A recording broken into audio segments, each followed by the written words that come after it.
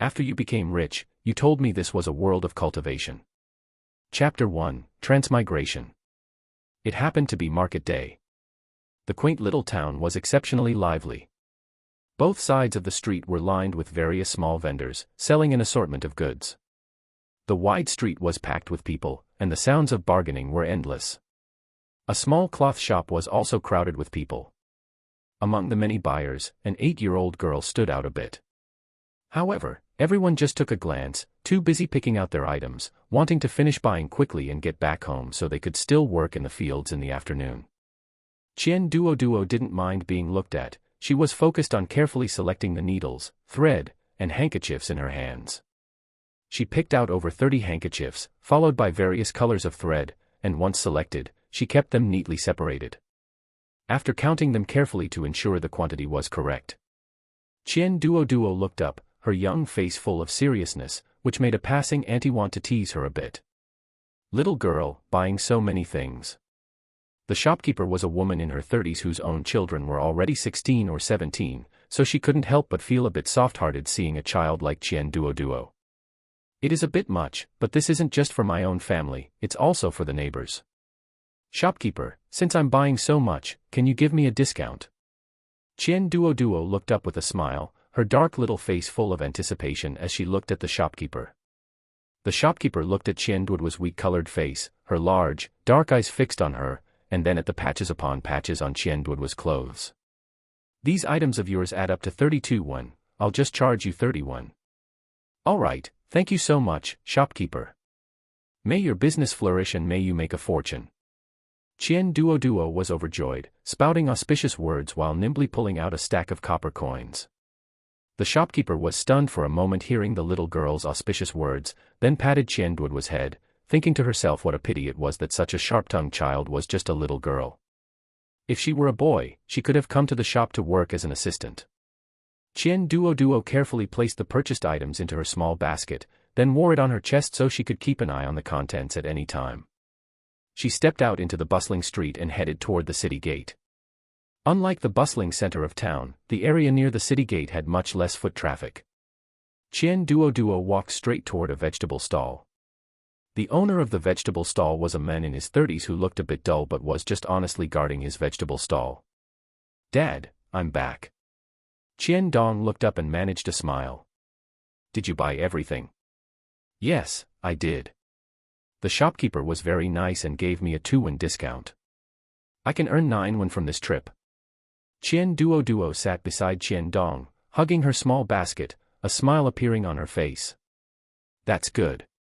We'll wait a little longer and then pack up. Qian Dong breathed a sigh of relief. Today hadn't been a wasted trip after all.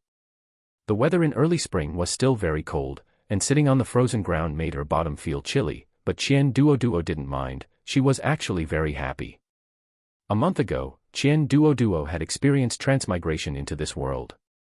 She had become Qian Duoduo, the eldest daughter of Qian Dong from Xia village. Qian Dong's father had died when he was young, and he had been raised by his mother alone, barely making it to the age where he could get married. Qian Dong's mother fell ill, and the family's money could only sustain their basic living. Thus, Qian Dong's marriage was delayed again and again until he was 25, when a famine struck and he met Su Sanyang, who had wandered into Xia village. Su Sanyang, also just to survive, married Qian Dong. After marriage, they had children. They had 2 daughters and 1 son, Qian Duoduo, Qian Ingdi, and Qian Zhaokai. The impoverished family just continued to be poor. In her previous life, Qian Duoduo was a corporate slave, as ordinary as one could get. A corporate slave who talked about quitting every day but maintained perfect attendance every month. Unfortunately, she encountered a car accident and directly transmigrated into this Qian Duoduo. When she first arrived, the original owner was still sick and could only rest in bed. Qian Duoduo had thought through every possible path to wealth and prosperity. In her previous life, Qian Duoduo was a programmer, the kind prone to balding, and after transmigration to ancient times, she had no skills to fall back on. She couldn't farm, her cooking was just ordinary home-style food, and selling secret recipes wouldn't work. As for going up the mountain to find medicinal herbs, forget about ginseng, she probably wouldn't even be able to dig up a yam. Moreover, in this primitive society, there were truly wild boars and wolves on the mountain. Sometimes, she could even hear wolves howling at night. So, hunting was purely a suicide mission. In the end, all Qian Duoduo could think of was doing some small business, but the family had no money, no startup capital. The current Qian Duoduo was just bringing Qian Dong to the market to make money. Qian Duoduo would first buy embroidered handkerchiefs in the village at the peddler's purchase price, then sell them to the most expensive cloth shop in town, and then go to the cheapest one to buy blank handkerchiefs and needles and thread. After all the back and forth, she could just barely earn those few won. As for Qian Dong coming along, it was mainly because he was worried about Qian Duoduo, a young child, coming to town alone, afraid that human traffickers might snatch her away. Although daughters weren't worth much in this era, she was still his child whom he had raised, and he loved her dearly. Qian Duoduo thought that since Qian Dong was coming to the market anyway, she had him carry the vegetables grown at home to sell. When they were leaving, Su Sanyang was still muttering. Every family in town has a vegetable patch. Who would buy our vegetables? With this time, it would be better to do more work in the fields. Besides, there are people selling vegetables in town all year round. It's not our turn to make this money. Qian Duoduo let it go in one ear and out the other. As long as she wasn't physically stopping her from trying things, she could say whatever she wanted. Besides, Qian Duoduo was just trying it out. Maybe the vegetables really wouldn't sell. Her thoughts returned to the present. Qian Duoduo looked at the vegetables on the stall and noticed there seemed to be a little less. Dad, did the vegetables sell? Someone bought a caddy of cabbage and gave me 2 Qian Dong said, taking out the copper coins to show Qian Duoduo. In Qian Dong's heart, his eldest daughter seemed a bit smarter than himself. Qian Duoduo immediately put the copper coins away. Looking at the vegetables on the ground, she thought that taking them back would be useless. Besides, the family wasn't short of vegetables to eat, at least not in this season. They grew in the fields, and there were all kinds of wild vegetables on the mountain. It would be better to turn them into money than to take them home. After a little thought, Qian Duoduo ran outside the city gate, found a tree branch, and started peeling off the bark. When she returned, she used the bark to tie the vegetables into small bundles. Each small bundle was about half a caddy. After finishing this, the people in the market were showing signs of dispersing. Qian Duoduo stood up directly and shouted. Passing by, don't miss out. All kinds of vegetables, 1 per bundle, just 1. Chapter 2, Returning Home. Qian Dong glanced at Qian Duoduo and suddenly felt a strange sensation in his heart. It felt a bit embarrassing, but he also felt that such a thought was wrong. The honest and simple Qian Dong noticed the surrounding gazes gathering on them and really wanted to lower his head. But his daughter was still shouting, so Qian Dong could only keep his head held high, despite his cheeks burning, while watching Qian Duoduo. Although Qian Duoduo felt a bit awkward, she thought that this body was only an 8-year-old child, so what was there to be afraid of? Besides, she wasn't stealing or robbing, so there was no need to feel guilty. Subconsciously, her voice grew louder by 2 notches. Passers-by heard 1 copper coin, and subconsciously felt it was very cheap. They came over in 2s and 3s to take a look. In particular, some middle-aged women quickly began to pick and choose, selecting the largest bundles from the piles. As if they had gotten a bargain, the women would pick up the largest bundle and place a copper coin into Qian Duoduo's hand. Thank you, Auntie. Walk slowly, Auntie, Qian Duoduo said, her little face full of smiles. Oh my, this girl is capable, poised, and generous. You are a lucky man, brother, the auntie, who was a warm-hearted person, said, casually praising Qian Duoduo a few times. Qian Dong just smiled, but he was too tongue-tied to say anything. Next, the father and daughter quickly cleared off the vegetables on their stall. The remaining 3 bundles were the ones that had been picked over. There weren't many people left on the street.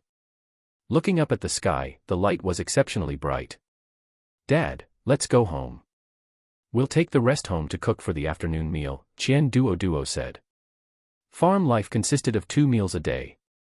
They had already eaten 1 before leaving the house in the morning, so the remaining meal had to be saved for around 4 in the afternoon. Let's go back. Qian Dong was also happy. He hadn't expected that these worthless vegetables could actually be turned into money. They had to walk while carrying things on the way here, but there was no burden on the way back, so naturally, they weren't willing to spend a single copper coin to ride the ox cart. The midday sun was quite intense. Qian Duoduo felt a bit thirsty, but she could only endure it. Qian Dong had a smile on his face, seemingly lost in thought. "Daughter, shall we come back to sell vegetables next time there's a market?" Okay. Qian Duoduo decided to come again next time to see if there were any business opportunities. In the dilapidated earthen house, Qian Duoduo poured a bowl of water each for herself and Qian Dong from a pot. As the water went down, she felt a bit more relieved. 5-year-old Qianingdi was carrying a small bamboo basket filled with wild vegetables. "Big sister, Dad, you're back." She turned her head and shouted towards the back. "Mom, Dad, and the others are back." Susanyang heard the voice and called out. "The master of the house is back. Split some firewood later, there isn't much left in the kitchen." After drinking his water, Qian Dong headed towards the kitchen. Qian Duoduo sat down heavily and began pounding her thin little legs. This body was already malnourished, and after walking the whole way, she felt like her legs didn't belong to her anymore. More importantly, blisters had formed on her feet, which were very painful. Every step she took hurt even more. "Big sister, is the town fun?" Qianingdi asked curiously, leaning against the edge of the table. Come to think of it, Qianingdi was already 5 years old and had never been to town. For farm folk, unless the men of the house needed to attend to business, they generally wouldn't go to town. It was a waste of time, they'd rather spend that time tending to the crops at home. "Actually, it's not fun. My feet hurt from walking, and I'm afraid you wouldn't be able to make the walk." Qian Duoduo spoke the truth, a 5-year-old child couldn't walk to town. Qianingdi seemed to think this made sense, and she immediately lost interest in going to town, turning away to go play. Qian Duoduo couldn't rest yet. She bit the bullet, stood up, and went to deliver the sewing supplies she had bought to 2 aunts in the village. After delivering the things, perhaps because she relaxed, her feet started hurting especially badly. She walked with a limp. Susanyang glanced at her. "Duo, did you fall?" "Mom, my feet hurt. I'm afraid I've got blisters." Qian Duoduo scrunched up her little face, looking quite pitiful. Susanyang originally opened her mouth to say something, but then remembered Qian Dong saying that the vegetables had all been sold, so it hadn't been a wasted effort after all. "Wash your feet, and I'll come to prick them for you right away." Susanyang was still washing vegetables, intending to help Qian Duoduo after putting the vegetables in the pot. Upon hearing this, Qianingdi immediately went to help carry the foot-washing water. Qianingdi was only a child after all, and the water in the basin barely covered the bottom. Even so, she wobbled 3 times while walking. Qian Duoduo helplessly took the basin and asked Qianingdi to bring half a ladle of water. Entering the room, Qianingdi poured the water from the ladle into the basin. Qian Duoduo finally took off her shoes and socks, started washing her feet slowly, and leisurely cleaned them. Susanyang took out a needle, heated it over the fire, and pricked the 2 large, shiny blisters on Qian Duoduo's feet. "All right, the blisters are popped. Don't run around outside for the next 2 days, and they should heal," Susanyang said indifferently. "Okay, Mom." Qian Duoduo said, enduring the pain, her eyes already turning red. From the bed, a childish, milky voice came. "Big sister, I want to get out of bed." P. Qian Zhaokai woke up groggily, rubbed his eyes, and said to Qian Duoduo. Qian Duoduo limped over, hopping, and carried Qian Zhaokai down from the bed. By the bedside lay a pair of tattered little shoes. These shoes were passed down from Qian Duoduo's feet, through Qianingdi, and finally reached Qian Zhaokai. The shoes were already a mess, but there was no help for it. These were cloth shoes, made layer by layer from fabric, which were precious. After all, in this era, cloth was valuable and used for making clothes. If it weren't for the fact that Qian Duoduo was too small back then and her skin too tender, they would have had no choice but to make cloth shoes for her. Otherwise, who would be willing? It was only spring, and Qian Dong was already wearing straw sandals. The only pair of cloth shoes he had, he only dared to take out and wear during the cold winter. Qian Duoduo was wearing cloth shoes inside straw sandals, which could reduce the wear and tear on the cloth shoes. However, after arriving in town, for the sake of looks, Qian Duoduo had pulled off the outer layer of straw sandals. Upon returning, she wore the straw sandals, but now, going barefoot was fine. After using the toilet, Qian Zhaokai went to play in the yard with Qianingdi. Qian Duoduo was a bit tired and wanted to sleep, but her stomach was hungry, so she had to endure it. After finally managing to make it until mealtime, Qian Duoduo finally went to bed. The Qian family only had 2 bedrooms, so Qian Duoduo and Qianingdi slept in one bed. Qian Dong, Susanyang, and Qian Zhaokai slept in the other bed. After tossing and turning all day, Qian Duoduo originally thought she would fall asleep immediately upon lying in bed, but after a long while, she still hadn't fallen asleep. Her body was exhausted, but her mind was wide awake. Today was her first time going to town, and she hadn't yet found a suitable path to wealth. Qian Duoduo couldn't help but feel a bit worried. After thinking it over and over without finding a good solution, she finally fell asleep.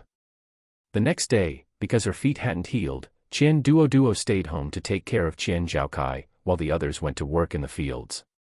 Qian Dong and Su Sanyang chopped firewood, and Qianingdi was responsible for picking up small twigs to use as kindling.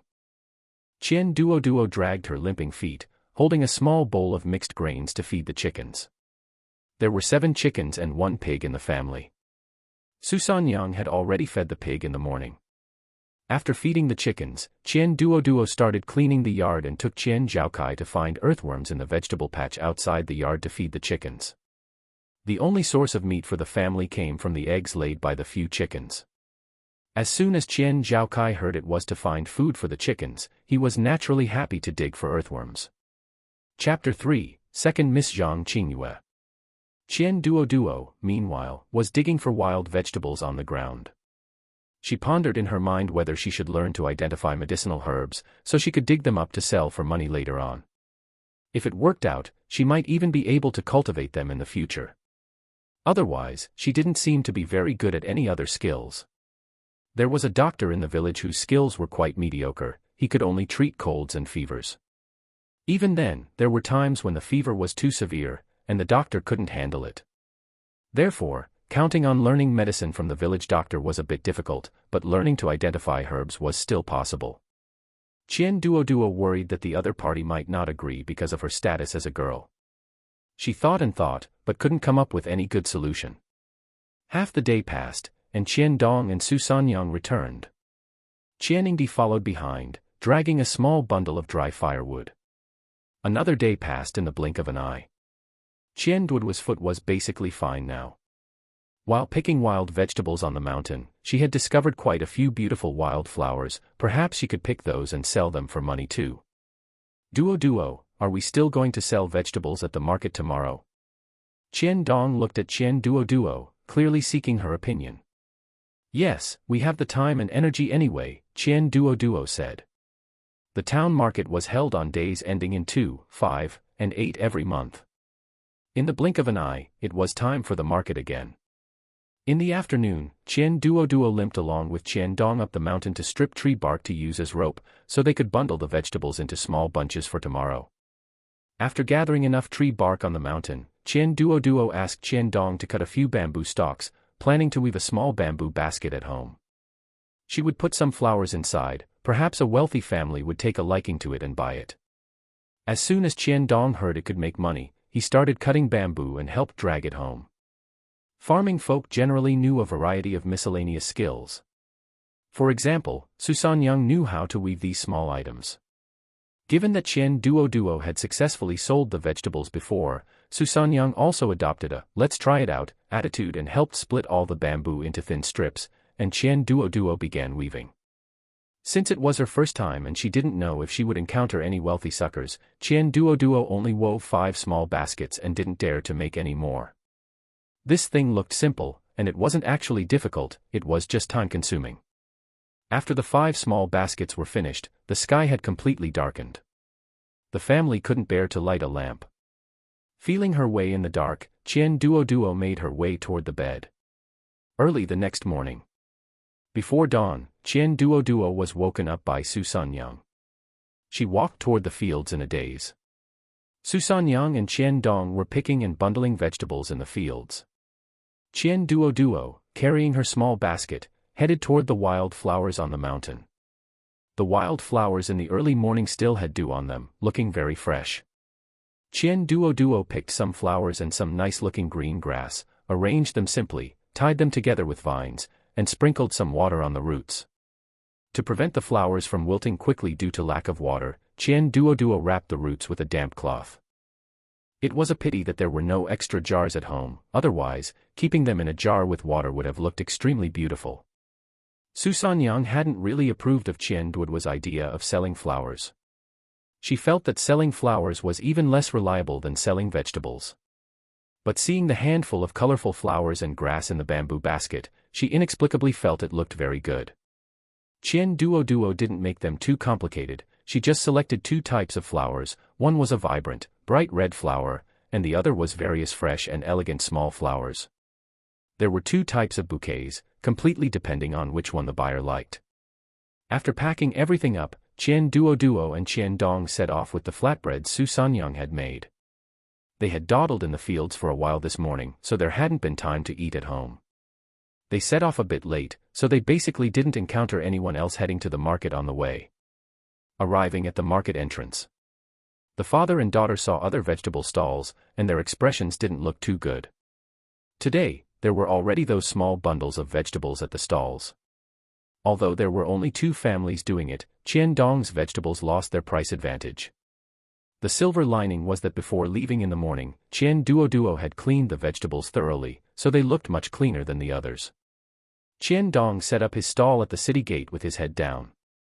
Qian Duoduo, carrying 2 flower baskets on her left arm and 3 on her right, headed toward the center of the town. That place was the most bustling, so the probability of encountering wealthy people would be higher. The town center was much livelier than the outskirts. The various items for sale were more exquisite than those at the city gate, and the prices were correspondingly higher. Qian Duoduo barely managed to find a gap and squeezed in. She stared at the people on the street with her eyes wide open. Amidst the coming and going of people, Qian Duoduo's eyes lit up. Taking 2 steps in one, she quickly ran up to a pair of young, gorgeously dressed men and women. "Would you two like to buy some flowers? Such a beautiful elder sister needs flowers to compliment her," Qian Duoduo said, looking at the young girl with a sincere smile.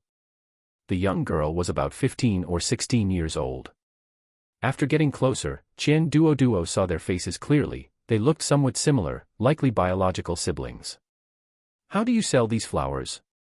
It was the first time second Miss Zhang Qingyue had encountered someone selling flowers like this, and she couldn't help but feel a bit curious. 10 won, and the basket is included. If you just buy the flowers, it's 5 won. If you take them home and put them in water, beautiful elder sister, they can last for 3 or 4 days. Young Master Zhang Qingchen cast a nonchalant glance at Qian Duoduo. She looked like a rather shabby little girl, yet she spoke quite eloquently. Second Miss Zhang Qingyue was so charmed by the repeated compliments of beautiful elder sister that a hint of shyness appeared on her face. In this reserved era, it was rare to compliment someone to their face like that. "All right, I'll take 2. I'll give 1 to my sister-in-law when I get home," second Miss Zhang Qingyue said, looking at young Master Zhang Qingchen.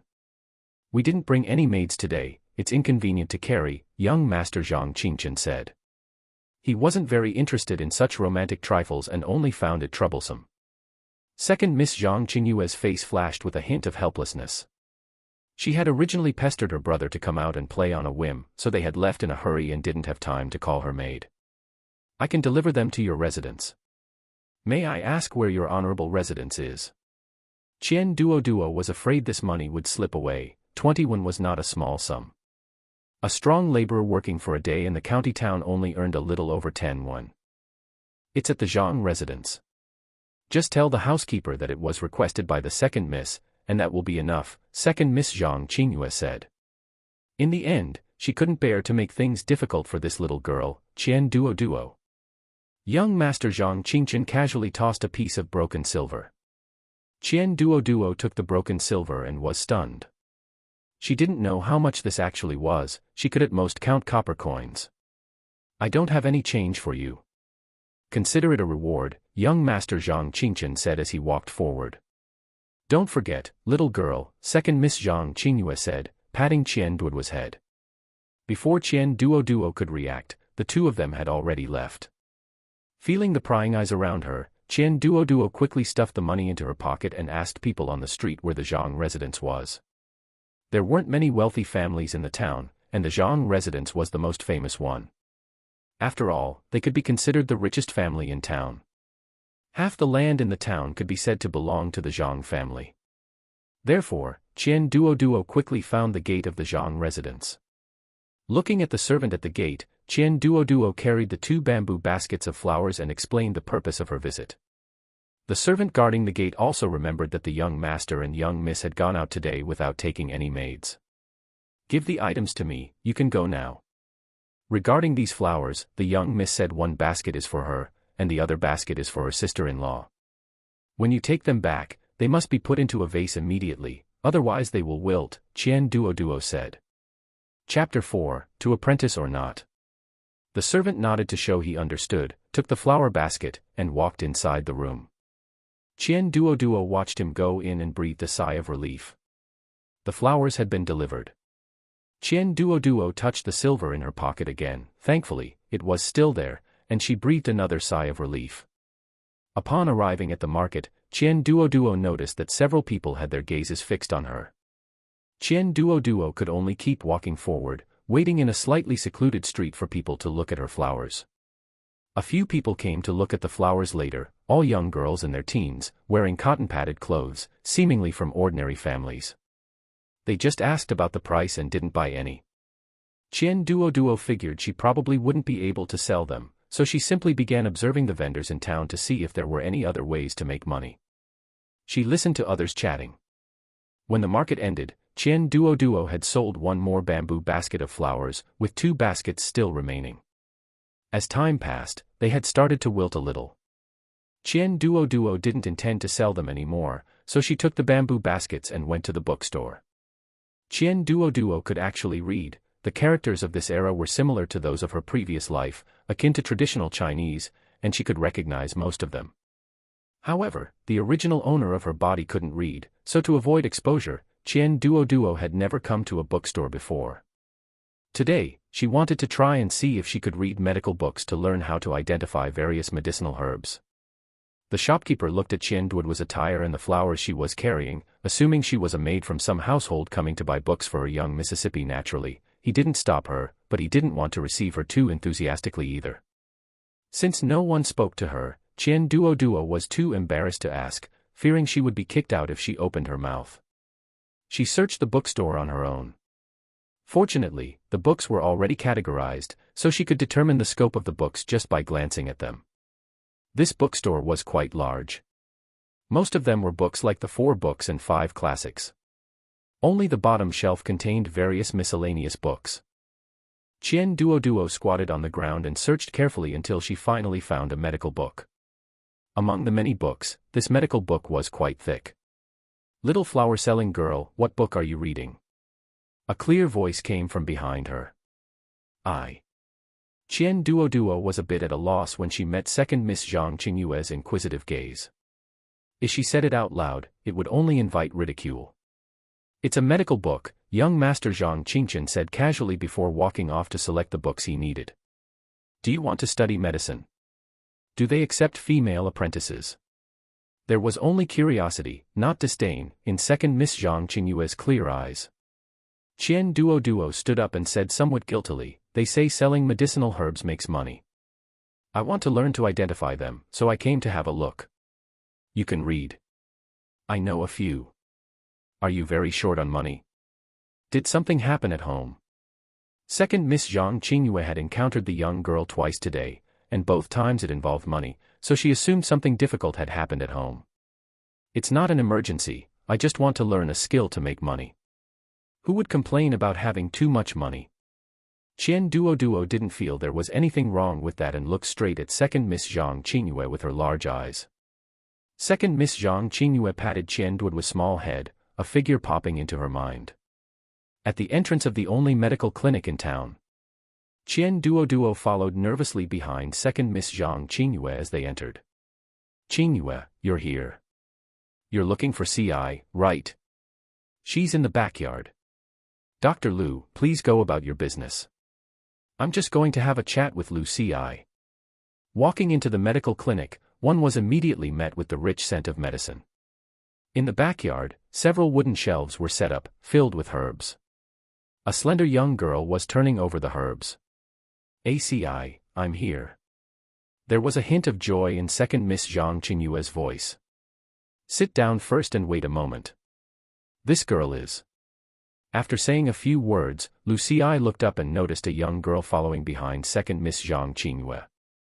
The girl's appearance clearly showed she was dressed like a farm girl, looking out of place next to second Miss Zhang Qingyue.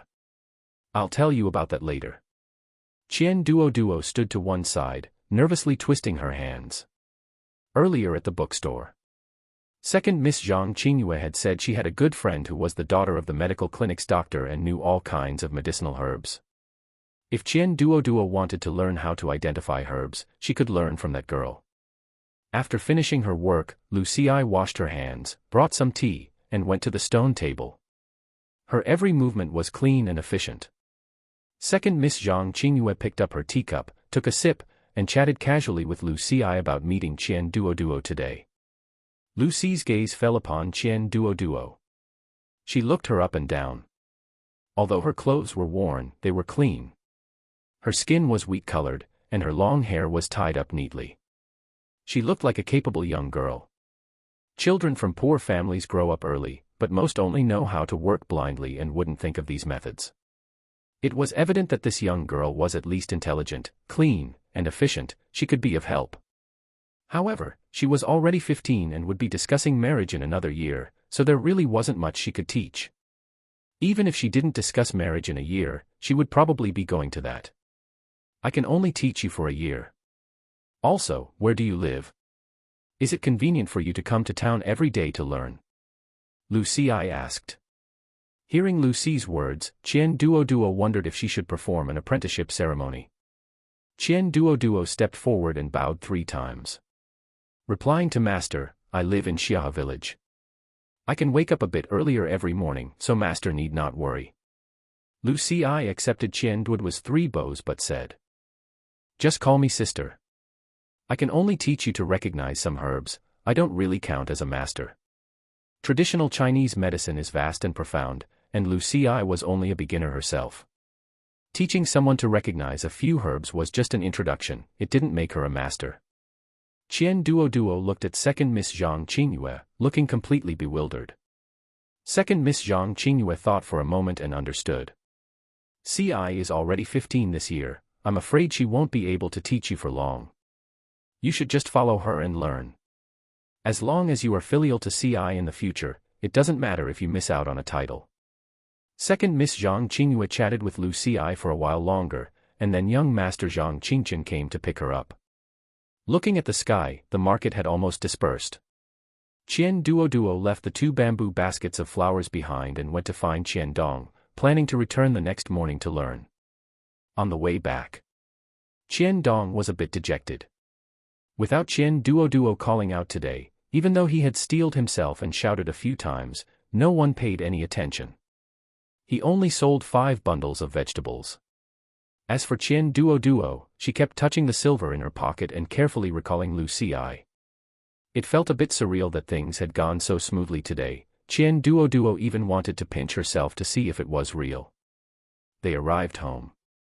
Su Sanyang looked at the expressions of the father and daughter, then looked at the remaining vegetables. She held back and only said, it doesn't matter. If we can make money, we make it. If we can't, we haven't starved before. Qian Dong's heart softened, and he lowered his head to clean up. Qian Duoduo helped take out the vegetables, estimating that tonight's main course would be greens. Sure enough, at the dinner table, everyone's bowl was filled with green vegetables. Eat. What's the matter? Is no one eating vegetables now? Su Sanyang's gaze swept across the 4 of them. The air felt a bit oppressive. After the 2 little ones finished eating, they didn't dare to make a fuss and ran into the yard to play with mud. Qian Duoduo glanced at the 2 little ones and whispered, Dad, Mom, I met a benefactor while selling flowers today. Dr. Lu's daughter from town said she could teach me to identify medicinal herbs. I plan to go to town tomorrow morning to learn. Chapter 5, Selling Shisandra. Su Sanyang subconsciously looked toward Qian Dong, her face full of inquiry. Qian Dong looked blank, then said, "It's a good thing." Su Sanyang felt she must have been blind back then to have taken a liking to this guy. "Is it reliable? We aren't related or connected in any way. Why would they teach you for free? Let your father go with you tomorrow. Why don't you bring something? We still have some eggs saved up at home," Su Sanyang added. In this era, a master isn't something you just acknowledge casually. An apprentice is considered half a son. When learning a skill, one is expected to show filial piety to the master. Generally, a master won't easily take on an apprentice. It is a good thing, but it came too suddenly, and Su Sanyang was a bit skeptical. Qian Duoduo explained today's encounter. Once Su Sanyang heard it was introduced by the second young miss of the Zhang manor, and heard that Lu Xi didn't want Qian Duoduo to call her master, she immediately breathed a sigh of relief. This matter was 9 times out of 10 settled. Let your father take you tomorrow morning and bring all the eggs from home. Su Sanyang thought it over. Eggs were the only thing they had that was presentable. Picking some good vegetables from the garden to bring along tomorrow morning would also be good. Qian Duoduo naturally thought that was good. Finally, she took out the silver piece, confirming it was 1 qian of silver, equivalent to 101. Under Su Sanyang's repeated instructions, Qian Duoduo promised not to spend this piece of broken silver. Early the next morning, Qian Dong took Qian Duoduo to the medical clinic. Seeing Qian Duoduo with a basket of eggs in her left hand and a basket of washed, picked vegetables in her right, Lu Xi felt warmed inside. "I understand your family's situation. Don't bring these eggs any more in the future, it's better to keep them to trade for money." "Sister, I understand." Qian Dong watched Qian Duoduo enter the medical clinic and also breathed a sigh of relief. There was only one medical clinic in the town. Everyone knew Dr. Lu. He was kind, charitable, and a good doctor. He had 1 son and 1 daughter. The son seemed to be doing business outside, and now there was only the daughter at home. Qian Dong felt there was nothing to worry about, so he hurried back, planning to come pick her up in the evening. After arriving at the backyard, she happened to see Dr. Lu carrying a basket of fresh medicinal herbs inside, followed by an honest-looking man. Perhaps because he had arrived early, the man's pant legs were already soaked by the dew, and his eyes were fixed on the medicinal herbs in the basket. As if he were afraid Dr. Lu would miscalculate. "Sire, process the herbs," Dr. Lu said before taking the man back out. Lu Xi took out 3 empty winnowing baskets and led Qian Duoduo to first sort the herbs in the basket. She explained while sorting. "Duoduo, if you want to dig for herbs to sell in the future, you can look at the herbs here. The most basic requirement is to ensure the roots are intact. Some herbs use the roots as medicine, while others use the leaves. You don't understand the medicinal properties, so the simplest and safest method is to dig them out with the roots. Also, preserve them properly and deliver them while fresh. Some herbs spoil easily if kept covered. This is a dandelion. Everyone treats it as a wild vegetable, but it is actually a medicinal herb. After picking, dry it, and it can be used as medicine."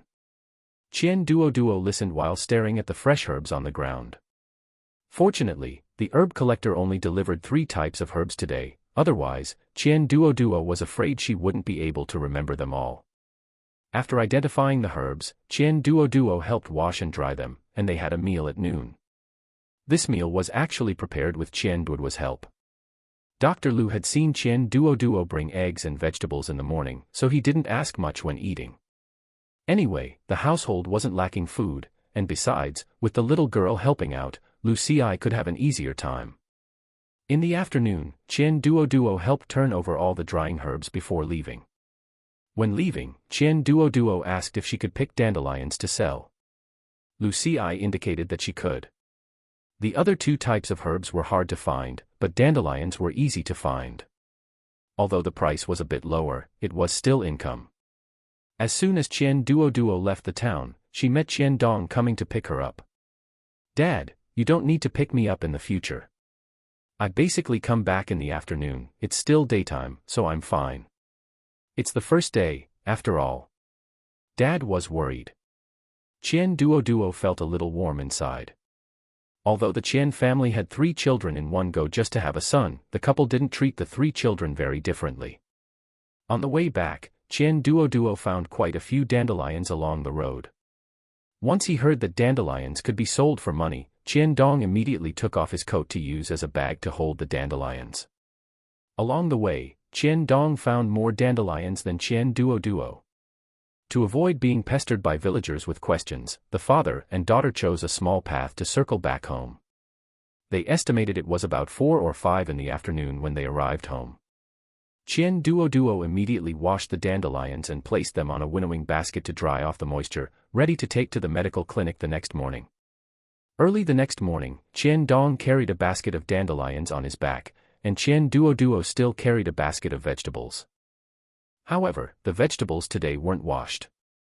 They estimated the previous day's vegetables hadn't been finished yet, so they didn't wash today's, allowing them to keep for 2 or 3 days. Lucy and her father were busy with the medical clinic, and the open space in the yard was used to dry herbs, so naturally, there was no room to grow vegetables. The father and daughter arrived early. Lucy was busy in the front, pouring missing herbs into the corresponding drawers. Dr. Lu was cutting wrapping paper to use for wrapping medicine later. "Good morning, Dr. Lu," Sister Cier. "Is there anything I can do?" Qian Duoduo wanted to help, but she couldn't recognize all the herbs yet. "Rest for a while, you can't help with this. You walked a long way and must be tired," Lucy said while working with her hands. Qian Dong placed the basket on the ground, and Dr. Lu took a look, feeling very satisfied. The farmer who collected herbs previously didn't understand medicine, and every time the herbs arrived covered in mud. Not to mention it added weight, it was also troublesome. But the herbs Qian Duoduo picked were clearly washed and dried of moisture. "These herbs are quite good. After I weigh them, you can take them to the backyard to dry," Dr. Lu said while lifting the basket onto the scale. Qian Dong took a broom to help sweep the floor, not even looking at the scale. 5 Jin and 3 Liang, 53 Dr. Lu said after glancing at the scale. Qian Dong accepted the handful of copper coins and looked at Qian Duoduo. Qian Duoduo placed the herbs from the basket onto the winnowing basket, spread them out, and then handed the basket to Qian Dong. After Qian Dong returned, Susanyang and Qian Dong both went up the mountain to look for dandelions. Days flew by, and 3 days passed. The villagers noticed that Qian Dong and his daughter went to town every day. After asking around, they found out they were doing odd jobs at the medical clinic in town.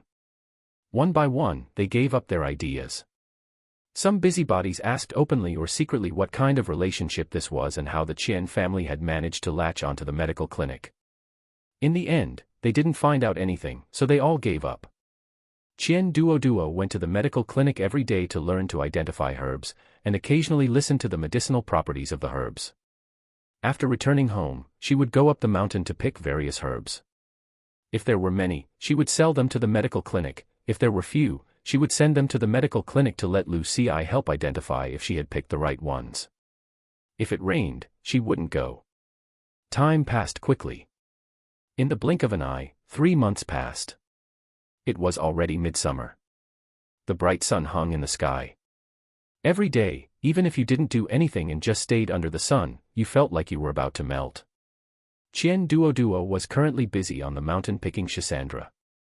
This was also a type of Chinese medicine, but the villagers just ate it as a wild fruit. With a rustle, the branches shook, and Qian Dong climbed down from the tree, carrying a basket full of schisandra on his back. Recently, Qian Duoduo had been busy collecting schisandra, so the frequency of going to town had decreased a bit. "Duoduo, you keep picking here. I'll take these home first and come back to carry more later." Qian Dong's forehead was covered in sweat, and there was a red scratch on his face from a branch. "Dad, slow down. When you get back, put them in a cool place to dry, don't pile them together," Qian Duoduo shouted. Qian Dong indicated he understood. The picked schisandra had to be blanched in boiling water until the color changed, and then put outside to be dried in the sun. Summer had many rainstorms, so this work was not easy to do. Now, the herbs Qian Duoduo delivered to the medical clinic were basically simply processed, and Dr. Lu was willing to accept them. Previously, Qian Duoduo had asked if the medical clinic could accept the large amount of schisandra. It turned out Dr. Lu told Qian Duoduo that Shisandra was considered a local specialty, and he collected some every year to take to the neighboring county to sell, earning some money on the back and forth. Looking at the Shisandra all over the mountain, Qian Duoduo thought that her family couldn't finish picking it all. She estimated the price. In the evening after dinner, Qian Duoduo, Qian Dong, and Su Sanyang sat together to discuss hiring people to pick Shisandra. Duoduo, the price of Shisandra isn't high to begin with, we're just earning hard-earned money. If we hire people, what will we make? Su Sanyang muttered. For people who had rolled around in the fields for half their lives, they weren't afraid of hardship, only of not making money. Qian Duoduo thought for a moment and said, there's a lot on the nearby mountains. Some are other people's mountains, and we can't just pick them for free. It's better to let them pick it themselves, we'll earn a little less, but it's the same. Su Sanyang also realized that the Qian family only had the small hill behind their house, the rest were other people's hills. Finally, they agreed on the price, 30 won per gene for dried Shisandra. 1 gene of dried Shisandra required about 8 or 9 gene of wet Shisandra. If they were to collect it, they would pay 1 won per gene of wet Shisandra, but it couldn't be rotten, and it couldn't contain rocks or weeds. Otherwise, just sorting it would be a hassle. After agreeing on the price, they sent Qian Dong to notify the village. This kind of thing was done on one's own mountain, whoever had more on their mountain picked more. The slightly troublesome part was when brothers shared a mountain, which could lead to some disputes. But what did that have to do with Qian Duoduo? Su Sanyang and Qian Dong finished harvesting the Shisandra on their own mountain and dried the Shisandra at home. Because space at home was limited, the Shisandra brought back earlier was already drying in the yard. Entering the Qian family's courtyard, one could smell the scent of medicine. After the first batch was dried, there were over 80 gene of dried Shisandra. It was Qian Duoduo's first time processing Shisandra, and she didn't know if it was okay, so she let Qian Dong take it to see Dr. Lu. Dr. Lu picked through the bag for a while and felt very satisfied. He accepted it all, and the family had a new source of income. During this time, it was the season when Shisandra ripened, and besides Qian Duoduo and the others, other herb collectors also delivered quite a bit of Shisandra. Upon hearing that the Qian family still had a lot, Dr. Lu began to think that this year, he might have to travel to a few more places. Chapter 6, Qian Dong goes on a long journey. A month later, Qian Duoduo finally finished the days of drying Shisandra. During these days, to prevent the Shisandra from getting wet in the rain, someone always had to stay at home. Qian Yingdi and Qian Zhaokai were too young, so basically, it was Qian Duoduo who stayed at home, which almost drove her crazy. Fortunately, the harvest was good, including what was collected in the village this year. In the end, the Shisandra that Qian Duoduo sent totaled over 600 caddies. This was after drying. If it were fresh, it would probably be around 5,000 caddies. The surrounding mountain land had basically been picked clean by everyone. However, when delivering the Shisandra to the medical clinic, Dr. Lu seemed a bit unhappy. Qian Duoduo whispered and asked Lu Ci. Lu Ci sighed. In previous years, my father would take my second uncle and third uncle to sell the Shisandra. This year, my second uncle took a fall and broke his leg. My third uncle is fine, but my third aunt is full term and could give birth at any moment. There must be someone by her side. My father is worried about this. Hiring someone would not only cost money, but the main issue was trust. Come to think of it, Dr. Lu was already in his 40s and looked frail. He couldn't put in much physical effort on a long journey. Let my father go, he won't ask for money, Qian Duoduo said earnestly. This. I will ask my father. You discuss it with Dr. Lu, and just let my father know when it's time, Qian Duoduo said. If she weren't too young, Qian Duoduo would have wanted to go along to see the world. Lu Ci hesitated for a while. At lunch, she mentioned it to Dr. Lu, and he readily agreed. Dr. Lu had an impression of Qian Dong. He was an honest man, and given his knowledge of Qian Dong's family, he knew them well. This matter should not be delayed. In a few days, it would be time to harvest corn. Once discussed, they would set off tomorrow morning. Qian Duoduo went back and told her father, and Qian Dong naturally agreed. Although Su Sanyang felt it wasn't great to work for free, she thought that relying on the medical clinic for income meant they wouldn't lose out. In the evening, Qian Duoduo hesitated for a while before saying to Qian Dong, "Father, when you go this time, you can see if there are any cheap things outside that can be sold in our town, and you can bring some back. I remember them saying that the neighboring village produces wood ear mushrooms, which are quite cheap." Qian Duoduo was a bit worried about Qian Dong, who was an honest man and might not be quick-witted. After hearing this, Susanyang's eyes lit up. This is feasible. Wood ear mushrooms keep well. As long as you don't let them get wet in the rain, you can sell them slowly when you come back. Qian Dong blinked his big eyes. Then how many caddies should I buy? Buy 50 caddies first. In case they don't sell, the relatives can split them up and solve the problem, Qian Duoduo said. Susanyang felt that her eldest daughter had become enlightened and was as smart as she was. After discussing it, they roughly talked about the price, agreeing that if it were too expensive, they wouldn't buy it. Actually, in Qian Duoduo's heart, Susanyang was more suitable for business than Qian Dong, but this world did not allow women to show their faces in public.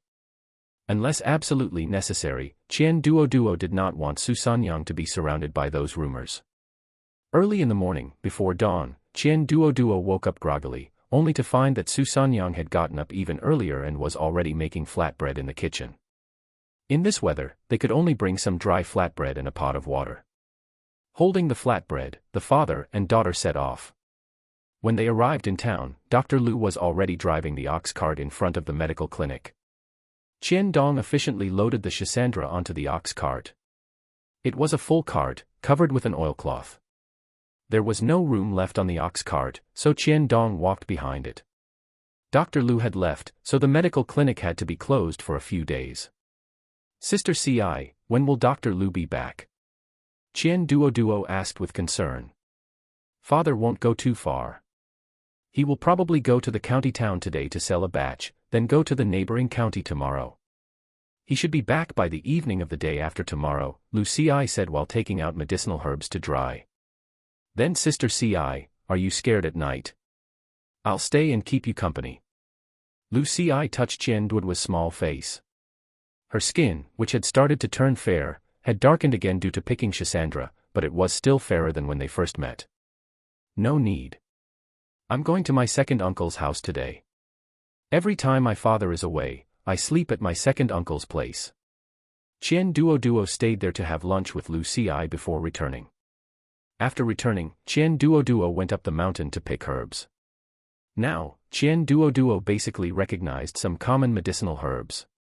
If she picked a small amount, she would process them and store them, and when there were enough, she would take them to the medical clinic to sell.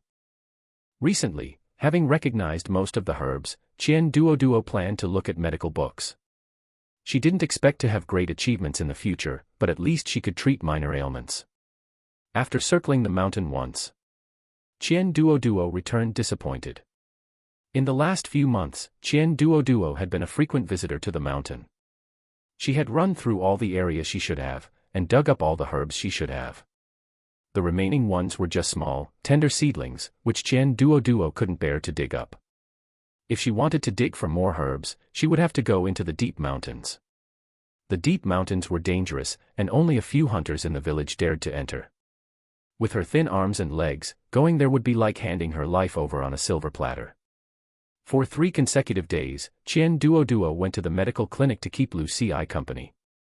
With nothing to do, Lu Ci taught Qian Duoduo how to read. As a result, she discovered that Qian Duoduo recognized many characters but didn't know how to write them. Considering Qian Duoduo's family situation, Lu Ci planned to only let Qian Duoduo learn to recognize characters. As for writing, just the brush, ink, paper, and inkstone would cost a lot of money. They could talk about that when they had money later. On the afternoon of the 3rd day, the orange sunset dyed half the sky orange. At the entrance of the medical clinic, Qian Duoduo craned her neck to look in the direction of the town entrance. On the sparse street, an ox cart and 2 weary people came into view. "Sister Ci, my father, and the others are back." A smile appeared on Lucy's tense face, and she turned to go to the kitchen to heat up food. At the dinner table, Qian Duoduo and Qian Dong quickly shoveled food into their mouths, and after eating, they walked home. Before leaving, Dr. Lu stuffed a piece of silver into Qian Dong's hand, calling it a hardship fee. Qian Duoduo estimated it was about half a tael of silver. Qian Dong, a man who could barely say a word, awkwardly declined twice, but couldn't refuse, so he had to accept it. Qian Duoduo felt that this was wages, even if it was a bit much. But it was very hard work. Qian Dong's eyes were dark, and he looked listless. When the two returned home, the sky had long since darkened. At the gate of the courtyard, Su Sanyang was still waiting with the family's only kerosene lamp, and the two little ones were huddled nearby whispering.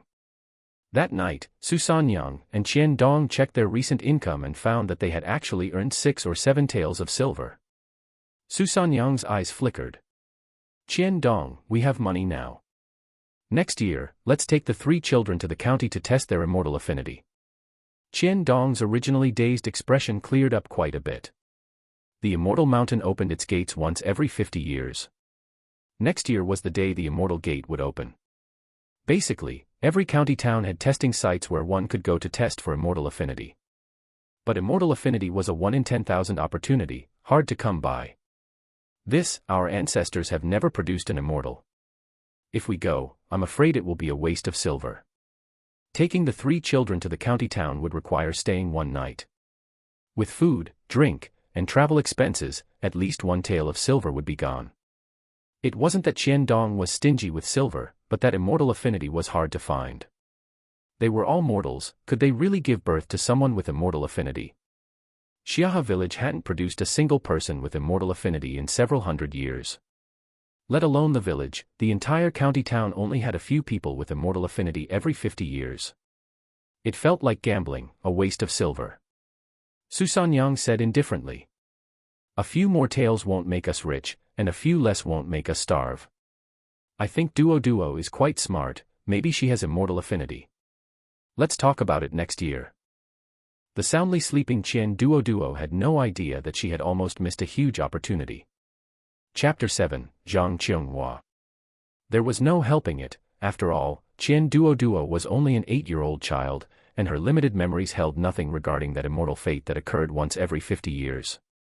After all, it was not easy for a mortal to live past 50. Who would talk to a little brat about such distant matters? After the busy autumn harvest concluded, Qian Duoduo had gotten a shade darker. Qian Duoduo and Qian Dong went to the town again. Qian Duoduo went to find Lu Ci to learn how to read, study medical books, and help out. Qian Dong, on the other hand, was there to sell wood ear mushrooms. The previous batch of mushrooms had all been placed in the medical clinic, and because he had been busy with the autumn harvest, they were still there to this day. Qian Dong carried a large basket on his back, filled with freshly picked tender corn and various vegetables. Qian Duoduo carried a small basket of eggs in her hand. Upon arriving at the medical clinic, Dr. Lu was busy. Every year during the autumn harvest, people would inevitably get injured. For example, cuts from sickles or falling while carrying corn, and so on. Dr. Lu spared a glance at the two of them. The goods are all in the backyard, Brother Qian, go get them yourself. Qian Duoduo was actually surprised that the two had become so familiar after just one trip out. Qian Dong was an upright and sincere person. After spending time with him and understanding his character, it was hard not to like him. Arriving at the backyard, Qian Dong put the goods down, picked up the wood ear mushrooms, and left without looking around at all. Not to mention that because Qian Dong had brought the wood ear mushrooms from the neighboring county, the price was naturally a bit more favorable. Quite a few people bought them. By the end of the day, he had earned 50 or 61. Qian Duoduo continued to study pharmacology. Once the hottest part of the season passed, it began to cool down. In the blink of an eye, autumn had arrived. The family began the autumn harvest, and Qian Duoduo basically stayed home to help cook and take care of her younger siblings. Qian Dong and Su Sanyang were busy in the fields. They left in the morning and returned in the evening, with Qian Yingdi delivering their lunch to the fields. After a busy month, Qian Duoduo finally went to the medical clinic again. But just as she arrived at the medical clinic and hadn't even had a chance to catch her breath, she heard a rush of hurried footsteps. Miss Lu Ci, my young miss has suffered some minor external injuries, could you please come and bandage them? A young girl with her hair in double buns said, her face flushed and panting for breath. Is it serious? Should I have my father go take a look? Lu Ci said while grabbing hemostatic powder and gauze from the cabinet. It's not too serious, the young miss just asked me to get you to come over. Sister Lucy, do you need my help? You come with me, Lucy said after hesitating for a moment. She was not young anymore, and going to the Zhang residence alone would inevitably lead to gossip. Qian Duoduo and Lucy followed the young maid to the Zhang residence. In the exquisite courtyard, two slender, elegantly dressed young women were talking about something. Qingyue, where are you injured? Let me see. It's not me, it's my cousin who is injured. She fell while riding a horse today. It's not serious, just some scrapes. As second Miss Zhang Qingyue spoke, she helped the other young woman into the room. The moment second Miss Zhang Qingyue stood up, Qian Duoduo saw the other person's face. She was incredibly beautiful and stunning. Second Miss Zhang Qingyue's beauty was that of a girl next door, while this young woman's beauty was of the glamorous, striking kind, worthy of being called a great beauty. Qingyue, I'm not that badly hurt, take it easy. Hello there, my name is Zhang Qinghua. I'm a year older than Qingyue, just call me Sister Qinghua. Zhang Qinghua smiled, looking like a stunningly beautiful painting. A year older, she must have reached her coming of age this year. In this era, girls who had reached their coming of age stayed at home awaiting marriage and couldn't just run around freely. Qian Duoduo curiously looked Zhang Qinghua up and down, but couldn't figure it out, and the confusion flashed and vanished. Zhang Qinghua had already rolled up her trouser leg, revealing the injury on her leg. Her knee was bruised, and the scrape on her lower leg was bright red. The red wound looked as if it might bleed at any moment. It didn't damage the bone, I'll just apply some medicine for you, and it will be fine. Lucy felt the bone and found no issues. After bandaging the wound, a young maid brought over some exquisite pastries. It was Qian Duoduo's first time eating snacks in this world. She took one, put it in her mouth, and savored it carefully. The taste was quite good. Seeing Qian Duoduo's refined way of eating, Zhang Qinghua raised her eyebrows slightly. The other three were chatting. Strangely, among the three, one had already reached her coming of age, and the other two were nearing it, yet none of them discussed marriage. They only chatted about food and drink. Before leaving, when Zhang Qinghua paid the consultation fee, she also rewarded Qian Duoduo with 1 mace of silver. Autumn had arrived. The weather was gradually getting colder. Susanyang also had to prepare winter clothes, shoes, and socks for the children in the family. This was mainly for Qian Duoduo. The two younger ones still wore hand-me-downs, but Qian Duoduo was truly growing fast and had nothing to wear. The trousers Qian Duoduo currently wore had a section of cloth of the same color attached to the bottom. Moreover, Qian Duoduo had to go to town from time to time, so she couldn't dress too shabbily. There were also shoes and a quilt to consider. The family's quilt had been used for many years, it was the one made when they got married, and it was no longer warm. This year, with money in hand, Susanyang was also planning to make a thick new quilt. Because the wood-ear mushrooms sold well, Qian Dong planned to make another round of profit before the new year. Qian Duoduo wanted to go along to see what else was cheap in the neighboring county. Or rather, what was expensive so they could take goods from their own county to sell there. However, when Qian Dong went to the neighboring county last time, he hadn't thought about all this, and he wasn't very clear about the prices. This time, Qian Duoduo was prepared to go and scout the market. In the forest, Qian Duoduo and Qian Dong were harvesting chestnuts. These mountain goods were best eaten fresh, they were hard to preserve and easily got infested with worms if kept for too long. Thinking that they would have to go to the neighboring county anyway, they might as well take some chestnuts to sell there and see how it went. Large, prickly burrs fell to the ground. Qian Duoduo stepped on them to open them, then dug out the chestnuts. Soon, a basket was full of chestnuts. Returning home, Susanyang sorted the chestnuts by size, planning to sell the large ones and keep the small ones for themselves. Looking at the nearly 20 or 30 caddies of small chestnuts, Qian Duoduo hurriedly advised, "Mother, we've harvested quite a lot of chestnuts this year, and we can't eat that many. We should just sell them. The large ones are more expensive, and the small ones are cheaper, but it's still money in the end. Then we'll take them all to sell, whatever doesn't sell, we'll bring back to eat." Susanyang was now very persistent about making money. Going to the neighboring county was a bit of a distance, and there were quite a lot of chestnuts.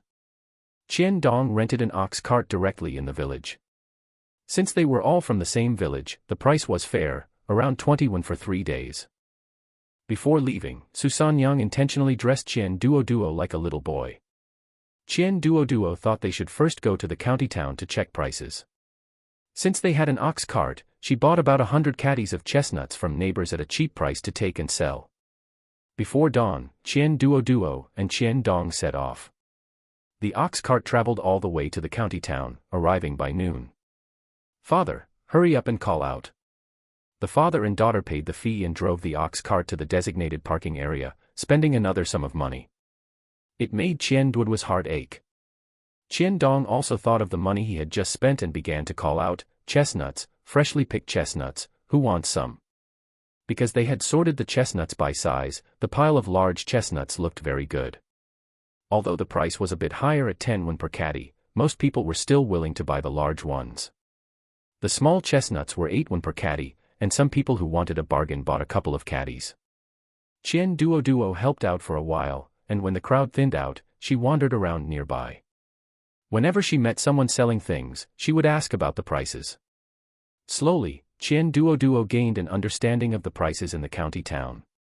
Generally speaking, vegetables and grain were more expensive in the county town than in the town, but other household items like earthenware pots and sewing supplies might be slightly more expensive in the town. Most items were priced about the same. The chestnuts sold well. By the afternoon, of the 300 caddies they had brought, over 100 had already been sold. Qian Duoduo bought 5 hot steamed buns and stuffed them into Qian Dong's hands. The two of them had only eaten once when they left in the morning, and by now, they were so hungry they were famished. "Father, eat, they're big meat buns." "Father can just eat the vegetable ones." "Then Father won't be full. How will you drive the ox cart tomorrow?" "Then Father will eat." The two watched the stall for a while longer. When there was really no one left on the street, they went to an inn, the cheapest kind, and rented a room. Qian Dong even asked the waiter for a wooden board, and he slept on the board at night. The next morning, the father and daughter set off early before dawn towards the neighboring county. When Qian Duoduo arrived at the neighboring county, she felt it looked about the same. If anything, the neighboring county might have a larger area, a larger population, and be a bit livelier. As before, Qian Dong set up the stall, and Qian Duoduo went to ask about prices. In the end, she discovered that the prices in the two county towns were actually about the same. Even the food prices weren't much different. The price of chestnuts was slightly higher, but only by 1 or 2 won. The wood ear mushrooms were 3 or 4 won cheaper. After selling all the chestnuts, Qian Dong went to buy wood ear mushrooms. Since he wanted a large quantity, he naturally had to haggle over the price. Under Qian Duoduo's insistent requirement, Qian Dong haggled for a full hour and successfully reduced the price by 1 won per caddy. For 200 caddies, that was 200 won. It made Qian Dong feel like he had been a sucker when he came last time. Chapter 8, Going Up the Mountain. After finishing their business, it was only a little past 2 in the afternoon. They estimated they could still make it back to the county town. Qian Dong saw that there weren't many chestnuts left, so he drove the carriage back to the county town. They arrived back at the county town just as the city gates were closing. They stayed for the night. The next morning, they sold wood ear mushrooms and chestnuts for 2 hours before heading toward the town. However, the county town's purchasing power was much better than the town's. In just a short while that morning, they sold over 50 jin of wood ear mushrooms and over 40 jin of chestnuts, making Qian Dong want to station himself in the county town to sell wood ear mushrooms. In the end, Qian Duoduo dragged him home. The county town was too far from home. Once they had money in the future, they could consider coming to the county town. The two had only just left a short while ago. A few ruffian-looking men walked with long strides toward the spot where Qian Dong had just set up his stall. "Where are the people? Where is the one selling wood ear mushrooms?" the leading man said, dissatisfied. He had just learned that someone was setting up a stall without paying protection fees, and was preparing to collect money, but he couldn't even see a shadow. "Big brother. I just saw them a moment ago." "Forget it, they were probably just passing through. They sure run fast." After leaving the county town, they hadn't gone far before they were surrounded by barren mountains, covered densely with trees. There didn't seem to be any residents nearby. This mountain probably hadn't been picked for medicinal herbs, and Qian Duoduo wanted to go up the mountain to forage for them. Dad, it's still early. Why don't we go up the mountain and see if there are any medicinal herbs? Qian Dong said without even lifting his head. It said there are tigers on this mountain. Even the hunters don't go there, so we won't either. If we don't go, we can't make money. Sigh, our family is still poor. I was thinking that once we have money, I could go to school, learn a few characters, and it would be easier to read medical books. I could let Ingdi learn embroidery so she'd have a skill for the future. Our Zhaokai should also apprentice under a master and learn something. Farming is so tiring and doesn't make money. Qian Dong's eyes dimmed, and his voice was a bit low. You child, worrying about nothing. Qian Duoduo curled her lips, having no choice but to agree. After returning home, Qian Duoduo continued to help at the medical clinic. Qian Dong's business was doing quite well, he made a small profit before the new year. One day, Qian Dong suddenly appeared at the courtyard gate with a rough-looking man. Duoduo, this is your Uncle Li. He is a hunter preparing to go into the mountains one more time before the new year. We can go with him to the mountain to pick medicinal herbs. This Uncle Li wasn't very tall, about 1.7 meters. He kept a straight face, had a very rugged appearance, wore coarse cloth garments, and had long strips of cloth wrapped around his calves. He looked like the type of person who traveled long distances frequently. Hearing Qian Dong's introduction, Li Yong tried to force a smile. However, this smiling face looked even more terrifying. All right, then Dad, when are we leaving? Tomorrow morning. Sanyang, prepare a couple more dishes. Brother Li is eating at our house today. Dad, I'm going to help Mom. Qian Duoduo darted out quickly. In the small kitchen, Qian Duoduo heard from Su Sanyang that this Li Yong was the only hunter in Xia village. He had even killed a wolf before. More importantly, he could observe animal tracks and try his best to avoid encountering large animals. They paid a reward to have Li Yong take them into the mountains, though it wasn't much money, just over a dozen copper coins, since going into the mountains didn't guarantee finding precious medicinal herbs. However, Su Sanyang repeatedly emphasized that they could not enter the deep mountains, at most, they could cross one more mountain. Knowing this, Qian Duoduo went to fiddle with her medicinal herbs after finishing helping in the kitchen. Going up the mountain wasn't just a simple climb. The next day, before dawn, Qian Duoduo was called up. On the late autumn morning, the cold wind blew, waking Qian Duoduo up a bit. After washing up, Qian Duoduo and Qian Dong headed toward the foot of the mountain. Li Yong's house was at the foot of the mountain. This time they were going into the deep mountains. The mountain behind Li Yong's house belonged to Li Yong. Li Yong only recognized a few very common medicinal herbs. Therefore, there were still many missed opportunities on this mountain, but since they had to go further away today, they could only leave them for now. After roughly noting the locations, the group began to climb the mountain. From the moment the sky was just barely bright until the sun came out, all three of them felt hunger in their stomachs. The three finally climbed to the top of the mountain. Qian Duoduo chewed on a chewy dry pancake, her eyes constantly scanning the surroundings.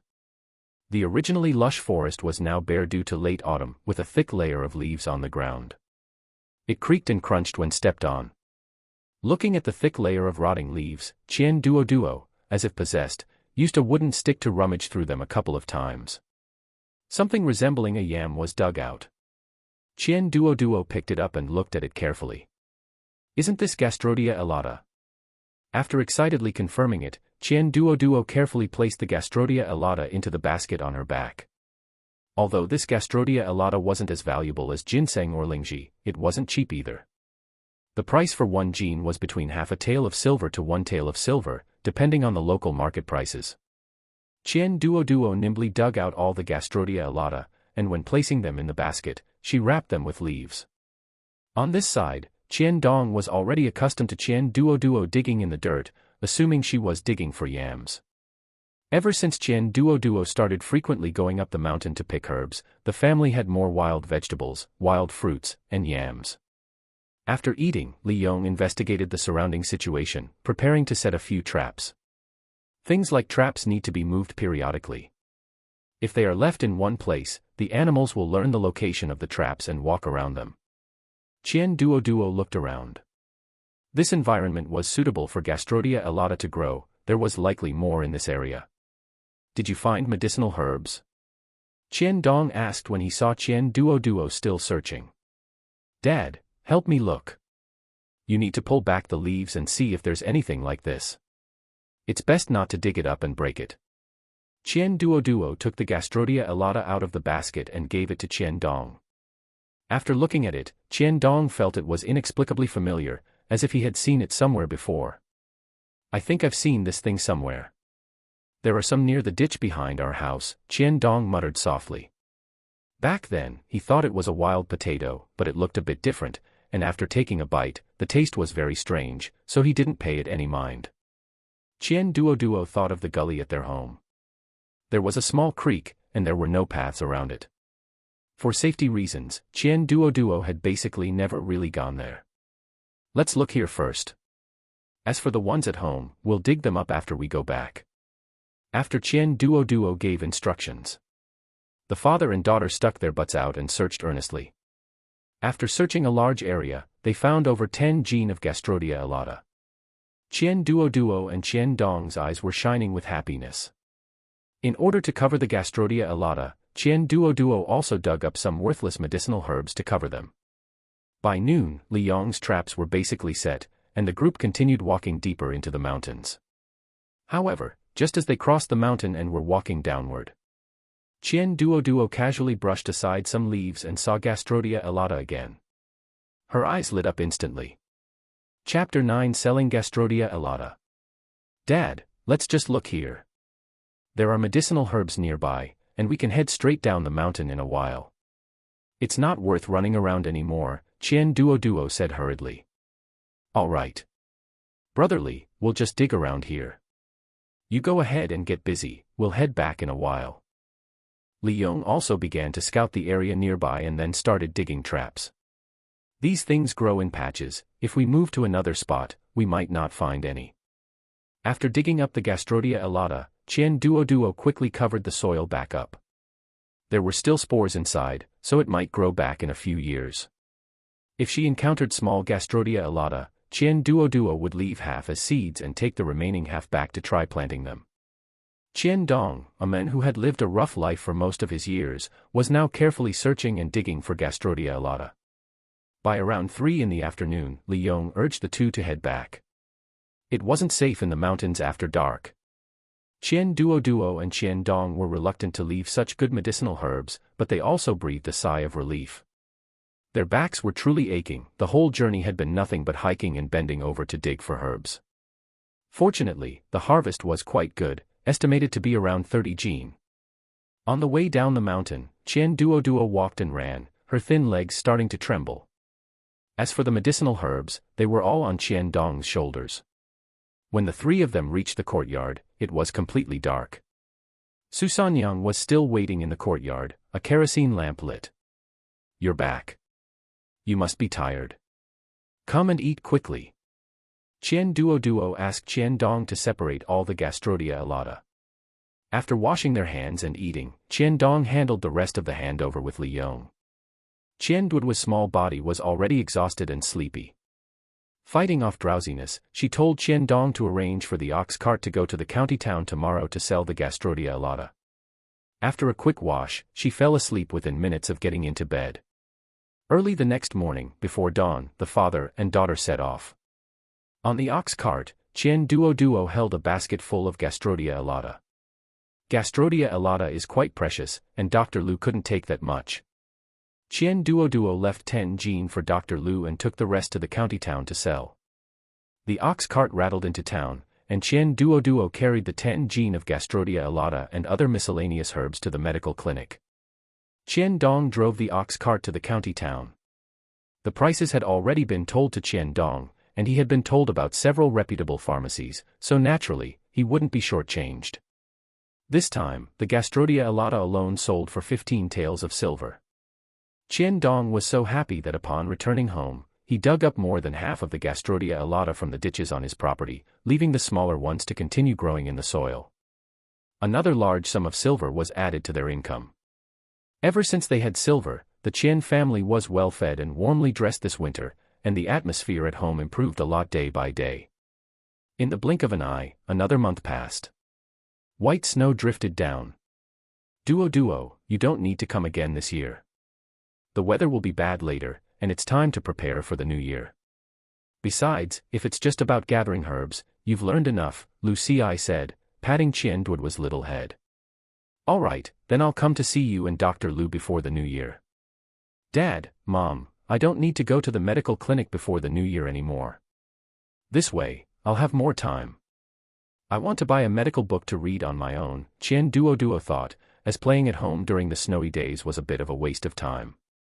Duoduo, do you know how to read? How about after the new year, we send you 3 siblings to a private school to learn to read? Qian Dong thought about what Qian Duoduo had said before, feeling a bit conflicted. It was still his own incompetence, the children didn't know how to read much even now. As for reading, Sister Lu has taught me quite a bit. I recognize most of the characters. Besides, private schools are all boys, I can't go there, Qian Duoduo said, feeling a bit disappointed. In this era, it was quite difficult for women to learn to read. Qian Dong opened his mouth, not knowing what to say, and could only reply, then buy a medical book. When the time comes, circle the characters you don't recognize first, and ask Miss Lu next year. Okay, Dad. In fact, Qian Duoduo's literacy rate was already at 90%. Farm work was less in the winter, mostly odd jobs. Then there was the busy work of slaughtering pigs and chickens, making cured meat, pickled vegetables, and making clothes and quilts. All in all, there was never a relaxing time. Every day, aside from feeding the chickens and pigs, Qian Duoduo and the 3 little ones spent the rest of their time gathering twigs and thin firewood to use for starting fires. Qian Duoduo planted the Gastrodia elata in an old, worn-out clay pot. Fearing it would freeze, she kept it inside her room, by the window. During this time, Qian Duoduo was pulled by Su Sanyang to help make clothes and shoes. One reason was to help out, and the other was to teach Qian Duoduo needlework. In Su Sanyang's heart, no matter how rich a person was, they still had to buy cloth to make clothes. Moreover, their family wasn't very wealthy, so this needlework was a must-have skill. In this way, Qian Duoduo's winter time was still very full. Time entered the 12th lunar month, slaughtering pigs, killing chickens, and making cured meat. By the 20th day of the 12th lunar month, the weather had been clear for 7 or 8 days, and the roads were easier to travel. Qian Duoduo carried a live chicken on her back, while Qian Dong carried 2 strips of cured meat as they headed toward the town. With the new year approaching, the streets were exceptionally lively. At this time, as long as families could scrape together some money, they would all buy some things. Business at the medical clinic wasn't good at this time. Before and after the new year, unless it was a serious illness, people would endure it. Especially during the New Year period, taking medicine meant having to take medicine for the whole new year, which was considered inauspicious. Dr. Lu, Sister Ci, I've come to wish you an early happy new year. I wish Dr. Lu good health and everything going according to your wishes, and Sister Ci peace and joy. Qian Duoduo said, offering auspicious greetings. Having not gone out much at home recently, Qian Duoduo had become fairer and chubbier. Dressed in thick cotton clothes, she said the auspicious words with a serious face, looking exceptionally festive. What a sweet mouth you have. Then I must give you a big red envelope, Dr. Lu said. He glanced at the things they had brought, turned around to the counter, took out a red envelope, and stuffed it into Qian Duoduo's hand. Thank you, Dr. Lu. And here is what I have for you. Lu Ci took out 2 packages of pastries from the room and stuffed them into Qian Duoduo's hands. The medical clinic wasn't busy, so naturally, they chatted for a while. Next autumn, you should go to the county town too, Dr. Lu asked casually. Qian Dong looked at Qian Duoduo's serious expression and nodded. I have some money on hand. Next year, I'll take all 3 children to try. Even if it doesn't work out, they won't blame me. Qian Duoduo was still on the side, having Lu Ci teach her to read. The medical book had many circles drawn on it. These were the characters Qian Duoduo had marked, either because she didn't recognize them or didn't understand their meaning. Chapter 10, The Immortal Sect opens once every 50 years. With the sound of firecrackers, the new year arrived. This year's New Year's Eve dinner was exceptionally lavish, featuring fish, meat, and even some vegetables. This year, Duoduo met a noble person and learned medicine, and our family has earned quite a bit of money from gathering herbs. Next spring, I plan to send Zhao Kai to school, and when he returns, he can teach Ingdi. We will also buy another acre of land and a calf. Our family's life will only get better. Let's eat. Qian Dong said, making a year-end summary with a sense of ceremony. As Qian Dong finished speaking, the family reached out with their chopsticks toward the exquisite vegetables on the table. After spring began, Qian Dong sent Qian Zhaokai to a private school for commoners in town, while he himself bought land, a calf, and a piglet. Overall, the family assets had grown, but the money in their pockets was almost spent. Qian Duoduo now spent half a month at home digging for herbs and half a month learning at the medical clinic. Her days were very fulfilling. In March, after her birthday, Qian Duoduo became a 9-year-old child. On that day, Susanyang specially made noodles for Qian Duoduo and poached 2 eggs for her, making for a very rich meal. Every day, besides working in the fields, Qian Dong occasionally went to town to sell vegetables and wider mushrooms, and he also had to accompany Qian Duoduo to dig for herbs. Ever since learning that Gastrodia elata was valuable, Qian Dong had reached an agreement with the villagers to dig for herbs on their mountains, paying them 2 won per gene for the herbs they unearthed. Although they knew the herbs couldn't be that cheap, they didn't recognize them, so they could only let the Qian family pick them. At least it provided an income. To allow Qian Dong to focus on digging for herbs, the newly bought acre of land was rented out, providing some grain each year. Susanyang basically spent her days tending to the livestock and the vegetable plot, while Qian Dong and Susanyang worked the fields together. The whole village had many mountains and thus many herbs. As a result, Dr. Lu couldn't handle all these herbs. They hauled the excess to the county seat, which earned them a good amount of money for each trip. One day, near a steep cliff, Qian Duoduo discovered quite a bit of dendrobium, which was even more expensive than Gastrodia elata. However, the yield of dendrobium was low, totaling only a few gene. Because she had been running around in the mountains during this time, Qian Duoduo had tanned again. Her dark skin made her eyes appear exceptionally bright. She carefully dug out the dendrobium and gently placed it into her basket. "Dad, let's go to the neighboring county to sell this." Qian Dong had gone to the county seat several times recently to sell Gastrodia elata. Going again would likely attract attention. "That's fine. We have quite a lot of herbs at home, so it's time to deal with them." Qian Dong had already earned a lot of money this year. As long as they had an income in the coming days, that would be enough. At this moment, Qian Dong still didn't know that dendrobium was more expensive than Gastrodia elata. When he finally had the silver in his pocket, Qian Dong nervously looked around. He immediately pulled Qian Duoduo home. On the way home, Qian Dong said with a hint of regret, "Duoduo, it's a pity that you are a girl. You are so smart. If you were a boy, Dad would definitely send you to a private school, or at the very least, to learn martial arts, so that gathering herbs would be safer in the future." Qian Duoduo said indifferently. "As long as there is money, both boys and girls can live well. Without money, both men and women find it hard to live." Qian Duoduo thought about the future. When she had money, she would use connections to register as a female head of household, then adopt a child, and that would be her life. That's true. We must save this year's money and not spend it recklessly. If you want to learn embroidery in the future, Dad will send you. Forget it, I don't think I have the talent for that. Although the family had money, in order not to expose their wealth, the Qian family still wore coarse cloth, only their food had improved a little. Even so, when the villagers saw Qian Zhaokai going to town to school every day, they still had to make snide remarks. Qianingdi followed Susanyang to learn needlework while also learning to read from Qian Zhaokai. But after learning for a few days, the novelty wore off, and for Qianingdi, writing every day was like being tortured. Although Qian Zhaokai was young, he loved to learn. Whenever he learned a new character, he would show off to the village children for a while, causing an increase in children crying in the village recently.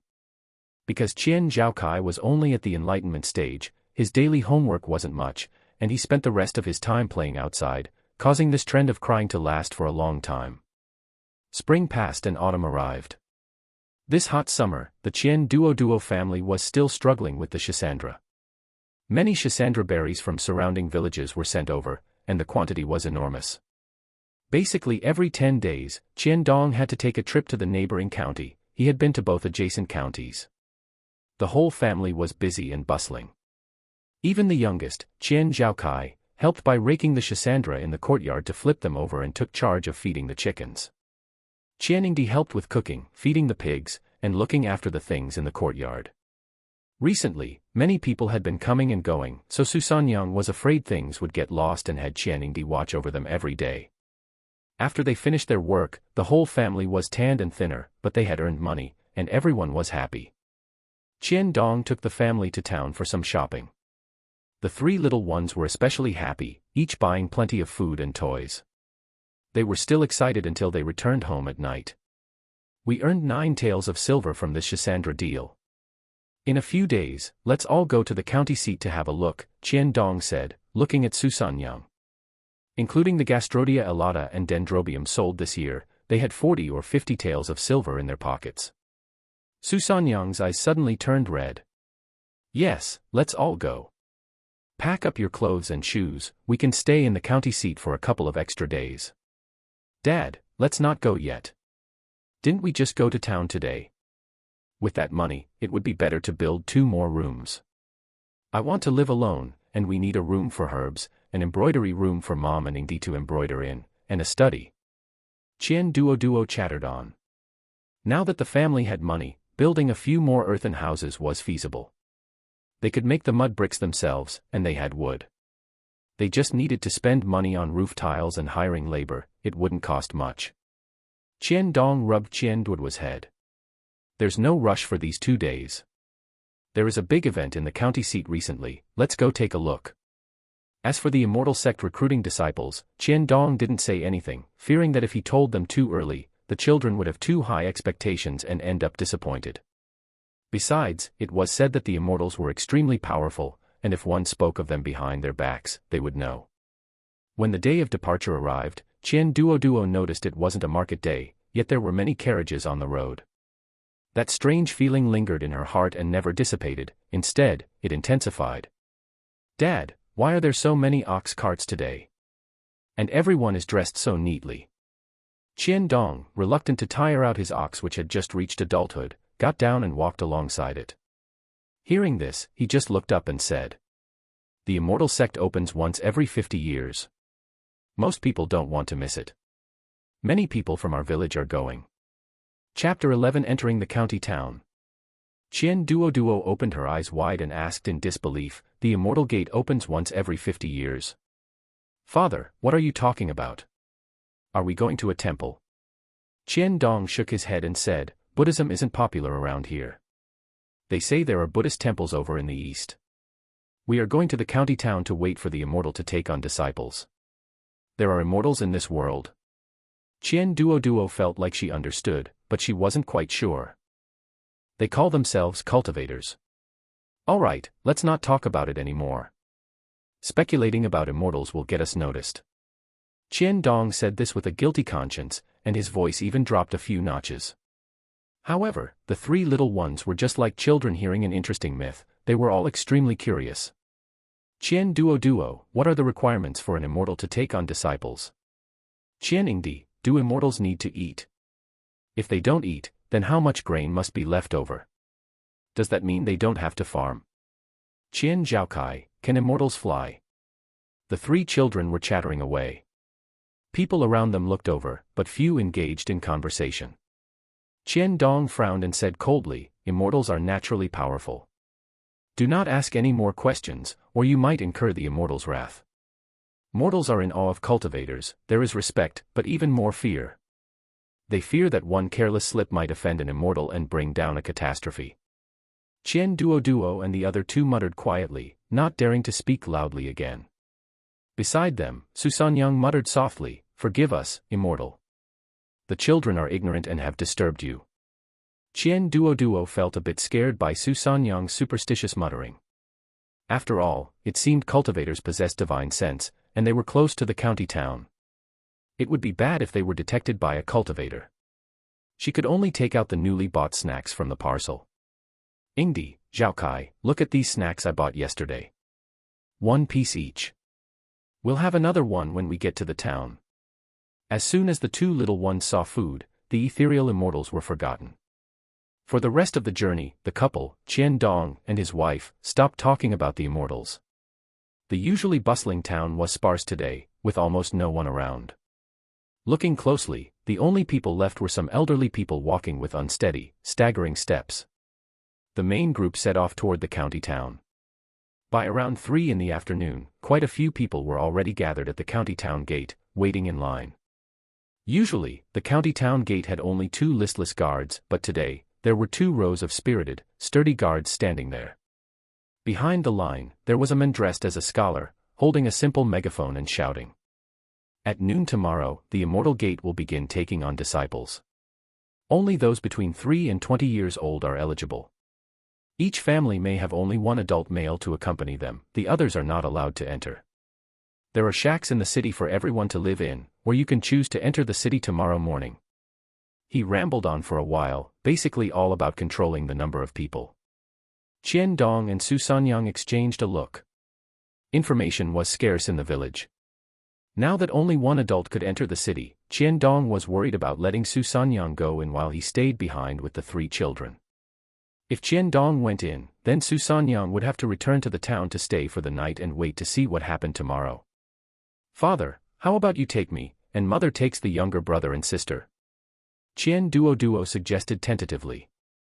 Our family only has 1 household registration, I'm afraid that won't work. If it doesn't work, we'll enter the city tomorrow morning. Qian Dong patted Qian Duoduo's little head. Husband, let's enter the city today. There are so many people, what if we get delayed by the queue tomorrow? I can go back to the town alone, look, there are many people on the road. Su Sanyang said, pointing to the road they had come from. At this moment, there were indeed many adults returning on the road. Since they couldn't enter the county town, they had no choice but to head back. It was already autumn, and it was still cold to stay outside at night. While Qian Dong was still hesitating, Su Sanyang had already found a few women from the same village and discussed going back together. Seeing that there were quite a few people, including the village chief's wife, Qian Dong felt relieved. He still repeatedly urged them to stay in the town and not to travel home at night, as it was unsafe. Now that people couldn't even get in, let alone the ox, and fearing the family ox might get lost, they had no choice but to let Su Sanyang drive it back. Fortunately, Su Sanyang fed the ox every day, and the ox was obedient, letting Su Sanyang lead it. There were many people in line, but there were also many soldiers checking household registrations, so the line moved quickly. In this tense atmosphere, the usually talkative Qian Duoduo didn't talk much, looking toward the back of the line from time to see if she could run into anyone she knew. After queuing for 2 hours, it was finally the turn of Qian Duoduo's family. Qian Dong took out the household registration. The soldier counted the people, checked the names, and let the 4 of them in. Once inside the county town, it was truly crowded with people. This was the first time Qian Ingdi and Qian Zhaokai had seen so many people, and they nervously clutched Qian Dong's hands, refusing to let go. Duo, hold onto my clothes and don't let go. There are so many people here. If you get lost, father won't be able to find you. Qian Dong urged, gripping the 2 little ones tightly with both hands. Father, I'm not a child anymore. After saying that, Qian Duoduo remembered that this body was only 9 years old this year, just a little brat. Despite saying that, Qian Duoduo still held onto Qian Dong's clothes tightly. In this day and age, human traffickers were real. Perhaps because so many people entered the city this year, many houses along the street had signs up for lodging. Qian Dong had originally planned to find a house along the street to stay in. Duo, Qian Dong, you're here too. A familiar voice came from behind. They looked and saw Dr. Lu and Lu Ci. Meeting acquaintances was naturally a happy event, so they discussed staying together. Lu Ci's second uncle had a small courtyard in the county town. Dr. Lu and Lu Ci invited them to go to the second uncle's home, and as it happened, the second uncle's home also had a lodging sign up today. The second uncle's courtyard was a single-entry courtyard. Perhaps because they were renting it out today, it was cleaned very neatly. There were 4 side rooms in total. The second uncle's family lived in one, Dr. Lu and Lu Xi had 2, and 1 was left over.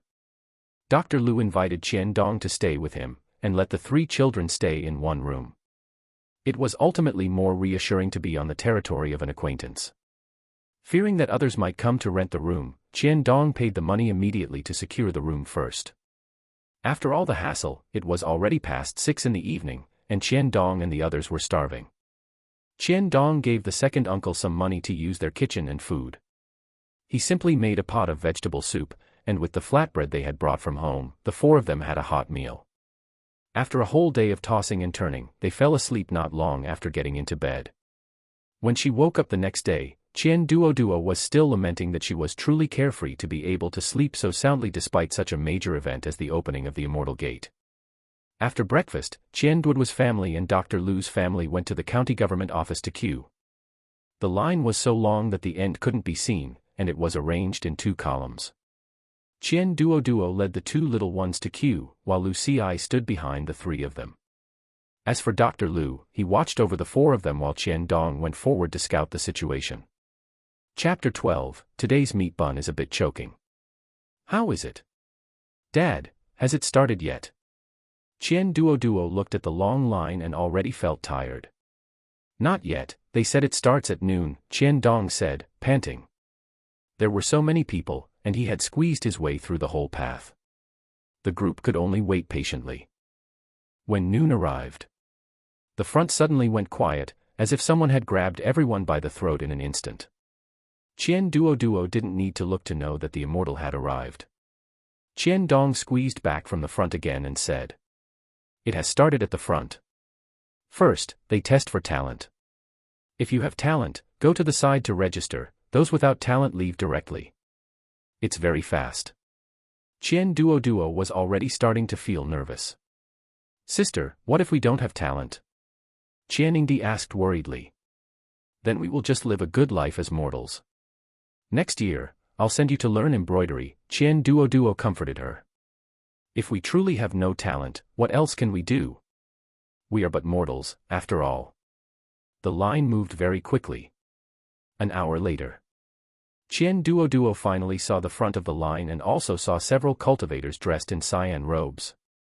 Qian Duoduo was afraid of making a mistake, so she kept staring at the people in front. Before long, she understood the process. There were 4 of them in a row, 2 responsible for checking talent, and 2 responsible for registration. To check for talent, one only needed to place their hand on a transparent sphere. The speed was very fast. People with spiritual roots were rare. Most people placed their hand on the sphere, and with no reaction, they could only leave dejectedly, which made the entire assessment process very fast. Seeing this, Qian Duoduo didn't have any confidence either. She could only look at others as if nothing was wrong, but her nervousness made her body tremble involuntarily. Another 20 minutes passed, and it was Qian Duoduo's turn. The nervousness she had been feeling suddenly relaxed. Qian Duoduo had been watching for a long time, so without needing to be told, she directly placed her hand on the transparent sphere. She saw red and green colors intermingling on the previously transparent sphere. The voice of the disciple conducting the test carried a hint of joy. "Fire and wood dual spiritual roots, not bad. Go register." He also quickly recorded it in his book. Whispers immediately broke out all around. "She has a spiritual root, how amazing! Which one is this?" "The third." Qian Duoduo was stunned for a moment, then quickly walked to the side. "Name, age," the registering disciple said, taking out a brown wooden plaque. "Qian Duoduo, 9 years old." The registering disciple waved his hand, and the characters, Qian Duoduo, appeared on the wooden plaque. "Hold out your hand." Before Qian Duoduo's brain could react, her hand had already reached out. She saw the man wave his hand lightly. Qian Duoduo felt a slight prick in her palm, and a drop of red blood slid from her hand, dripping onto the wooden plaque, where it vanished in an instant. "Hold the wooden plaque well and wait on the side." Qian Duoduo took the wooden plaque and went over. There were 2 other people there, a man and a woman. The man looked to be about 20, dressed in short clothes, with dark skin and an ordinary face, just a farmer as common as could be. Seeing the woman, with her defined features and fair skin, her stunning appearance was unforgettable at first glance. Wasn't this Zhang Qianghua? But Qian Duoduo didn't have time to greet her. Her gaze fell behind, wanting to check the situation of the others. It was Lucy's turn to place her hand on the light sphere. Yingdi and Zhao Kai had already been tested and had no opportunity. At this moment, the two were pouting, their eyes red, pulling on Qian Dong. Lucy placed her hand on it, but the light sphere didn't react at all. A flash of disappointment crossed her eyes, but she just stood silently to the side, making way for those coming after. Qian Dong felt very complicated right now. He was gratified that Qian Duoduo was selected, but also reluctant to part with her. Who knew when they would meet again after this separation?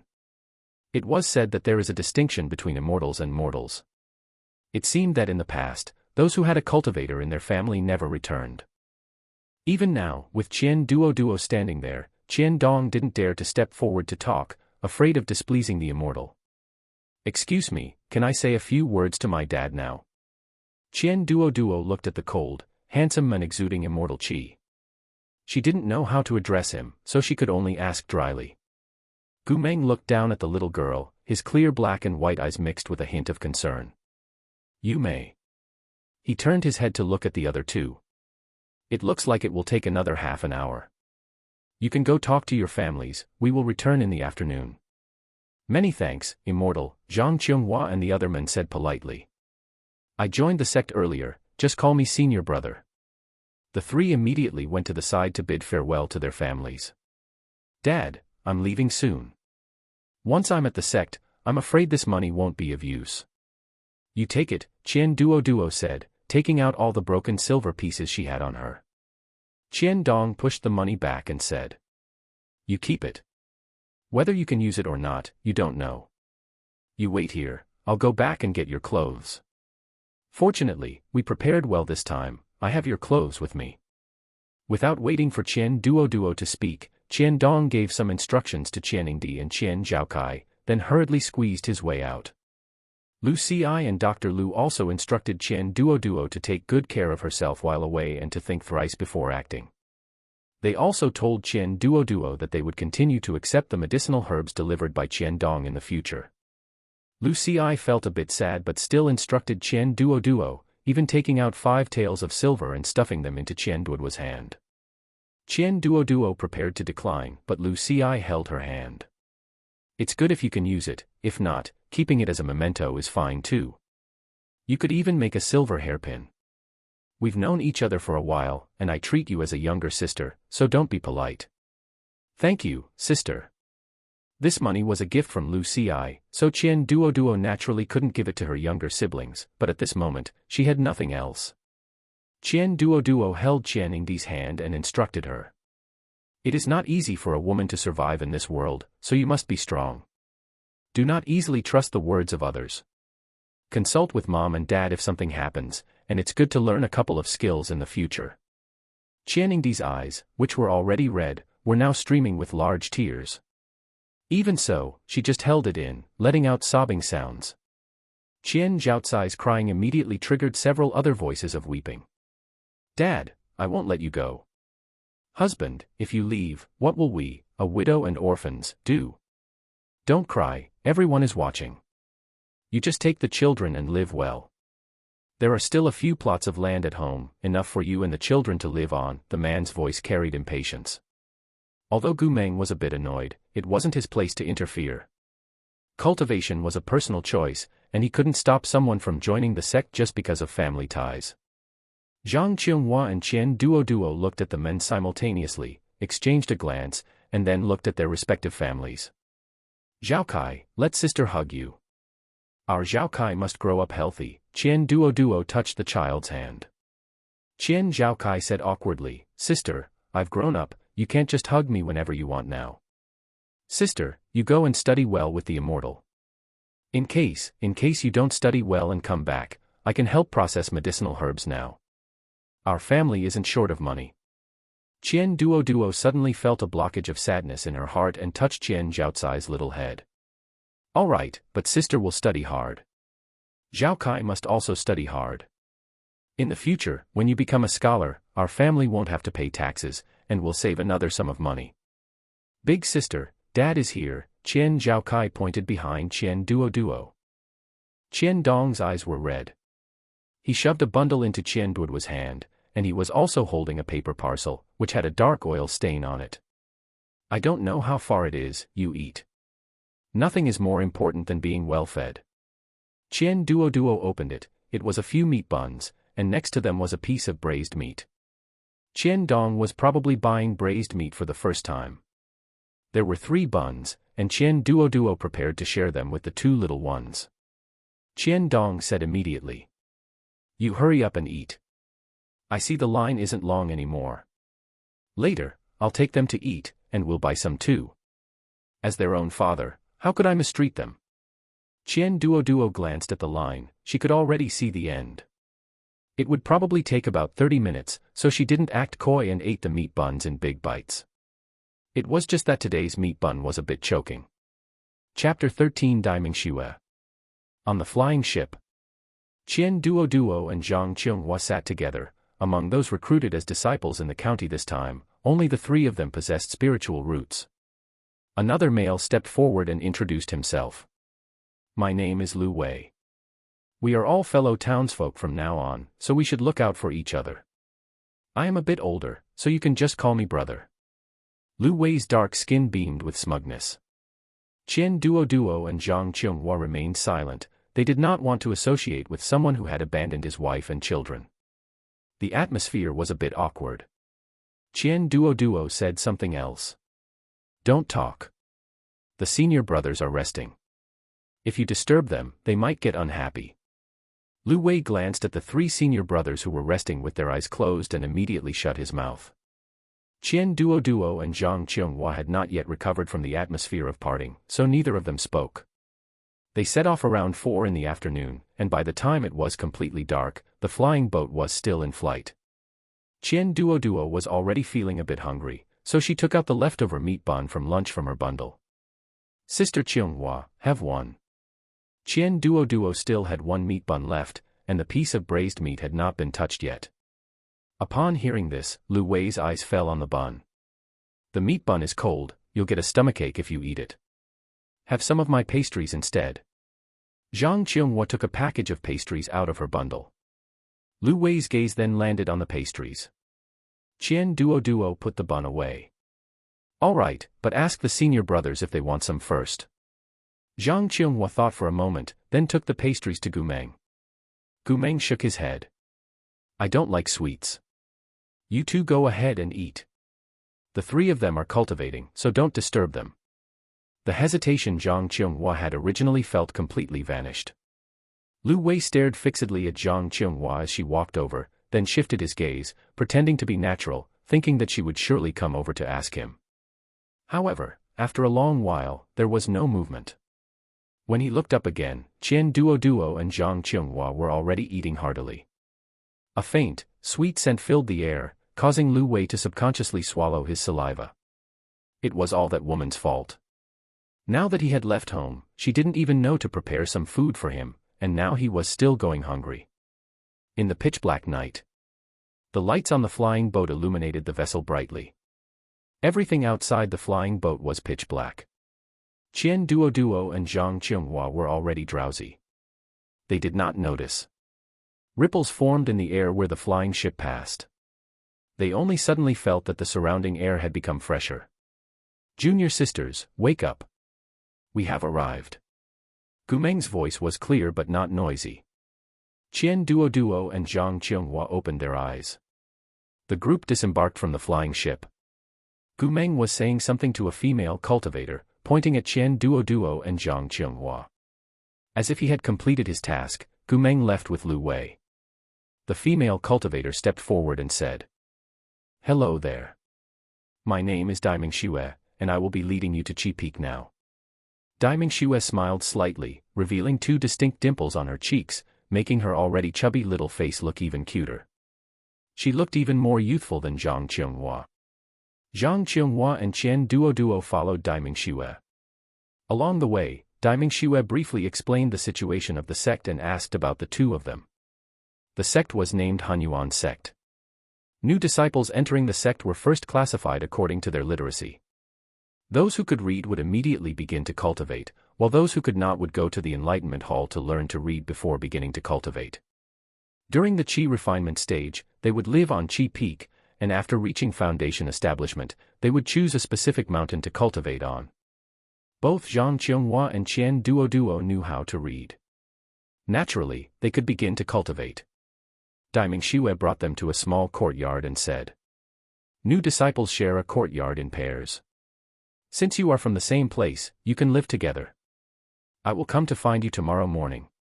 Qian Duoduo and Zhang Qianghua looked at the already pitch-black sky. Not knowing what time it was, they nodded in agreement. They did not inspect the courtyard that night, each chose a bedroom and rested.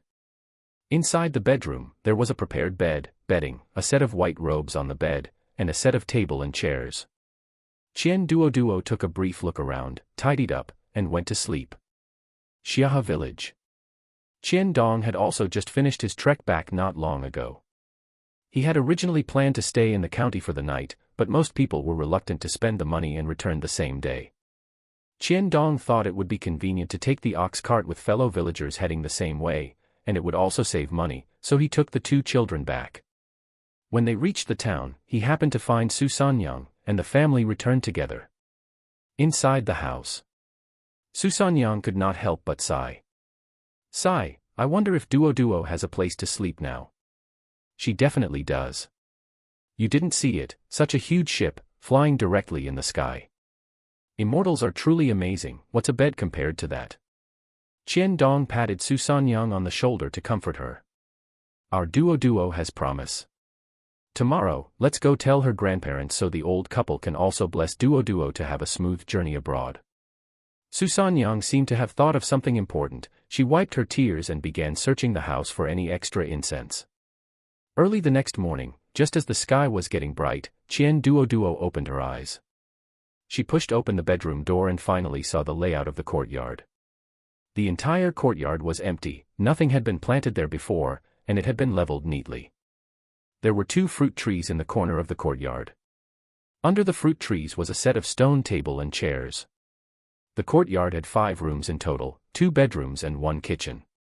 The water vat in the kitchen was already full.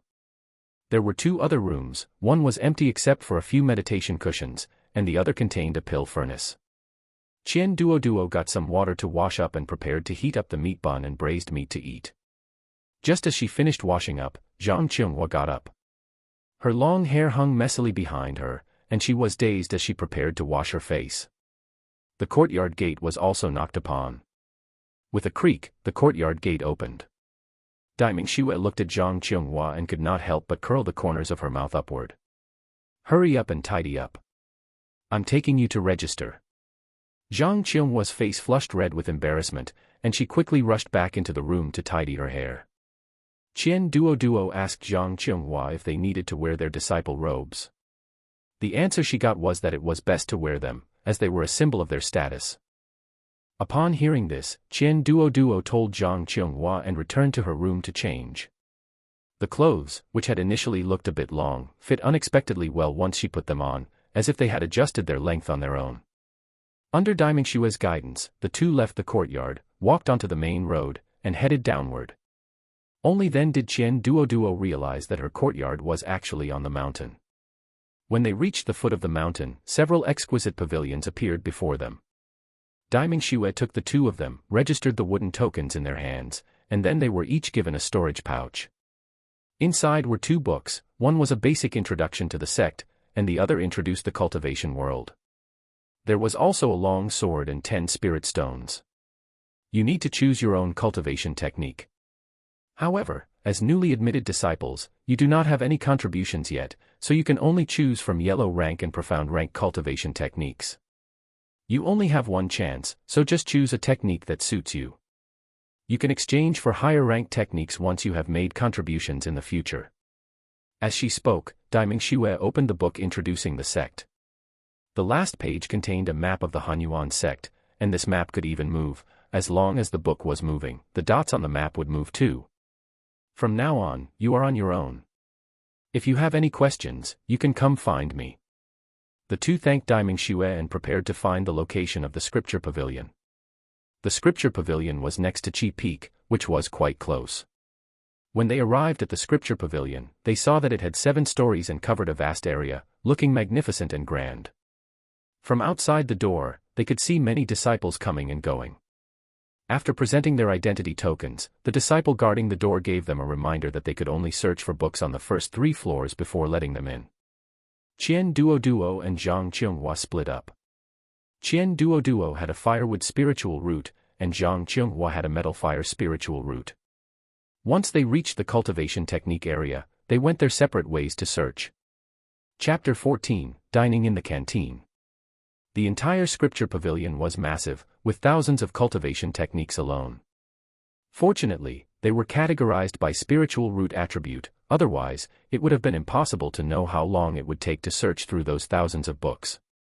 There were about 17 or 18 cultivation techniques for firewood spiritual roots, all of which were yellow rank or profound rank. The highest grade one was medium grade profound rank, so Qian Duoduo chose that cultivation technique immediately. Cultivation techniques were divided into 4 ranks: heaven, earth, profound, and yellow, with each rank further subdivided into high, medium, and low grades. Qian Duoduo had only just learned this by flipping through the books earlier.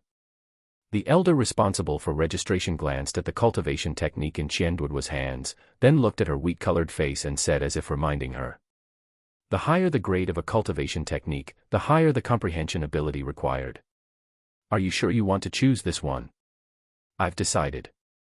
Qian Duoduo figured that a good cultivation technique would certainly be difficult, but she could not shrink back just because of that difficulty.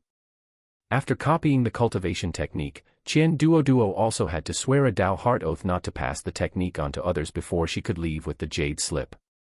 Qian Duoduo flipped through the book in her hands outside the scripture pavilion, waiting for Zhang Qinghua. A sound of footsteps approached. Junior sister Qian, have you already chosen a cultivation technique? So fast. It's not that I want to criticize you, but you're young and act too hastily. You chose it so quickly. Do you even understand the grades of cultivation techniques? For the sake of us being from the same hometown, let me explain it to you.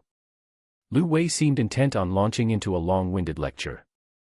Qian Duoduo suddenly interjected.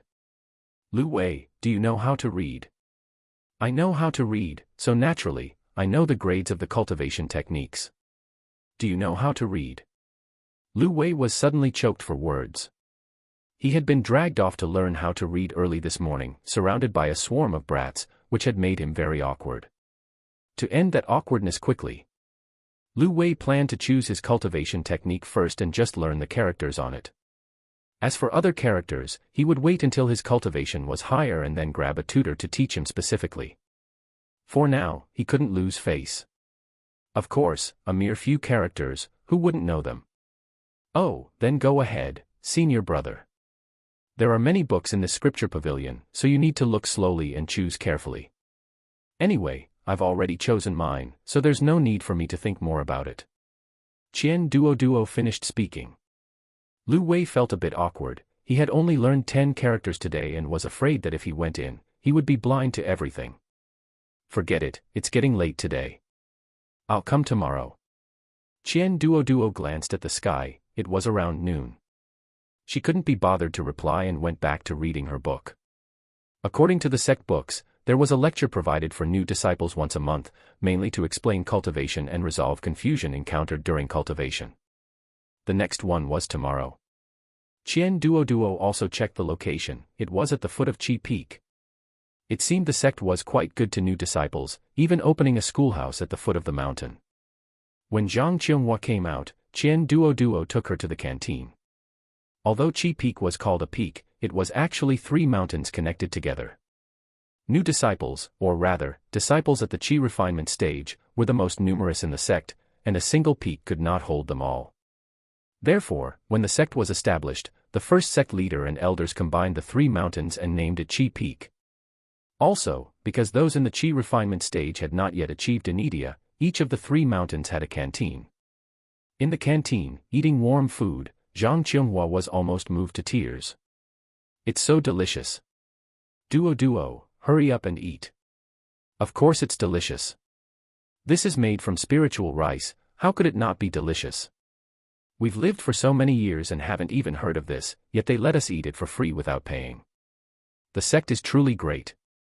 After Qian Duoduo finished speaking, she happily stuffed a big mouthful of rice into her mouth. Duoduo, you're amazing. How did you know about such a good place? Read more books. Everything about the sect is recorded. We have to go to a lecture tomorrow morning, so we'll be busy all day, Qian Duoduo said quickly. After eating, the two didn't want to come back again for dinner, so they each took 2 steamed buns and left. Returning to the courtyard, they each went about their own business. Qian Duoduo first sat down to read and rest for a while. After all, she had eaten too much just now and felt bloated, making it a bit tiring to move around. After understanding the situation of the sect fairly well, Qian Duoduo got up to tidy up her things. She opened her parcel, and a thick, plain cotton-padded jacket appeared before her eyes. Picking it up, she felt the weight was off. She opened the cotton-padded jacket and saw 2 large silver ingots. Tears fell down with a plop.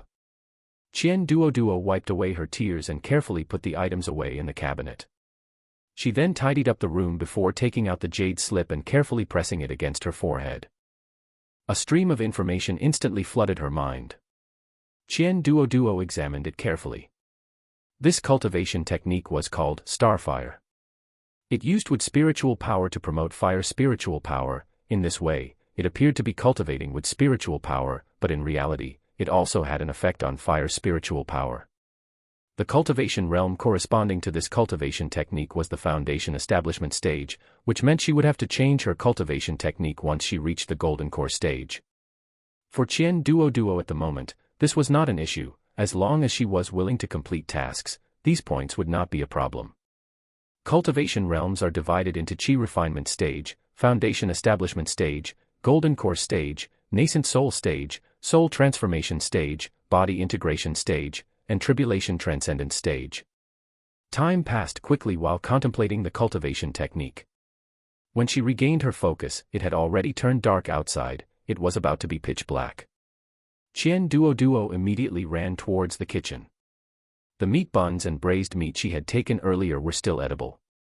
Qian Duoduo heated them up and ate them, only then letting out a sigh of relief. She could not waste food, and even less could she waste Qian Dong's intentions. After finishing the meal, Qian Duoduo fell asleep immediately.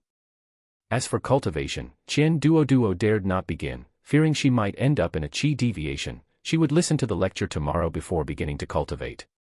The next morning, after waking up, the first thing Qian Duoduo did was wake up Zhang Qionghua. After the two of them got ready, they arrived at the schoolhouse at the foot of the mountain. There were already quite a few people sitting in the schoolhouse. The schoolhouse was very large and could probably accommodate 400 or 500 people. More than 100 people had already arrived and sat down in the front.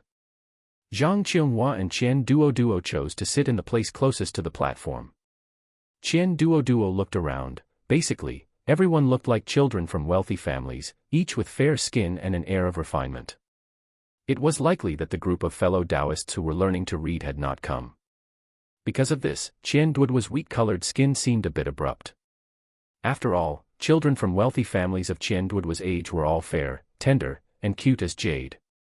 Not like Qian Duoduo, who could only be complimented for looking clever. Fortunately, everyone's focus was on cultivation, and they had no time for meaningless targeting. They were also discussing matters of cultivation. Has anyone tried to cultivate yet? I tried, but I didn't succeed. However, they say this matter depends on comprehension ability. The good ones succeed in 3 or 4 days, while for the slower ones, it might take a month or 2. I heard that a senior brother in our sect succeeded in drawing in Qi in just 1 day and was directly taken as a disciple by an elder. Isn't it only after reaching the foundation establishment stage that one chooses a mountain peak? That applies to mediocre people like us. For those with single spiritual roots or those with exceptional talent, they are taken away during the Qi refinement stage. How do you know so much? This, my brother entered 2 years earlier than me. Qian Duoduo and Zhang Qionghua looked like they were sitting there seriously, but in reality, they hadn't missed a single word of the gossip in front of them. Suddenly, the surroundings fell into silence in an instant. Qian Duoduo had experienced this situation many times in her past life. Without needing to ask, someone had arrived on the platform. She looked up, they looked familiar. Upon closer inspection, it was senior brother Gu Meng. Chapter 15, Qi Refining Stage 2. I thought Gu Meng was just an ordinary disciple, reduced to running around outside recruiting students. I figured his talent wasn't good. I didn't expect him to actually have some skills. He's even become a teacher now. Greetings, junior brothers and junior sisters. My name is Gu Meng. Today, I will mainly be explaining how to induce qi into the body. Gu Meng didn't waste time, he got straight to the point. The gossiping disciples in front whispered to each other. Senior brother Gu is that disciple who successfully induced qi into his body in a single night with dual spiritual roots. After hearing this, the people around didn't even dare to move their heads. They all stared at the stage, wishing they could bore a hole into Gu Meng with their eyes. Gu Meng explained the method of inducing qi into the body once, then shared his own experience, and finally spoke about the precautions. No matter when you cultivate, try your best not to be disturbed, otherwise you might suffer qi deviation. Your identity tokens are the keys to open the formation of your own courtyards. When you go back to cultivate, just open the formation. After finishing, Gu Meng turned around and left. This caused the female disciples below to sigh one after another. Senior brother Gu is really so cold and aloof, but he is so handsome. Qian Duoduo was used to hearing this in her past life and didn't care. She turned her head to call Zhang Qianghua to leave, only to see Zhang Qianghua's little face flushed red. What did this mean? Was she shy, or did she also take a liking to Gu Meng? The two went to the canteen to have a meal. Upon returning to the courtyard, Zhang Qianghua prepared to activate the courtyard's formation. As it turned out, taking out her identity token was useless. Qian Duoduo was seen taking out 4 spirit stones. I just flipped through the book. This formation requires 8 spirit stones. Let's each contribute 4 spirit stones. A total of 5, and now 4 are gone. A look of grievance appeared on Zhang Qianghua's beautiful face. It was the first time she had truly felt the word poor. She still promptly took out the spirit stones. It's fine, we can collect more next month. Besides, once our cultivation is higher, we can take on tasks, so don't worry. Qian Duoduo was optimistic. After placing the spirit stones, the courtyard's formation opened automatically. As long as they carried their identity tokens, they could enter and leave the courtyard at will. The two went back to their respective cultivation. Qian Duoduo closed her door.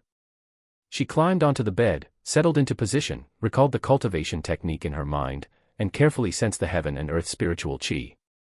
Feeling groggy, she grew sleepy as she thought about it. Qian Duoduo fell asleep. When she opened her eyes again, it was pitch black outside, with only a bright moon hanging high in the sky. Sigh. She sighed, stretched her hands and feet, and Qian Duoduo made another attempt. After waking up the next day, Qian Duoduo checked on Zhang Qianghua's situation. She didn't know if she had started cultivating or had fallen asleep, but either way, her eyes were closed. Qian Duoduo ate a meal at the canteen and packed another meal to go. Returning to the courtyard, Zhang Qianghua was still in the same position. Qian Duoduo couldn't guess what was happening, so she placed the food on the table and began to cultivate. She just ended up having 2 more nice naps. On the morning of the 3rd day, Qian Duoduo got up and saw that the food was gone. She figured Zhang Qianghua must have eaten it.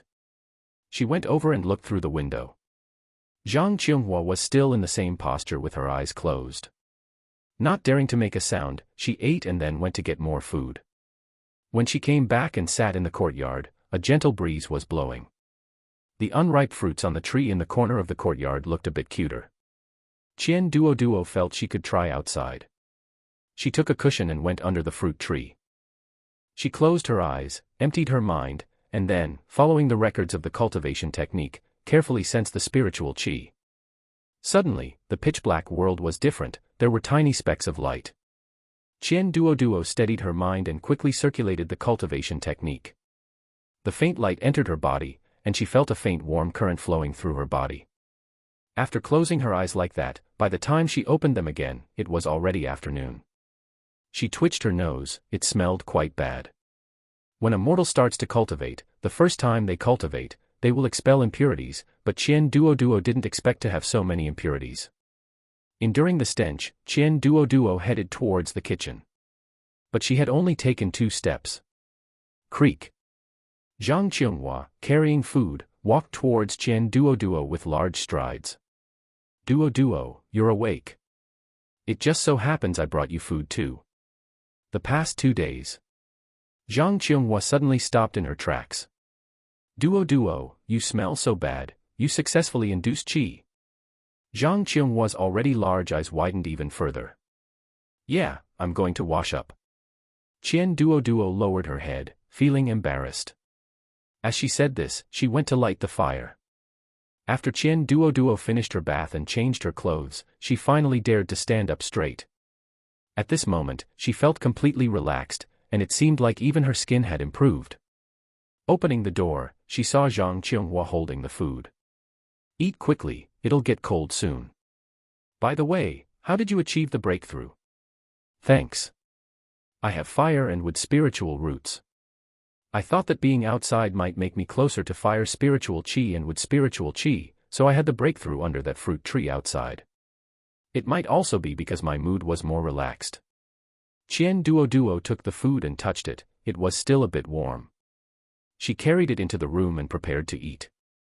Zhang Qionghua wasn't in a hurry to cultivate and sat by the table. She looked out the window, not knowing what she was thinking about. She had metal and fire dual spiritual roots. Fire, the sun, she didn't know if that counted. At this moment, it was the hottest time of the day, perhaps she could give it a try. Duoduo, I'm going to cultivate, right here in the courtyard. Don't worry, I won't disturb you. I'll be cultivating inside the room. Qian Duoduo was eating with great relish and managed to swallow a mouthful of food to say this. In order not to disturb Zhang Qionghua, Qian Duoduo closed her door and continued eating. After finishing, she began to cultivate. When one just starts to cultivate, it is always full of passion. For 5 consecutive days, apart from going to the canteen to eat and get food every day, Qian Duoduo spent all her remaining time cultivating. She didn't feel that this 2.1-line life was boring, on the contrary, it was very fulfilling. On the 6th day, when Qian Duoduo was preparing to go out again, she had just opened the courtyard door. Duoduo, let's go to the canteen together. Qian Duoduo looked at Zhang Qionghua, whose skin was even fairer and more delicate. Did you successfully induce qi? I can now be considered a qi refining stage 1 cultivator. How did you tell? Your skin has become fairer, and your mood has also improved. Actually, you've also become fairer, but at that time I was fully focused on the breakthrough, so I didn't have time to say it. Zhang Qionghua comforted her. Of course, that was just a tan. You wait, after a while, I'll be even fairer. Qian Duoduo said with a chuckle. In the following days, Zhang Qionghua and Qian Duoduo competed with each other, watching to see who cultivated for longer each day. Apart from eating every day, they paid no attention to anything outside their world. Until one morning, when she pushed open the window. Large snowflakes fell from the sky, and a cold wind blew, sweeping the snowflakes towards the window. But when they neared the window, they were blocked by an invisible formation. This formation not only had defensive functions but could also maintain the room's temperature, so it wouldn't be too cold. She didn't know if it was because of the formation or because her body had improved after cultivating, but this winter, Qian Duoduo didn't feel a hint of cold. She put on her disciple uniform. Qian Duoduo pushed open the door and stepped onto the ground of the courtyard, making a crunching sound. Duoduo, stepping on the snow so early in the morning, aren't you cold? Not cold at all. Come quickly, let's build a snowman. As Qian Duoduo said this, she used her hands to scrape together chunks of snow on the ground. When Zhang Qionghua rushed over wearing her disciple uniform, she felt a bit cold all over. Duoduo, why do I feel a bit chilly? Oh, because I've already had a breakthrough to qi refining stage 2. Qian Duoduo raised her eyebrows, exceptionally proud. Looking at Qian Duoduo's smug appearance, Zhang Qionghua couldn't help but pat Qian Duoduo's little head. Then you must hurry up and cultivate. Once you reach qi condensation stage 3, you can go out and earn spirit stones. Chapter 16, Qi Condensation Stage 3. Rest assured, I will definitely reach Qi condensation stage 3 before you. Are you going to the lecture hall tomorrow?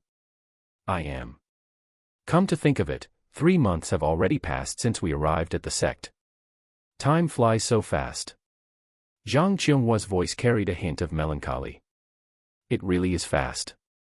Busy with cultivating every day, time slips away in the blink of an eye. But once our cultivation level is higher, our lifespan will lengthen. Duoduo, when do you think we will be able to go back for a visit? Qian Duoduo watched the heavy snow falling. In these 3 months, Qian Duoduo had basically read the 2 books issued by the sect from cover to cover, and she had gained a clear understanding of the cultivation world. The small world where Qian Duoduo was located was named the Shangqing Small World. The cultivation world and the mortal realm were actually in the same place. The difference was roughly that the mortal realm had thin spiritual qi, and there was a formation controlling the 2 realms. One reason was to absorb the spiritual qi from the mortal realm to make the spiritual qi in the cultivation world more concentrated. The second was to protect the mortal realm. The mortal realm lacked spiritual qi, so naturally, Yao beasts could not survive there. Furthermore, mortals did not need spiritual qi. Therefore, except for the once every 50 years opening of the mortal realm to accept disciples, most cultivators would not go to the mortal realm.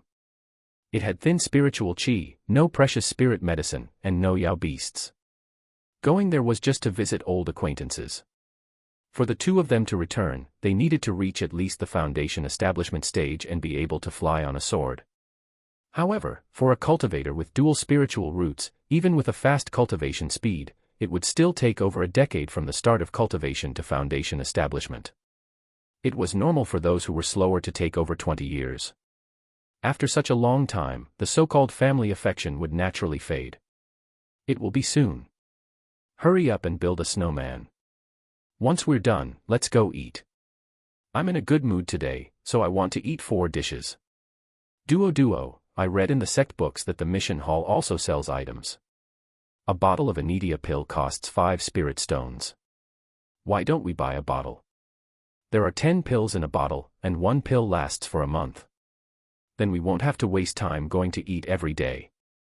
Over these 3 months, the 2 of them had each received 15 spirit stones.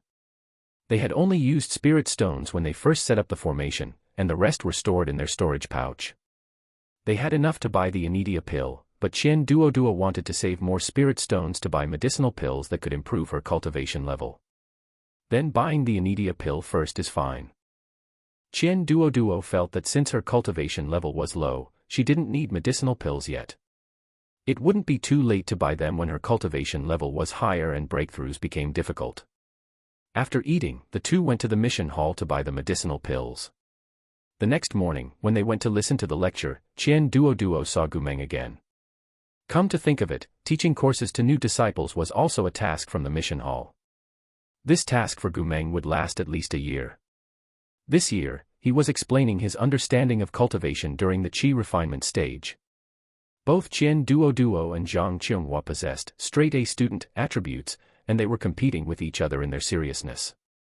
After listening to the lecture, the 2 returned to take the Anidia pill, preparing to cultivate thoroughly. However, because their cultivation level was too low, after 3 consecutive days of cultivation, they felt very exhausted and could only fall into a deep sleep.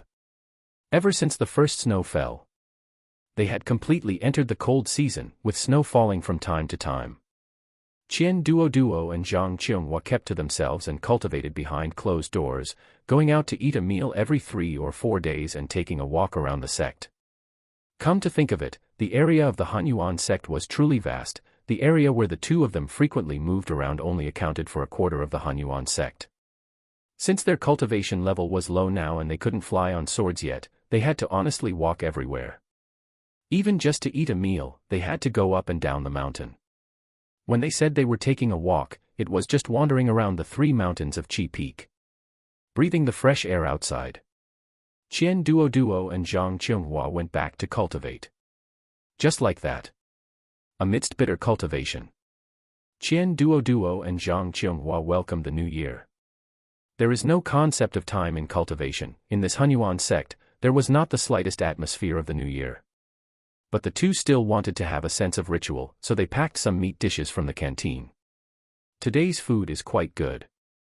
Look, this meat is truly fragrant. With this skill, if one went out to open a restaurant, how much money could they make? Qian Duoduo smelled the fragrance of the meat and couldn't help herself. She wasn't hungry, but her mouth was greedy. I didn't realize you value money so much. A gentleman loves money, as long as it is acquired through proper means. There is nothing wrong with loving money, Qian Duoduo said righteously. That makes sense. Earning more spirit stones is always good. Zhang Qinghua had come from a wealthy family since she was young, and she knew that being able to live so well was all thanks to money. You need to strive for success too, Qian Duoduo said. The two came from the mortal realm and had no background. They also had dual spiritual roots. Their talent was decent, but they couldn't be considered a genius. Perhaps only spirit stones could provide them with a bit more confidence.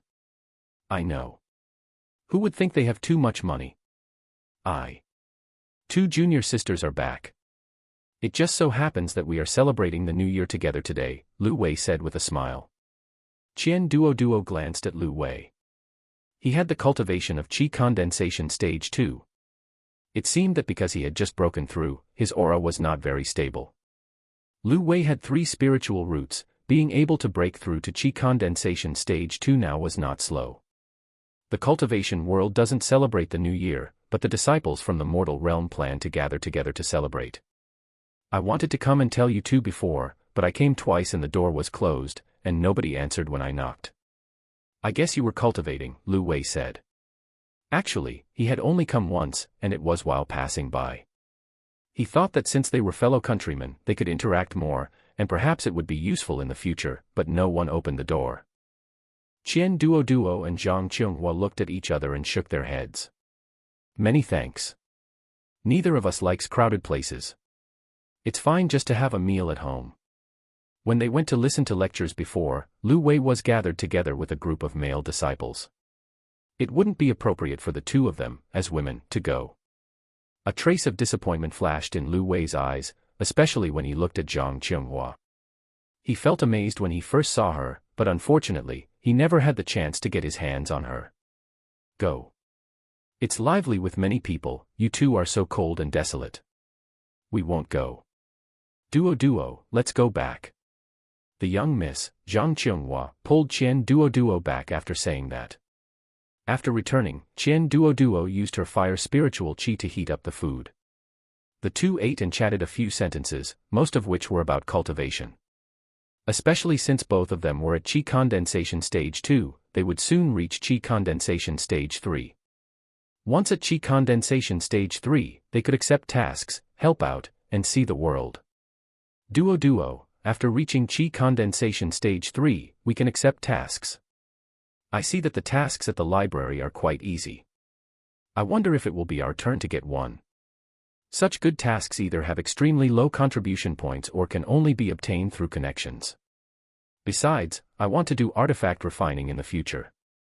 I plan to see if I can take on work at Artifact Peak to learn more, or take on tasks that can earn more spirit stones and contribution points. Zhang Qinghua suddenly felt that although the other person was 7 years younger than her, she was much more mature than herself. If there is a choice, I want to learn sword skills and go to Sword Peak to do odd jobs. When she was in the mortal realm, Zhang Qinghua liked horse riding and archery, and she wanted to roam the Jianghu with a sword. However, how would her family allow a girl to do that? At most, they would teach her how to ride a horse. If it weren't for having a spiritual root and coming to the Hunyuan sect, she would probably have been arranged to be married off this year. Here, it seemed she could roam the world with a sword again. Learning sword skills is also very hard, but you have metal and fire spiritual roots, so you are actually suitable to be a sword cultivator. However, there's no rush. There are too many things we need to learn. We can learn sword training, artifact refining, alchemy, talismans, formations, and body refining. There's too much. Take your time to consider and learn slowly, Qian Duoduo said seriously. Zhang Qinghua touched Qian Duoduo's little head. It had been over 5 months since they came here. Qian Duoduo had completely become fairer. Her whole person was fair and tender, and her features were small and delicate. She looked scholarly and weak, with a quiet and obedient feeling. Your little brain is quite smart, and your heart nature is also good. You will definitely be a figure in the future. Thanks for your kind words, Qian Duoduo said with a grin. After eating, the two sat for a while and then plunged back into cultivation. After the new year passed, the weather gradually began to warm up. In the sunny April, Qian Duoduo broke through to Qi condensation stage 3. Qian Duoduo suppressed the corners of her mouth that were curling upward. Her hands kept moving continuously. With a sizzling sound, a fireball the size of a fingertip appeared on her palm. When the wind blew, the flame flickered and was extinguished instantly. Qian Duoduo was just stunned for a moment, then cast the spell again. After the fireball appeared, it dissipated again, but fortunately, the time was 2 seconds longer than just now. Zhang Qinghua glanced at her with envy and then went back into her room to cultivate. After tossing about with spells for 3 consecutive days, Qian Duoduo's fireball spell was not bad now. At least, there would be no problem starting a fire in the future. The cultivation technique, Starfire, came with simple spells, so Qian Duoduo started cultivating spells after breaking through to Qi condensation stage 3. Feeling that it was about enough, Qian Duoduo decided to go to the mission hall to accept tasks. The mission hall was a place that would never be deserted at any time. After all, good tasks would be snatched up as soon as they were posted. People who were interested would wait here regardless of whether they had business or not. After Qian Duoduo arrived at the place, the tasks in the mission hall were all hung on the wall. After selecting a suitable one, one just needed to take down the plaque and register it. Tasks were divided according to cultivation level. With Qian Duoduo's current cultivation level, she could only pick the simplest and lowest level tasks.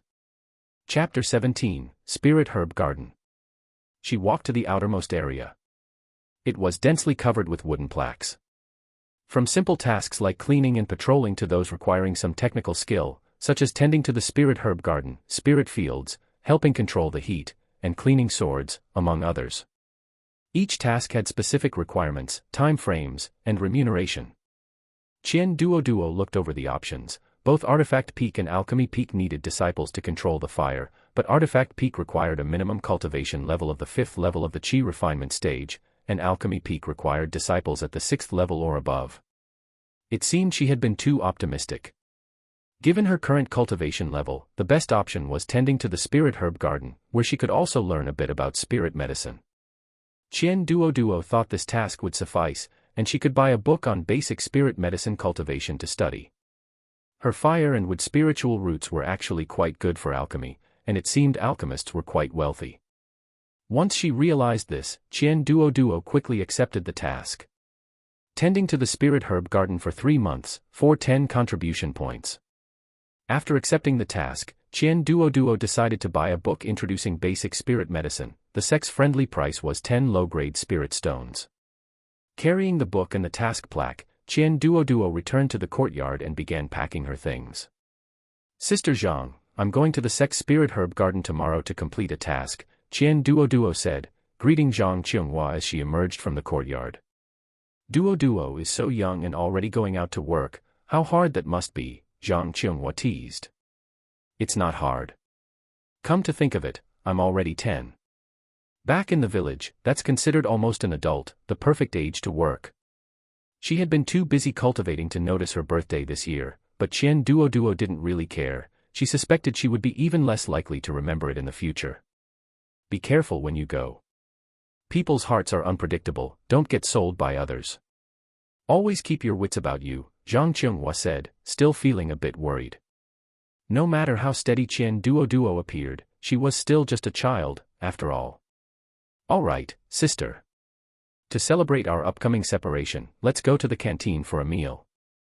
I haven't had meat in so long, I feel like my mouth is going to go bland, Qian Duoduo said with a greedy look.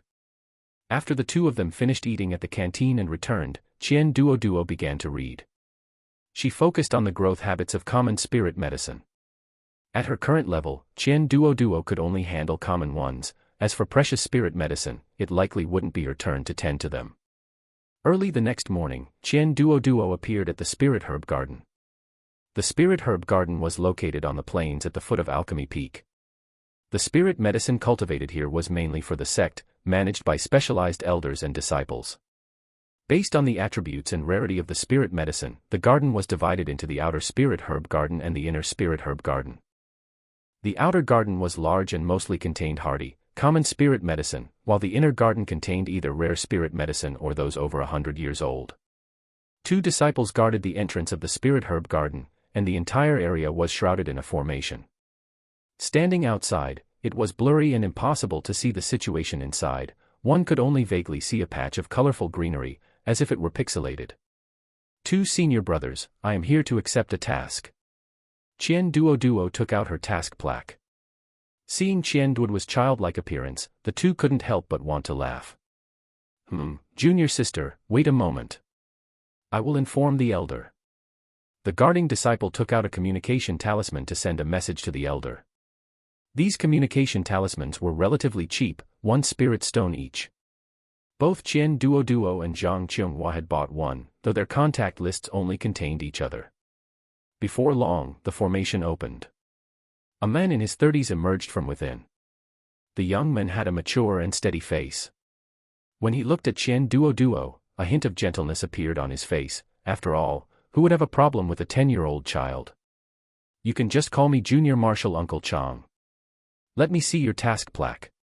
Chang Feng took Qian Duoduo's task plaque. Follow me. You are now responsible for the 23rd spirit herb garden in the outer garden.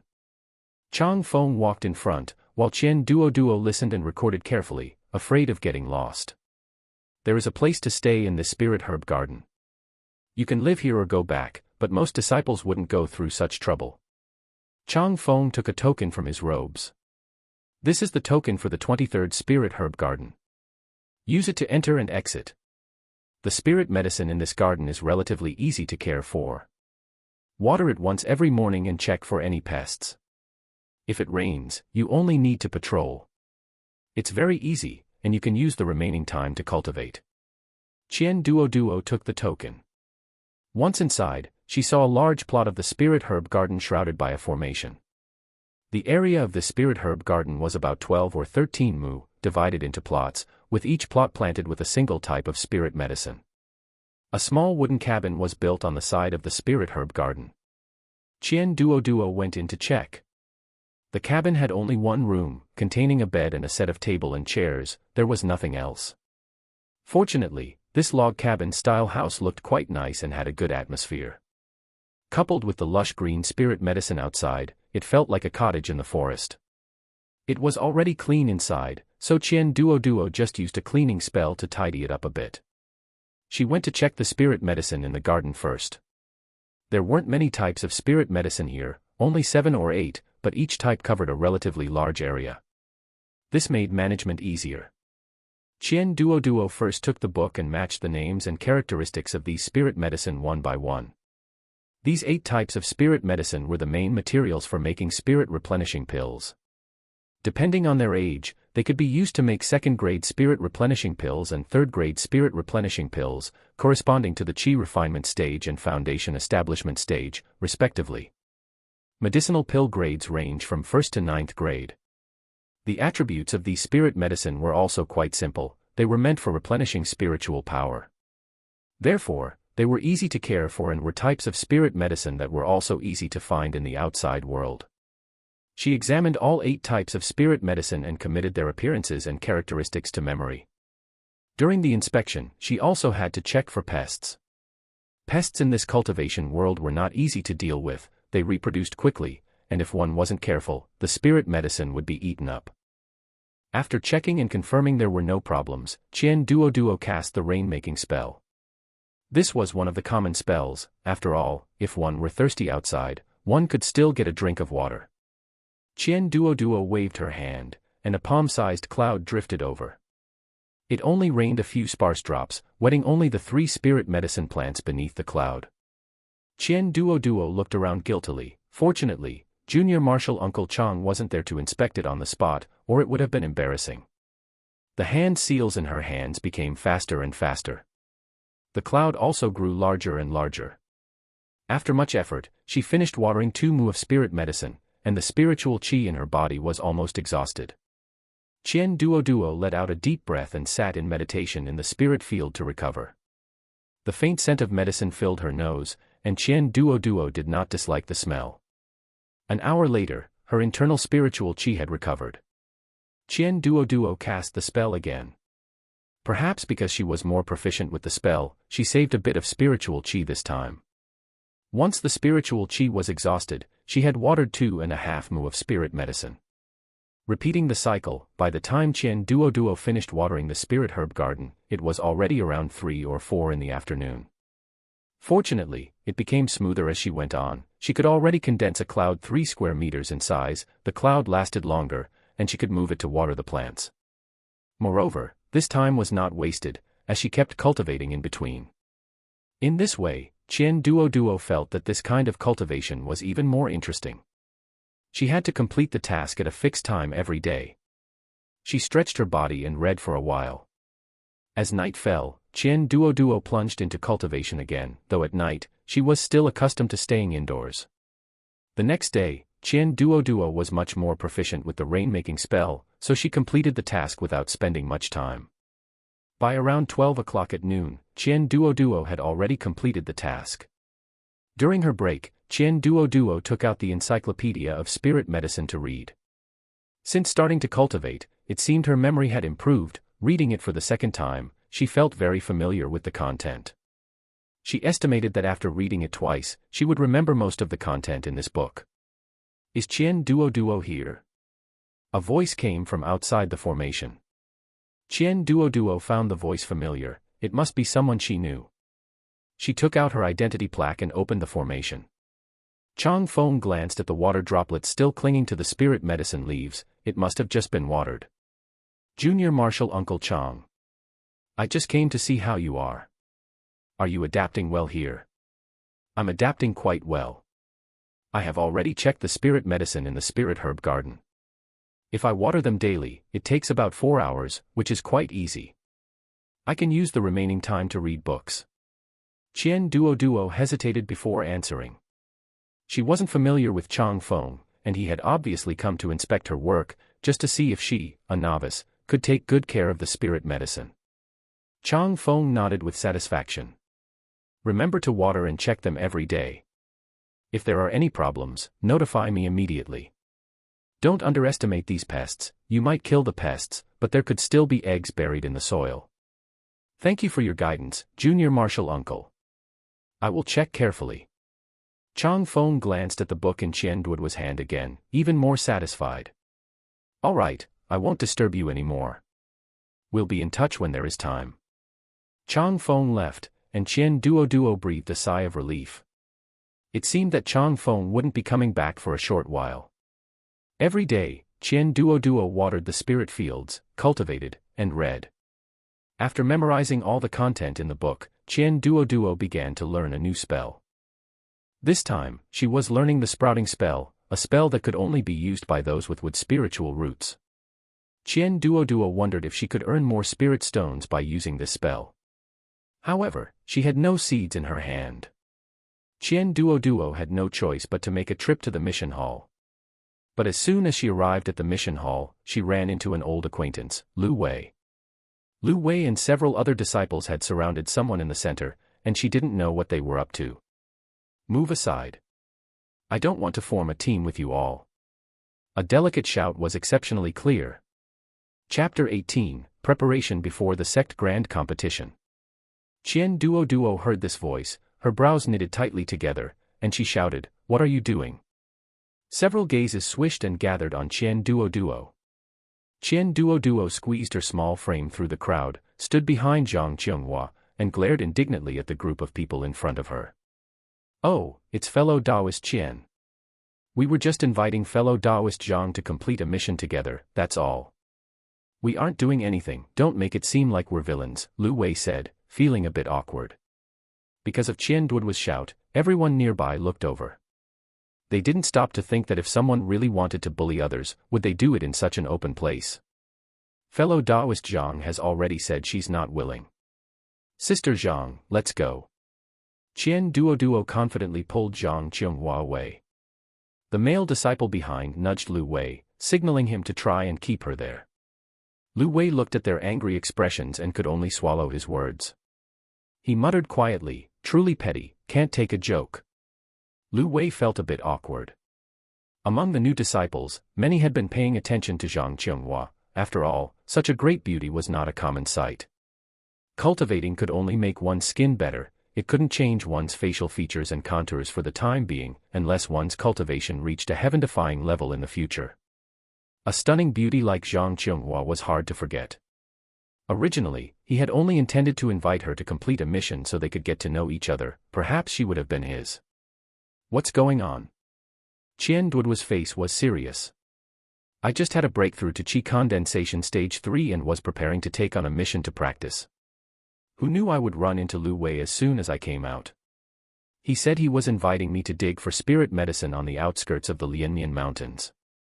I knew my cultivation was low and I didn't have any spells yet, so I didn't agree. That's when I met you. Zhang Qinghua didn't know why she felt a bit guilty, even though she was clearly older. The Lianmian Mountains were the mountain range right outside the Hunyuan sect. Just like their name suggested, they were continuous and endless, acting like a natural barrier. The outskirts were basically filled with Yao beasts of the Qi refinement stage. These people were only at Qi refinement stage 2 or 3, yet they wanted to rely on their numbers to pick spirit medicine. Weren't they just going to their deaths? Qian Duoduo was stunned for a moment. Was that it? She had thought she'd encountered bullying. Then go pick a mission. I came to buy some spirit medicine seeds to practice on my own, Qian Duoduo said. The mission hall had portable spirit medicine fields, but they were very expensive, at least several thousand spirit stones. That was nothing Qian Duoduo could aspire to right now. Currently, she just wanted to plant the seeds in flower pots and practice the growth spell. Where will you plant them? Why not plant them in the courtyard? If nothing unexpected happens, we'll be living in the courtyard for over 10 years. Spirit medicine grown for 10 years is valuable too. By now, neither of them was a cultivation novice, they knew a lot of common knowledge. Qian Duoduo thought that made sense. She had originally planned to buy a little, but now she would buy more seeds. She also had to set up a formation, and buying the formation plate would be another expense. Qian Duoduo suddenly felt very poor and had no spirit stones. Today she could only buy seeds, and she bought ones that were easy to grow, the same spirit medicine she took care of in the spirit herb garden. After Qian Duoduo finished selecting the seeds and came out, she saw Zhang Qinghua frowning, staring at the missions with a serious expression, as if nothing caught her eye. Sister Zhang, how is the selection going? Sigh, my cultivation is still too low. Do you think I should go look after the spirit herb garden like you? That's fine. You can learn about more spirit medicine, and when our cultivation is higher, we can go out and dig for spirit medicine too. Qian Duoduo thought that was no problem. If it weren't for their cultivation being too low, Qian Duoduo would have suggested that Zhang Qinghua go to Sword Mountain to learn sword practice. Just like that, Zhang Qinghua entered the spirit herb garden more than a month after Qian Duoduo. In the spirit herb garden, Qian Duoduo took out a seed of the replenishing spirit grass. On the open ground next to the wooden house, she found a spot and buried 3 seeds. She sprinkled some water. She cast a spell with both hands, and a stream of spiritual qi headed toward the 3 seeds. Then, there wasn't much change. And Qian Duoduo's spiritual qi had already been more than half consumed. She cast the spell again, and all of Qian Duoduo's spiritual qi was exhausted. The spirit medicine in the ground only just barely sprouted a tiny bud. If her eyesight hadn't improved after cultivating, Qian Duoduo wouldn't have even been able to see it. No wonder no one got rich by planting spirit medicine, the cost was too high and the effect too small. And this was just the most common and ordinary spirit medicine. After returning to meditate, Qian Duoduo would force the spirit medicine to grow whenever she had nothing to do, or she would cast the rain-making spell, or cultivate other common spells, such as the cleaning spell, fireball spell, and so on. She would wait until the spiritual qi in her body was exhausted before cultivating again. She felt that this method of cultivation was not only not boring, but the speed of cultivation also seemed to have become faster. For 3 consecutive months, Qian Duoduo finally finished her mission. Carrying the 10 freshly earned contribution points, she bought the cheapest defense array formation plate. In the small courtyard. In the empty spirit field, there were only the 3 spirit medicine plants that Qian Duoduo had planted. After 3 months of forced ripening, these 3 spirit medicine plants had grown into small seedlings, so it didn't look like just a patch of yellow soil anymore. Sorting the spirit medicine for planting, Qian Duoduo first planted 2 spirit medicine fields. Just for the spirit medicine in these 2 fields, forcing them to mature once a day would drain her internal spiritual power several times over. After unremitting efforts, 20 days later, the 2 spirit medicine fields already had seedlings, a patch of emerald green spirit medicine sprouts. Qian Duoduo had now mastered her spells quite well. She planned to learn a set of sword technique and a set of movement technique so that she could be safer when going to the Lianmian mountains to pick spirit medicine. But before Qian Duoduo could go look for a cultivation technique, the sect issued a notice. In 1 month, new disciples would participate in the sect grand competition. Although it was called the sect grand competition, it was actually a sect assessment. It was to urge the new disciples to cultivate. Every 50 years, after new disciples entered the sect, they needed to undergo 4 sect grand competitions, 1 year after entry, 3 years after, 5 years after, and 10 years after. After these 4 times were over, they would no longer be considered new disciples, and then they would participate in the sect grand competition for the entire sect. Unless there were special circumstances, the sect grand competition for the entire sect was basically held every 10 years. This was to check the cultivation situation of the sect disciples, and it was also a self-check for the sect disciples. If their talent was limited, they could also go down the mountain early and enjoy life. Time goes by so fast. It's already been almost a year. Qian Duoduo had almost forgotten about this matter. Looking at the notice on her identity badge, Qian Duoduo asked how much longer Zhang Qionghua's mission would take. Zhang Qionghua's mission in the Spirit Herb Garden had more than 20 days left, which would not affect the sect grand competition. Taking out all her assets, Qian Duoduo counted them. She still had 42 spirit stones. Leaving 12 spirit stones for backup, she had 30 spirit stones left. She didn't know if she could buy a sword technique book. Thinking of the sect's discount for new disciples. New disciples got a 20% discount. She could go and try. Qian Duoduo took all her assets and prepared to take a gamble. As it turned out, a yellow rank sword technique required 50 low-grade spirit stones and 25 contribution points. Chapter 19, The First Grand Competition, Part 1. Qian Duoduo could only borrow spirit stones from Zhang Qionghuo, preparing to buy a sword technique manual. Zhang Qionghuo was a bit wealthier than Qian Duoduo, as she didn't need to supply a formation for a spirit medicine field, so she lent Qian Duoduo 8 spirit stones.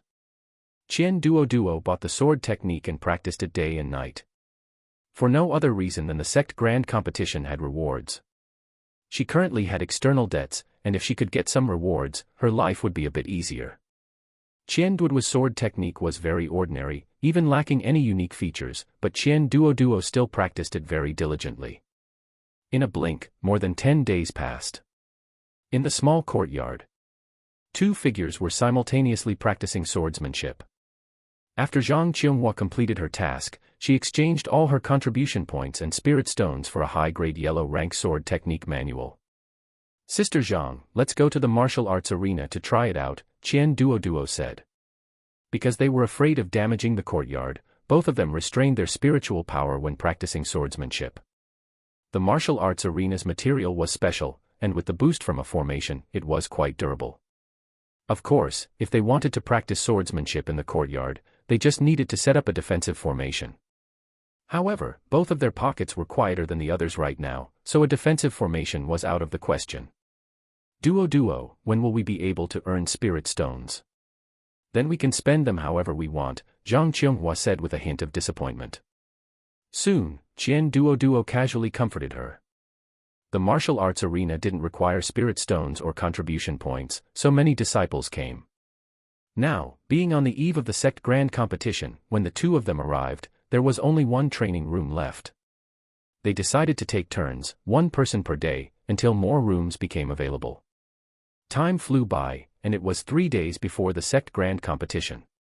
First came registration, which required cultivators to be at least Qi condensation stage 3 or above. Otherwise, cultivators below Qi condensation stage 3 wouldn't even know spells, so how could they attack? They would only be able to stare blankly on the stage. After registration, a total of 137 people had signed up. Zhang Qianhua's number was 48, and Qian Duoduo's was 38. Looking at their numbers, both felt a bit unlucky and didn't mention it. Qian Duoduo felt a bit of pressure. As for the rewards, the top 100 would receive 50 spirit stones, the top 50 would receive 50 contribution points, and the top 10 would receive 100 contribution points. The first place winner would receive a low-grade earth rank cultivation technique. Qian Duoduo's lowest goal for herself was to enter the top 100. It would be even better if she could enter the top 50. As for the top 10, Qian Duoduo hadn't considered it. There was no way, the top 10 would definitely be single spiritual root cultivators. It was said that single spiritual root disciples were basically all at Qi refining stage 4 by now, and a few formidable ones were already at Qi refining stage 5. And Qian Duoduo currently had no advantage. At most, she could suppress cultivators who had just entered Qi condensation stage 3. After registering, the martial arts arena suddenly had a lot of empty spaces. Qian Duoduo and Zhang Qianhua each took a room, cultivating all day.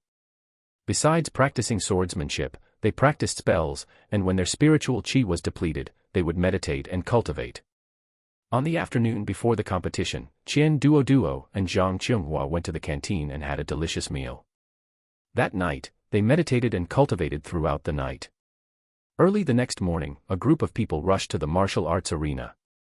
Because it was a competition for Qi refinement stage 3, 4, and 5 cultivators, the spells they knew were relatively simple. So the rules of the competition were also very simple, a free-for-all. 137 people would go on stage simultaneously. The first one knocked off the martial arts arena would be number 137, the second would be number 136, and so on. The longer one stayed on stage, the higher their ranking. Qian Duoduo and Zhang Qianhua exchanged glances. With such rules, what they feared most were teams. But when they arrived at the martial arts arena, both breathed a sigh of relief. After all, this martial arts arena was enormous, and over 100 people scattered across it looked sparse. Above the front of the martial arts arena stood an elder in a gray robe. This elder had a long, narrow face and prominent cheekbones, exuding an aura of authority without needing to be angry. Fellow disciples, I am Elder Lu Chao, in charge of this competition. I declare the competition open. All disciples, please enter the formation according to your sequence number. Watching the elder speak casually, his voice was exceptionally loud and clear, reaching everyone's ears. Qian Duoduo and Zhang Qianhua exchanged glances, holding their tokens, and entered the arena simultaneously. But as soon as they entered the martial arts arena, as her feet touched the ground, Zhang Qianhua's figure was no longer around Qian Duoduo, replaced by other unfamiliar disciples. Where is everyone? Someone subconsciously shouted out. Everyone around them looked confused. They had clearly entered together, so why was each of them alone now? Qian Duoduo subtly took a step back. This was due to the formation. Even if you entered together, you would be randomly teleported to a different location. Moreover, it seemed that a space formation was used here, making it appear much larger than it looked from the outside. As Qian Duoduo retreated, the male disciple closest to Qian Duoduo smiled triumphantly when he looked at her. Junior sister, looking at you, you're still young. You might as well withdraw from this competition early, he said, then advanced towards Qian Duoduo. Qian Duoduo had gripped her sword the moment she entered. Without the slightest hesitation. After one sword strike, another followed. When the first sword light swept out, the opponent waved his hand, blocking it with his sword, but he was forced back 2 meters, his sword-holding hand throbbing with pain. Before he could react, Qian Duoduo's second sword strike was already upon him. He could only retreat again and again. The sword chi easily tore a mark on his white disciple robe, and a faint red quickly stained the fabric. Qian Duoduo pressed on, continuously unleashing the third and fourth sword strikes. As Qian Duoduo began to act, a few people took advantage of everyone else watching and launched sneak attacks. Shameless, ambushing. Once you're on stage, you're in the battlefield. Whose fault is it that you're slow to react? You. After a string of colorful language. For a time, there were signs of battle everywhere on the field. Amidst the banging sounds, the man's expression flashed with a hint of ruthlessness. Qian Duoduo's moves were too fast. He couldn't react in time at all. At this moment, his body had been cut in many places by sword qi, and his white disciple robe was already stained with blood. Qian Duoduo's expression was serious at this time. Her mind had no extraneous thoughts, only knowing to continuously attack, preventing the opponent from reacting. As the sixth sword strike fell, the opponent was driven out of the formation by Qian Duoduo. When the men fell off the martial arts arena, he realized that the boundary of the martial arts arena had no barrier, only a formation, but this formation had no blocking effect whatsoever. Perhaps because Qian Duoduo's moves were both fast and accurate, no one dared to attack her at this moment. And the other battlefields also slowly began to show changes in victory and defeat. Qian Duoduo held her sword, her small face cold, while continuously circulating her cultivation technique to restore spiritual power. When she had unleashed her sword earlier, Qian Duoduo hadn't conserved any spiritual power, causing half of her internal spiritual power to be depleted. At this moment, outside the martial arts arena, many elders had come to observe. Old Yen, that little girl is quite suitable for your sword peak. Her personality is very decisive, Elder Lu Chao said earnestly. Yen Siming glanced at her. She's still too young to tell, but her personality is very good, suitable to be a sword cultivator. Take her in. Or not. Elder Lu Chao glanced at him and asked directly. Elder Lu Chao was not someone who liked to guess, so he asked directly. I don't plan to take her in at the moment. I'll observe her more. That's right, you haven't taken a disciple in many years. Speaking of which, Gumeng is almost at the golden core stage, isn't he? Elder Lu Chao said with a hint of envy. He had indeed taken in a good disciple. Almost. He's preparing for secluded cultivation recently. Yen Siming seemed to feel that taking another disciple wouldn't be a problem, but it would probably be his last disciple, so he needed to be cautious. He would observe her again in 3 years. If she was suitable, it wasn't impossible. Chapter 20, 12 years old. Meanwhile, an incense stick of time had passed, and most people had already experienced their first battle. There were even fewer people on the arena now, and the distance between individuals had increased. Those standing in the middle positions were basically all cultivators at the Qi condensation stage 4. Qian Duoduo also saw Zhang Qionghua. The distance between them was a bit far. If she were to go over, she would have to pass through quite a few people, making it easy to be attacked. Their eyes met, and Zhang Qionghua shook her head. Zhang Qionghua was rather unlucky. There was still another Qi condensation stage 4 cultivator nearby, and she estimated that she wouldn't be able to hold on for much longer. Qian Duoduo stepped back slightly, moving away from the people around her. She just watched as everyone stopped to rest. Elder Lu Chao's voice rang out again. The match is limited to 1 hour. Will all disciples please decide the outcome as soon as possible? As the voice fell, the people around started attacking each other again. Qian Duoduo's small stature made her look a bit weaker in aura, and it was easier for her to be bullied. Fortunately, the ruthless way Qian Duoduo had attacked earlier had deterred some people. Finally, a male disciple at the Qi condensation stage 3 came towards Qian Duoduo. Qian Duoduo had seen this person before. He used to hang around with Lu Wei. He was also the disciple who said his older brother had entered the sect before him. Fellow Taoist Qian, let's discuss something. If you let me win this round, I will privately give you 50 spirit stones, Fan Qing said confidently. Qian Duoduo shook her head. No need. Things you want should be fought for openly and honestly. In fact, Qian Duoduo felt that this person must know some inside information to say that, and she didn't dare to show mercy. If she were discovered, she wouldn't just lose out on the spirit stones, but what if she got punished too? In reality, Fan Qing just wanted to earn some favor in front of the elder. What if he happened to be noticed?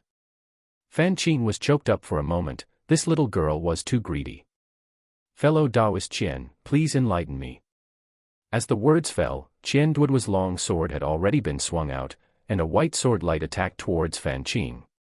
As a result, Fan Qing waved his hand, and a yellow talisman was stuck to his body. When the first sword light attacked, a huge spiritual qi shield appeared on Fan Qing's body, firmly enveloping him within it. When Qian Duoduo's sword light hit the spiritual qi shield, it only trembled, without any change at all. "Little girl, do you know what this is?" "It's a defense talisman my brother gave me." "I estimate your sword technique can't break it," Fan Qing said triumphantly, lifting his head and scanning Qian Duoduo up and down. Qian Duoduo was expressionless. She followed up with the second sword strike, the third sword strike. This set of sword technique consisted of 7 strikes in total. If she couldn't win after 7 strikes. Before Qian Duoduo could think any further, Fan Qing's expression changed drastically, shocked by Qian Duoduo's fast, accurate, and ruthless sword technique. Actually, to ensure fairness in the competition, even if one could use talismans, they could only use grade 1 talismans, unless they were self-drawn, in which case there was no restriction on rank. This grade 1 talisman could only withstand 5 strikes. There were 2 talismans in total, and he had just used one to win earlier, so now he only had this one left. Fan Qing clumsily swung the long sword in his hand, preparing to counterattack. As a result, his sword swing was too slow. Before a single strike could be swung out, he was forced to retreat continuously by the sword light from Qian Duoduo. 5th strike, Qian Duoduo muttered softly. She swung her long sword and took 2 steps forward. When she swung the 6th strike, she looked up and saw that the defensive spiritual qi shield covering Fan Qing's body had completely shattered. "Wait." Before Fan Qing could finish his sentence, his body was slashed by the long sword. Stinging pain. Red blood sprayed out. "It's over, I'm bleeding so much. Brother, save me." Fan Qing shouted loudly. "It's just an injury to your arm. Just go down and stop the bleeding, and it'll be fine," Qian Duoduo said. Seeing such a bloody scene for the first time, she felt uncomfortable for a moment. The battle with that other disciple earlier had only resulted in some small wounds. Oh. "I'm going down to find my brother," Fan Qing said, jumping off the competition stage with red eyes. Seeing this scene, Qian Duoduo couldn't help but want to laugh. This move by Qian Duoduo made the people around her not dare to step forward. This caused some of the half-grown children on the arena to breathe a sigh of relief. They didn't have to worry about being targeted. Qian Duoduo looked for Zhang Qionghua's figure again, but she was no longer visible. She was likely knocked off the competition stage. At this moment, the battles on the stage had entered a white-hot stage. One attack was faster than the next. Qian Duoduo was also quickly targeted. The opponent was also at the Qi condensation stage 4, but now Qian Duoduo only had 30% of her spiritual qi left in her body. "Fellow Taoist, please wait a moment, let me count how many people are left on the stage." The man was stunned, seeming to understand. "Don't worry, there are definitely fewer than 50 people. If you can't make it into the top 10, you can safely leave the stage." At this time, Qian Duoduo roughly counted, and the number of people was in the 30s, definitely not exceeding 40. "I hope fellow Taoist will show mercy." Qian Duoduo swung her sword, then followed with another. After swinging the second strike, she saw the other party easily block it. Without hesitation, she turned around and jumped off the martial arts arena. Meanwhile, as soon as Qian Duoduo left the stage, a disciple was responsible for registering the numbers. Number 38, ranked 32nd. You may go to the mission hall to collect 50 contribution points. Senior brother, can I go collect them now? Although Qian Duoduo's spiritual qi was depleted and she looked a bit listless, her eyes were still bright. Of course you can. Go ahead.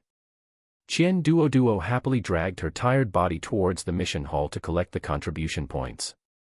At night, Qian Duoduo was cultivating when suddenly the spiritual qi around her fluctuated continuously. This was a sign of a breakthrough.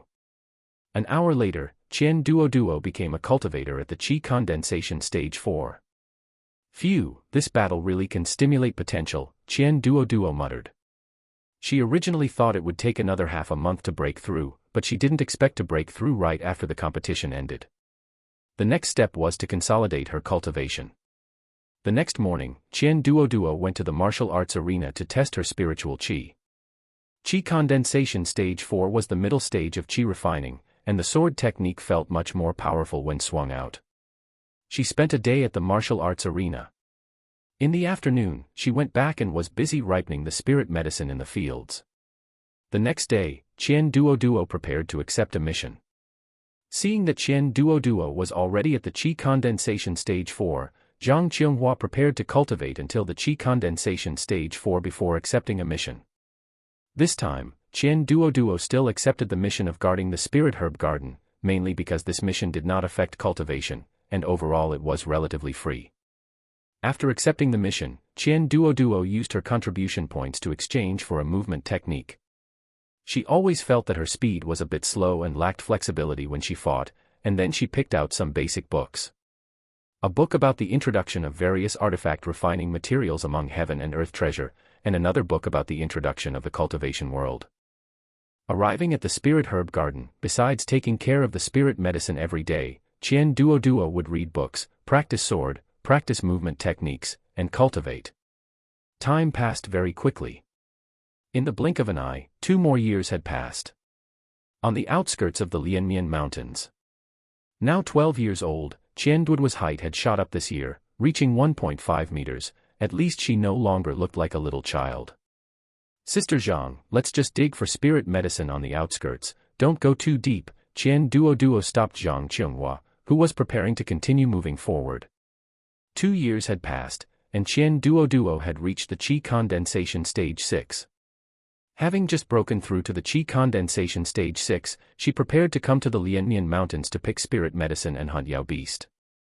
Zhang Qionghua was still 1 step slower than Qian Duoduo and was now a cultivator at the qi condensation stage 5.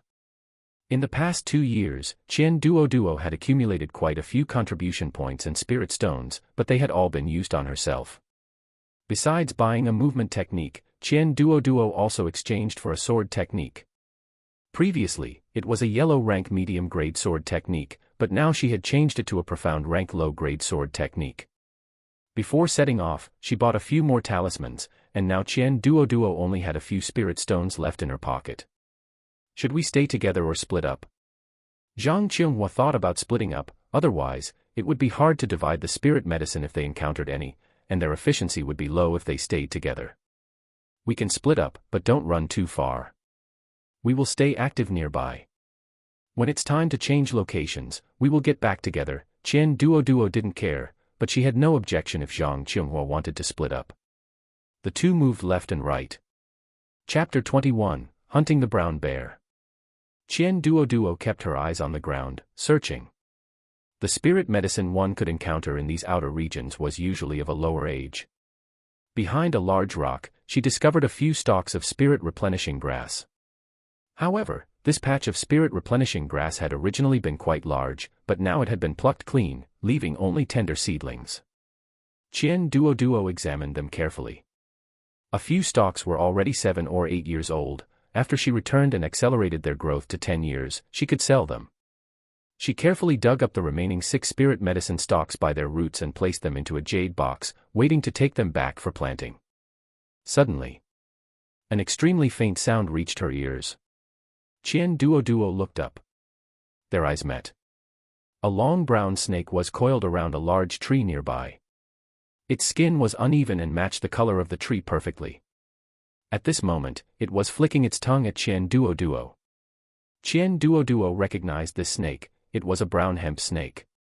It was non-venomous during the qi refinement stage but became poisonous upon reaching the foundation establishment stage.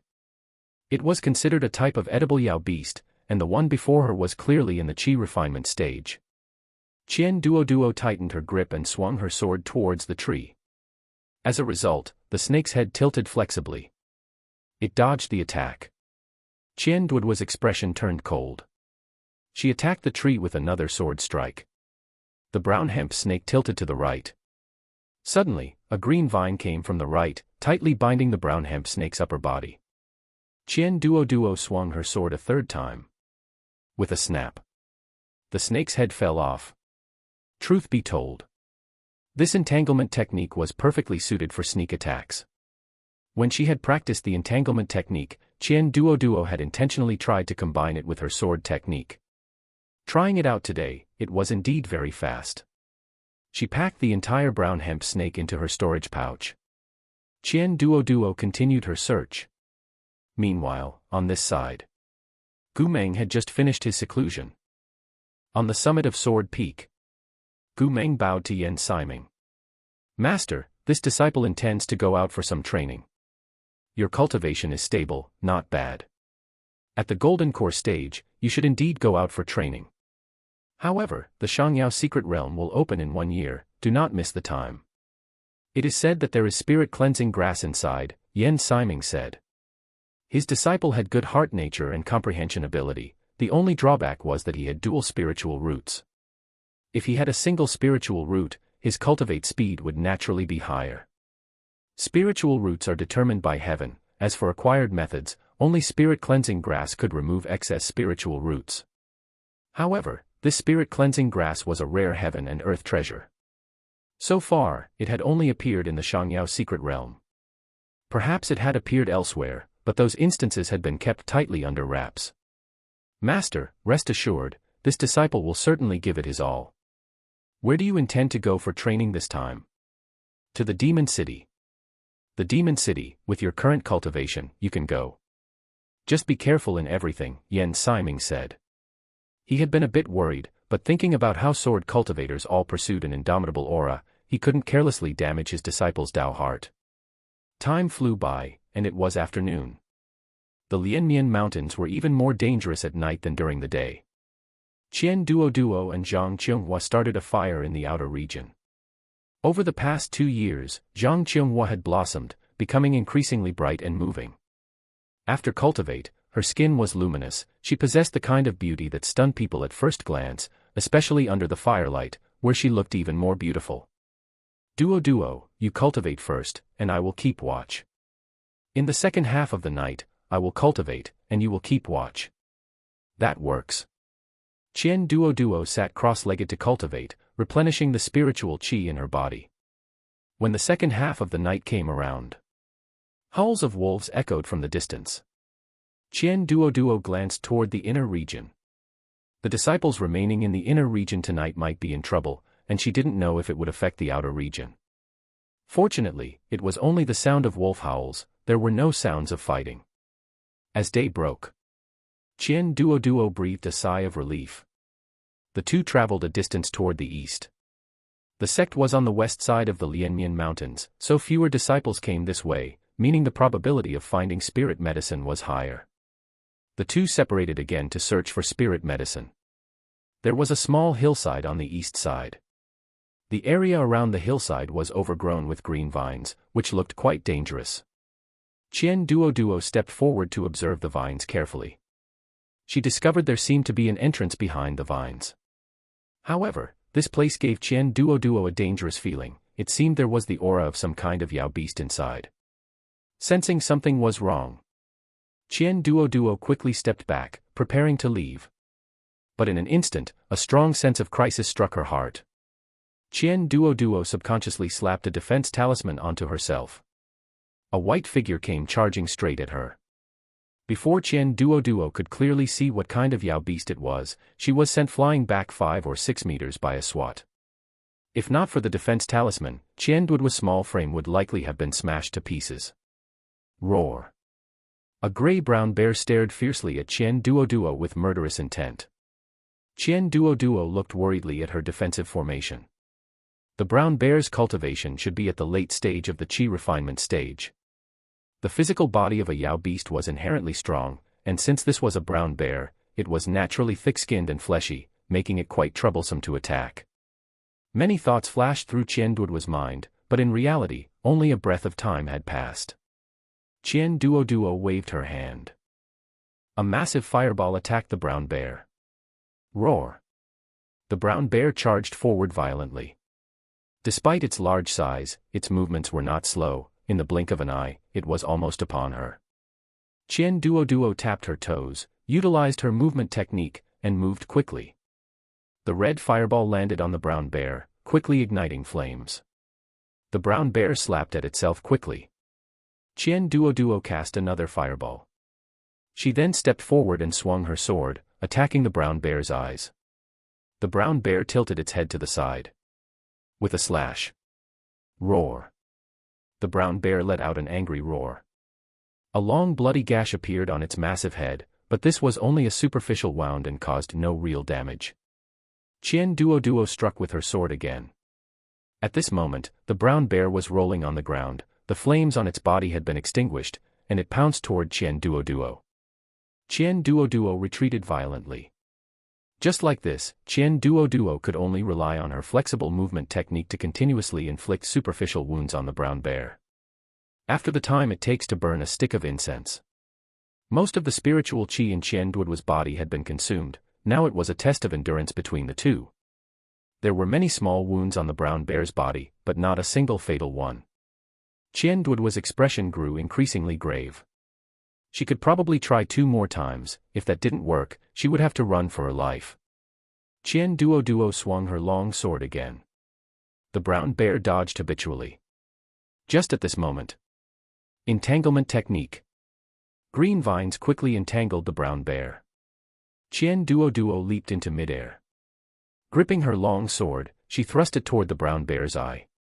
With a squelch. The long sword pierced into the bone. Roar. The brown bear swung its paws violently. Qian Duoduo didn't have time to react and was swatted by a paw. With a crack. The defensive formation shattered. Qian Duoduo fell to the ground. The brown bear's head had been pierced by the long sword, and it was now in the throes of death, flailing its paws constantly, ripping up chunks of turf from the ground. The trouble was that the long sword issued by the sect was still stuck in it. Qian Duoduo stood up. Suddenly, the struggling brown bear turned around, preparing to flee. Without time to think, Qian Duoduo waved her hand. She threw a yellow talisman toward the brown bear's head. With a bang. The brown bear finally collapsed. Qian Duoduo exerted effort to pull out the long sword. She put the brown bear into her storage pouch and used the cleaning spell to clean herself and the surrounding bloodstains, so as not to attract other Yao beasts. Qian Duoduo walked to the entrance of the cave and cut away all the vines that were blocking it. The scene inside the cave was clear at a glance.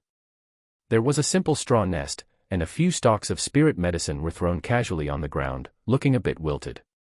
Qian Duoduo took the spirit medicine in her hand and nourished it with spiritual qi. Seeing the spirit medicine revive, she then placed it into a jade box. It must be said that Yao beasts were good at finding spirit medicine. The spirit medicine found in the brown bear's cave was all over 10 years old. She also saw a storage pouch, likely from some unlucky disciple who had been finished off by the brown bear. This ownerless storage pouch was easily opened. Inside, there were only a dozen or so spirit stones, a book on basic talisman, a talisman brush, and a stack of talisman paper. It seemed this disciple had been preparing to learn how to draw talismans, but unfortunately, they didn't have time. Qian Duoduo sighed, truly feeling the danger of the Lianmian mountains. She transferred the items inside to her own storage pouch. She notified Zhang Qionghua and asked her if she wanted to return. Now, the spiritual qi in Qian Duoduo's body was mostly consumed, and staying here was a bit dangerous. Mainly, she had gained quite a lot this time and couldn't be too greedy. Zhang Qionghwa's clothes were stained with a bit of blood, and her hair was a little messy. It looked like she had also fought a bitter battle just now. The two walked cautiously toward the sect. Only after entering the sect gate did the two of them breathe a sigh of relief. Chapter 22, Canteen Cook. Qian Duoduo and Zhang Qionghua headed straight for the mission hall. Qian Duoduo kept the few spirit medicine plants that had not reached 10 years of maturity, and sold all the remaining spirit medicine and Yao beast parts to the mission hall. In one round trip, she earned 57 spirit stones. Considering it only took 2 days, the harvest was quite good. Qian Duoduo bought another bottle of Yao beast blood, preparing to go back and draw talismans. Talisman making was a relatively low-cost skill. Originally, Qian Duoduo had planned to wait until she reached the 7th level of qi refining, which is the late stage of qi refining, before learning to make talismans, saving up some spirit stones to buy a pill furnace. However, since she had picked up the relevant books and materials today, Qian Duoduo decided to start on talismans right away. Duoduo, this trip earned us 20 or 30 spirit stones. That's much more than what we earn from completing missions, Zhang Qionghua remarked with emotion. Of course. Look at how simple and safeguarding the spirit herb garden was, it didn't even affect our cultivation. Going out earns more, but it's also dangerous. Opportunity and danger go hand in hand, it all depends on one's own choice, Qian Duoduo said cheerfully. Aside from her cultivation, perhaps only spirit stones could give Qian Duoduo a sense of security. Zhang Qianghua sighed. For the first dozen years or so, everything had gone smoothly, and she had never been troubled by money.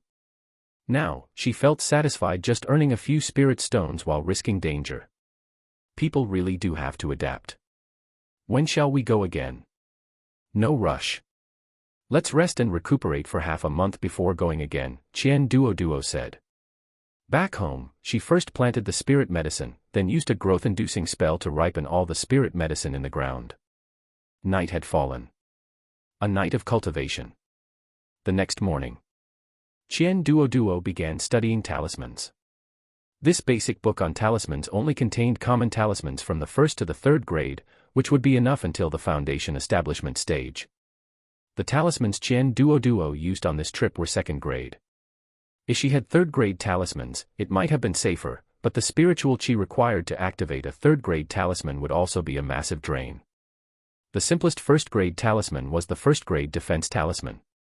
Drawing a talisman was relatively simple. One needed to infuse spiritual qi into the talisman brush, dip it in Yao beast blood, and trace specific patterns on the talisman paper.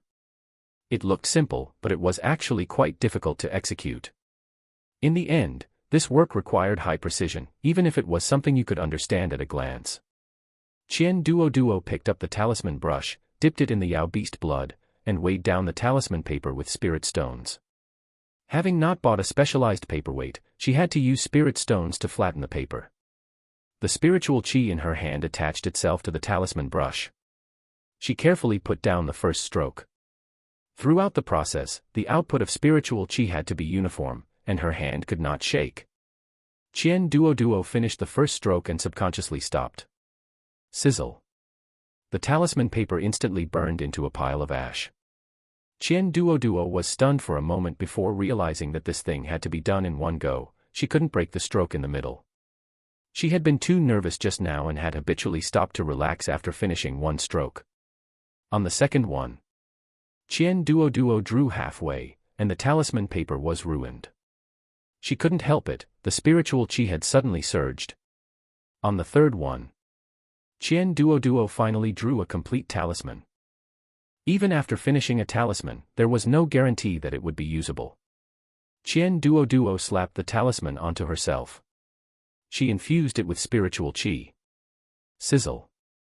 The talisman burned up. Ah. Qian Duoduo hurriedly swatted the burning talisman paper off herself. Zhang Qianghua happened to be coming out of her room. Did you buy a defective talisman? No. I'm learning to draw talismans. Qian Duoduo looked at her fingers, which were stained with soot and had turned gray. You've already started learning to draw talismans. You're putting pressure on me. I'm still just thinking about reaching the 6th level of qi refining in the next 3 months.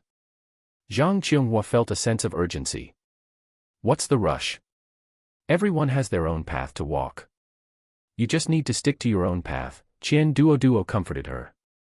Zhang Qianghua didn't know what path she was actually walking. She had been in the sect for 3 years, and she was just taking it one step at a time. Focus on your cultivation. In another year, it'll be the assessment again. We must seize the opportunity to make a big profit, Qian Duoduo said.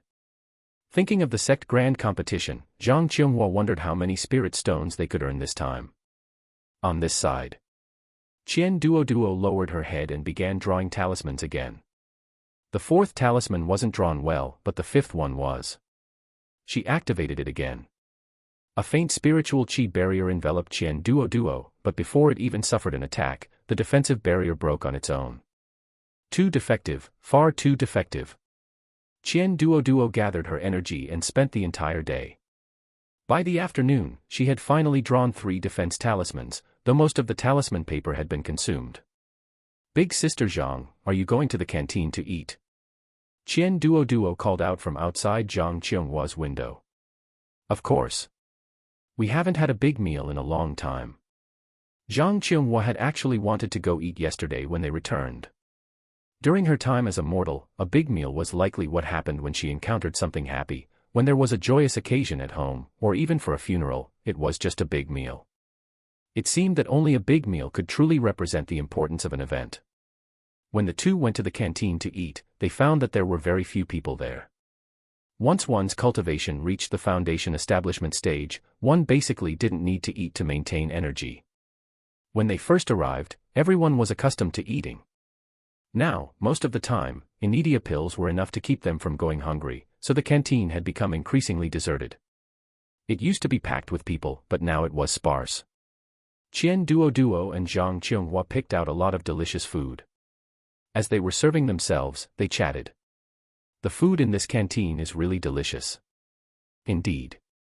In any case, in all my years as a mortal, I've never eaten such delicious food, Zhang Qianhua commented. If you like it, eat more. You can also put some in your storage pouch to eat slowly. In another year, this canteen won't be open anymore. The cook was a cultivator at the Qi refinement stage. He was slightly plump and looked just like a cook, though he appeared to be 50 years old. His life would likely remain as it was.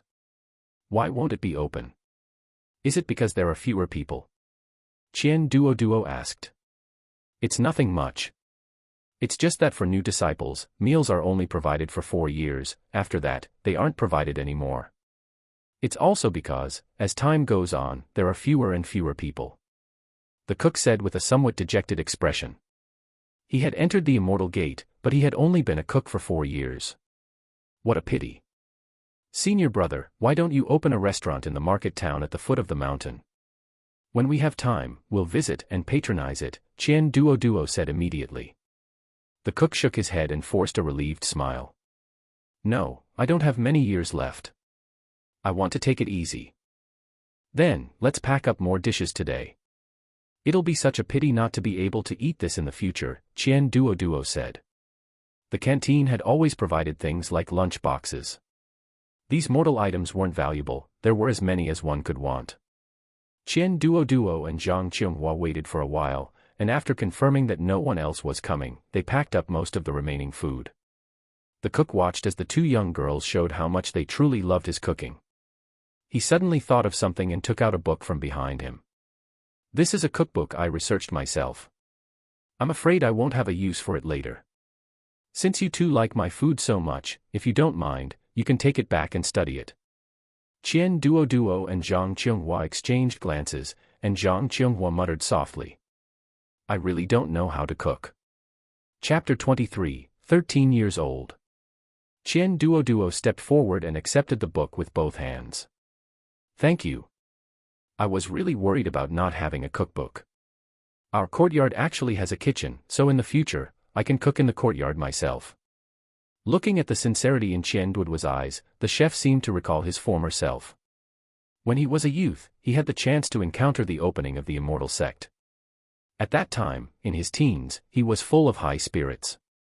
Even though he knew he had the worst aptitude with 5 spiritual roots, he refused to admit defeat and insisted on entering the sect.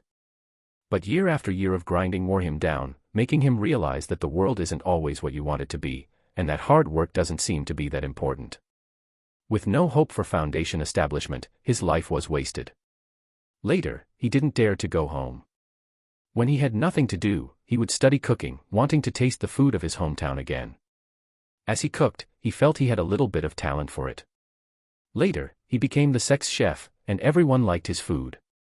It seemed his life finally had some meaning. You can cook, but don't let it delay your cultivation. Thank you for your guidance, senior brother, Qian Duoduo said, bowing with both hands held together. After returning, Qian Duoduo summoned her courage and finished drawing all the remaining talisman paper. She ended up with about a dozen grade 1 defense talismans. The next day, Qian Duoduo went to sell the talismans. Grade 1 defense talismans sold for 1 spirit stone per 2, making a total of 6 spirit stones. However, a stack of talisman paper cost 8 spirit stones, and Qian Duoduo bought 3 stacks. Calculating the costs, she hadn't even made back her capital. It was her first time doing business at a loss.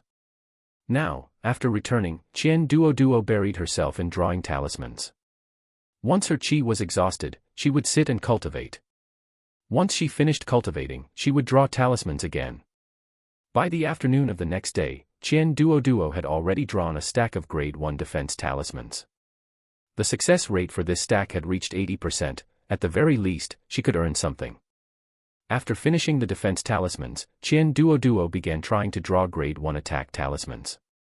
Just like that, by learning new talismans intermittently, she wasted quite a bit of talisman paper, but fortunately, she succeeded in the end. Overall, she still made a small profit.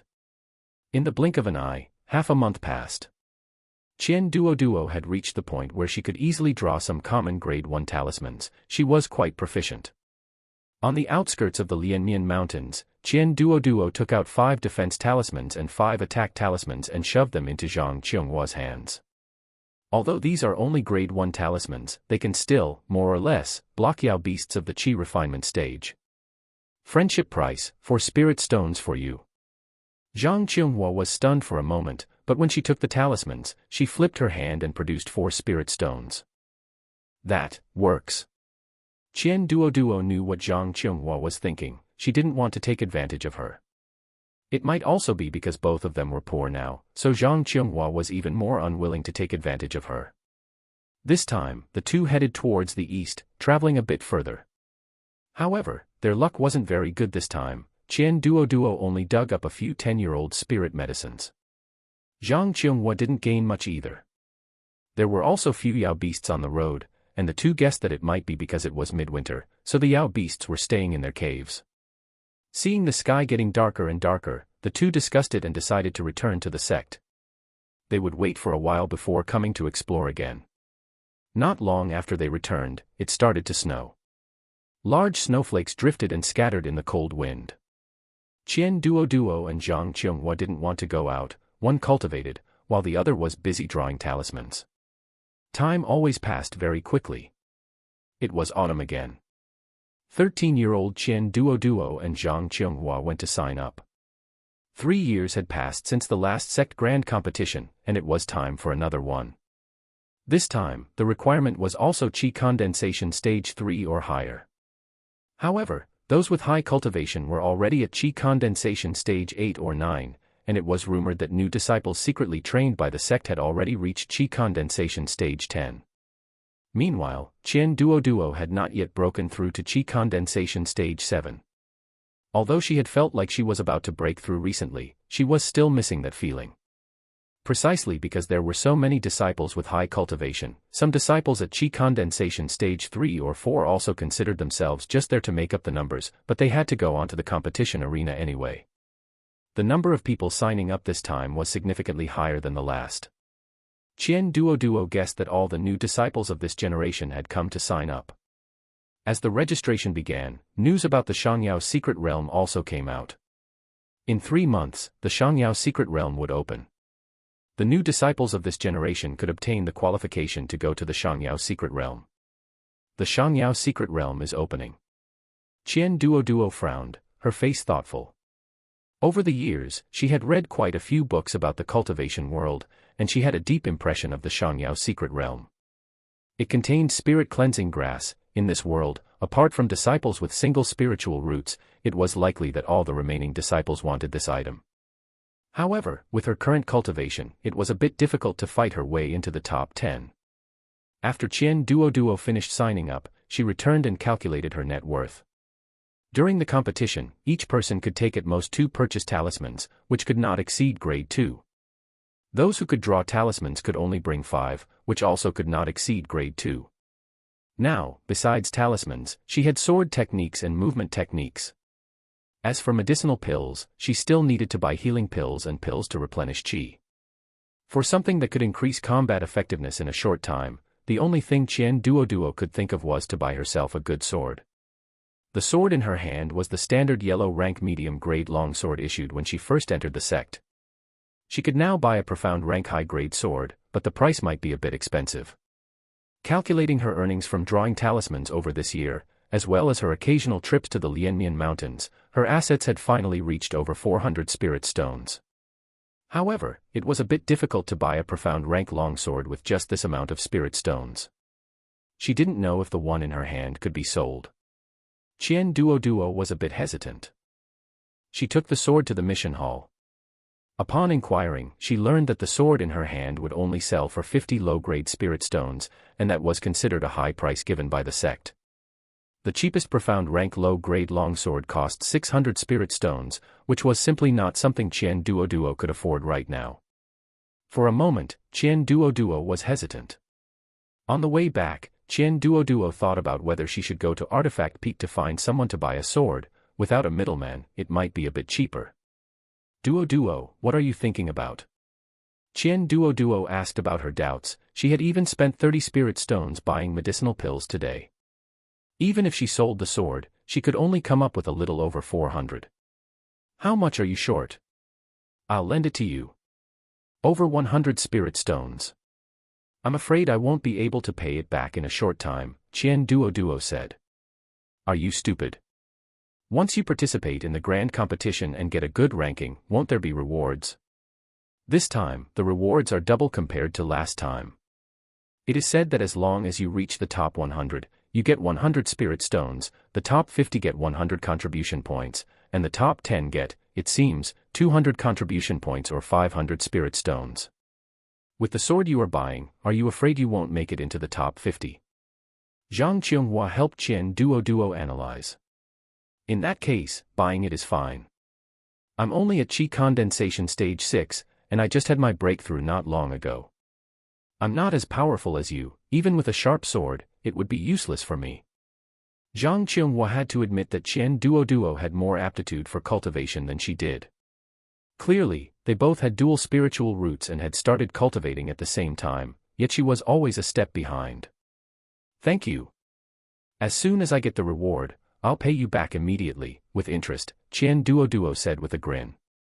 Taking the more than 100 spirit stones borrowed from Zhang Qianghua, Qian Duoduo bought a profound rank low-grade longsword. She refined the longsword and then practiced with it. 3 days passed in a flash. This time, the first round of the competition was still a melee. As long as she was among the last 100 left in the competition arena, that would be enough.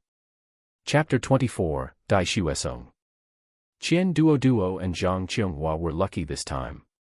When the two were teleported to the arena, they were only about 40 meters apart. Running quickly to meet up, the two joined forces and barely managed to remain on the arena. The second round of the competition was a points-based tournament with groups of 10. The higher the points, the higher the ranking. In the group where Qian Duoduo was placed, there was a cultivator at the 8th level of Qi refining.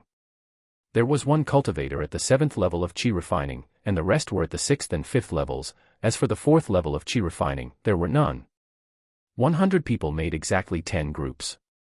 10 arenas were in operation simultaneously. The first place of each group would be in the top 10, and these top 10 would then be ranked. Qian Duoduo's sequence number in this group was towards the back. However, in this group, Qian Duoduo also saw an acquaintance. Lu Wei had now reached the 5th level of Qi refining. It seemed he had some luck. Ever since Zhang Qianghua and Qian Duoduo rejected Lu Wei's invitation to join forces, the few of them hadn't met for a long time. The Hunyuan sect was neither particularly large nor small, but they had simply never run into each other.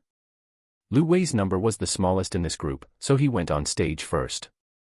In the first match, he went up against the cultivator at the 8th level of Qi refining and was knocked off the stage. The 8th level Qi refining cultivator was a woman dressed in black, looking exceptionally dashing. Everyone had to win 2 matches to step down, or the loser would automatically step down. Therefore, this dashing woman needed to fight one more match, and the person after her happened to be a cultivator at the 7th level of Qi refining. Afterward, Qian Duoduo watched for a long time before it was her turn. Her first match was against a disciple at the 6th level of Qi refining. This disciple had just finished a fight and had consumed most of his spiritual qi, so naturally, he didn't last many moves in Qian Duoduo's hands before stepping down. A number 1 appeared on her identity token. Now it was Qian Duoduo's turn to fight the second match. Fortunately, she hadn't consumed too much spiritual qi in the previous match. As long as her luck wasn't too bad, it shouldn't be a problem. Next, another person came up. Qian Duoduo looked at the disciple at the 5th level of Qi refining. The opponent seemed to realize he was no match for her and bit the bullet, saying, "Please, enlighten me." Qian Duoduo didn't stand on ceremony either. With 2 sword strikes, she forced him off the stage. Just like that, she would rest for a while and then compete for a while. In between, she also went to watch Zhang Qionghua's match, but the 2 competition arenas were quite far apart. Fearing she might miss her own match, Qian Duoduo left after watching one of Zhang Qionghua's matches. The competition lasted from morning until noon. Qian Duoduo had also fought 4 matches and earned 4 points. As the afternoon progressed, everyone's energy was depleted more severely. With long periods of mental tension, it was inevitable to feel exhausted. The people going on stage were no longer as swift with their sword strikes. Qian Duoduo stopped paying attention to the arena, instead finding a corner to close her eyes and rest for a while. This way, she wouldn't miss her own match.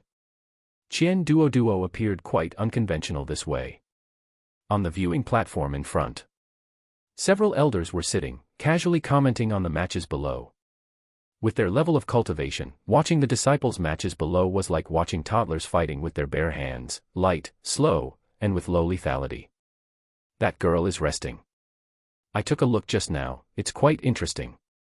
Whether the opponent is at the same 6th level of Qi refining or a weaker 6th level, she goes all out, knocking people off as soon as she gets on stage. This ruthlessness, dare I say, it has a bit of your shadow. Elder Lu Chao was not usually a talkative person. It was just that seeing Qian Duoduo reminded him of Yan Siming when he was young, who was also like this, carrying a sword, not saying much, but once a match started, regardless of the opponent, he would fight with full force. This fighting style resulted in no disciples daring to provoke him. Later on, the number of people provoking Elder Lu Chao increased. A person who was originally talkative was forced into becoming a cold-faced king of hell. Yan Siming watched Qian Duoduo, who was currently replenishing her spiritual qi below the stage, and felt more and more that this youth's heart nature was quite mature. She didn't just appear aloof, she was genuinely recovering her combat strength. This time, he was going to have one more disciple. Qian Duoduo felt a gaze land on her. She opened her eyes and looked around. A curious disciple was looking over, but there was no malice. Qian Duoduo continued to recover her spiritual qi. When the spiritual qi in her body was mostly recovered, she looked up. 2 meters away from her, the woman in black was also sitting and cultivating. In the moment their eyes met. "I hope I'm not disturbing you. My name is Dai Xuesong. Qian Duoduo. No disturbance. You should seize the time to cultivate." There were 2 more matches in the afternoon. Today, Qian Duoduo had won 6 matches. She had originally thought she could rest for a while. Suddenly, she heard her name. She leaped onto the stage. Good heavens, this was that cultivator at the 7th level of Qi refining. The opponent also seemed to have just made a breakthrough not long ago, at least when Qian Duoduo watched the matches earlier, she felt the gap between them wasn't large. The opponent had already experienced one battle and looked a bit tired now. Or rather, among those who had persisted until now, few were not tired, the front line was too long. "Fellow Taoist, please enlighten me." Qian Duoduo cupped her hands in salute. As her voice fell, her long sword was already drawn. Her entire body was like a swimming dragon. She swung her sword twice in succession at the opponent while simultaneously dodging an attack with a sidestep. In the gaps of the fight, she didn't forget to slap 2 defense talismans onto herself. Qian Duoduo had no extra thoughts, she only wanted to knock the opponent off the arena. Her sword moves came one after another without the slightest pause, just like how she practiced normally. As for the opponent's attacks, she dodged them with footwork when she could, and if she couldn't, she endured them head-on. The defense talismans could also withstand 2 or 3 sword strikes. This ruthless fighting style of Qian Duoduo made the opponent struggle greatly. Being even a step slow meant getting slashed by a sword, his counterattacks never landed, and when they did, they only hit her defensive spiritual qi shield. After all, he was just a teenager, and gradually, his sword slowed down. The decline was already apparent. "I concede," the opponent said, panting. There were several gashes on his body, and red blood had stained most of his clothes, looking somewhat terrifying. Qian Duoduo remained calm and composed, her sword speed not even slowing down. Qian Duoduo also breathed a sigh of relief. Although she wasn't panting, the consumption of spiritual qi was truly immense. If the fight continued, she would probably have to rely on hand-to-hand combat. Thinking of this, Qian Duoduo even wanted to learn body refinement. She thought about it and then gave up. She was already a dual spiritual roots cultivator with average cultivation speed. If she dabbled in this and that, her cultivation would be delayed. After stepping off the stage, Qian Duoduo looked at the 7 points on her identity token. There were still 2 matches left, one of which was against that 8th level qi refining cultivator. She might be able to luckily win against a 7th level qi refining cultivator, but that 8th level cultivator seemed to have a better heart nature than her. The afternoon matches ended, they would continue tomorrow morning. After returning, Qian Duoduo took out the spirit replenishing pill she had bought, thinking of making a push tonight to see if she could reach a breakthrough to the 7th level of qi refining. After consuming the spirit replenishing pill, Qian Duoduo began to cultivate. After a night of cultivating, Qian Duoduo couldn't stop the smile on her lips. "You're so happy today, did you encounter something good?" Zhang Qinghua asked when she came out. Qian Duoduo was practicing sword in the courtyard with a smile on her face. "I made a breakthrough to the 7th level of qi refining," Qian Duoduo said. Zhang Qinghua shook her head. Comparing people with each other is infuriating. Arriving at the martial arts arena, Qian Duoduo watched the matches while circulating the spiritual qi in her body to consolidate her cultivation. On the stage were Dai Xuesong and that disciple at the 7th level of qi refining. This time, the 7th level qi refining disciple lost. He lost in just 5 moves. The pleasant mood Qian Duoduo felt in the early morning due to the breakthrough vanished completely. Her expression became increasingly serious. "Next match, number 215, please take the stage." Qian Duoduo leaped onto the stage. Qian Duoduo cupped her hands towards Dai Xuesong. "Please, enlighten me." As her voice fell, the spiritual qi around her body immediately began to boil. Qian Duoduo slapped 2 talismans onto herself. Her entire person was like the sharp sword in her hand, attacking towards the opponent rapidly. With a clash sound, the 2 swords collided, emitting a piercing sound. Both swords were of profound rank low grade. If Qian Duoduo were still holding that yellow rank medium grade sword, it would likely be broken by now. Chapter 25, 9th place. Qian Duoduo took a step back. Then she swung her sword again. 3 consecutive strikes were all parried by her opponent. Both of them were swift in their movements. On the arena, their figures darted rapidly, their swords clashing before immediately separating. They were forced apart once again. Qian Duoduo said seriously, "I have one move, please receive it, fellow Taoist." Dai Xuesong's expression grew more serious, and he infused his long sword with spiritual qi. Qian Duoduo did not step forward but instead swung her sword toward his right side. At the same time, her opponent also struck, a white sword light rushing toward Qian Duoduo. Qian Duoduo seemed to ignore it, simply casting a technique with both hands. Entanglement technique. As Qian Duoduo's voice fell, Dai Xuesong tried to twist his body, but it was already too late. A green vine suddenly erupted from the ground, wrapping around Dai Xuesong. Dai Xuesong's sword light instantly shattered Qian Duoduo's protective spiritual qi shield. Qian Duoduo took a step back but still thrust out her long sword. Clang! The long sword reached Dai Xuesong's face. Dai Xuesong looked down at the vines on his body, then looked up at Qian Duoduo with sparkling eyes. "Your move is amazing." Qian Duoduo stepped forward, the tips of her ears turning red. "It wasn't an honorable victory, just."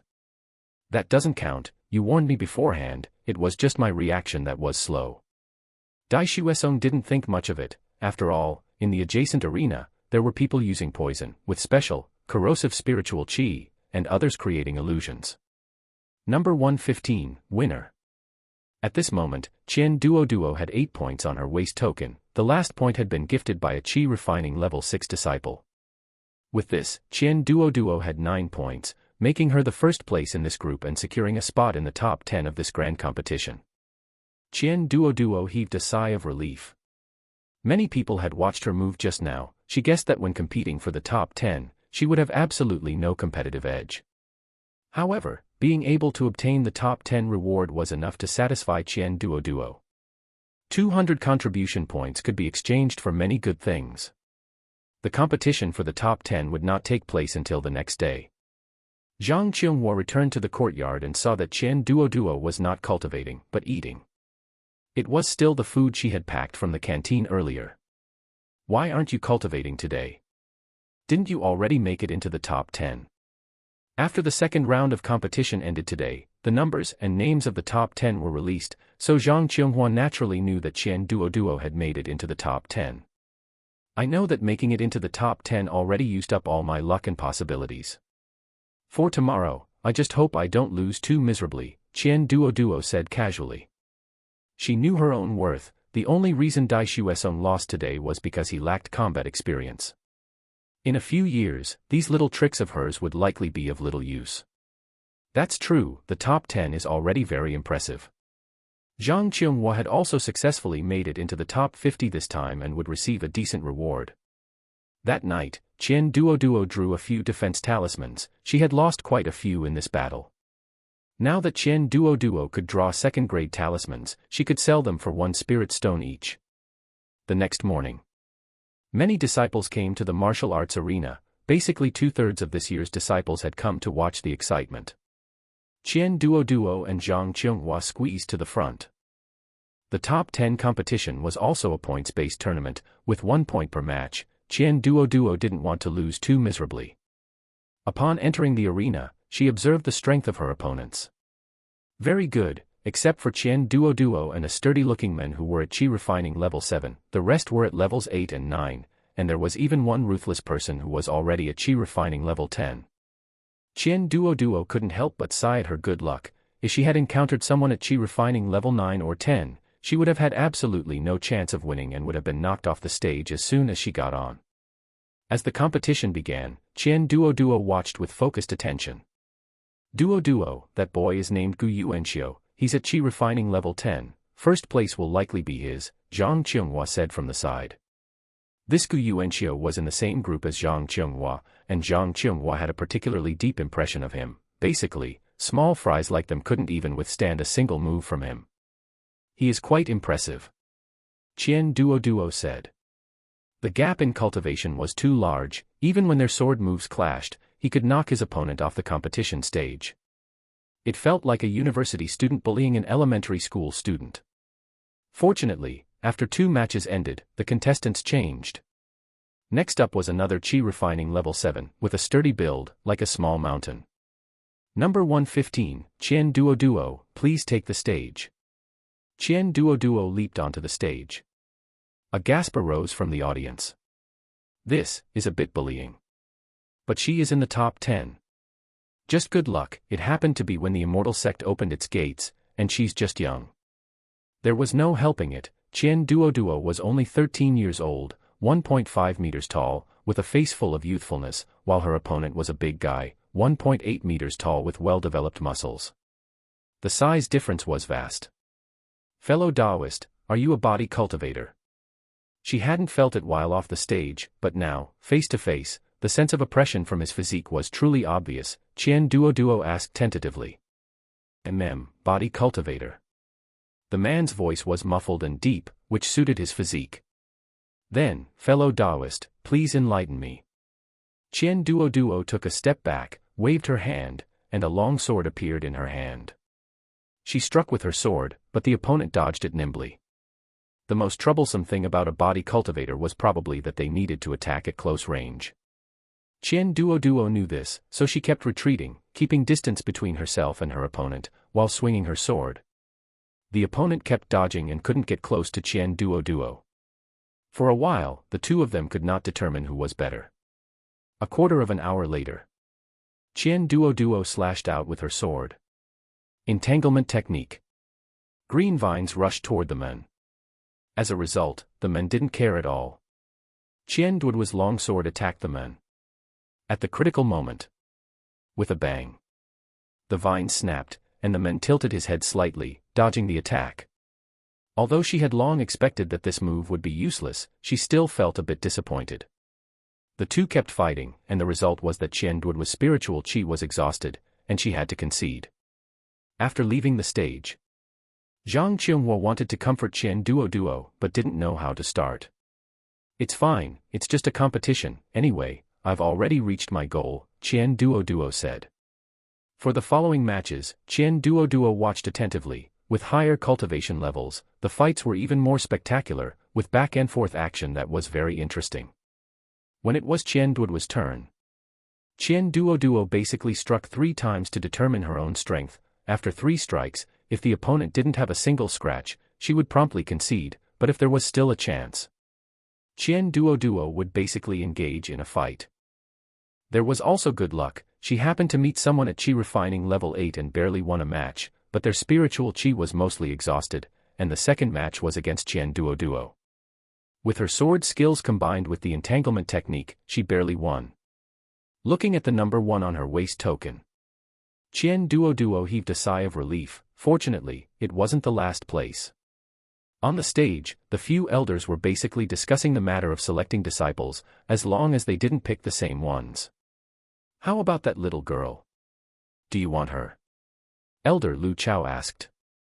"She can be taken as a disciple," Yan Siming said. Previously, he had seen Qian Duoduo's sharpness, but today he saw her understanding of the situation and her self-awareness. There were too many sword cultivators who only knew how to forge ahead, forgetting that when something cannot be done, one must temporarily avoid the sharp edge. In this aspect, Qian Duoduo did very well. When fighting, she was fast, accurate, and ruthless, and when she knew she was outmatched, she immediately stopped and conceded. "Congratulations." "Congratulations on what?" "That good disciple of yours is definitely going to be first place this time," Yan Siming said, looking at Gu Yuanxiu. This person truly had extraordinary talent, his aura was thick, and he would likely go into seclusion to prepare for a breakthrough to foundation establishment as soon as the competition ended. The battles quickly came to an end. During this period, Qian Duoduo also fought Gu Yuanxiu, but after just 1 strike, Qian Duoduo stopped. The gap was too large, and it would just be a waste of spiritual qi. In the end, Qian Duoduo ranked 9th. Chapter 26, My Master, Yan Siming. When it ended, Qian Duoduo prepared to drag Zhang Qianghua to collect their rewards, but someone stopped her. "Qian Duoduo, Elder Yan is looking for you." As the words fell, everyone around looked at Qian Duoduo with envy.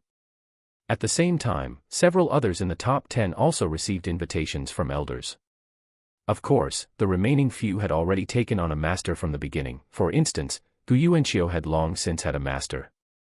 Zhang Qianghua had a complex expression, filled with envy, and gently pushed Qian Duoduo. Qian Duoduo immediately followed. She had originally only thought about getting her reward and hadn't expected to gain a master, so she couldn't stop the smile on her face. On the viewing platform of the competition arena, Qian Duoduo glanced at Yan Siming. She was certain that she did not know this person, the two had never met before. She did recognize the person beside him, Elder Lu Chao, who had presided over previous sect grand competitions, and it seemed he was doing so this time as well. "My name is Yan Siming, Peak Master of Sword Peak. I wish to take you as my closing disciple. What is your intention?" Qian Duoduo greets Master. Qian Duoduo seemed not to have time to think too much and hurriedly stepped forward to bow. "Congratulations to Peak Master Yan for taking in a beloved disciple," Elder Lu Chao said. A hint of a smile appeared on Yan Siming's cold face. When Qian Duoduo returned to the small courtyard, she was still a bit dazed. Looking at the identification token on her body, she was indescribably happy. How was it? Which elder was it? Zhang Qianghua, who was in the courtyard, came out upon hearing her voice. "It's the Peak Master of Sword Peak, Yan Siming." "Then why did you come back?" "Master said he needs to go back and prepare. The apprenticeship ceremony is tomorrow, and he told me to pack my things and move into Sword Peak directly tomorrow morning." Qian Duoduo looked at Zhang Qianghua and suddenly remembered that she hadn't collected her reward yet. "Sister Zhang, have you collected your reward?" "I haven't collected mine yet." "I've already collected mine." Zhang Qinghua patted her identification token, which now had an extra 100 contribution points on it. Then I'm going. Qian Duoduo darted out, rushing in a hurry. Qian Duoduo went and returned quickly. When she came back, she held her identification token and gave Zhang Qinghua 75 contribution points. Although it was said that 2 spirit stones were equivalent to 1 contribution point, no one was willing to exchange spirit stones for contribution points. After all, contribution points could be used to exchange for high-quality cultivation techniques and secret realms within the sect, whereas spirit stones could not. Giving me spirit stones is fine, but these contribution points. Zhang Qinghua wanted to refuse, but Qian Duoduo directly returned Zhang Qinghua's identification token to her. This is interest. I can't always let you help for free. Besides, I have a master now. Who knows, tomorrow during the apprenticeship ceremony, Master might wave his hand and give me a pile of good things, Qian Duoduo quickly said. Zhang Qinghua knew Qian Duoduo's intentions, so she nodded and accepted it. Thinking that from tomorrow onwards, she would be guarding this small courtyard alone, she felt a bit lonely. Realizing it belatedly, the emotion of parting finally began to spread. Duoduo, I'm a bit reluctant to let you go. If you have nothing to do, come find me. Zhang Qinghua patted Qian Duoduo's little head. If she didn't pat it now, she would probably be as tall as her in a couple of years. Qian Duoduo was already about 1.55 meters tall now. Okay, whenever I have free time, I will come to find you. Instead, you should cultivate well, reach foundation establishment early, and come to Sword Peak too. Then we can live on the same mountain, which will be much more convenient. Although Qian Duoduo was a bit reluctant to part, thinking that perhaps Zhang Qinghua would come in the future made her feel less sad. I will work hard. You wait for me, Zhang Qinghua said. Qian Duoduo and Zhang Qinghua chatted for a long time, and while talking, they even mentioned those days in the mortal realm. Thinking back on it now, it actually felt like a dream, not real at all. That night was also the first time the two had time to look up at the sky of the cultivation world. It was no different from the mortal realm, both filled with stars. Sword Peak, atop the summit hall. Qian Duoduo stood below, wearing white disciple robes. Standing on both sides were a man and a woman. One of them was Gumeng, whom Qian Duoduo had seen before. Compared to the last time she saw him, the aura around Gumeng seemed colder, and he looked a bit sharper, appearing more like a sword cultivator. There was also a woman dressed in combat attire, possessing quite a murderous aura. This woman looked 2 parts colder than Dai Xuesong. Yan Siming sat directly in front. After completing the apprenticeship ceremony, you are my closing disciple. I have a total of 3 disciples under my name, and now only your senior brother has not returned. These 2 are your senior sister, Yan Jianqin, and 3rd senior brother, Gumeng. Qian Duoduo bowed to the 2 and called out, Senior sister, 3rd senior brother. Yan Jianqin did not seem to be a talkative person, she was slightly uncomfortable, and with a flip of her palm, a storage pouch appeared. Junior sister, this is for you. Qian Duoduo took the storage pouch and hurriedly thanked her. Gumeng's expression was much gentler, and the gift he took out was a bottle of medicinal pill. Qian Duoduo was also a bit curious about what kind of medicinal pill it was, but now was not a good time. Now that your senior sister and senior brother have both given you gifts, naturally, I cannot give less. Take this token. You can go to the library pavilion and exchange it for an earth-rank cultivation technique. Yan Siming took out a wooden token that looked extremely ordinary, as plain as a wooden plaque carved casually by a mortal. Qian Duoduo took the token, on it was written the character sword. She put the wooden token into the storage pouch. Yan Siming's gentle expression became a bit more serious. I asked you to come today for 2 reasons. First, to meet your junior sister, and second, regarding the Shangyao secret realm. The Shangyao secret realm will open in 1 month. You must prepare during this month. Yes, master, the 3 said in unison. The 3 stepped out of the room. Yan Jianqin, who had been striding forward, suddenly paused, awkwardly turned her head, and looked at Qian Duoduo. Junior sister, I will take you to your residence. Senior sister, your surname is also Yan. Are you related to master? Qian Duoduo had wanted to ask just now. No, I was picked up by Master, so I took Master's surname, Yan Jianqin said casually, her cold tone unchanged in the slightest. Qian Duoduo. I really didn't mean it. I'm sorry, senior sister, No need to apologize. I don't mind. Actually, I don't know why others care about this matter. In my view, being picked up by Master and learning the sword I love from Master is the best thing in the world. Master is a peak master, I am very lucky. I am not to be pitied. Senior sister is insightful, it was I who was vulgar, Qian Duoduo scratched her head embarrassedly. Along the way, she was even careful with her breathing. The two didn't walk far before they saw a row of houses. There were 4 houses in total, and it was obvious that the one at the very end had been built recently, looking much newer than the other 3. Master prepared this for you yesterday after he returned. This is the token for the courtyard. Yan Jianqin stuffed the token into Qian Duoduo's hand. Holding the token, Qian Duoduo remembered that she hadn't returned the token for the small courtyard yet. After entering the small courtyard, Qian Duoduo's eyes lit up. Seeing the courtyard and pavilion from the outside, she thought it was beautiful, but she didn't expect it to be even more beautiful inside. There was a martial arts practice ground and a pavilion for resting. There was a row of planted fruit trees emitting a fruity fragrance. Just smelling it, it was much more advanced than the fruit trees in the previous courtyard. The entire house had 2 floors. The first floor had a main hall, kitchen, dining room, and an alchemy room. As for the second floor, there was a bedroom, a cultivation room, and a guest room. It was furnished with basic beds, tables, and chairs, looking very comfortable, and even curtains and such were prepared. Qian Duoduo suddenly felt that she had such good luck to meet such a good master. He was so thoughtful, she would treat him with filial piety like a father in the future. In fact, what Qian Duoduo did not know was that this house was built by Yan Siming, while the interior decoration was entirely handled by Yan Jianqin. She looked around the house and activated the formation so that the situation inside the courtyard could not be seen from the outside. Qian Duoduo tidied up her belongings. Actually, it was just a few pieces of clothing, and she didn't have many things. The spirit medicine she had planted before had been sold intermittently over the years, and the rest were left to Zhang Qinghua. Thinking that she would be going to the Shangyao secret realm in a month, she was in no rush to plant spirit medicine now. Qian Duoduo opened the storage pouch that Yan Jianqin had prepared.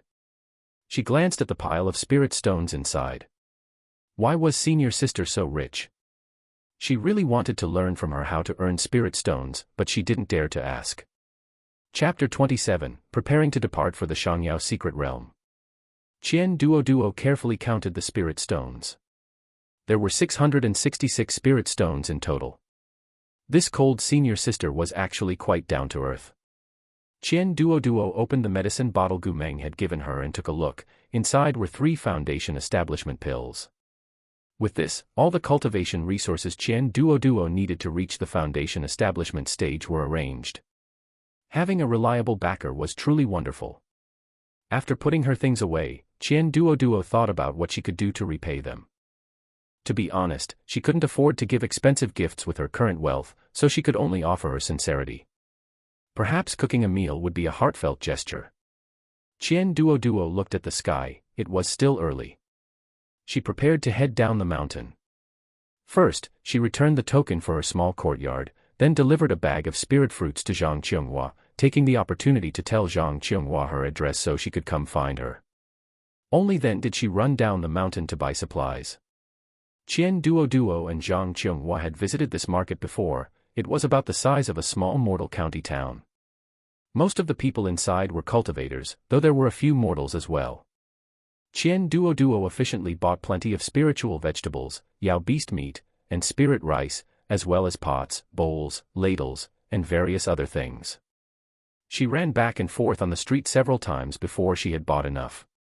When she returned to her residence at Sword Peak, it was already around 3 or 4 in the afternoon. Qian Duoduo first followed the secret recipe given by the head chef, stewing and boiling various meats, and even made a large pot of soup. After getting the various dishes stewing and boiling, Qian Duoduo began preparing the vegetables and spirit rice. After busying herself for over an hour, Qian Duoduo divided the prepared meal into 3 portions. First, she delivered a portion to Yan Siming. A crack appeared on Yen Siming's cold, aloof face. Everyone on Sword Peak was cold and aloof. Who would bother cooking? The last time Yen Siming had eaten a meal was, well, Yen Siming couldn't even remember when that was. Master, I used Yao beast meat, spirit rice, and spiritual vegetables to make this. It won't have any negative effects on your body, Qian Duoduo explained. Yen Siming said with a smile. You have a good heart. Qian Duoduo then delivered the meals to the other two. Senior sister Yen Jianqin's reaction was on par with Yen Siming's. She was stunned at first, then managed a faint smile. Gu Meng's reaction, however, was the most normal. He accepted it with a smile. After delivering the meals, Qian Duoduo ate a meal herself. The taste was 70% similar to the head chef's cooking, which wasn't bad. The next morning, Qian Duoduo had just finished her cultivation. She received a message from Yen Siming asking her to come to the mountain peak. At the mountain peak, demonstrate the sword technique you learned previously in its entirety, Yen Siming said. Qian Duoduo gripped her long sword and performed all 7 moves of the sword technique one by one. She looked at Yen Siming with a nervous expression. I have seen you draw your sword, you are always very fast. Have you ever considered learning the fast sword? Yen Siming said. The fast sword was not easy to cultivate. The fast sword had no specific moves, or perhaps it could be said that all sword moves could be used as the fast sword, as long as one's draw was fast enough. The fast sword. Qian Duoduo looked at the long sword in her hand and nodded. Please, master, instruct me. Yen Siming said. The fast sword requires long-term practice. Starting tomorrow, you must practice the most basic sword drawing technique, at least 200 times a day. When you feel your sword drawing is fast enough, come find me again. You are free to practice your sword skills as you like otherwise, but the opening of the Shangyao secret realm is imminent, so don't neglect your other preparations. Yes, master. Yen Siming also gave her a sword manual. This manual was incomplete, containing only 3 sword techniques, which were also fast sword techniques. The first sword technique was the sword drawing technique. After Qian Duoduo returned, she started in the martial arts practice field in the courtyard. After drawing her sword 50 times, Qian Duoduo felt that the action of drawing her sword was becoming a habit. By the 100th time, her wrist was already sore. By the 200th time, her hand was aching, but the posture for drawing her sword had become second nature. After finishing the sword drawing technique practice, Qian Duoduo prepared talismans. Since there was no limit on the number of talismans for this trip to the secret realm, it was obviously better to bring as many as possible. As for medicinal pills, the healing pills she had bought for the grand competition hadn't been used yet. She had used 3 spirit replenishing pills, and the remaining 7 were enough. Buying a little more for treating external injuries and some detox pills would be sufficient. She weighed the spirit stones in her storage pouch. With so many spirit stones, she should prepare some jade boxes. There would definitely be spirit medicine in the secret realm. With the remaining spirit stones, she might be able to buy a profound rank low-grade defensive spiritual artifact. After planning everything out, Qian Duoduo went to the mission hall. She went in happily, but when she came out, Qian Duoduo looked pained, as if she had lost a piece of her own flesh. She couldn't even scrape together 10 spirit stones from her entire body. It was miserable. She touched the high-quality jade hairpin in her hand and comforted herself. Good things were naturally expensive. It was said that this jade hairpin could block attacks from anyone below the nascent soul stage and would only shatter after 3 attacks from a golden core peak cultivator. That night, when she returned, Qian Duoduo refined the jade hairpin and casually stuck it in her hair. Over the next month, Qian Duoduo basically spent every day practicing sword skills, drawing talismans, and cultivating. Her schedule was completely packed. Time flew by, and a month passed just like that. On the vast plaza, Qian Duoduo stood behind senior sister Yen Jianqin, waiting for the flying ship to arrive. The Shangyao secret realm had cultivation restrictions. Only disciples below the nascent soul stage could go. Each sect had a limit on the number of people. Most of the people from the Hunyuan sect were golden core and foundation establishment stage cultivators. Only the top 10 of the Qi refinement stage could enter, likely just to gain some experience. Qian Duoduo had inquired about the Shangyao secret realm before. It was considered a relatively safe secret realm, and since they would be entering with people they knew, the safety factor was quite high. A flying ship that blotted out the sky came from afar, covering the entire plaza. All disciples, board the flying ship. We depart. At the front of the flying ship, a figure exuding immortal chi spoke with a resonant voice. Qian Duoduo felt this voice was a bit familiar, and the figure of this person was also somewhat familiar. Wasn't this Elder Lu Chao? What position did Elder Lu Chao hold? How did all the hard work always fall to him? Qian Duoduo couldn't quite figure it out. The group boarded the flying ship, and Qian Duoduo saw quite a few acquaintances, including Gu Yuanxiu, Gu Meng, and Daiming Xue. Come to think of it, in all these years since joining the sect, this was only the second time Qian Duoduo had seen Daiming Xue. Perhaps it was because Daiming Xue had led Qian Duoduo and Zhang Qionghua into their small courtyard when they first joined the sect, which was why Qian Duoduo still had a deep impression of her. There is still half a day until we reach the Shangyao secret realm.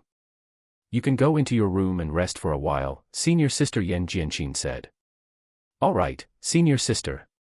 Are you going to rest? Let's go together. Senior Sister Yan Jianqin had originally not intended to go inside, but looking at Qian Duoduo's youthful face, she was afraid that she wouldn't be comfortable alone. Let's go, together. Senior Sister Yan Jianqin took Qian Duoduo to choose 2 adjacent rooms. The rooms were relatively simple, a set of table and chairs, and a bed. Qian Duoduo was a little nervous and wanted to ask Senior Sister Yan Jianqin for information. As it turned out, Senior Sister Yan Jianqin gave Qian Duoduo a jade slip. This was recorded by disciples who have been there before. The major areas don't change. Take a look. Qian Duoduo earnestly began reading the jade slip. It introduced the layout of the Shangyao secret realm. Through the jade slip, she could see that the Shangyao secret realm was not small, and everyone could stay inside for 3 months. However, running from the east to the west of the secret realm would take half a month in a straight line, not counting the dangers encountered on the way. In other words, if they had 3 months, assuming there were no accidents and they stayed safe in the secret realm, it would only be possible to tour the entire secret realm. It recorded simple terrain, as well as some growing spirit medicine and guardian beasts. Among them, there was also a record regarding the spirit cleansing grass. In that case, did this mean that everyone knew the location of the spirit cleansing grass? The competition would be quite intense. As Qian Duoduo read the jade slip, she pondered the route and how to travel. But thinking about her own cultivation level, she would surely just follow the others at that time. At most, she would memorize the map to avoid getting lost. Qian Duoduo had a very clear understanding of her position. She was just going to gain some experience, dig for spirit medicine, trade for spirit stones, and then buy a pill furnace so she could start trying alchemy when she returned. Chapter 28, Entering the Secret Realm. Senior Sister Yan Jianqin estimated that the time was about right, so she came to find Qian Duoduo. She saw Qian Duoduo in the middle of drawing a talisman. As she raised her arm, her wide sleeve slipped down. It was at this moment that Senior Sister Yan Jianqin noticed Qian Duoduo's right hand was wrapped in thick white cloth, starting from the web between her thumb and index finger all the way to her wrist. Senior Sister, you're here. Wait a moment, I'll be done drawing in a second. Qian Duoduo finished the final stroke, habitually blew on it, carefully put the talisman away, and then placed it into her storage pouch. Have you been practicing the sword lately, and your hands are sore? Senior Sister Yan Jianqin remembered when she was young, just starting to learn sword practice, her wrists would often ache, and she would wrap them in white cloth for relief. She hadn't seen this method in many years. A little sore. Wrapping it with cloth seems to have helped quite a bit, Qian Duoduo said. Although your wrists will ache, as long as you persist, you will eventually get used to it and they won't ache anymore. If you give up halfway and then start practicing again, your wrists will still ache, Senior Sister Yan Jianqin said, being uncharacteristically patient. I know, Senior Sister. Are all the sect disciples going into the Shangyao secret realm together this time? Qian Duoduo asked with some curiosity. No. The sect is sending over 200 people, and it's inconvenient to act as one group, so we've been divided into 7 small groups. Basically, people who are familiar with each other are together, and the Sword Peak disciples are basically one group, Senior Sister Yan Jianqin explained. Qian Duoduo understood. Sword Peak had the strongest combat power in the sect. As long as she followed obediently, kept her wits about her when a fight started, and hid properly so she wouldn't be a burden, it would be fine. Senior Sister, what is your cultivation level? Qian Duoduo asked casually. Golden Core Peak, Senior Sister Yan Jianqin said nonchalantly. Since the Shangyao secret realm was limited to those below the nascent soul stage, wasn't that the highest cultivation level? She had to follow her, she absolutely had to stick close. The two of them hadn't chatted for long before the flying ship came to a stop. Looking at the city below, which was even livelier than the market at the foot of the Sex Mountain, Qian Duoduo asked uncertainly, Senior Sister, is this the entrance to the Shangyao secret realm? It didn't fit the deep mountains and old forests she had imagined at all. Yes. The area around the Shangyao secret realm has dense spiritual qi, so later on, as more people gathered, it became a city for cultivators. The flying ship stopped just outside this cultivator city. On the ancient city wall, the two characters Shangyao were written. The sect led everyone through Shangyao city. When they exited from the other side of Shangyao city, the view before them suddenly opened up. Quite a few people had already gathered on the open flat ground. Other sects had also arrived, each sect in its own group.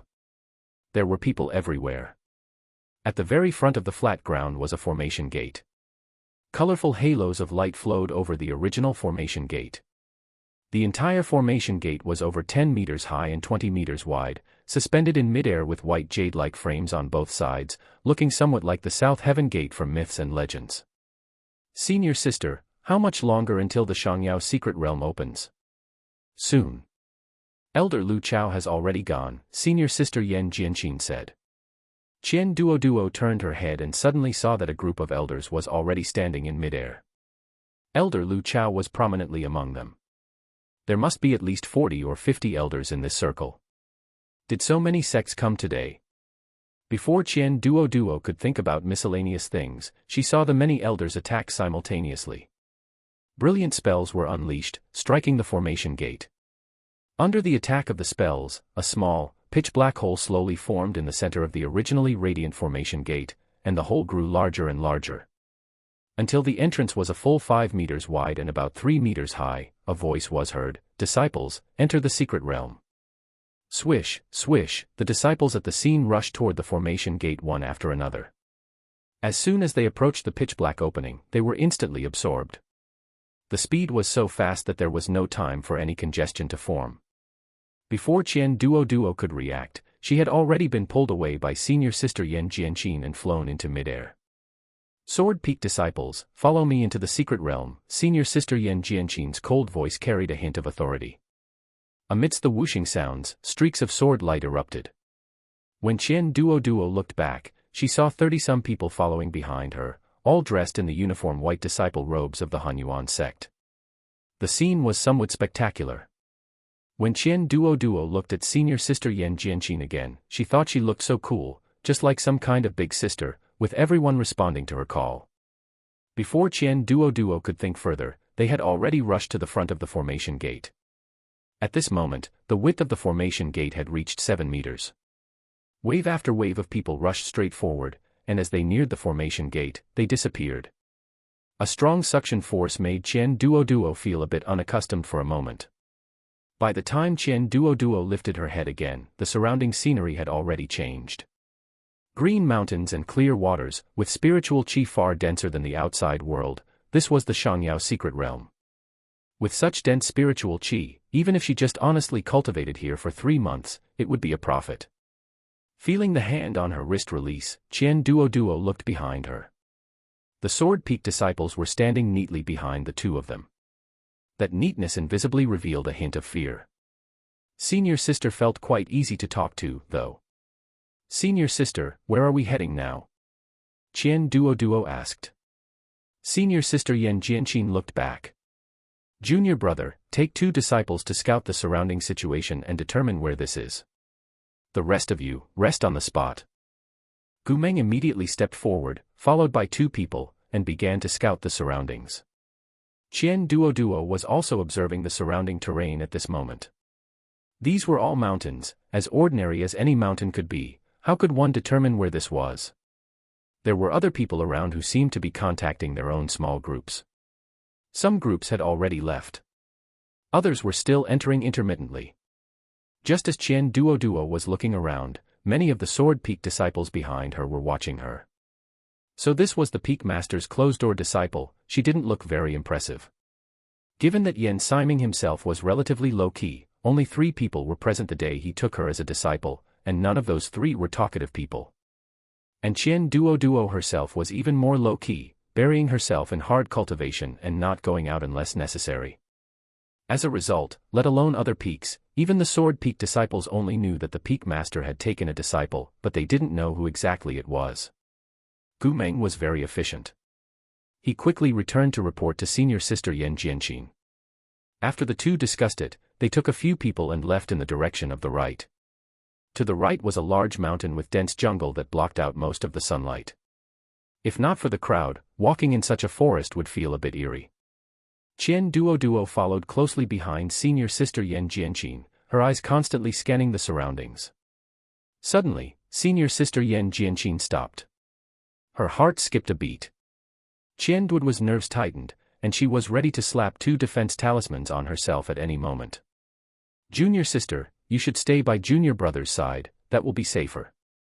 Senior sister Yan Jianqin was walking at the very front, where it was easiest to encounter danger, so it was indeed not safe. Okay, senior sister. I won't hold you back here, Qian Duoduo said, very tactfully moving to the back and staying next to Gu Meng. Gu Meng just gave Qian Duoduo a few instructions, with most of his divine sense concentrated on the surrounding environment. This forest was too quiet, it seemed to only have plants, with no animals. Everyone be careful. According to records, there are quite a few tree demons in this forest. It's best to pick spirit medicine in groups, senior sister Yan Jianqin said while walking in front.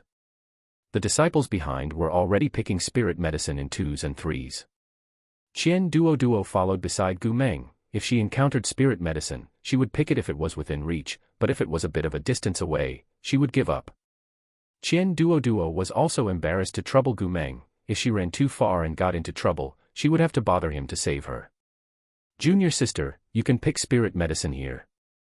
I have already scouted the surroundings, and it's relatively safe. Seeing Qian Duoduo nod, Gu Meng signaled to senior sister Yan Jianqin and quickly disappeared from the spot. Senior sister Yan Jianqin was picking spirit medicine nearby while keeping an eye on the surroundings. This place was very strange. It seemed there were no animals, only plants, and the spirit medicine all grew very well. 50-year-old and 100-year-old spirit medicine were very common, and as for 10-year-old spirit medicine, they were almost like weeds. Qian Duoduo crouched on the ground and placed 2 10-year-old spirit medicines into a jade box. Anything over 10 years old required 1 spirit medicine box per plant. Chapter 29, Picking Lotus Pods. The more she dug, the more Qian Duoduo felt glad that she had bought plenty of spirit medicine boxes before leaving. Just as Qian Duoduo was carefully digging for spirit medicine, she did not notice what was behind her. A green vine was hidden in the grass, slowly twitching as it approached behind Qian Duoduo. It suddenly attacked towards the center of Qian Duoduo's back. When senior sister Yan Jianqin sensed something was wrong. At the moment she turned her head. The vine had already struck. A long sword appeared. With a bang. The vine was repelled by the light barrier on Qian Duoduo's body. At the same time, a streak of sword light slashed towards the trees behind her.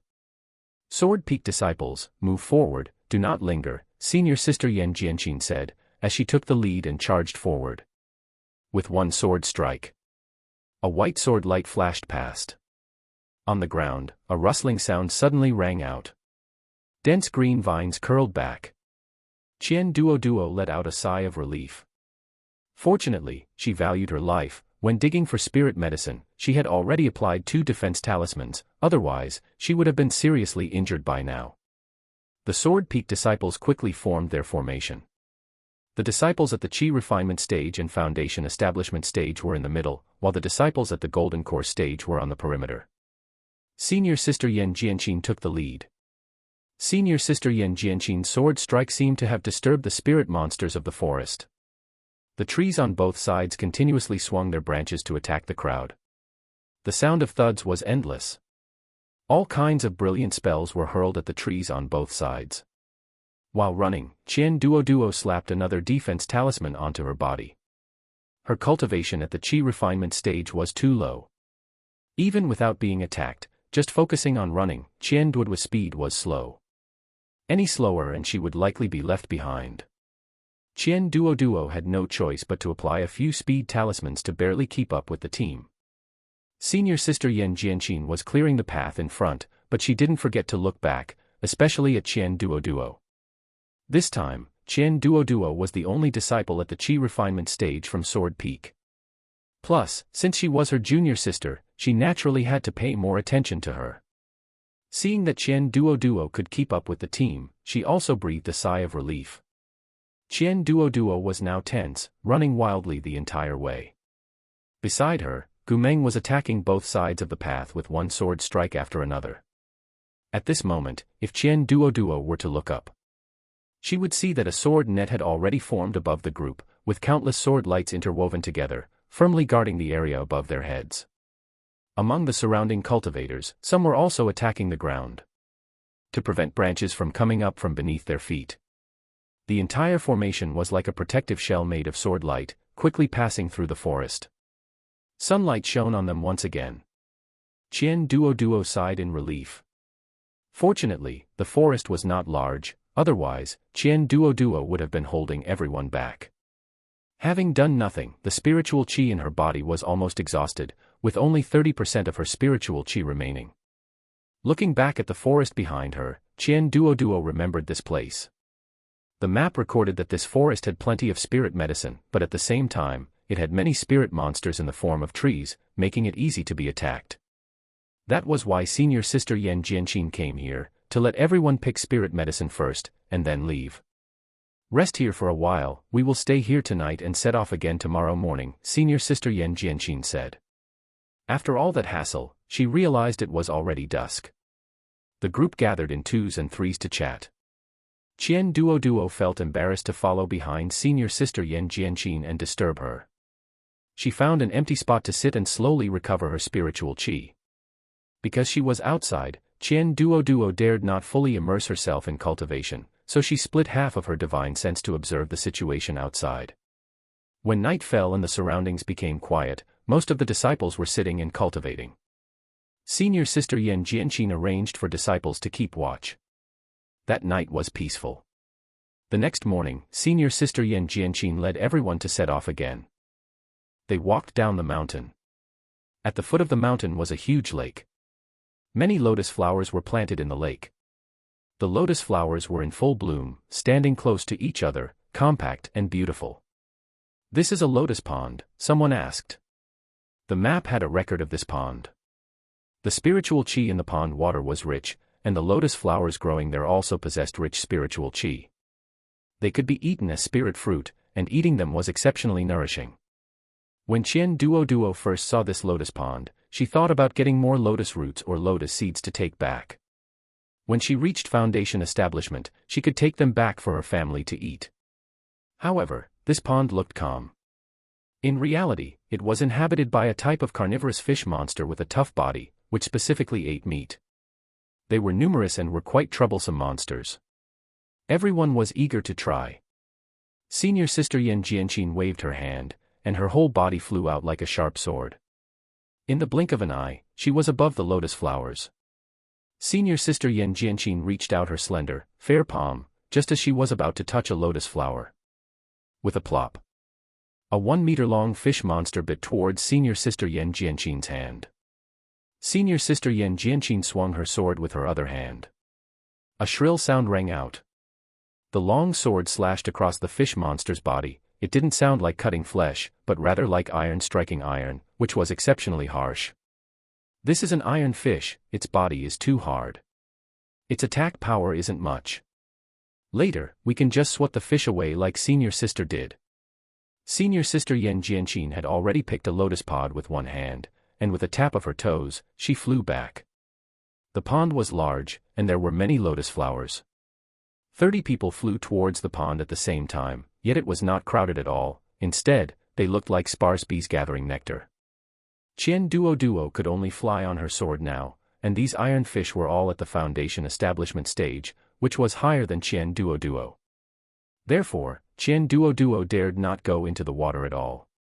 She could only stand on the bank, reaching for the nearest lotus flower that wasn't blooming very well. When the large hand formed by spiritual qi moved towards the lotus flower, it hadn't even touched the lotus leaf when an iron fish darted out and shattered the spiritual qi hand. After several failed attempts, Qian Duoduo decided to attack with both hands. Her left hand controlled the spiritual qi hand to pick the lotus pod, while her right hand swung the sword. Unfortunately, her left and right hands were not coordinated enough. Several times, the sword light swatted the iron fish away, but also shattered Qian Duoduo's spiritual qi hand. After struggling for a long time, a huge lotus pod landed on her. Qian Duoduo gave a wry smile. Just picking a lotus pod had consumed more than half of her spiritual qi. She looked up belatedly to find that everyone had basically finished picking enough and were resting. There were also a few unlucky disciples dealing with wounds on their arms. There was a faint scent of lotus flowers in her nose, which made her mind feel a bit clearer as she smelled it. She pried out a lotus seed and put it into her mouth. It actually had a faint sweetness, and a warm current formed by spiritual qi flowed through her body. "Senior sister, this lotus seed is sweet." A trace of confusion flashed across Senior Sister Yan Jianqin's face. Did the mortal realm not have lotus seeds? This thing wasn't very uncommon. Have you never eaten it before? In my memory, this thing should have a faint bitter taste, or no taste at all, but it shouldn't be sweet, Qian Duoduo explained. It is because of the nourishment from the spiritual qi. Qian Duoduo asked, and since everyone was going to rest for a while longer, she didn't dare to waste spiritual qi picking lotus pods. She obediently sat and cultivated to recover her spiritual qi. Her cultivation was too low, she still felt very frustrated. After putting away the lotus pods, Qian Duoduo honestly cultivated. As the spiritual qi in her body recovered, Qian Duoduo felt she could breathe a sigh of relief. An hour later, the team set off again. This time, because there were many people on the road, they basically didn't encounter any fatal dangers. When they met disciples from other sects on the road, everyone just guardedly passed by each other. Time flew by for over 10 days. The group finally passed through the forest and arrived on a plain. It was a boundless grassland. A gust of wind blew, and the dense grass formed waves one after another. It was exceptionally beautiful. However, this grassland was also exceptionally dangerous. One of the 3 dangerous places recorded on the map was located on this grassland. Chapter 30, Danger. There was a patch of marshland on this grassland. From the outside, it looked perfectly fine, but once one got close, they would get stuck. Being sucked in by the marshland, combined with the miasma inside, was exceptionally dangerous. Qian Duoduo's expression was a bit worried. Over the past half-month of travel, Qian Duoduo had engaged in some battles, and the spiritual qi inside her body was increasing rapidly, though she was still some distance away from the 8th layer of qi refining. Senior Sister Yan Jianqin continued to walk at the very front, clearing the way for everyone. Gu Meng stood beside Qian Duoduo, his divine sense slowly spreading outward. Over 30 people passed through the grassland simultaneously, trampling a patch of grass and revealing a small path. After walking for half a day, besides seeing a few insects and some small rabbits, they had not encountered any Yao beast, and their originally tense nerves were on the verge of relaxing. Suddenly, there was the cry of an eagle. The group looked ahead. To their surprise, they saw a massive lion leap out from the distant grass, fighting with an eagle above. With a bang, both Yao beasts were actually able to unleash spell attacks. Everyone's footsteps came to a halt. The tyrannical demonic qi made Senior Sister Yan Jianqin frown. Because of the unique nature of the secret realm, the cultivation level of any cultivator entering could not exceed the nascent soul stage. By the same token, the cultivation level of the Yao beast inside could not exceed the nascent soul stage either. However, the cultivation of these 2 Yao beasts was at the peak of the golden core stage. Yet, on their side, only Senior Sister Yan Jianqin possessed cultivation at the peak of the golden core stage. Senior sister, the lion, what should we do? The voice of the disciple behind her trembled slightly. Lions were pack animals. Even as Yao Beast, they maintained this habit. If there was a lion at the peak of the Golden Core stage here, there should be others nearby. Or rather, the sounds of the fight here would soon attract its companions. Split up. Gu Meng will take one team, and I will take the other, Senior Sister Yan Jianqin said immediately. If there were only one lion, following Senior Sister Yan Jianqin would certainly be the safest option, but now that there were more Yao Beast, they had no choice but to split up to break through the encirclement safely. Gu Meng, take the junior sister with you. Senior Sister Yan Jianqin was currently a target. Once a Yao Beast reached the Golden Core stage, aside from being unable to take human form, its intelligence was no different from a human's. The strategy of capturing the leader first applied not only to humans but also to the world of Yao Beast.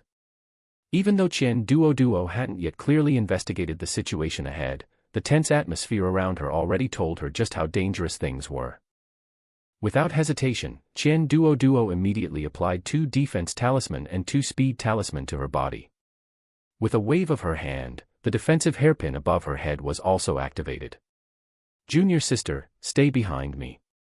Gu Meng's demeanor became more resolute. After he spoke, the team had already split into 2 parts, heading left and right. Within the dense weeds, one figure after another passed through rapidly. Roar! A violent fluctuation of spiritual qi erupted from behind. Qian Duoduo glanced back. Senior Sister Yan Jianqin's team was already being besieged by 2 lions. Her eyes paused for only a moment. Qian Duoduo quickly turned her head back and continued to sprint forward. Gu Meng gritted his teeth, not saying a word, his hand gripping his long sword. His divine sense spread out as he sprinted rapidly through the grass. Suddenly, Gu Meng slashed out with his sword. 3 lions leaped out from the grass ahead. Brownish-yellow fur appeared before everyone through the green weeds. The lions slowly stood up from their crouching positions. They were fully 2 meters tall and about 4 meters long. Their massive size proclaimed their formidable combat power. 2 slightly smaller ones were behind them. Gu Meng's gaze remained icy. Golden Core disciple, follow me and attack. Everyone else, go. As the words fell, Gu Meng had already rushed out, brandishing his long sword. Qian Duoduo did not hesitate in the slightest. She rushed toward the lower right direction, attempting to leave this encirclement. In an instant, 6 Golden Core cultivator attacked the 3 lions. The fluctuation of spiritual qi triggered by the battle pushed Qian Duoduo's body away from the battlefield. Fortunately, the 3 lions were not interested in these low-level cultivator like Qian Duoduo. The remaining people scattered and ran in all directions. Needless to say, Qian Duoduo now had 8 or 9/10 of the spiritual qi in her body channeled into her legs. Layers of weeds were pushed aside. Qian Duoduo kept running forward. The sounds of the battle behind her grew louder and louder. Suddenly, a strong sense of crisis struck from behind. There was no time to look back, an attack came from behind her. Roar! A cry of pain. When Qian Duoduo looked back, she saw a small lion being repelled by her defensive spiritual artifact. At the same time, she was sent flying more than 20 meters away by the force of the recoil. Just after landing, Qian Duoduo couldn't care about the pain in her body. She scrambled up in a flash and ran, even applying a concealment talisman to her body. But it was useless. That unmistakable aura behind her was coming again. The small lion seemed afraid to get too close to Qian Duoduo, yet it was unwilling to give up on such an interesting little thing that seemed to have no danger, low cultivation level. The small lion followed behind Qian Duoduo as she ran. Occasionally it would speed up, scaring Qian Duoduo into running faster. Occasionally, it would leisurely follow behind without haste. 2 hours later, the scorching sun hung in the sky. Qian Duoduo didn't know if it was because she had consumed too much spiritual qi and was too tired, or if it was from being baked by the sun. A dense layer of sweat covered her forehead, and the stray hairs at her temples were all stuck to it. Only 1/10 of the spiritual qi remained in her body. She glanced back at the lion behind her. There was no change at all, its round, rolling eyes were still filled with curiosity. Qian Duoduo sighed. After 2 hours of sprinting, she had barely reached the edge of the grassland. She hadn't been in the grassland for long before this, and now she was about to leave it. It was just that Qian Duoduo hadn't expected the edge of the grassland to be a mountain peak. The cliffs were steep. If she fell, it would be hard not to die. No wonder she hadn't seen any mountains, only plains. It turned out that below the plains was a canyon. The lion behind her had caught up. Qian Duoduo was in a dilemma. Her flushed cheeks stared at the opponent, her footsteps retreating continuously. The interest in the small lion's eyes deepened. It seemed such prey was even more interesting. Qian Duoduo picked up 2 talismans and threw them toward the small lion. The small lion watched the light, fluttering things coming toward it. Before it could react, 2 red fireballs were heading toward it. Roar! The small lion dodged the fireballs, rushing toward Qian Duoduo in a fit of rage. Its sharp claws were exceptionally piercing under the sunlight. At this moment, Qian Duoduo had already jumped off the cliff. The small lion stopped abruptly at the edge of the cliff. A piece of gravel was pushed off the cliff by its sharp claws. The small lion didn't understand why this prey would jump down on its own accord. During the rapid descent, Qian Duoduo scraped her long sword against the cliff face, creating sparks, but that only slowed her speed. This level of slowing at most ensured she wouldn't be killed by the fall, but sustaining serious injuries was still very dangerous, especially in such a wilderness. She looked around. When she saw the trees below, Qian Duoduo's eyes lit up. A large hand made of spiritual qi directly grabbed the tree. Her sliding body stopped. With a flash, she landed on the large tree. This tree wasn't very big. If it weren't for the fact that Qian Duoduo still had the physique of a miner, she would have fallen off 9 times out of 10. Qian Duoduo didn't even dare to exert force, slowly lying down on the branch. She had wanted to relax for a moment, but lying down like this, the sunlight was too glaring. She used her arm to shield her eyes. At this moment, Qian Duoduo felt soreness all over her body. Her wrists were very sore, and the meridians throughout her body were also aching due to the depletion of spiritual qi. Even her cheeks felt a slight stinging pain, likely due to the grass whipping against her face while she was running earlier. Qian Duoduo relaxed for a while, then began to sit and cultivate. Chapter 31, Spirit of the Secret Realm. By dusk, Qian Duoduo began to survey her surroundings. Her current position was still over 100 meters from the top, and she would need to descend another 300 meters to reach the valley floor. She checked all around but found nothing unusual. Qian Duoduo was just calculating how to climb up once dawn broke to check on her senior sister and senior brother, as there had been no news from them yet. The communication talisman on her person remained unusually silent. Meanwhile, on the outside, senior sister Yan Jianqin and Gu Meng had met up, but most of the people they were with were injured, and several were missing. Gu Meng was severely injured and had already fallen unconscious. Although senior sister Yan Jianqin was not unconscious, she was only just holding on. She barely managed to lead everyone to a safe spot, and once the defensive formation was set up and she had popped a medicinal pill for her injuries, senior sister Yan Jianqin lost consciousness as well. Bored and restless, Qian Duoduo suddenly saw a bird above her head fly straight into the stone wall and vanish in an instant. Qian Duoduo rubbed her eyes in disbelief. It was a formation. It just so happened to be within reach. Standing on a tree branch, Qian Duoduo could touch the spot by standing on her tiptoes. No matter how she looked at it, that spot was no different from any other. It was still just gray-brown rock. She gently thrust her long sword toward the stone wall. Seeing the gleaming sword slide in so easily, Qian Duoduo was stunned for a moment and did not immediately climb inside. It was already afternoon, and night would be falling soon. Even though she had cultivated, Qian Duoduo still felt a sense of dread toward the night, so she decided to wait until dawn to go in. At night, Qian Duoduo dared not rest. She could only sit in meditation to cultivate. She also took some medicinal pills, and the soreness in her wrists was no longer felt. The next day, at the break of dawn, Qian Duoduo climbed inside. Unexpectedly, while it appeared to be a stone wall from the outside, from the inside, it was just a large cave with no discernible changes. Looking toward the outside, it was like looking through a transparent piece of glass. She could see everything clearly. The inside was also not the pitch-black void she had imagined, but rather a bright cave. The cave led deep into the mountain, with night-luminescent pearls embedded in the walls on both sides. Those little birds were nesting on top of the massive night-luminescent pearls.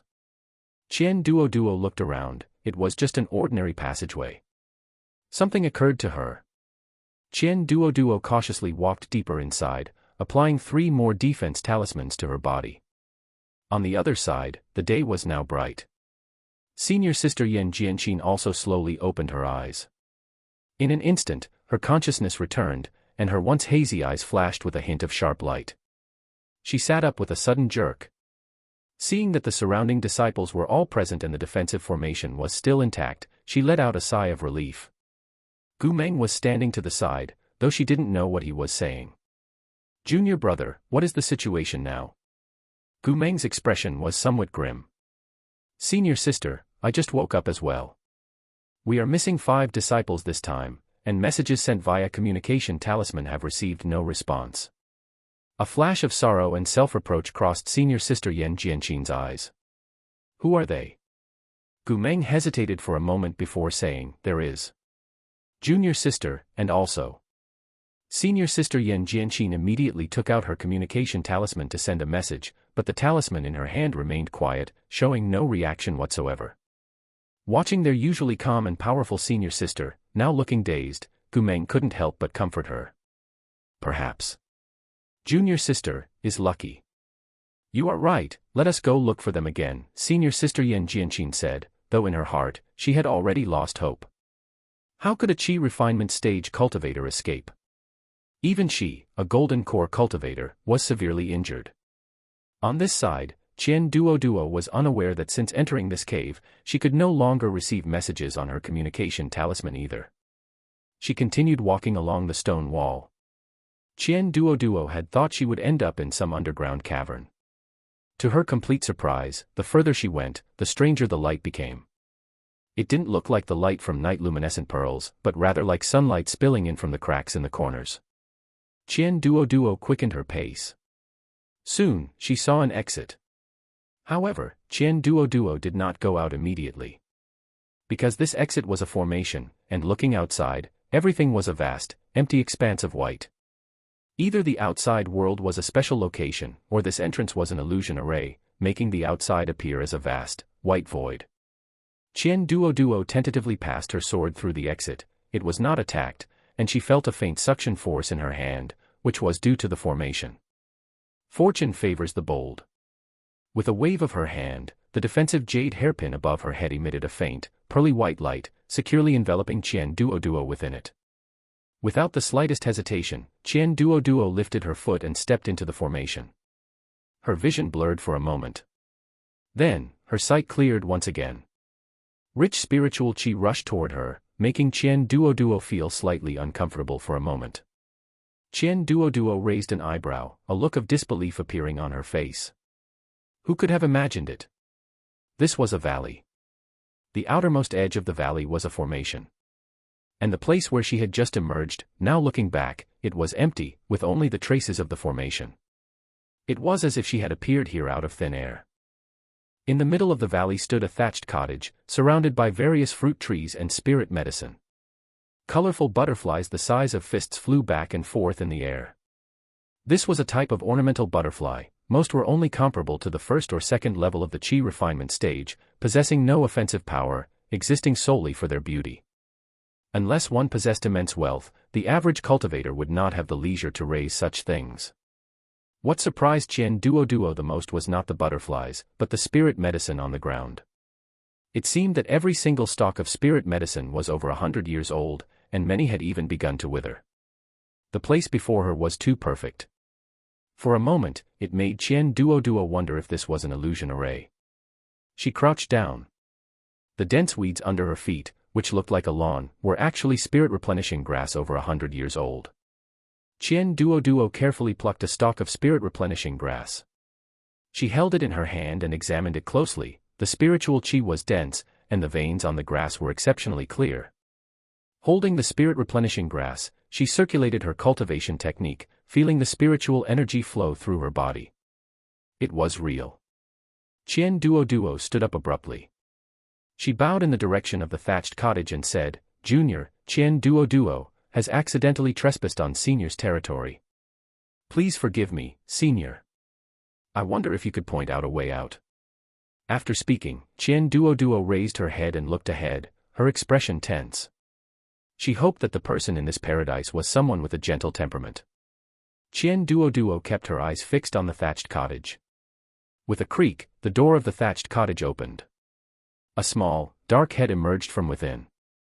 A youthful face, looking like that of a 3- or 4-year-old child, appeared, with hair casually draped behind and dressed in coarse linen clothes. The moment their eyes met, Qian Duoduo breathed a sigh of relief. The other's pupils were pitch black and bright, making the person appear exceptionally young. More importantly, there was not a trace of killing intent on the person, and their eyes looked extremely gentle. Junior accidentally trespassed here. May I ask what place this is? And how can I leave? Even if this child posed no threat, Qian Duoduo did not wish to stay longer, fearing some unforeseen complication. The child blinked their pitch-black pupils, looking at Qian Duoduo with a face full of innocence. This is the Shangyao secret realm. If you want to leave the secret realm, it will likely take another few months. Chapter 32 Spirit Cleansing Grass. Qian Duoduo took a deep breath, trying her best to soften her expression, and forced a dry smile. I know this is the Shangyao secret realm, but what I want to ask is where this place is. What is this place? Seemingly afraid the other party wouldn't understand, Qian Duoduo gestured around with her finger. She failed to notice the hint of mischief that flashed in the child's eyes. This is the core of the Shangyao secret realm, Qingyuan Valley. Qingyuan Valley? Qian Duoduo muttered, reacting only after the fact. Legend had it that the spirit cleansing grass was in Qingyuan Valley, but this place was nothing like the records described. According to the records, Qingyuan Valley was a large canyon with palaces and guardian beasts inside, and trying to pick the spirit cleansing grass was a life-or-death mission. Qian Duoduo was subconsciously skeptical, but her eyes were darting around, looking for any traces of the spirit cleansing grass. Watching Qian Duoduo's wandering gaze, a look of, as expected, appeared on the child's face. No matter how much time passed, regardless of whether the people who came were men, women, young, or old, all they sought were the spirit medicine here. Nothing ever changed. How boring. Still, it had been a few hundred years since someone came, so it might be worth talking a bit to avoid boredom. When the time came, just giving away some random spirit medicine would be enough to send them off. The child waited for a while. Qian Duoduo asked. Then how do I leave here? I still want to go find my senior brother and senior sister. The child was stunned for a moment. There is no spirit medicine here that you seek. There is. Qian Duoduo had just seen the spirit cleansing grass growing in a circle around the thatched cottage, but she had already secretly dug up quite a bit of spirit medicine. If she lingered any longer, never mind the spirit cleansing grass, she feared she would have to spit out the spirit medicine she had already dug up. A trace of confusion flashed in the child's eyes. Since there is the spirit medicine you seek, why didn't you ask me for it? Qian Duoduo was stunned. Hee, we aren't that close. Such expensive spirit medicine, I'd be too embarrassed to take it for free, and I don't have enough spirit stones to buy it. It would be better to go out and follow the main group. Perhaps by fishing in troubled waters, she could still manage to get a stalk of spirit cleansing grass. The child muttered softly. Is that so? How about this, you tell me about the outside world, and I'll give you a stalk of spirit medicine. No need to buy it with spirit stones, the spiritual qi here is already rich enough. Besides, as a spirit of the secret realm, what use were spirit stones to it? It couldn't leave this place anyway. Qian Duoduo beamed like a flower and nodded quickly. The two began to chat in the spirit herb garden. Qian Duoduo racked her brains to tell everything she had seen and heard since entering the cultivation world. Unfortunately, she had spent most of these years in the sect, so her stories were dry and dull. For the sake of making the story more exciting, Qian Duoduo recounted the time she encountered a pride of lions outside. The sky slowly grew dark. Qian Duoduo, feeling parched from talking, took a pot of water from her storage pouch and drank it down in big gulps. You just drink water from the teapot. The child looked on in disbelief. How could this person be so unrefined? Its master always poured it into a teacup and savored it slowly. Oh, it's not very elegant. If you aren't used to it, I'll tone it down. Qian Duoduo felt like she was in the service industry now. If the other party was unhappy with anything, she would change it immediately.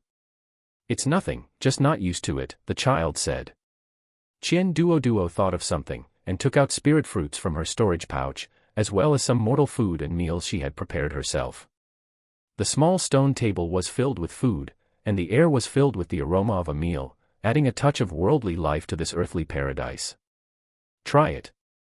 These dishes are my own cooking. See if they suit your taste, Qian Duoduo said with a grin.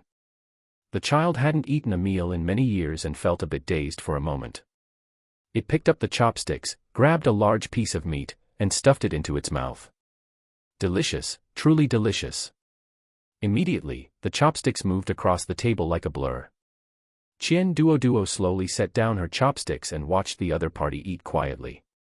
In the pitch-black night, a hint of embarrassment flashed across the child's face. Your cooking is not bad. When the time comes, I'll give you an extra stock of spirit medicine.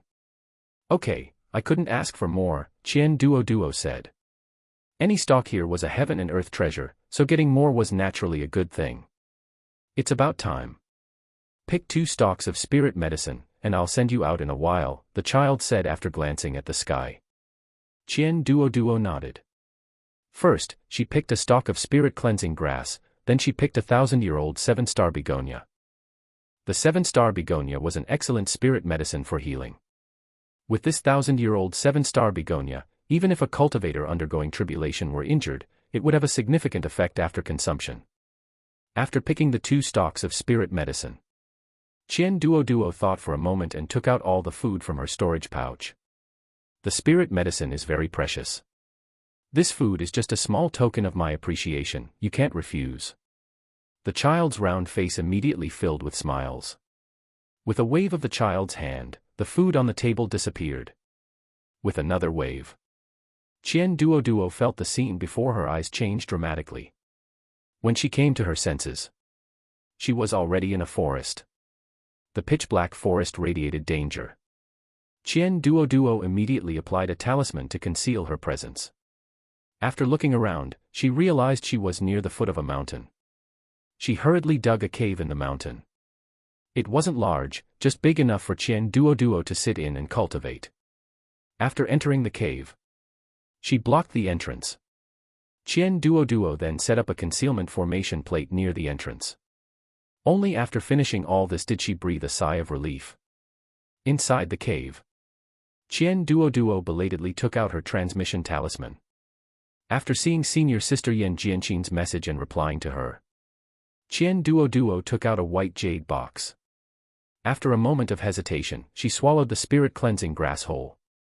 The spirit cleansing grass could be refined into 3 medicinal pills, but the risks involved were too great, there was no need to invite such trouble. After the spirit cleansing grass entered her body, Qian Duoduo felt her veins slowly begin to ache. From the initial itching to a slight throbbing pain, the sensation of pain gradually intensified. Qian Duoduo endured it without making a sound. At this moment, senior sister Yan Jianqin, who was still more than 10 days' journey away, looked joyful. Junior brother Gu Meng, junior sister Qian Duoduo sent me a message. She is still alive and is currently hiding in a cave to heal. Gu Meng's face brightened. Then tell her to stay hidden and wait for us to come and meet her. Senior sister Yan Jianqin nodded. Unfortunately, judging from the signal on the transmission talisman, they were still some distance apart. Fortunately, she was still alive, they would just have to search slowly. 3 days later, inside the cave, Qian Duoduo's clothes were soaked through with sweat, and her lips were pale. Suddenly, the spiritual qi in her body surged. The bone-scraping pain around her body vanished in an instant. Following that, the spiritual qi in her body began to circulate continuously, and the surrounding spiritual qi slowly gathered toward Qian Duoduo. This was the precursor to a breakthrough. With a wave of her hand, a pile of spirit stones appeared on the ground. Qian Duoduo grabbed a handful of spirit stones and began to cultivate. When she woke up again, Qian Duoduo was already a qi refining level 8 cultivator. She raised her hand. A ball of red flame at the tip of her finger emitted a scorching light. The red flame was streaked with yellow light. It didn't seem like an ordinary fire spiritual root. It seemed this fire had also upgraded. With the breakthrough complete, Qian Duoduo belatedly realized that her body was sticky.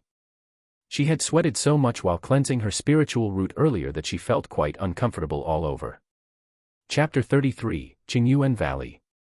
After Qian Duoduo used a cleaning spell, she felt much refreshed and began to stabilize her cultivation.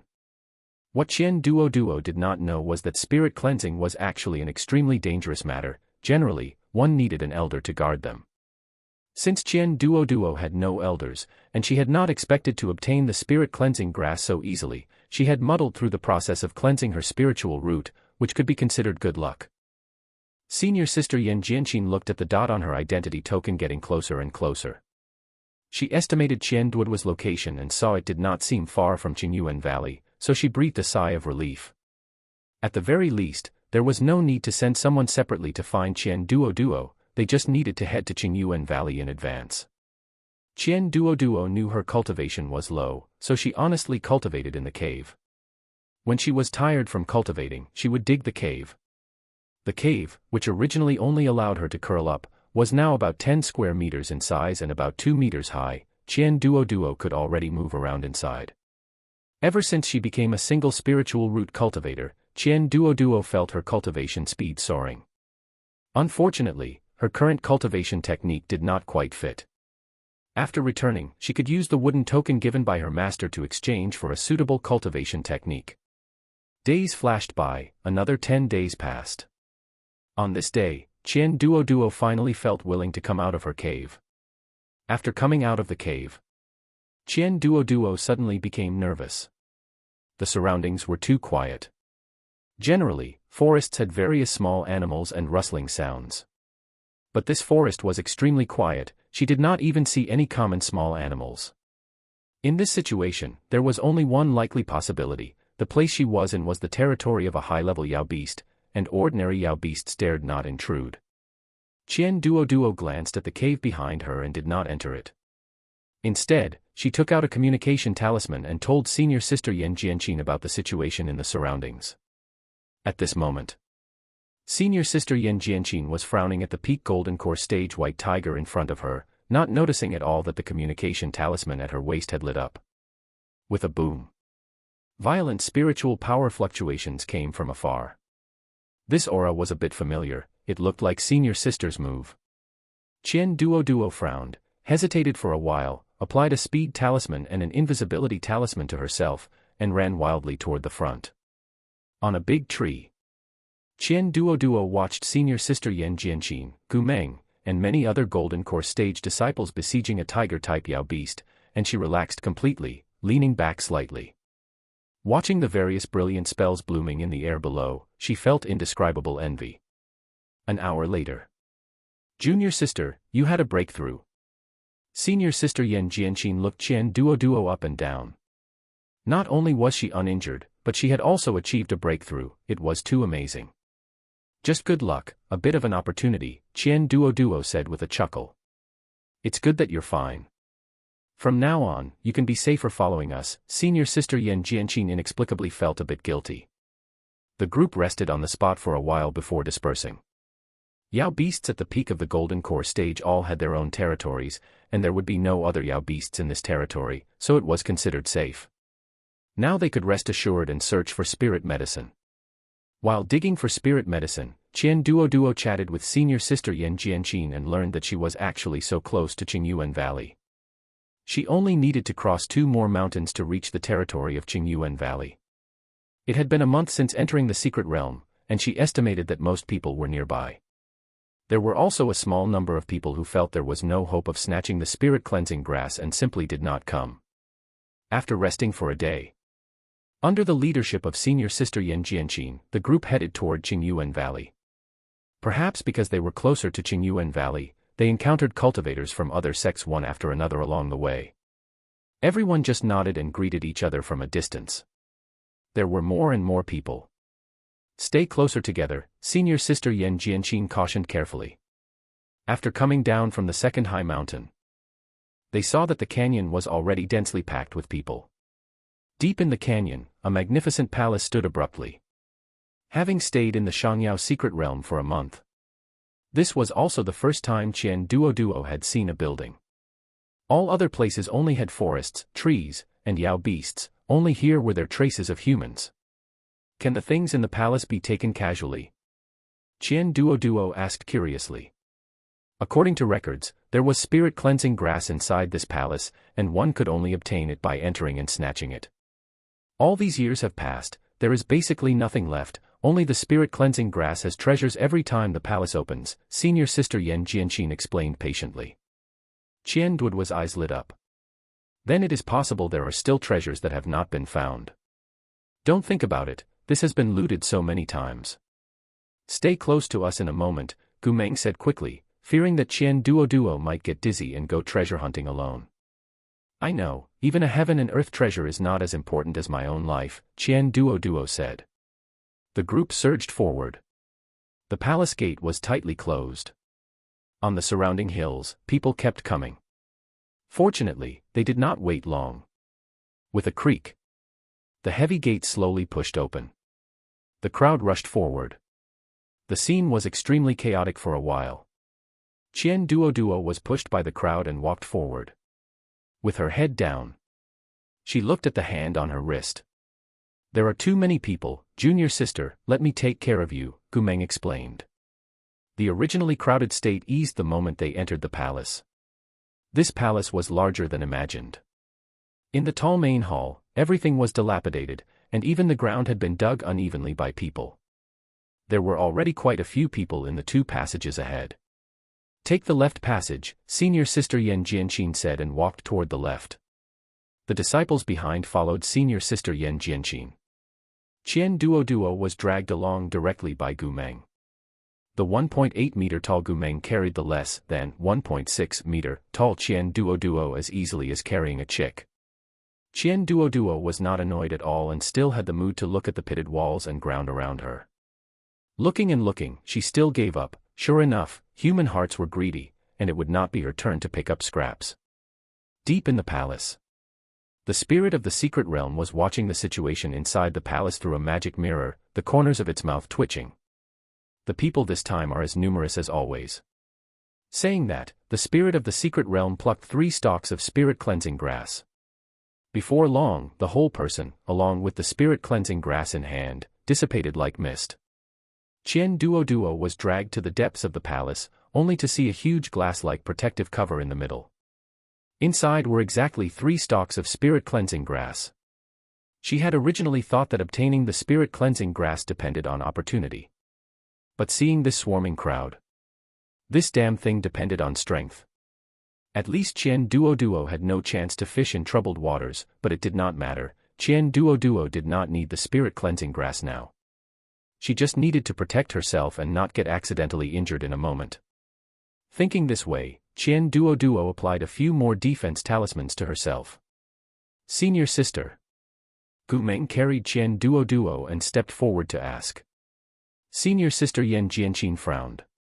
Don't worry, I will help you. Hesitating for a moment, senior sister Yan Jianqin said. Put junior sister down, let her hide to the side with the others, so as not to get accidentally injured later. This spirit-cleansing grass was for Gu Meng to strive for, so naturally, she was embarrassed to let other disciples go and snatch it too. The rest of the people just needed to stand aside and wait for the result. Chapter 34, Returning to the Sect. Okay. Gu Meng's ear tips turned slightly red. He had been too excited when he saw the spirit-cleansing grass just now and had completely forgotten that he was still carrying junior sister. After Qian Duoduo was released, she very tactfully followed a few Foundation Establishment stage and Golden Core early stage cultivators toward the back wall. Besides senior sister Yan Jianqin and Gu Meng, some Golden Core middle stage disciples also prepared to help. The spirit-cleansing grass will be claimed based on individual ability, but this defense array requires everyone to contribute. Don't hold back, let's attack, someone in the crowd shouted, though it was unclear who. Instantly, all sorts of dazzling spells were unleashed against the defense array.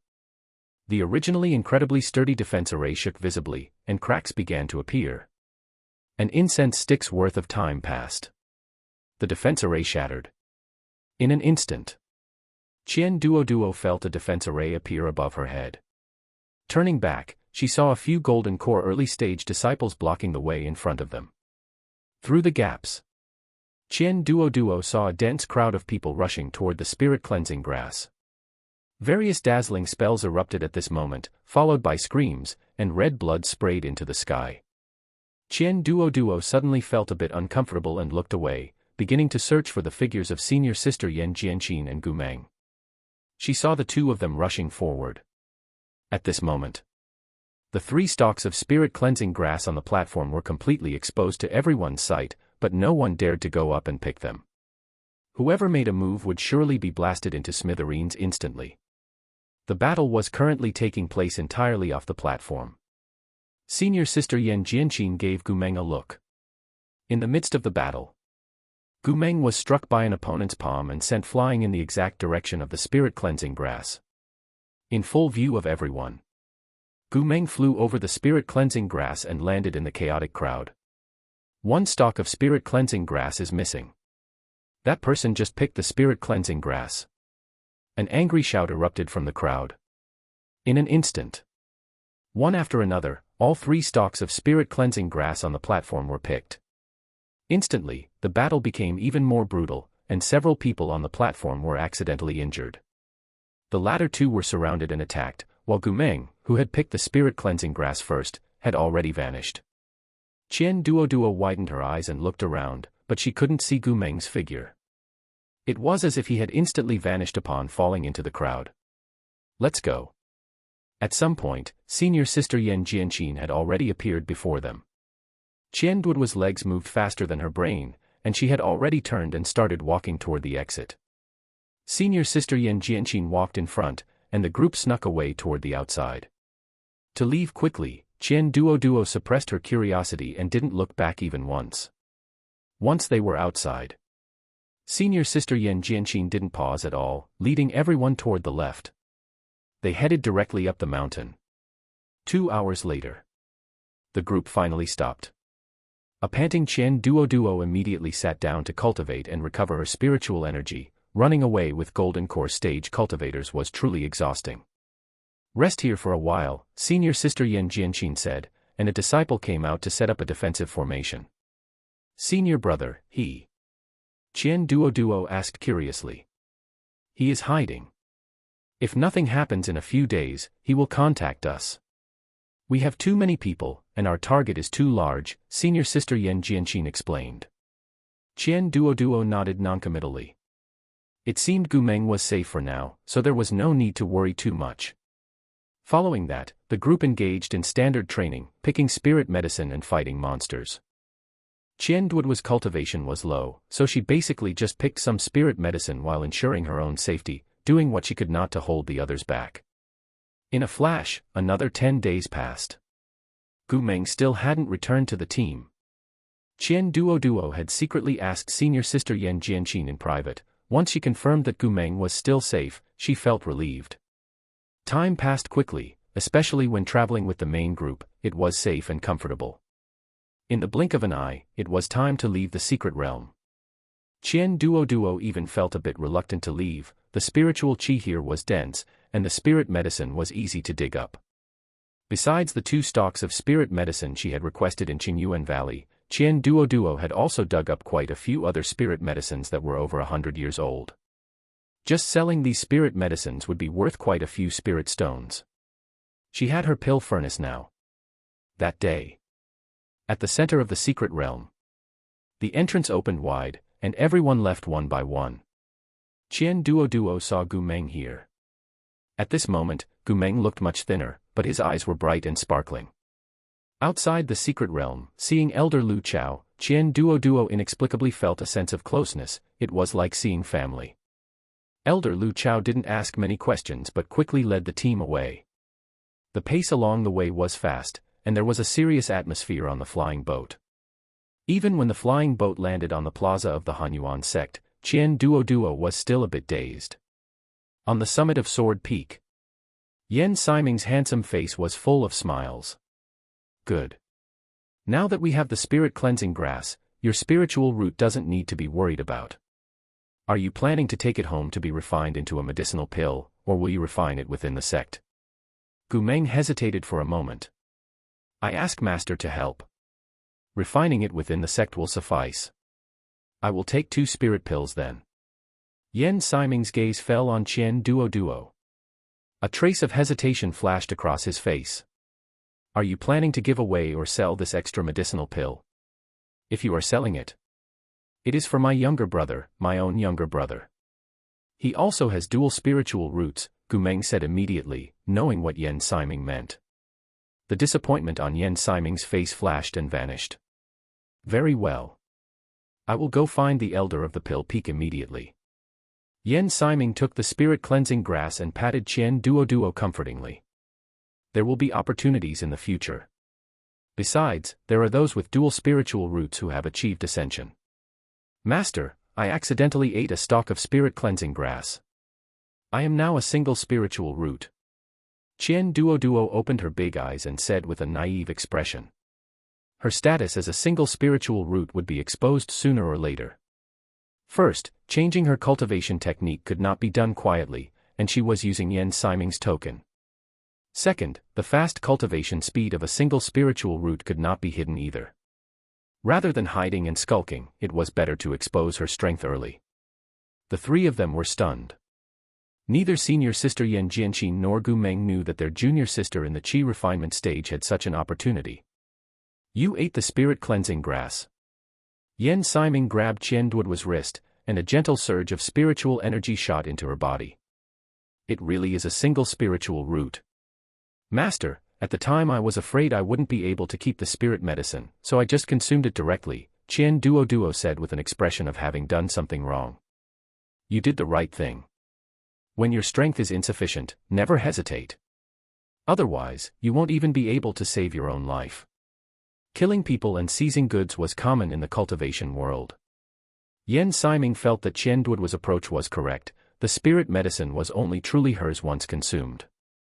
Otherwise, not only would the spirit medicine be gone, but she would also lose her life. As for Qian Duoduo's opportunity, the 3 didn't ask any further questions. Having just returned from training, senior sister Yen Jianqin waved her hand and gave Qian Duoduo 3 days off, telling her to come find her to learn sword techniques after 3 days. After resting for a day, Qian Duoduo took the identity token given by Yen Siming to exchange for a fire spiritual root cultivation technique. After much deliberation, Qian Duoduo finally chose an earth rank low-grade cultivation technique, which counted as a first-class technique within the sect. After obtaining the cultivation technique, Qian Duoduo didn't start cultivating immediately. Instead, she contacted Zhang Qionghua and invited her to come to Sword Peak to find her. She herself sold about a dozen of the less conspicuous 100-year-old spirit medicines she had gathered and exchanged them for a profound rank medium-grade pill furnace. She also exchanged for some fresh Yao beast meat, preparing to go back and cook. In the small courtyard, Qian Duoduo marinated the spirit beast meat with seasonings and then sowed the spirit medicine seeds she had bought this time in her small courtyard. If nothing unexpected happened, she would be living in this small courtyard for a long time, and Qian Duoduo could slowly cultivate these spirit medicines. It was a pity, now that she didn't have a wood spiritual root, she couldn't use the growth-promoting spell in the future. Qian Duoduo smiled, then felt that she was being a bit greedy. One couldn't have everything. After all the spirit medicine seeds were sown into the soil, the courtyard gate was knocked on. Qian Duoduo waved her hand. With a creak, the gate opened, and Qian Duoduo looked at Zhang Qionghua outside. The 2 of them hadn't seen each other for 4 or 5 months. Sister Qionghua. Zhang Qionghua looked her over, and upon confirming that Qian Duoduo wasn't injured, she let out a sigh of relief. Zhang Qionghua knew about the time Qian Duoduo had gone to the Shangyao secret realm and had only hoped she would return safely. I wasn't injured. I gained quite a lot this time. I'll treat you to roasted meat, Qian Duoduo said, taking out a simple grill. Chapter 35 Foundation Establishment. It was something she had picked up casually while out buying ingredients one time, and she had never used it until now. Qian Duoduo used charcoal to fire up the stove, while Zhang Qionghua carefully sliced the marinated Yao beast meat into small pieces and skewered them onto wooden sticks. Before long, a savory aroma of grilled meat wafted through the courtyard. Qian Duoduo placed the ready-made skewers onto the stove to grill, while Zhang Qianghua continued to prepare more. As they worked, the two chatted idly. Qian Duoduo recounted her experiences in the secret realm, while Zhang Qianghua talked about the tasks she had recently completed. After hesitating for a moment, Qian Duoduo finally revealed that she had become a cultivator with a single spiritual root. Upon hearing this, Zhang Qianghua let out a deep sigh. I was already struggling to keep up with you, and now that you have a single spiritual root while I have dual spiritual roots, I'll never catch up. You must cultivate diligently and reach foundation establishment soon. When you go back, please send a letter to my parents and tell them I'll be home to visit them soon, and tell them to. Listening to Zhang Qianghua's rambling, Qian Duoduo felt no annoyance at all. Instead, it added a sense of domestic warmth to the moment. After they had eaten their fill, Zhang Qianghua returned home. Qian Duoduo began her arduous training. She practiced her sword skills every morning, and Yan Siming would check on her progress whenever he had time. At noon, she would begin alchemy. Now that Qian Duoduo owned a pill furnace, she focused on refining the most basic Anidia pill. In the afternoon, she would read books and memorize the properties of spirit medicine, and the nights were spent in all-night meditation. Time spent cultivating passed very quickly. After a month of practice, Qian Duoduo was now able to refine first-grade spirit replenishing pill, which were perfectly suited for cultivators at the qi refinement stage. Finally, I'm starting to make back my investment, Qian Duoduo sighed. These days, she had spent quite a lot of spirit stones to buy the pill furnace and spirit medicine. Although the Anidia pill she had refined previously had sold, they were cheap, and the spirit stones she earned were far from covering her costs. Now with the spirit replenishing pill, she could command a higher price. However, second-grade spirit replenishing pill were even more valuable, so Qian Duoduo decided to successfully refine them within the next few months. By the time Qian Duoduo successfully refined a second-grade medicinal pill, half a year had passed. Overall, in these 6 months, the first-grade medicinal pill she had sold hadn't earned as many spirit stones as her second-grade talisman. Looking at the second-grade medicinal pill in her hand, Qian Duoduo excitedly headed to the market at the foot of the mountain. There was a large shop established by the sect in the market called the Hanyuan shop. Shopkeeper, come quickly and help me see how much I can sell these spirit medicine for. Qian Duoduo placed a white jade porcelain bottle on the counter. The shopkeeper calmly picked up the white porcelain bottle. Oh, you've refined a second-grade medicinal pill. You've made progress. How does 15 spirit stones per bottle sound? After all, I still need to make a profit when I sell it. Qian Duoduo was a regular customer here and knew that the shopkeeper's prices were fair. That's fine. I just came to ask for the price. I'll sell all the medicinal pill I refine in the future to you. Very well, I'll be waiting for you to become a great master of alchemy. The shopkeeper quite liked this little cultivator. She was diligent, had a sweet mouth, and smiled at everyone she met. In the following days, Qian Duoduo did nothing but cultivate, refine medicinal pill, and draw talismans to earn spirit stones. In the blink of an eye, 2 more years passed. By now, 15-year-old Qian Duoduo had blossomed into a beautiful young girl. Qian Duoduo's features were delicate and her face was petite, making her look cute and lively, but due to her obsession with cultivation, there was a touch of coldness about her, making her seem somewhat unapproachable. Her long hair was tied into a high ponytail, giving her an energetic appearance.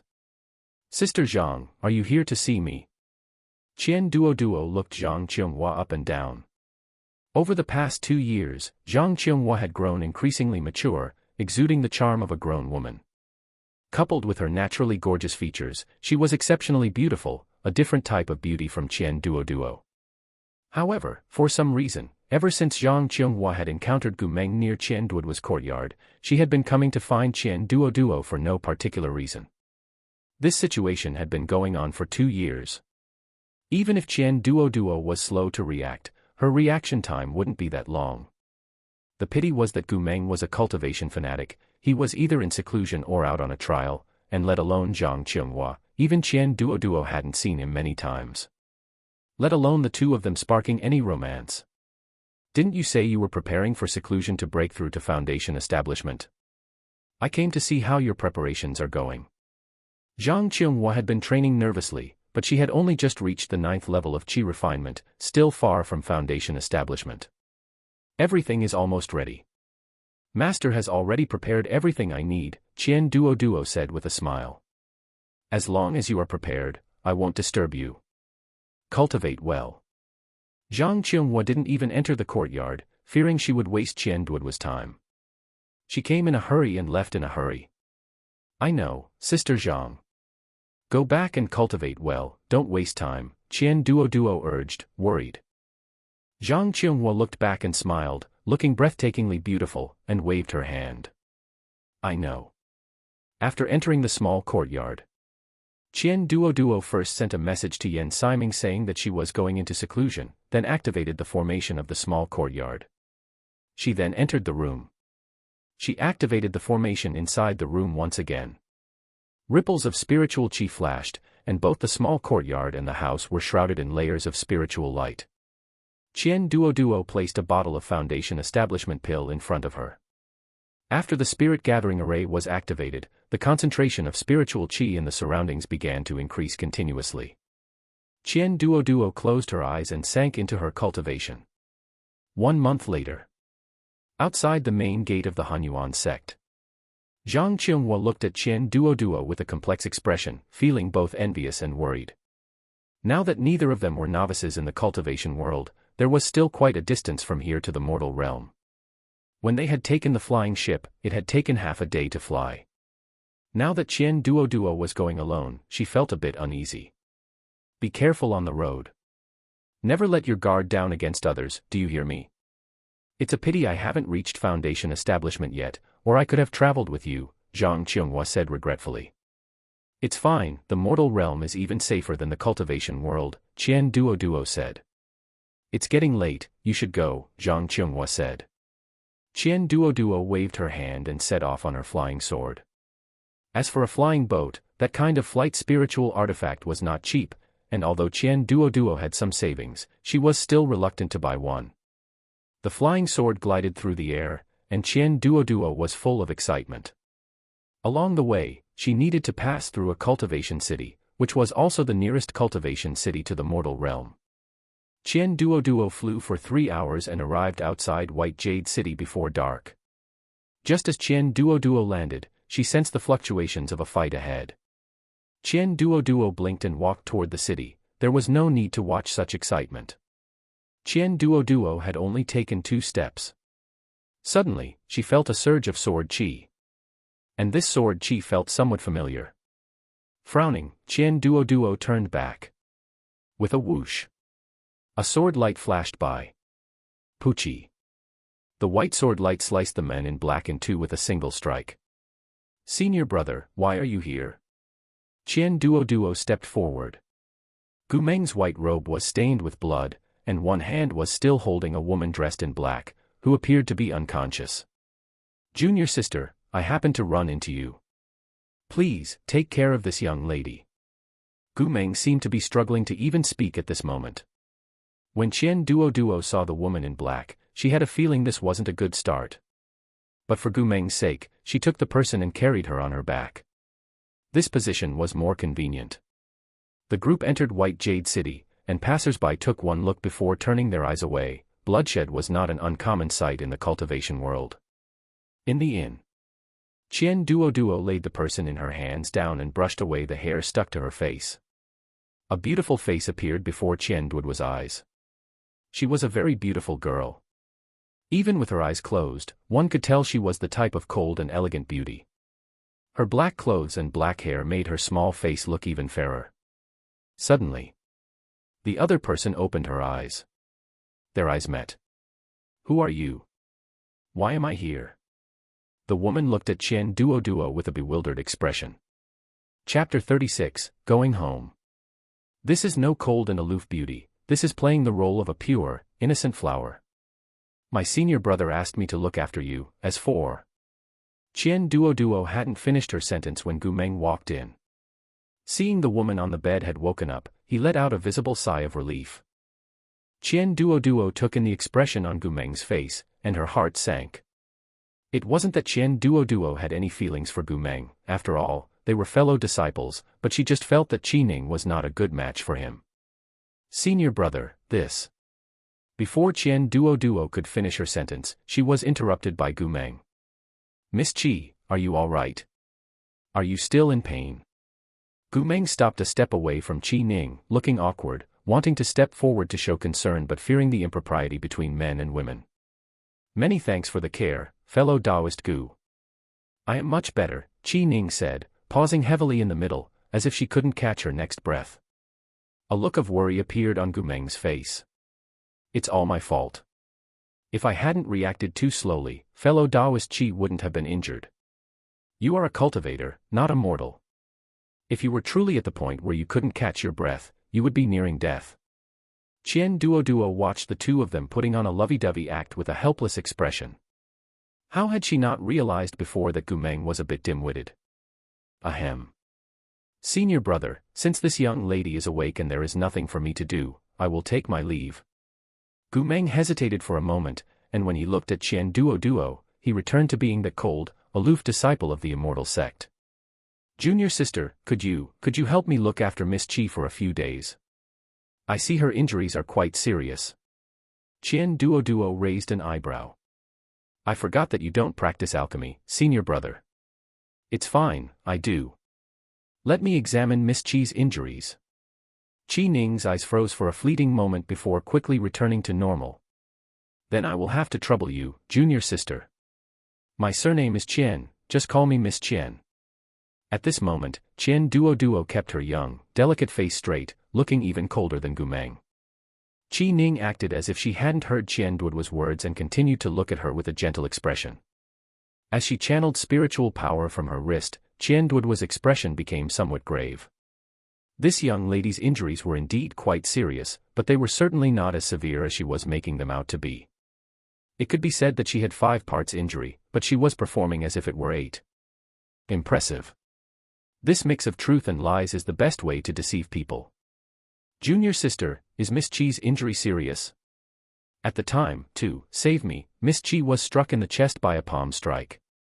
Gu Meng's gaze swept over Qi Ning's chest, then realizing it was inappropriate, he quickly withdrew his gaze. Miss Qi's injuries are somewhat serious, it would be best for her to recuperate for a period of time, but she should have no problem taking care of herself. The medicinal pill I have for healing is of too low a grade. Senior brother, if you... I'll go buy some right away. Gu Meng hurried out. Qian Duoduo glanced at Qi Ning. Qi Ning's previously hunched figure slowly straightened up, leaning back slightly against the bed frame, the smile on her face fading a little. Miss Qian seems to dislike me. Is it because you misunderstood the relationship between me and your senior brother? Actually, we... Qian Duoduo resisted the urge to roll her eyes. Your pretentious lines are outdated.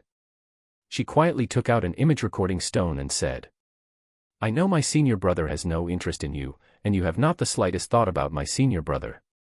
You two are perfectly innocent, right? Miss Qi. The muscles in Qi Ning's cheeks twitched subconsciously, and she said dryly. Yes, but... That's fine then. Rest well and heal. I'm leaving. Qian Duoduo, too lazy to deal with this, just patted her backside and left. Leaving Qi Ning with a conflicted look on her face. Outside the inn, Qian Duoduo stopped the rushing Gu Meng. Senior brother, let me show you something good. Gu Meng was anxious to go see Qi Ning, but since Qian Duoduo was his junior sister, he hesitated for a moment before following her to the side. Qian Duoduo didn't waste words and directly took out the image recording stone. The look of anxiety on Gu Meng's face vanished, replaced by a bit of embarrassment and a trace of disappointment. Little junior sister, actually. No need to explain. I was just afraid that you were being overly concerned, senior brother. Take care of yourself. I have things to do, so I'm leaving. Qian Duoduo said this and left. As for the entanglement between the two, Qian Duoduo didn't want to get involved, she just couldn't stand Qi Ning's green tea act this time. Gu Meng sighed, looking at the medicinal pill in his hand, he suddenly didn't seem as urgent anymore. She found another inn in the city. Qian Duoduo rested for one night. The next day, it took 2 hours. Qian Duoduo arrived at the boundary between the immortal and mortal realms. This place was a mountain range. On the other side was the human realm, where people would only think of it as a dangerous, high mountain, rarely visited and filled with wild beasts. The so-called wild beasts were merely illusions within the formation. With a wave of her hand, she left the formation. She appeared again deep in the mountains. After coming down from the deep mountains, Qian Duoduo headed towards her village. Fortunately, she had asked about the location of her town when she left, otherwise she would have made a wasted trip. She looked at her white robe. It didn't look like something a commoner would wear. In the mortal town at the foot of the mountain, she bought a set of coarse linen clothes and smudged her face a bit. Lost in a crowd, she would look much more ordinary. Walking to the wilderness, Qian Duoduo then steered her flying sword and flew forward. The journey back took 5 hours. When she arrived at the town, it was already dark. Qian Duoduo rested in the town for one night. The next morning, Qian Duoduo woke up and headed towards the village. Outside the village, Qian Duoduo's hurried footsteps suddenly slowed down. Various thoughts flooded her mind. I am 15 years old this year, Qianingdi is 13, and Qian Zhaokai must be 10. I don't know if they will recognize me when we meet again, and I don't know how my parents have been these past 2 years. Even though a sweep of her divine sense would make the situation in the village clear at a glance, Qian Duoduo simply walked to her own home. The autumn air was crisp and refreshing. It was also a busy season. At dawn, Su Sanyang and Qian Dong took the 2 children to work in the fields. Qian Duoduo stood outside the courtyard and looked again and again, confirming she hadn't come to the wrong place. It was indeed her home, but there was no one inside. The originally dilapidated small courtyard had been rebuilt. There was a tall house and a courtyard wall. It seems the family has been doing well these years. A sweep of her divine sense confirmed no one was home. Qian Duoduo used her divine sense again and saw that her family members were busy in the fields. She didn't go to find them, but waited here instead. The village knew that Qian Duoduo had entered an immortal sect. This time she was just coming back to see her family and didn't want to cause them any trouble. She had been very low-key along the way. At this time, most people were busy in the fields. Wouldn't going to find them be a blatant exposure of herself? Following the usual routine, the family would get up around 7 a.m. to work in the fields and return around 9 a.m. to cook breakfast. Then they would go back to the fields and return around 3 o'clock or 4 p.m. to cook. So, if she waited another hour, she estimated the family would be back. Thinking of this, Qian Duoduo suddenly felt she could cook. The family could eat ready-made food when they returned. Most importantly, Qian Duoduo wanted to cook the lotus seeds she had brought back from the Shangyao secret realm into porridge for her family. Eating it would at least strengthen their bodies, and it wouldn't expose her. Chapter 37, Reunion. In Qian Duoduo's mind, the most discreet way was to tell no one. If her family found out and accidentally mentioned it where others could hear, it would be troublesome. After all, the immortal pill was very popular among mortals. Lotus seed porridge was simmering in the pot, and Qian Duoduo skillfully found the white flour in the large jar. Still in the same old place. Although the home had changed, everyone's habits remained the same, and Qian Duoduo could always easily find the things she needed. Smoke began to rise from the kitchen. Walking near the entrance of her home, Su Sanyang, holding her slightly protruding belly, looked at the smoke from the house, a flash of panic in her eyes, and hurriedly rushed toward the house. Fumbling in a panic to open the front gate, after entering, she saw a figure. "Who are you?" Su Sanyang demanded angrily. Qian Duoduo turned around. Their eyes met. Su Sanyang had aged. The traces of time were quite obvious.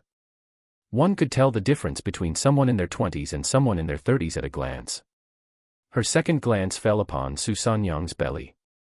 Now that the family's circumstances were better, having another child should be no problem. "Are you Duoduo?" Su Sanyang's eyes suddenly reddened.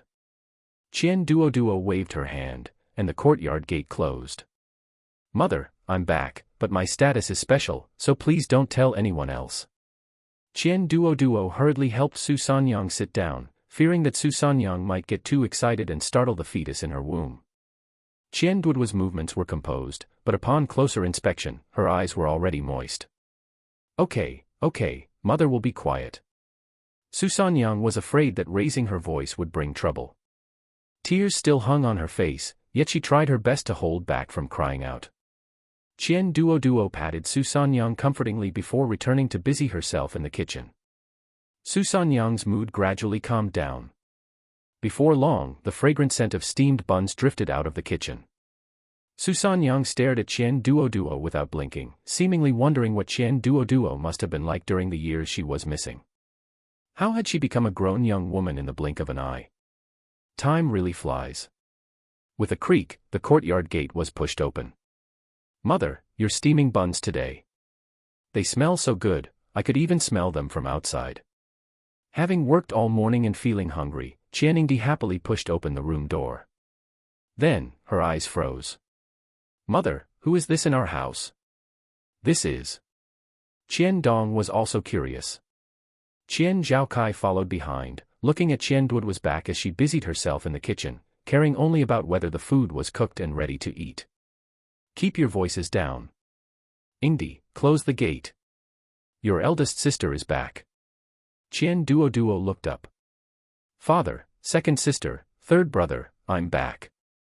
Qian Duoduo said, holding back her tears. Qian Dong was stunned for a moment, then said dryly, it's good to be back.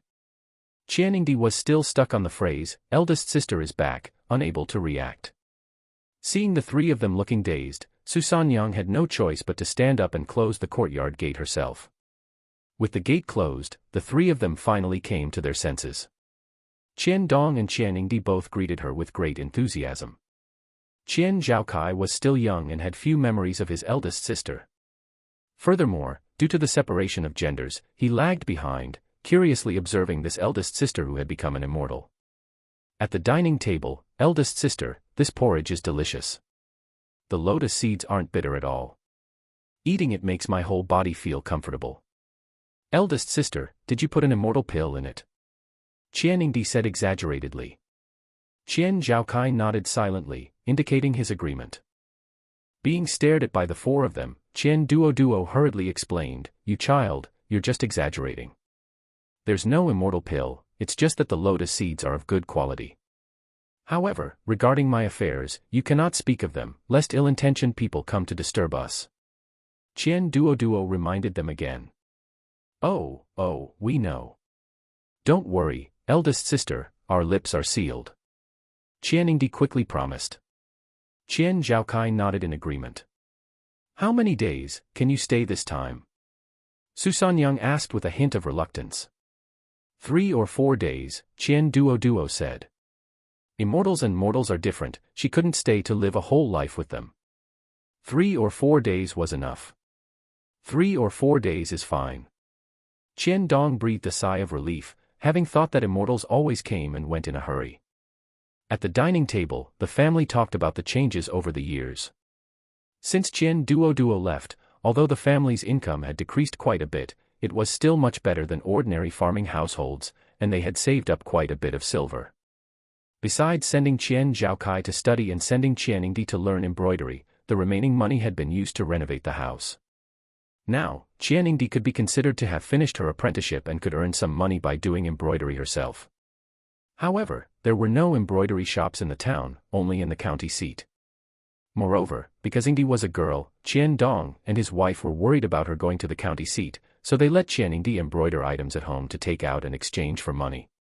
As for Qian Zhaokai, the teacher said he had some talent for studying and might pass the examination for a child scholar in the future. As for becoming a Shucai scholar, he would still need to go to the county to study. Now that the house had been built, the remaining money was intended to support Qian Zhaocai's studies and provide a dowry for Ingdi. Overall, although things were a bit tight, life was getting by. Oh right, how is Sister Lu doing these years?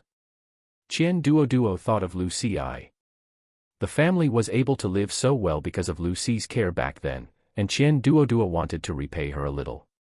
Miss Lu recruited a live-in son-in-law. Dr. Lu is still running the medical clinic, and his son-in-law works with him at the medical clinic. They have 2 children now, Su Sanyang quickly explained Lu Si's situation. Over these years, the 2 families still had business dealings. Qian Duoduo breathed a sigh of relief. After the meal, Qian Zhaokai lingered, stealing a few glances at Qian Duoduo. "Zhaokai, is there something you want to say?" Qian Duoduo said, trying to be as gentle as possible. "Eldest sister, can you perform a spell for us to see?"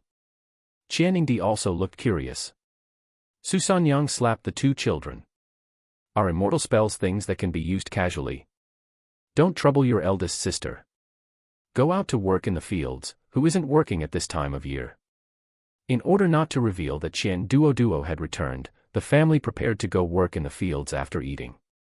Otherwise, during the busy farming season, a whole family huddled at home would look suspicious to anyone. Chapter 38, Visiting an Old Friend. Qian Duoduo gave two dry laughs and did not make a move. In truth, there were regulations. In the human realm, one could not casually use spells, especially actions like attacking a mortal. This was all under the surveillance of cultivators. Qian Duoduo did not want to use spells. The spiritual qi in the human realm was thin, and once a spell was used, it would be like a lamp in the middle of the night.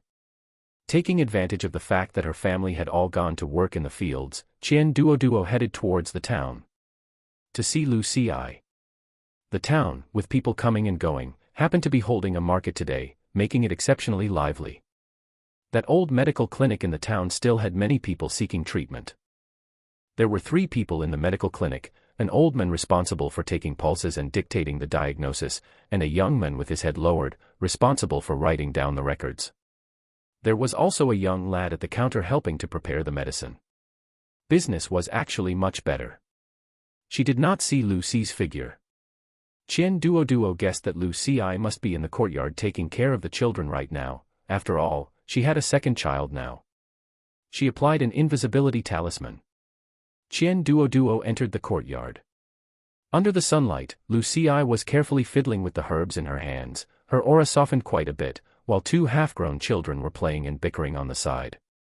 The person was still the same person, but her temperament had changed a lot. The Lu Ci of the past felt efficient at work, but now she had gained a bit of gentleness, and her slender, youthful figure had also become slightly plump. After taking a look, she saw that Lu Ci's spirit and vitality were quite good.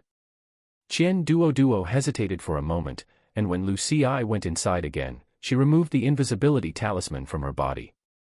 "Sister Lu, long time no see." Qian Duoduo deliberately walked 2 heavy steps, letting the other party hear the sound of footsteps to avoid startling her. Lu Ci subconsciously turned around.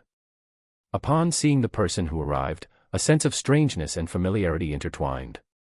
In just a second, she still recognized her. "Duoduo. It's me. I came to see you, and I'll leave after saying a few words." Qian Duoduo briefly explained the situation and also asked Lu Ci to keep it a secret. Just as Lu Ci was about to ask something, she heard crying and noise outside. Her previously tense expression revealed a touch of helplessness. The 2 brats must be acting up again. "I'll go take a look." Qian Duoduo followed behind Lu Ci to take a look. Watching Lu Ci skillfully coax the children's voices died down. Lu Ci looked at Qian Duoduo with a complex expression, seemingly wanting to say something, but in the end, she didn't open her mouth. "Are you doing well in the sect?" "Good. The elders in the sect take good care of me, but I can't come back to visit often." Qian Duoduo felt a bit dejected. Too much time had passed, and they had ultimately grown distant. After a few pleasantries, there was nothing left to say. Qian Duoduo left behind a handful of lotus seeds, instructing Lu Ci to boil them into porridge for lunch. While it couldn't cure all illnesses, it could strengthen the body. Lu Ci's hand gripping the lotus seeds tightened, holding the attitude that since she was already out anyway. Qian Duoduo flew on her sword directly in the wilderness until she reached the county town, arriving at the Zhang residence according to Zhang Qionghua's instructions. She quietly placed the letter in the room of Zhang Qionghua's parents. After finishing these tasks, it was almost time for lunch. When Qian Duoduo returned, the whole family was at home, seemingly waiting for Qian Duoduo's arrival. "Eldest sister, where did you go at noon?" Qian Ningdi asked curiously. "Just wandered around a bit." "You are 13 this year, in a couple of years, you should be getting betrothed. Do you have any thoughts on that?" Qian Duoduo said. In this era, women married at 15 or 16. Betrothals were basically discussed at 13 or 14, and they would marry directly when the age was reached. Eldest sister, you are teasing me. Qianingdi said with a shy face. Qian Duoduo. I am just concerned, that's all. Duoduo, do you have any thoughts on your second younger sister's marriage? Are you? Susanyang stopped mid-sentence, thinking that Qian Duoduo could divine the future, at least more accurately than the monks in the temple, and perhaps she could calculate a good match for Qianingdi. Actually, Qianingdi's marriage also needed to be put on the agenda. Come to think of it, someone had come to the door some days ago, but Susanyang and Qian Dong did not take a fancy to them. Qian Duoduo saw through Susanyang's thoughts at a glance, but unfortunately, Qian Duoduo did not know how to do that. Divining heavenly secrets could be considered a skill, and Qian Duoduo had never learned it. No, I was just asking casually. I thought Mom and Dad had already settled things for second sister, and I could go take a look. Eldest sister, don't talk about it. I haven't been settled yet, Qianingdi said awkwardly. Qian Zhaokai did not find it appropriate to speak up at this moment, while Qian Dong did not care about these things, mainly feeling that as a grown man, it was not appropriate for him to interrupt these conversations between his wife and daughters. Today's lunch was much richer because Qian Duoduo had returned. There was chicken, pork, and tofu. This kind of menu was basically only eaten during Chinese New Year or festivals. You came back too suddenly this morning, so at noon, I had your father go get some meat. I don't know if you can eat meat now. Susanyang said stumblingly, not knowing if this immortal ate meat or not. I do. It's been a long time since I've eaten home-cooked food, and I've been missing it. Qian Duoduo picked up a chopstick of chicken, and the remaining 4 people then started to pick up food. After the meal, Qian Duoduo took out another common spiritual fruit, cut it into 8 pieces, and gave 1 piece to each person, fearing that if they ate too much, they wouldn't be able to absorb the spiritual qi and it would cause trouble instead. Qian Dong originally intended to give his portion to Susanyang, but after hearing Qian Duoduo say that eating too much would overnourish the body, Qian Dong immediately ate what was in his hand. It seemed that because everything they ate today was good stuff, in the afternoon when working in the fields, the whole family still had plenty of energy. During the busy farming season, they could eat 3 meals a day. The third meal was after dark. When they couldn't do farm work, they would eat a meal around 7 or 8 o'clock. This evening meal was just ordinary food. The next morning, taking advantage of her family being busy, Qian Duoduo went for a walk on the mountain. A body nourished by spiritual power was much stronger than an ordinary person's. Even without using spiritual power, she could be considered a master in her own right. She easily caught 2 wild chickens and a wild rabbit to bring back. As for the medicinal herbs she encountered on the road, Qian Duoduo did not let any of them go. Susanyang pushed open the courtyard door and saw piles of precious medicinal herbs stacked on the ground. She subconsciously closed the door. With a bang. Ouch! I was right behind you, didn't you know? And you still closed the door. Qian Dong said, rubbing his forehead which had been bumped and was aching. Close the door, Susanyang whispered. Seeing that the 2 children had entered the courtyard, Qian Dong hurriedly closed the door. The whole family didn't even eat, instead sorting and processing the pile of medicinal herbs on the ground, while Qianingdi killed the chickens and the rabbit. During the busy farming season, every household would be dragging their bodies by the afternoon, looking listless. Only the 4 members of the Qian family were all energetic. Even Susanyang, who had a big belly, looked spirited. Old Qian, how come you guys aren't tired at all? A fellow villager asked curiously in passing. The 4 of them felt their hearts skip a beat. Tired? How could we not be tired? But our family is eating meat today. Being able to eat meat, being a little tired is nothing, Qian Zhaokai said with a silly laugh. That's true. In this day and age, it's hard enough to get full, and days where we can eat meat are even rarer.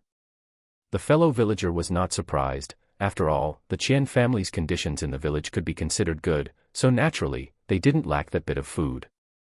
The whole family breathed a sigh of relief.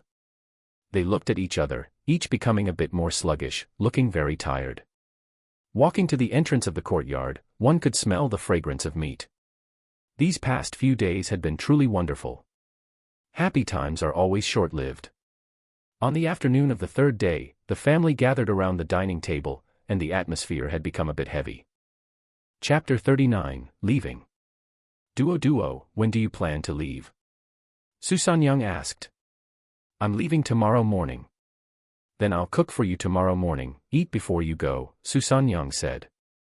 Then, eldest sister, when will you come back again? Qianingdi asked, her hand holding the chopsticks, pausing for a moment. I don't know. I'll come back if there's a chance, Qian Duoduo said. The dining table suddenly fell silent. Actually, seeing that everyone is doing well this time I came back makes me very happy. Besides, it will be lively when there is one more person in the family later. Qian Duoduo swept her divine sense over and could tell that Susanyang was carrying a boy. But Qianingdi wanted to say something, but she didn't know how to put it into words. It was destined that in the future, eldest sister would not have much interaction with the family. That night, while the family was asleep, Qian Duoduo took the opportunity. She used her spiritual qi to nourish the bodies of everyone one by one. This was all she could do. Morning came. Susanyang opened her eyes, seemingly having anticipated this. She went to Qianingdi's room, only to see one figure on the bed. She sighed. On this side. Qian Duoduo moved quickly under the cover of darkness. One day later, Qian Duoduo appeared in the cultivation world. Arriving at Bayou City again, her mindset was completely different. The last time she came, she was eager to go home and was in a rush. Now that she had time, she wandered around the city. Over these years, relying on alchemy and talismans, Qian Duoduo had quite a few spirit stones in her possession. With spirit stones, shopping was enjoyable. After strolling around the street twice, she inquired about the prices and felt that the prices at the market at the foot of the Hanyuan sect were still cheaper. However, the items here were more diverse. Holding the mentality of picking up a bargain, Qian Duoduo wandered around various small stalls. Fellow Taoist, look at this 100-year-old spirit medicine. The root is just a bit broken. 10 spirit stones, not expensive, right? That spirit medicine of yours is still 80 years away from being 100 years old. Fellow Taoist, take a look at this item. Although it's ordinary, I brought it out from the Shangyao secret realm. You know the Shangyao secret realm, right? It's an ancient secret realm, you. Qian Duoduo glanced at it. It was just a stone picked up from the ground. Buying this thing was more of a scam than buying a lottery ticket. Qian Duoduo looked on as she walked. Suddenly, a familiar voice reached her ears. Fellow Taoist Gu, I don't know when we will meet again after this parting. Lifting her head slightly, Qi Ning and Gu Meng appeared in her line of sight. Qian Duoduo turned her steps to the left. She didn't want to greet them. Behind her was Gu Meng's gentle voice. I still need to go to the demon city later, and we can spar again then, Miss Qi. Hanyuan sect. Qian Duoduo heard a knock on the door. She thought it was Zhang Qionghua coming to ask for news. With a creak, the courtyard door opened. Lu Wei's big face appeared. Since entering the sect all these years, Lu Wei had been busy forming cliques. Though he had been somewhat diligent in cultivate, he was now barely at the 7th layer of qi refining. What is it? Qian Duoduo asked directly. A hint of awkwardness appeared on Lu Wei's face, then he forced a smile and said. I heard that fellow Taoist Qian succeeded in foundation establishment, so I came specifically to congratulate you. I accept your well wishes. Is there anything else? I wonder when fellow Taoist Qian will return home. Could you bring a letter to my family for me? Lu Wei said in a scholarly tone, feeling a bit awkward himself. Oh. I have already been back, Qian Duoduo said bluntly, not feeling guilty at all. After all, they weren't close, and Lu Wei hadn't mentioned it before. Lu Wei's expression turned slightly cold, but it recovered in a blink. After all, we are fellow villagers. Perhaps I will go back one day too, Lu Wei glanced at Qian Duoduo and said, sounding quite reasonable. When fellow Taoist Lu reaches foundation establishment and goes back, please let me know and help me bring a letter. Qian Duoduo said generously, her eyes clear, as if she were genuinely asking Lu Wei to help her bring a letter. Lu Wei was choked by Qian Duoduo's sincere expression and walked away. Now, After Zhang Qionghua arrived, Qian Duoduo and Zhang Qionghua chatted for a bit. During this, Qian Duoduo mentioned that she had met Gu Meng and Qi Ning. Zhang Qionghua's eyes flickered. TSK, what a pity. Your senior brother has poor judgment, but it has nothing to do with me. I am focused on Cultivate now, waiting to go home. Do you need a foundation establishment pill? I have one left. There were 3 foundation establishment pills in total. Qian Duoduo, having a single spiritual root, didn't need the medicinal pill and advanced directly. She had sold 2 and originally intended to save 1 for Zhang Qionghua. Good things that are priceless and hard to find, I couldn't ask for more. Zhang Qionghua said with a laugh. In the end, Qian Duoduo gave Zhang Qionghua a 20% discount. Although they were friends, if Qian Duoduo gave expensive items to Zhang Qionghua, she certainly wouldn't accept them. It was better to be thoughtful, keep an eye out for things she needed, and lower the price a bit. After all, foundation establishment pills couldn't be bought just with spirit stones. After having a meal, the 2 went back to their own busy schedules. On top of Sword Peak, Qian Duoduo waved her hand, and a flash of sword light streaked past, followed by streaks of sword light like afterimages. Master. Yen Siming stepped forward. The 3 realms of a sword cultivator are sword chi, sword aura, and sword domain. Your fast sword has reached the limit of your body. Now, if you want to break through, you must find a way to reach sword chi. Master, how should I break through to sword chi? Go to the sword pool. Perhaps you can even obtain a good sword. There was a sword pool on the top of Sword Peak. The sword pool contained famous swords from past generations, filled with the aura of various famous swords. It was easy to sense sword chi and sword aura there. It was one of the training grounds for Sword Peak disciples, a place where danger and opportunity coexisted. Some people would gain an epiphany there, comprehending sword chi and sword aura. Some who were unlucky would return covered in injuries with nothing to show for it, having to pay for their own healing. Others who were especially lucky, in addition to an epiphany, could gain the recognition of a famous sword and bring one back. The swords in the sword pool were famous swords, and they were also swords with spiritual chi. They would choose their own masters, it was not up to others to choose. Chapter 40, Entering the Sword Pool. Yes, Master, Qian Duoduo said with a determined expression. Entering the sword pool is a precious opportunity, even for a disciple of Sword Peak, one can only go once or twice in a lifetime. On the back mountain, Qian Duoduo took out her token to show the disciple guarding the sword pool. Go in. Junior sister, you must mind the time. With your current cultivation level, do not stay longer than a day, or you will easily get injured, the guarding disciple said in a businesslike manner. Qian Duoduo cupped her hands in thanks and walked into the sword pool. The gate pushed open. Dozens of steps appeared before her. On these steps, many disciples who had come to the sword pool were resting, some were covered in bloodstains and were busy healing their wounds. Seeing a newcomer, everyone paid little attention. Qian Duoduo walked up the steps. At the top of the steps was the vast sword pool. In the pitch-black pool water, dense rows of long swords were stuck in crookedly. Each long sword carried its own aura, some exceptionally powerful ones even had faint sword light flickering around them, as if anyone who dared to step closer would be severely injured by the sword chi. However, many long swords were rusted and covered in corrosion from the passage of time, no longer showing their former glory. A disciple was still training in the sword pool, but was being forced to retreat repeatedly by a long sword, with streaks of red blood staining their white disciple robes. She hadn't noticed from a distance earlier. Looking closely now, he looked familiar. This person was Gu Yuanxiu.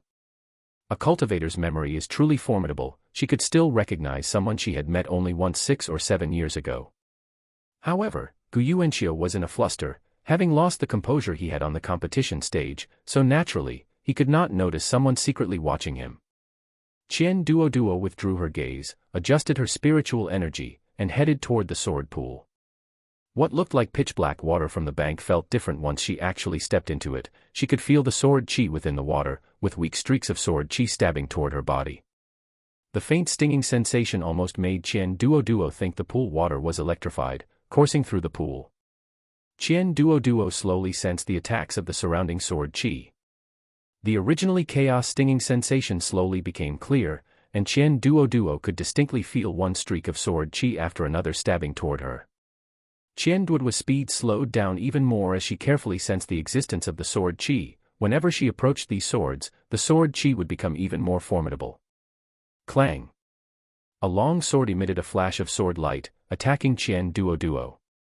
Qian Duoduo only had time to dodge sideways. Rip!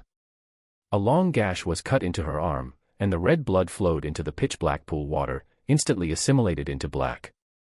Qian Duoduo retreated a step, moving away from this long sword that actively attacked people. That sword was too fast just now. Qian Duoduo stared carefully at this sword. It was a thin sword commonly used by female cultivators, with the tip inserted into the ground and the blade mostly hidden by the black pool water. Only a small section of the cold glinting blade and the hilt remained visible. The hilt was made of black wood, and the red sword tassel tied to it was sparse, with only a few red threads left. It was a good sword, and also a fierce one. Qian Duoduo, while feeling the attacks of the sword chi, pondered the chances of obtaining this sword. She had to admit that the difficulty was quite high. Qian Duoduo felt her probability of obtaining this sword was only about 30%. She sighed. Qian Duoduo remembered the location of this sword and continued walking, sensing the existence of the sword chi. As for this sword, she would come back to retrieve it after she attained an epiphany regarding sword chi. Otherwise, if she got cut by the sword chi, she wouldn't be able to continue comprehending sword chi in the sword pool. As time passed, Qian Duoduo sensed the sword chi while waving her sword to form a defensive barrier around herself, preventing sudden attacks from spiritual swords. Dawdling. Most of the day passed. More than half of the spiritual energy in Qian Duoduo's body was consumed. Qian Duoduo had a clear understanding of sword chi, and even the sword she swung had changed, leaving her just a step away from an epiphany of sword chi. On the steps, Qian Duoduo was recovering her spiritual energy. Fellow Taoist Qian, have you comprehended sword chi? Gu Yuanqiu stepped forward to ask. A flash of surprise crossed Qian Duoduo's eyes. You know me. We met on the competition stage, and besides, you are Elder Yan's disciple, so I naturally know of you, Gu Yuanqiu explained casually. I'm still a bit away from comprehending sword chi. What about you, senior brother Gu? I have already comprehended it and am preparing to head back.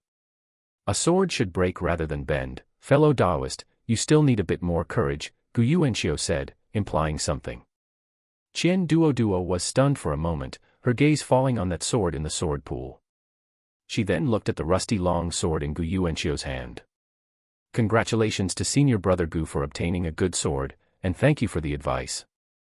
It's not really advice. Junior sister, keep working hard. I hope we have a chance to spar a few times, Gu Yuanqiu said, his eyes lighting up.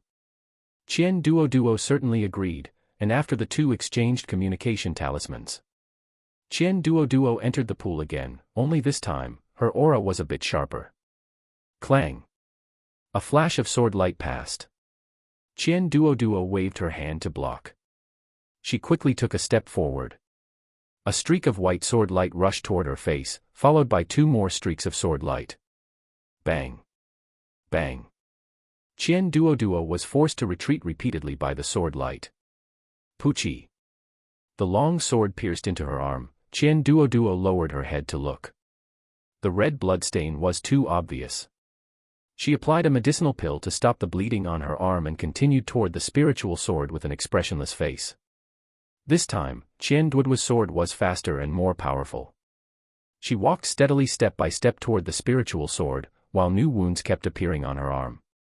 When her slender, fair fingers tightly grasped the hilt, the piercing sword chi that had been lingering around her vanished completely. She exerted a slight force with her arm and pulled it upward. With a clang, the long sword was completely pulled out. Looking at the long sword in her hand, Qian Duoduo only then realized belatedly that she had comprehended sword chi. Otherwise, based on her strength, there would have been no way to approach this long sword. Written on the hilt were the two characters sword. So your name is Sword. That's a nice name. From now on, you'll have to work hard accompanying me. Qian Duoduo touched the long sword in her hand affectionately. The grade of the sword was at least earth rank medium grade. After all, there were no simple swords in this sword pool. "Fellow Taoist, come over here and register," the guarding disciple shouted at Qian Duoduo while holding a book. People around looked over, but only took one glance before withdrawing their gazes, feeling a bit envious and jealous. Two people have pulled out swords today. Could it be that today's swords are easier to pull out? Maybe I should try, a man muttered to himself, thinking it was quiet, but actually, many people heard him. Qian Duoduo felt a little awkward under everyone's gaze, so she quickly registered and fled with the sword. Chapter 41, Winds and Clouds Arise. On the mountaintop, Qian Duoduo wielded her sword, each strike faster than the last, and the resulting sword chi effortlessly destroyed the surrounding ground. Yen Siming watched, looking very satisfied. Your sword technique is unlikely to have a breakthrough in the short term, so focus your attention on cultivating. Alchemy is also an option. It is said that you can already refine third-grade medicinal pill. This disciple's meager alchemy skills are not worth mentioning in front of Master, Qian Duoduo said modestly. Just as Yen Siming was about to open his mouth to say something, he seemed to sense something and looked toward the direction of the foot of the mountain. A sword-peaked disciple hurried over. "Elder Yen, the situation is urgent. The sect leader requests your presence for a discussion." Yen Siming's brows furrowed slightly. "Duoduo, you go back. I will go see what the sect leader needs." Yen Siming disappeared from the spot in the blink of an eye. For the first time, Qian Duoduo clearly realized the gap between herself and Yen Siming. It was like the gap between a mortal and a cultivator. She couldn't even see his back. Worry also arose in her heart. Being able to cultivate to the foundation establishment stage peacefully all these years was thanks to the sect's protection. If something were to happen to the sect again, it would be troublesome. She sighed.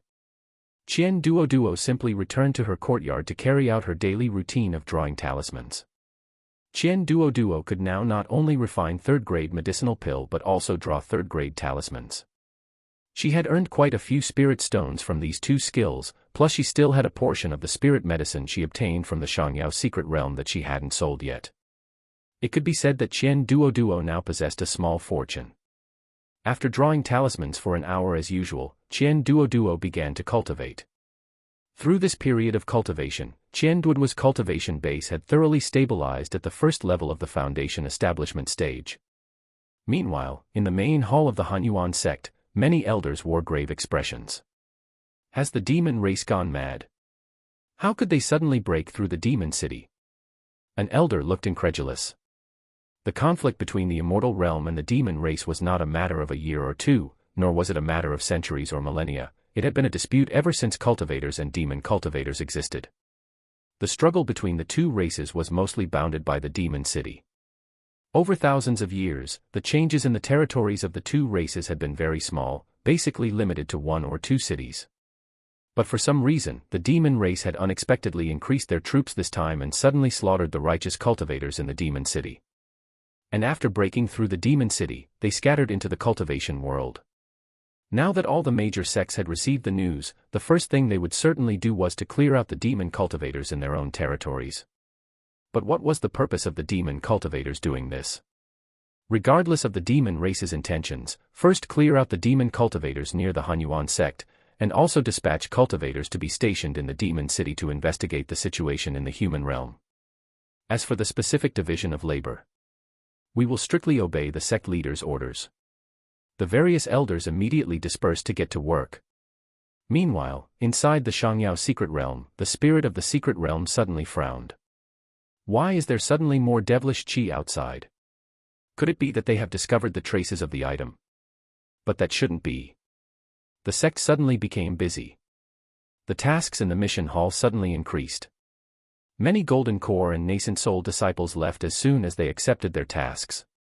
There were also many tasks aimed at the foundation establishment stage. After that day, Qian Duoduo made an intentional effort to inquire and learned what had happened. It felt as if a dark cloud was hanging over her head. What are these demon race people doing all day? Can't they just cultivate properly and strive for early ascension? On the mountaintop, Yen Siming said to Qian Duoduo. Duoduo, the sect has tasks this time. I am going to take your third senior brother out for training. Senior Sister Yan Jianqin is in seclusion preparing for a nascent soul breakthrough. The entire Sword Peak is left for you to manage. However, you don't need to worry. Anything you cannot solve, just send it directly to the discipline hall. At a time like this, we cannot let people's hearts become chaotic. Do you understand? This disciple understands. Also, your cultivation base is too low. Do not rush to accept tasks.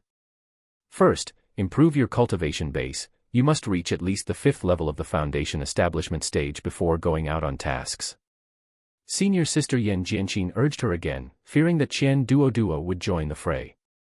The demon race is not someone to be trifled with, encountering them means a life or death situation. This disciple understands. 3 days later, the Hunyuan sect's protective formation was activated, and the disciples remaining in the sect were not allowed to go out unless necessary. The entire sect became much quieter. This time, in order to clear out the demon race, the Hunyuan sect had dispatched a quarter of its disciples and elders. Those who remained were either of too low a cultivation base, in seclusion, or left to guard the sect. Qian Duoduo kept Yan Siming's arrangements in mind. She spent her days cultivating on Sword Peak and patrolled Sword Peak every few days. To avoid accidents, Qian Duoduo specifically obtained communication talismans from a few discipline hall disciples, just in case. Under these circumstances, Qian Duoduo's cultivation became very urgent, and she spent all day resting. She even began to study formations. Not to become a great master of formations, but simply to understand some formations so she wouldn't be cheated when buying formation plates.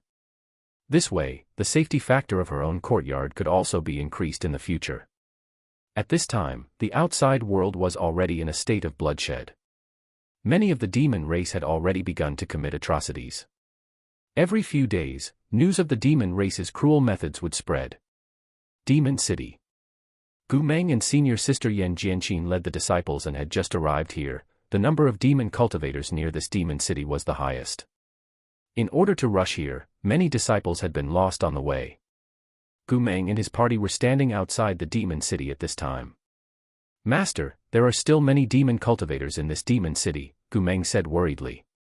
Although the demon city had been recaptured by the righteous cultivators, the devilish qi in the city was still dense. It seemed that anyone passing by could potentially be a demon cultivator.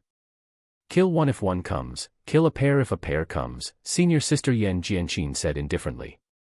At the entrance, they verified their identities. The group entered the city. Yan Siming was taken away to discuss matters, and the remaining disciples were led by a nascent soul cultivator. After entering the city, they saw that it was devastated. The originally bustling city was now tattered and broken, and there were teams of righteous cultivators on the road searching for demon cultivators. The Hunyuan sect disciples were also divided into 3 teams, and the team Gu Meng was in was also led by a nascent soul cultivator. There were more demon cultivators in the city than imagined. As the group walked along, they were suddenly attacked. The demon cultivators' cultivation techniques were strange, and their attacks were hard to guard against. In such battles, the righteous path could only rely on numbers to barely fight to a draw. In the blink of an eye, half a month had passed since they came to the demon city. Gu Meng's aura became even colder, and he wore a cold expression toward everyone. There was no other way. In the middle of this, there was one time they encountered disciples impersonated by demon cultivators, and the Hunyuan sect lost many disciples. It wasn't until Yan Siming arrived, discovered the problem, and solved it. Once again, black mist surged. A trace of disgust flashed in Gu Meng's eyes. Prepare, they are here, Gu Meng said to the people behind him. The few of them had originally planned to go outside the demon city to rest. Who knew that, just as they saw the city gate getting close, a short-distance teleportation array was suddenly triggered. When everyone was teleported here, they felt something was wrong. In just the blink of an eye, more than a dozen demon cultivators were densely surrounding them. Chapter 42, Senior Sister Yan Jianqin's Lightning Tribulation. The dense devilish qi seemed to be telling everyone that this matter would likely not end well. Neither side wasted any more words. Acting on the principle of striking first to gain the advantage, they attacked faster than one another, and soon they were locked in a chaotic battle. Gu Meng and his group had already experienced a battle before this. Their spiritual qi was already running low, and they were preparing to leave the city to recuperate. As a result, they encountered this group of demon cultivators.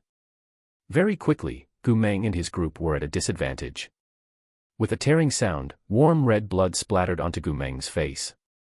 Seeing that everyone was in bad shape and 3 people were already lying on the ground, he feared that if they delayed any longer, none of them would be able to leave. Split up and run. After saying this, Gu Meng took the lead and broke through in one direction.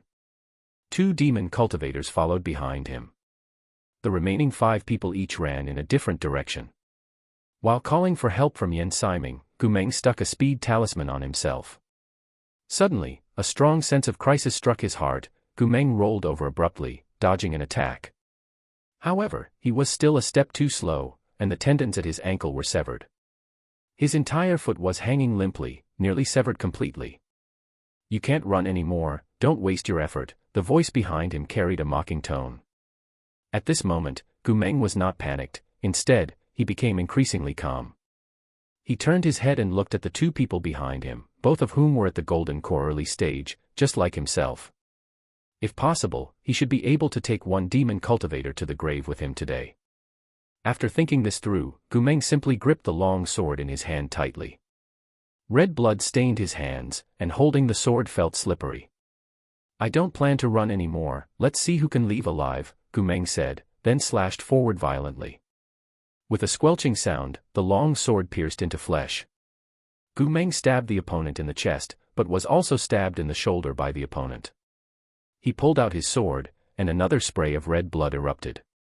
By now, Gu Meng had become a bloody figure, and he could no longer tell if the blood on his body was his own or his opponent's. With a thud, the demon cultivator opposite him fell.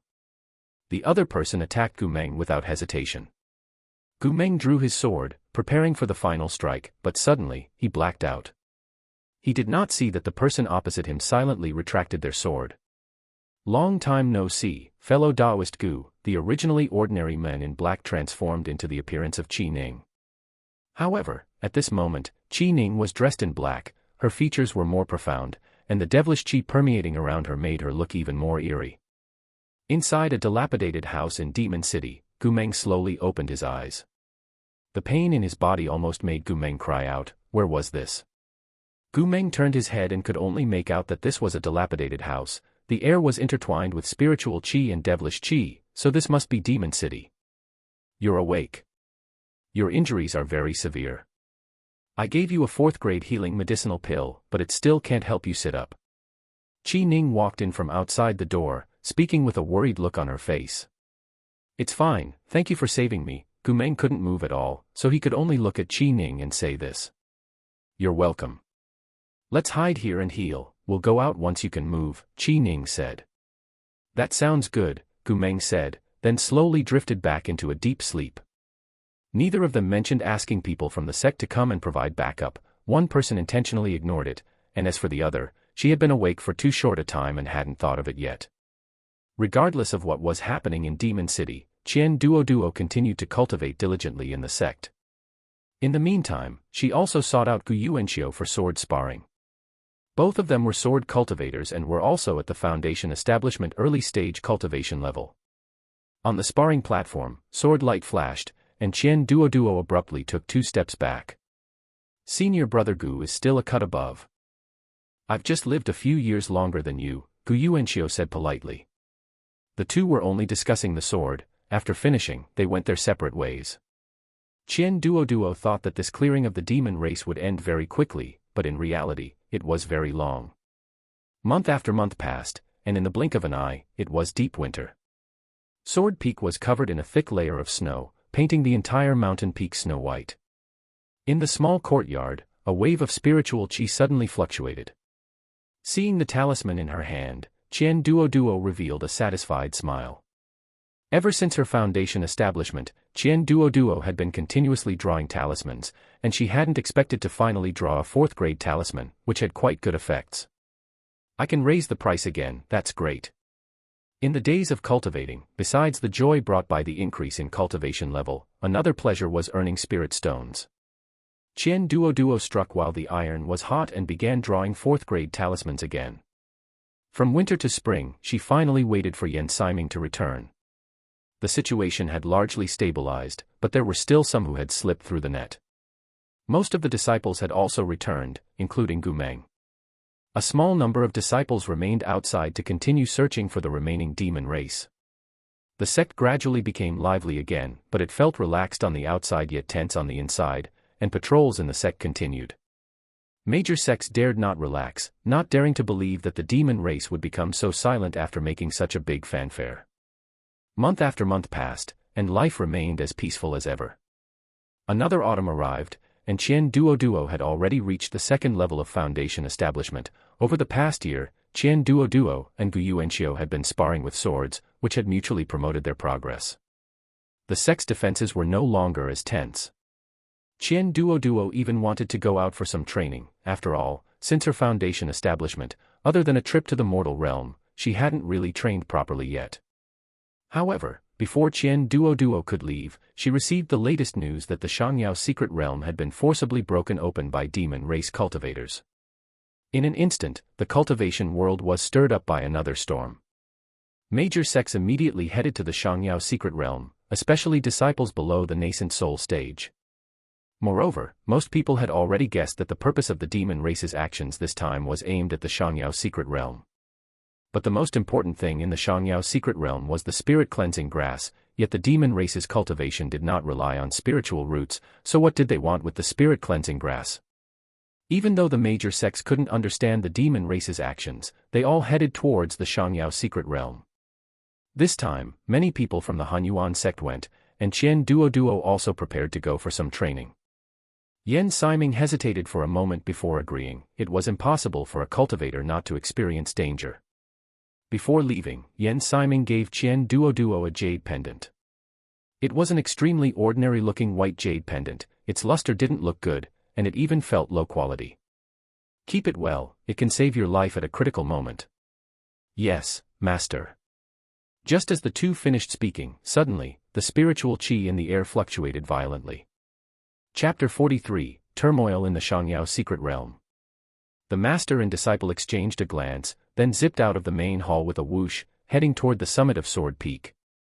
Besides the sword pool, the summit also had secret chambers for disciples to go into secluded meditation. The fluctuation of spiritual qi just now had come from here. Before long, dark clouds gathered over the secret chambers. Senior sister, is she about to have a breakthrough?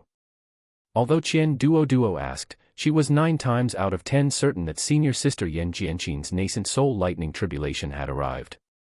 From the moment a cultivator began their breakthrough to the nascent soul realm, lightning tribulation would descend. From then on, every time one broke through a major realm until ascension, there would be a lightning tribulation. Everyone, back away and stay clear of the lightning tribulation zone. Yan Siming's voice reached everyone's ears clearly. The watching disciples all stepped back. The disciples in the other secret chambers also immediately scrambled out. Unless they were at the critical moment of a breakthrough, most people would not stay in the secret chambers at a time like this. Senior sister Yan Jianqin had also emerged from the secret chamber and stood on its roof, shrouded by the defensive formation surrounding the chamber. Qian Duoduo retreated with the crowd. Suddenly, a familiar figure stood to one side. Senior brother. Senior sister is about to have a breakthrough. She's even one step ahead of the eldest senior brother in entering the nascent soul realm, Gu Meng remarked with emotion. Speaking of the mysterious eldest senior brother, Qian Duoduo still hadn't met him yet. When is the eldest senior brother coming back? I still haven't met him, Qian Duoduo asked curiously. It should be soon. Rumor has it he went directly to the Shangyao secret realm this time, so we should be able to see him directly when we get there. What about before? Before, he was at his family. It seems something happened in his family that required him to go back and handle it. This whole ordeal has taken 2 or 3 years. Gu Meng only had a partial understanding of the eldest senior brother's family affairs. He only knew that the eldest senior brother's family was a cultivation family, and quite a reputable one at that. The two hadn't spoken for long. The original perimeter grew larger and larger. Whenever someone was undergoing tribulation, people would come to watch. There were quite a few people. Boom. Purple lightning bolts charged toward the secret chamber. The defensive formation outside the chamber slowed the effect of the lightning tribulation, and when it landed on senior sister Yan Jianqin, she weakened it by another 30% with a single sword strike. The white-clad female cultivator severed the lightning tribulation with one strike. None of the disciples present could help but feel amazed. They were all stunned. "Senior sister is so amazing," Qian Duoduo exclaimed. Gu Meng nodded, in full agreement. When the second lightning tribulation fell, senior sister Yan Jianqin went directly to meet it, striking out with her sword again. It was fast, accurate, and exceptionally beautiful. However, this strike only weakened it slightly, and the lightning tribulation landed on senior sister Yan Jianqin. She only let out a muffled groan. Qian Duoduo felt worried for her. The third strike was also the final one. After taking a medicinal pill, senior sister Yan Jianqin shot straight into the sky and slashed out with her sword. Then she struck again. After the two strikes, senior sister Yan Jianqin's skin had been scorched black by the lightning tribulation. Fortunately, the rosy clouds descended. Senior sister Yan Jianqin was safe. After the lightning tribulation, she needed to stabilize her cultivation. Since senior sister Yan Jianqin was now a nascent soul cultivator, she certainly could not go to the Shangyao secret realm this time. While senior sister Yan Jianqin was in secluded meditation, the Hunyuan sect's team departed.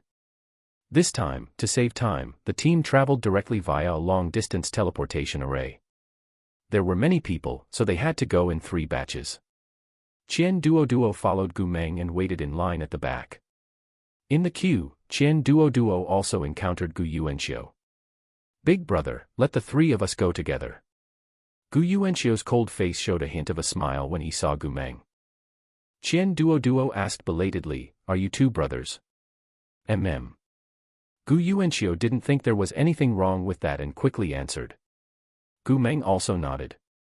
Qian Duoduo thought about how both brothers liked to practice swordsmanship and wondered why they didn't have the same master, but she couldn't ask that directly, they weren't close enough for that yet.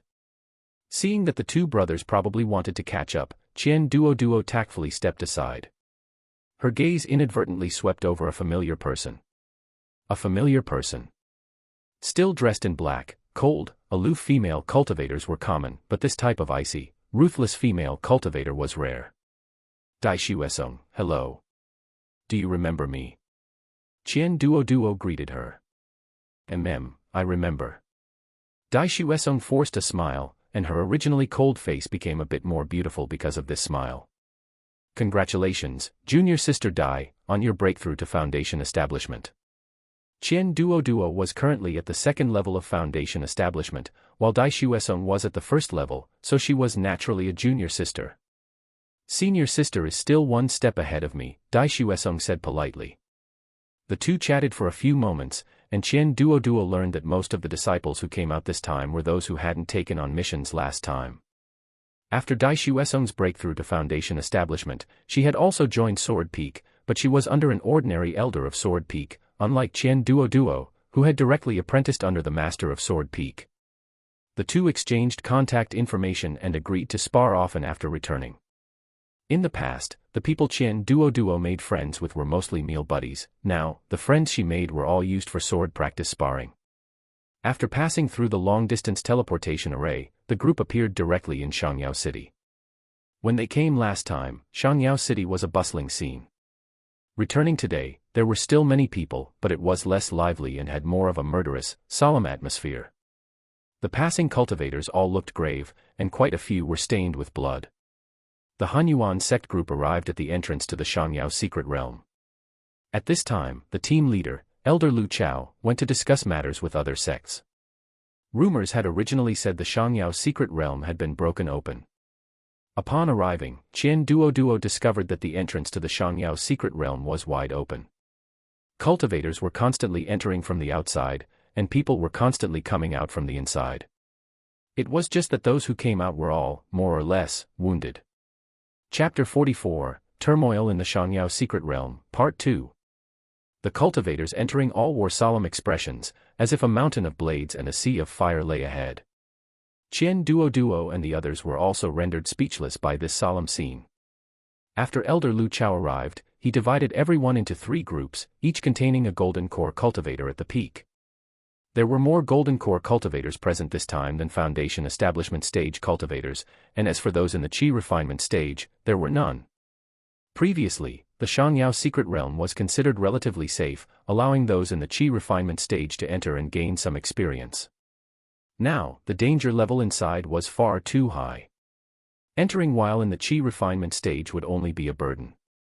Qian Duoduo was in a group with Gu Meng, while Dai Xuesong and Gu Yuanxiu were in the other two groups.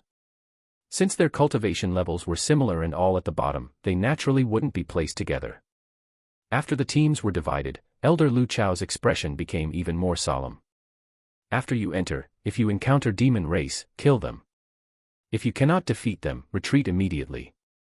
We will strictly obey Elder's orders, everyone replied in unison. The entrance to the Shangyao secret realm was guarded by 7 or 8 elders.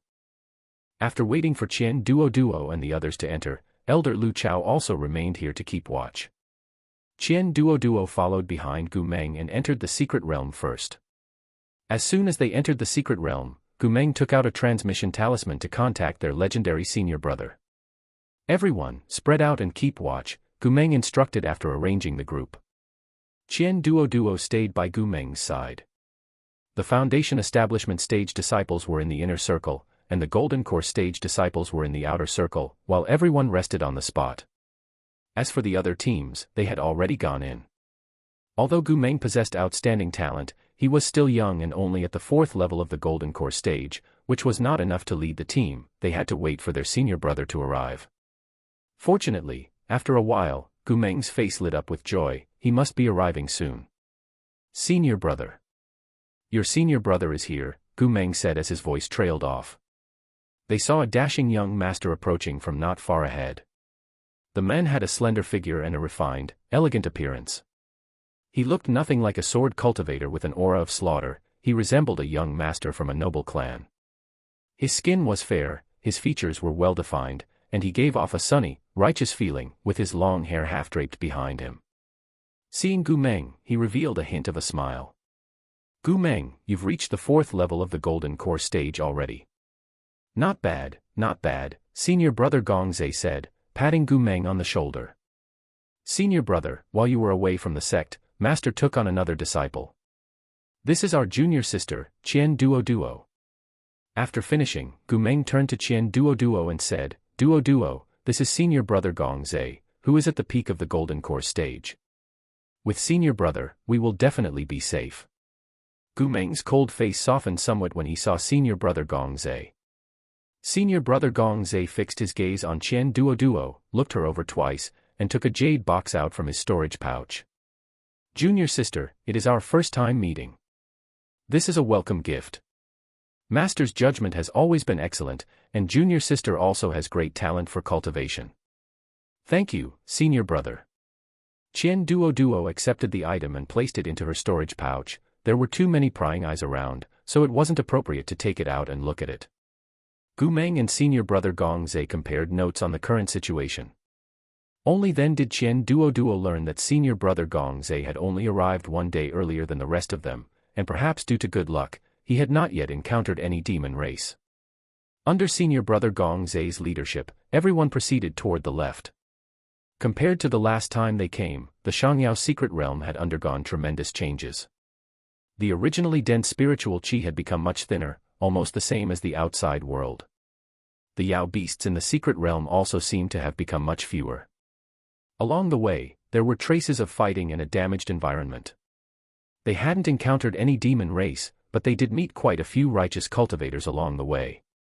As they walked along, everyone picked quite a few spirit medicines when they encountered them. It seemed that because it had only been a few years since the Shangyao secret realm last opened, the spirit medicines throughout the entire secret realm hadn't grown fully and were all relatively young. As the group walked into the grassland again, Qian Duoduo saw this stretch of grassland and thought of the spirit of the secret realm. She wondered if the demon race had come this time specifically for the spirit of the secret realm. Even if they were, her current cultivation level wouldn't be of any use. Senior brother, where are we going? Are we going to Qingyuan Valley? Qian Duoduo was still a bit curious about the upcoming itinerary and whether there was a possibility of encountering the spirit of the secret realm again. In her heart, she both hoped to see it one more time and feared that if they really went and encountered danger, it would bring harm to her fellow disciples. We do intend to go to Qingyuan Valley. In fact, news had already arrived that the demon race might be heading for Qingyuan Valley. Most of the sect disciples are currently rushing toward Qingyuan Valley, just from different directions, Gumeng explained, also for the benefit of the other disciples behind them. The group crossed the grassland. Last time they had encountered a pride of lions here, but this time they did not. The further they walked, the stranger it felt. It was as if those Yao beasts above the golden core stage had vanished into thin air. The journey had been too smooth, no demon race, no Yao beasts. So, those cultivators who had left must have been injured at Qingyuan Valley. Qian Duoduo always felt something was wrong. However, since things had reached this point, she could only move forward and keep investigating the truth. After crossing the grassland, the rest of the journey was exceptionally smooth under the leadership of Gumeng and senior brother Gongzhe. On the third day after entering, the group arrived at Qingyuan Valley once again. When they came last time, Qingyuan Valley still had an exquisite, beautiful, and magnificent palace. Arriving again, Qian Duoduo looked at the palace, which now resembled ruins, and felt it was somewhat unbelievable. Such a magnificent structure had just collapsed like that. The palace, which had not collapsed even after experiencing countless secret realm openings and having the ground dug up until it was uneven, had just fallen. This demon race really struck with a heavy hand. Chapter 45, Turmoil in the Shangyao Secret Realm, Part 3. Many righteous cultivators were scattered outside the palace, all heading towards the interior. There were also a small number of people rummaging through the ruins, seeing if they could pick up any missed treasures. After Qian Duoduo and the others passed through the palace ruins, they arrived near a viewing platform. Qian Duoduo looked at this platform. Last time, Gumeng had obtained a spirit-cleansing grass on this very platform. Now, it seemed this platform was the only thing still standing firm here. The wall behind the main hall had also been smashed open, revealing a large hole, and behind that hole was a path. However, this path looked like a canyon between two mountains. The narrow, long path was dark and damp, with high mountains on both sides. Both sides of the canyon were stained with quite a bit of blood. It seemed as though those who had passed through here earlier had experienced a bloody battle. Senior brother Gongzhe walked in the lead, followed by Gumeng, Qian Duoduo, 2 other Foundation Establishment disciples, and 5 Golden Core disciples behind them. The canyon was not very long. It was about 80 or 90 meters. For the first 20 or 30 meters, the stone walls on both sides were stained with blood. When they reached the middle area, the space widened. Inadvertently, one could see bits of flesh on the ground and walls, which made Qian Duoduo's scalp tighten. By the last 30 meters, the path grew wider and wider, enough to accommodate 3 people walking side by side. There were even corpses of the demon race on the ground, along with severed limbs and arms. The scene was somewhat bloody for a moment. Qian Duoduo had never experienced such a bloody scene before, so she turned her head away, feeling a bit unaccustomed to it. Walking and walking, the people in front stopped. Qian Duoduo looked ahead. Her pupils dilated. She saw a huge spiritual qi barrier in front, completely surrounding the valley. One could see another spiritual qi barrier in the central area of the valley, and faintly visible inside were thatched cottages and various rare spirit medicine. Right now, the demon race and righteous cultivators were fighting in a chaotic mass inside the large spiritual qi barrier. What was strange was that inside that large spiritual qi barrier, demon cultivators kept emerging, as if they had found a passageway or constructed a teleportation formation. This was the place where the spirit of the secret realm lived, but why couldn't the spirit of the secret realm be seen? Qian Duoduo was momentarily worried about whether the spirit of the secret realm had encountered danger. "Senior brother, what should we do?" Gumeng asked. It was too dangerous inside. Righteous cultivators kept coming out injured, and more kept entering, but the demon cultivators were also endless. "Senior brother, is this teleportation formation hard to find?" Qian Duoduo asked. Even with Qian Duoduo's cultivation level, she could see that the demon cultivators inside were relying on a teleportation formation. It made no sense that Gongzhe and the others hadn't noticed it. "I cannot see any traces of a formation." Formations also utilize heaven and earth spiritual qi and have spiritual qi fluctuations when used, but I cannot see any spiritual qi fluctuations in the scene inside, nor are there any traces of a formation, senior brother Gongze explained. Junior sister, you stay outside to provide support, we will go in, senior brother Gongze thought for a moment and said. Among the 3 foundation establishment cultivators, Qian Duoduo was at the second level of foundation establishment, while the other 2 were already at the late stage of foundation establishment. Qian Duoduo blinked her eyes. I will wait outside, Qian Duoduo said, feeling unwilling. After everyone else went in, Qian Duoduo could only guard the outside. After senior brother Gongze and his group went in, Qian Duoduo kept touching the spiritual qi barrier outside. If only she had studied this formation more back then, regarding how she had arrived here from that passageway halfway up the mountain. Had the spirit of the secret realm come out from that path?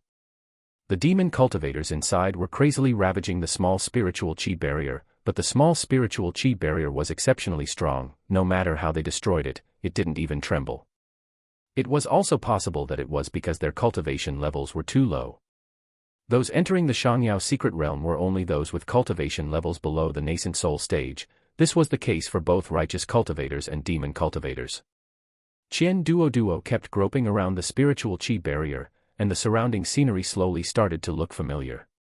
Suddenly, the sensation under her finger changed. Qian Duoduo pretended nothing happened and lowered her hand. Her eyes darted around.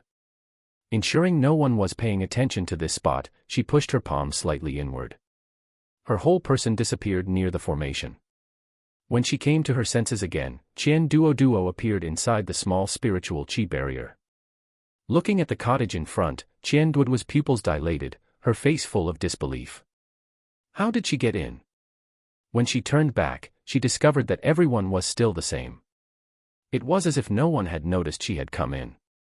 The demon cultivators who were destroying the small spiritual qi barrier didn't even glance at Qian Duoduo. What was going on? Senior, are you still there? Qian Duoduo looked at the spirit medicine growing well under her feet. Why couldn't everyone see her? You have come, the familiar child appeared. But this time, the spirit of the secret realm's chubby little face was extremely serious. How am I here? Can the people outside not see inside? Qian Duoduo asked hurriedly. They indeed cannot see inside. You were able to come in because I let you in, the spirit of the secret realm said casually. Let me in. Why? Because I want you to take something out. My master's belongings should not fall into the hands of those demons. The spirit of the secret realm looked at the demons outside the spiritual qi barrier with resentment. You are the spirit of the secret realm, yet you cannot deal with that group of demon cultivators. Qian Duoduo knew without needing to think that the item must be precious, so she naturally didn't dare to agree lightly, only wanting to seek a chance of survival for the spirit of the secret realm. I am only the spirit of the secret realm, and I am also restricted by the secret realm. You just need to take the item and leave. As for the rest, you don't need to worry about it. Give it to whom? What if I lose it? Qian Duoduo said anxiously, as the demon cultivators outside looked increasingly crazed. It will not be lost. As for who to give it to, when you meet the destined person in the future, you will naturally know the answer. The spirit of the secret realm stared at Qian Duoduo without blinking. My reward is very generous, much more precious than the spirit cleansing grass you obtained last time. The spirit of the secret realm spoke again. Will that item endanger my life? Qian Duoduo asked. No. Then. Qian Duoduo hadn't finished speaking. She saw the spirit of the secret realm raise its hand. A golden light entered Qian Duoduo's chest, and the slight warmth vanished instantly. Qian Duoduo hadn't even had time to react. The golden light on her chest vanished completely in an instant. This. Qian Duoduo had just wanted to ask what this was, but as she opened her mouth, she only managed to spit out one word. Before she could continue, the other party stuffed something into her mouth. A wave of scorching heat instantly surged through her body. Her meridians felt exceptionally painful. This is a gift for you.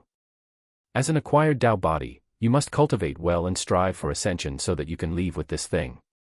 The spirit of the secret realm stuffed a jade pendant into Qian Duoduo's hand. Once you refine the jade pendant, it can conceal your Dao body and hide your cultivation level. Take care. The spirit of the secret realm looked at Qian Duoduo with a faint smile.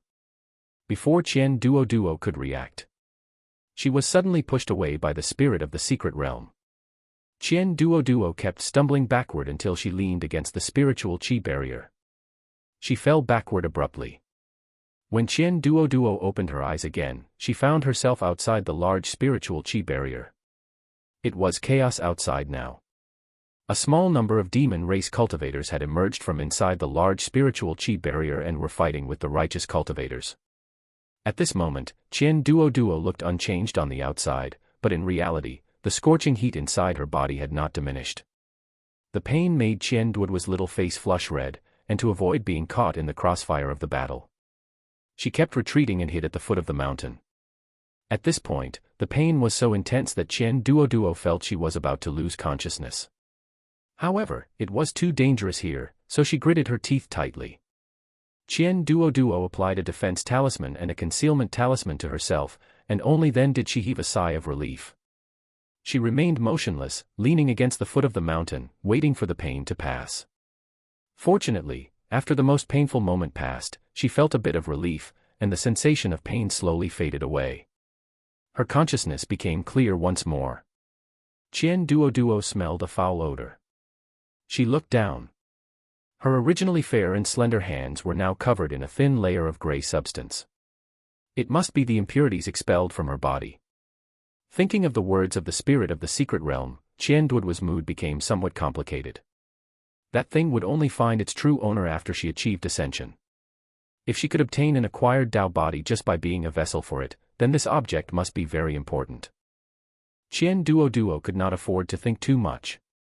After casting a cleaning spell, Qian Duoduo first refined the jade pendant to conceal her acquired Dao body, then wore the jade pendant close to her skin around her neck. After doing this, Qian Duoduo did not leave the foot of the mountain immediately. Instead, she surveyed the situation around her. The number of demon race cultivators had suddenly surged. They had already spread to the outer perimeter. Yet the growth rate of the righteous cultivators remained the same as before. Senior brother Gongzhe, Gu Meng, and the others from the Hunyuan sect were already locked in a frenzied battle with the demon race cultivators and could not escape. She didn't know if anyone had notified the people outside. The Shangyao secret realm was a world of its own, one had to leave it to notify the people outside, otherwise, sending a teleportation talisman here would be useless. Qian Duoduo glanced at the small spiritual qi barrier in the inner circle. It was already beginning to shake under the increased offensive from the demon race. After hesitating for a quarter of an hour, Qian Duoduo applied a speed talisman and sprinted toward the outside along the mountain wall. Fortunately, Qian Duoduo had been hiding in a corner, and given that her own cultivation level was very low and posed no major threat, none of the demon race cultivators noticed her. When she ran outside, Qian Duoduo saw the people who had arrived. She didn't know which sect they were from. She could only stop the leader and say, "Fellow Taoist, the number of demon race cultivators has suddenly surged, and the righteous cultivators can no longer hold them off. Please leave the secret realm immediately and notify the Grand Elders." Xie Qingyue, who had been stopped, frowned with her beautiful brows. "I will go and investigate. The situation inside is too intense, it is already too late." Qian Duoduo took out an image recording stone. Fortunately, when she left earlier, Qian Duoduo had used an image recording stone, fearing she wouldn't be able to convince the Grand Elders otherwise. After seeing the image recording stone, Xie Qingyue's expression grew grave. "Qing Feng, take this junior sister to deliver the message. I will take the other disciples to provide support," Xie Qingyue said with a calm expression. Only then did Qian Duoduo's gaze fall upon a male cultivator who had emerged from behind Xie Qingyue. He was a disciple with an extremely ordinary appearance, the kind that wouldn't attract any attention even if thrown into a crowd. Xie Qingfeng was a golden core cultivator. He grabbed Qian Duoduo, stepped onto his flying sword, and the two headed toward the exit. Qian Duoduo sent a message to Gu Meng, lest Gu Meng react later and discover she was missing. The two arrived at the exit. Xie Qingfeng headed toward where the elders were gathered. Qian Duoduo went straight to find Elder Lu Chao and briefly explained her purpose. The other elders looked at Qian Duoduo after hearing Xie Qingfeng's description. Qian Duoduo calmly took out her image recording stone. A beam of light projected into the air. In an instant, the few elders fell silent. Before long, before the elders could react, another disciple came to report, speaking of the same event as Qian Duoduo. At this point, the elders looked at the disciples outside. Go in, all of them. Could it be that the demon race is deliberately luring so many disciples inside? Someone asked with suspicion. What exactly did the demon race want to do, and what was their goal? No one knew at the moment, but Qian Duoduo felt it might be related to the spirit of the secret realm, or perhaps they needed the spirit medicine inside. Any single spirit medicine in the spirit of the secret realm's small courtyard was worth a sky-high price. Forget about that. Whatever the demon race wants to do, we just need to stop them, Elder Lu Chao said indifferently. After they had discussed it, they immediately notified all Golden Core and Foundation establishment disciples in Shangyao City to head to the Shangyao secret realm. To reward these disciples, each sect brought out quite a few medicinal pills and talismans. Qian Duoduo and Xie Qingfeng distributed resources at the entrance of the Shangyao secret realm. Everyone who entered received healing medicinal pills and defense talismans. At this time, the sects no longer cared about controlling the Shangyao secret realm and announced that loose cultivators could also enter. If they performed well, they would also be rewarded. Upon hearing this news, 8 or 9 out of 10 loose cultivators in Shangyao City rushed over. There were also timid and cautious loose cultivators who felt that if the major sects couldn't hold out, their own lives would likely be even less able to withstand it. Chapter 47, Turmoil in the Shangyao Secret Realm, Part 5. Large numbers of sect disciples entered. The major sects were all offering contribution points as rewards. As for the loose cultivators, they were rewarded with various supplies, with medicinal pills and talismans being the most common, followed by rewards of formation plates, cultivation techniques, and spiritual artifacts. The loose cultivators needed to trade the heads of demon race cultivators to earn these. Suddenly, a massive swarm of loose cultivators rushed inside. After finishing their business at the entrance, Qian Duoduo and Xie Qingfeng entered the Shangyao secret realm once again. With Xie Qingfeng, a golden core cultivator, traveling at full speed, the two quickly arrived at Qingyuan Valley. The originally dilapidated palace was now reduced to rubble. Qian Duoduo followed the crowd inside. The interior of Qingyuan Valley was already packed with cultivators. There were more and more demon race cultivators, and more righteous cultivators as well. The scene was too chaotic. So much so that the battles between those at the peak of the Golden Core stage had moved into the sky. Qian Duoduo first checked the spiritual chi barrier and discovered that the inner spiritual chi barrier had already developed cracks. There were also demon race cultivators attacking the spiritual chi barrier frantically, as if they had no regard for their own lives. Presumably, if not to avoid harming their own kind, these demon race cultivators would have loved to self-destruct to break through the inner spiritual chi barrier. Qian Duoduo's gaze fell to the outside. The scene was too chaotic. Even for a small fry like Qian Duoduo, there were demon race cultivators seeking her out. They were also at the early stage of the Foundation establishment stage. Qian Duoduo slashed at them with her sword. The black devilish chi surging around the opposing demon race cultivator weakened the sword light by 30%. But before the black devilish chi could recover, a second sword strike and a third followed in quick succession. Before the demon race cultivator could even unleash their full strength to resist, they were cut down by Qian Duoduo's sword. This style of fighting was fast for killing, but it consumed a significant amount of spiritual chi. It was simply not suitable for this kind of group battle. Qian Duoduo held her sword in her right hand and clutched a thick stack of grade 4 offensive talismans in her left. The talismans she had originally intended to make a small profit from now had to be contributed to the battlefield. Qian Duoduo dared not attack the Golden Core cultivators. The gap in cultivation was too great. If they retaliated even once, she would be severely injured. Keeping an invisibility talisman applied, Qian Duoduo threw offensive talismans whenever she saw a demon race cultivator at the Foundation establishment stage. If the opponent was severely injured, she would follow up with a sword strike, ending their life immediately. If they were too far away, she would immediately switch targets. Red blood splattered everywhere. Black devilish chi spread out from time to time. Qian Duoduo could no longer see the scene before her clearly. She could not count how many demon race cultivators she had killed. The stack of talismans in her hand slowly became thinner and fewer. The dense crowd around her thinned out, with even more lying fallen on the ground. Suddenly, with a rumble, the inner small spiritual chi barrier shattered. Following that, the larger outer spiritual chi barrier also shattered. The small courtyard planted with various precious spirit medicines was thus exposed before everyone. Dense spiritual chi swept over like a small hurricane. Demon race soldiers, find the Tao-seeking stone, following a roar. The demon race cultivators rushed toward the small house first. To stop the righteous cultivators, several of the demon race cultivators behind them self-destructed. The explosion stirred up a massive wave of spiritual chi, knocking the surrounding righteous cultivators to the ground. In an instant, the demon race cultivators in front rushed into the small wooden house. A large patch of the precious spirit medicines was trampled underfoot. Many golden core righteous cultivators leaped up and attacked the demon race cultivators. The scene returned to a bloody state. Qian Duoduo looked inside, wondering why the spirit of the secret realm was nowhere to be seen. Just as Qian Duoduo was preparing to go forward and investigate, suddenly, the small spiritual chi barrier that had disappeared reappeared.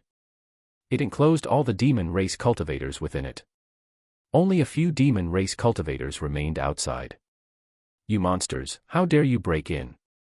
Do you think I am easy to bully?" The spirit of the secret realm suddenly appeared in midair. Its childlike form exerted endless pressure at this moment. The demon race cultivators below dared not move, staring at the spirit of the secret realm. "There are so many of us demon race cultivators, if you kill us, you will consume a significant amount of spiritual chi and will very likely fall into a deep slumber. Why bother? You are merely a spirit of the secret realm. If you give the items to us, wouldn't it be better to live freely?" A man among the demon race cultivators stepped forward and said. The man's appearance was exceptionally handsome, his posture upright, with a red dot on his forehead. He looked bewitchingly captivating. "Rest assured, as long as you agree, everything is negotiable." The man, seeing that the spirit of the secret realm did not speak, assumed it was considering the offer. "What are you things to dare to discuss my thoughts? Since you have come, do not leave." The spirit of the secret realm sneered, looking entirely disdainful. "Think it over carefully. I am the demon lord, I keep my word. This matter is good for you and good for me. Why must you be like this?" The man spoke in a persuasive tone, but in reality, his eyes were full of calculation. The demon race cultivators behind him had already stood in a strange formation, preparing to take action. "So what if you are a demon lord? Back when my master was still here, you wouldn't even dare to make a sound. Now, what kind of airs are you putting on? As for the things you want, go find them slowly, ha." The spirit of the secret realm laughed heartily as it spoke. As the spirit of the secret realm laughed, it suddenly glanced inadvertently in the direction of Qian Duoduo, as if worried about something. The moment it saw Qian Duoduo nod, the spirit of the secret realm turned its head away. "Since you are like this, do not blame me." The demon lord had not finished speaking. Suddenly, the spirit of the secret realm widened its eyes and pressed its hands downward. With a rumble, a violent explosion occurred within the small spiritual chi barrier. Smoke filled the air, and nothing could be seen. Only red blood splattered onto the spiritual chi barrier. With a rumble, the ground shook violently. Cracks had already appeared on the previously level ground beneath their feet. "Run! The spirit of the secret realm is injured, the secret realm is going to close. Run!" someone in the crowd shouted. The ground shook more and more violently. Rocks kept tumbling down from the mountains on both sides. Before Qian Duoduo had time to investigate the situation inside, she was grabbed by the collar by Gu Meng and hauled onto his flying sword. Chapter 48, Shangyao Secret Realm Turmoil, Part 6. Demon Realm, deep within the palace. On the throne, the demon lord, dressed in black with gold embroidery, suddenly opened his eyes. "Damn spirit of the secret realm, to think it destroyed my clone. And that old thing, don't let me find the Tao-seeking stone." Blood trickled from the corner of the demon lord's mouth, his eyes filled with deep resentment. For this operation, the demon lord had spent a considerable amount of time and energy, sacrificing so many demonic cultivators, only to end up with nothing. On this side, the surrounding mountains were shaking incessantly, and huge boulders slid down from the peaks. Cracks appeared one after another on the ground. Everyone dared not walk on the ground anymore, debris fell from the air without pause. Everyone pushed themselves to fly forward, fearing that if they fell behind even a step, they would be crushed by a large boulder. The low-level Yao beasts on the ground were mostly dead. As for those Yao beasts at the Foundation establishment stage or above, they seemed to have hidden themselves. Ever since the secret realm opened this time, those high-level Yao beasts had disappeared. Qian Duoduo vaguely felt that the disappearance of these high-level Yao beasts might be the work of the spirit of the secret realm. After all, this was its territory, and it would protect the living creatures within. After Qian Duoduo and the others hurried out of the secret realm, the entrance to the secret realm closed and vanished once again. As for when the Shangyao secret realm would open again, it was an unknown.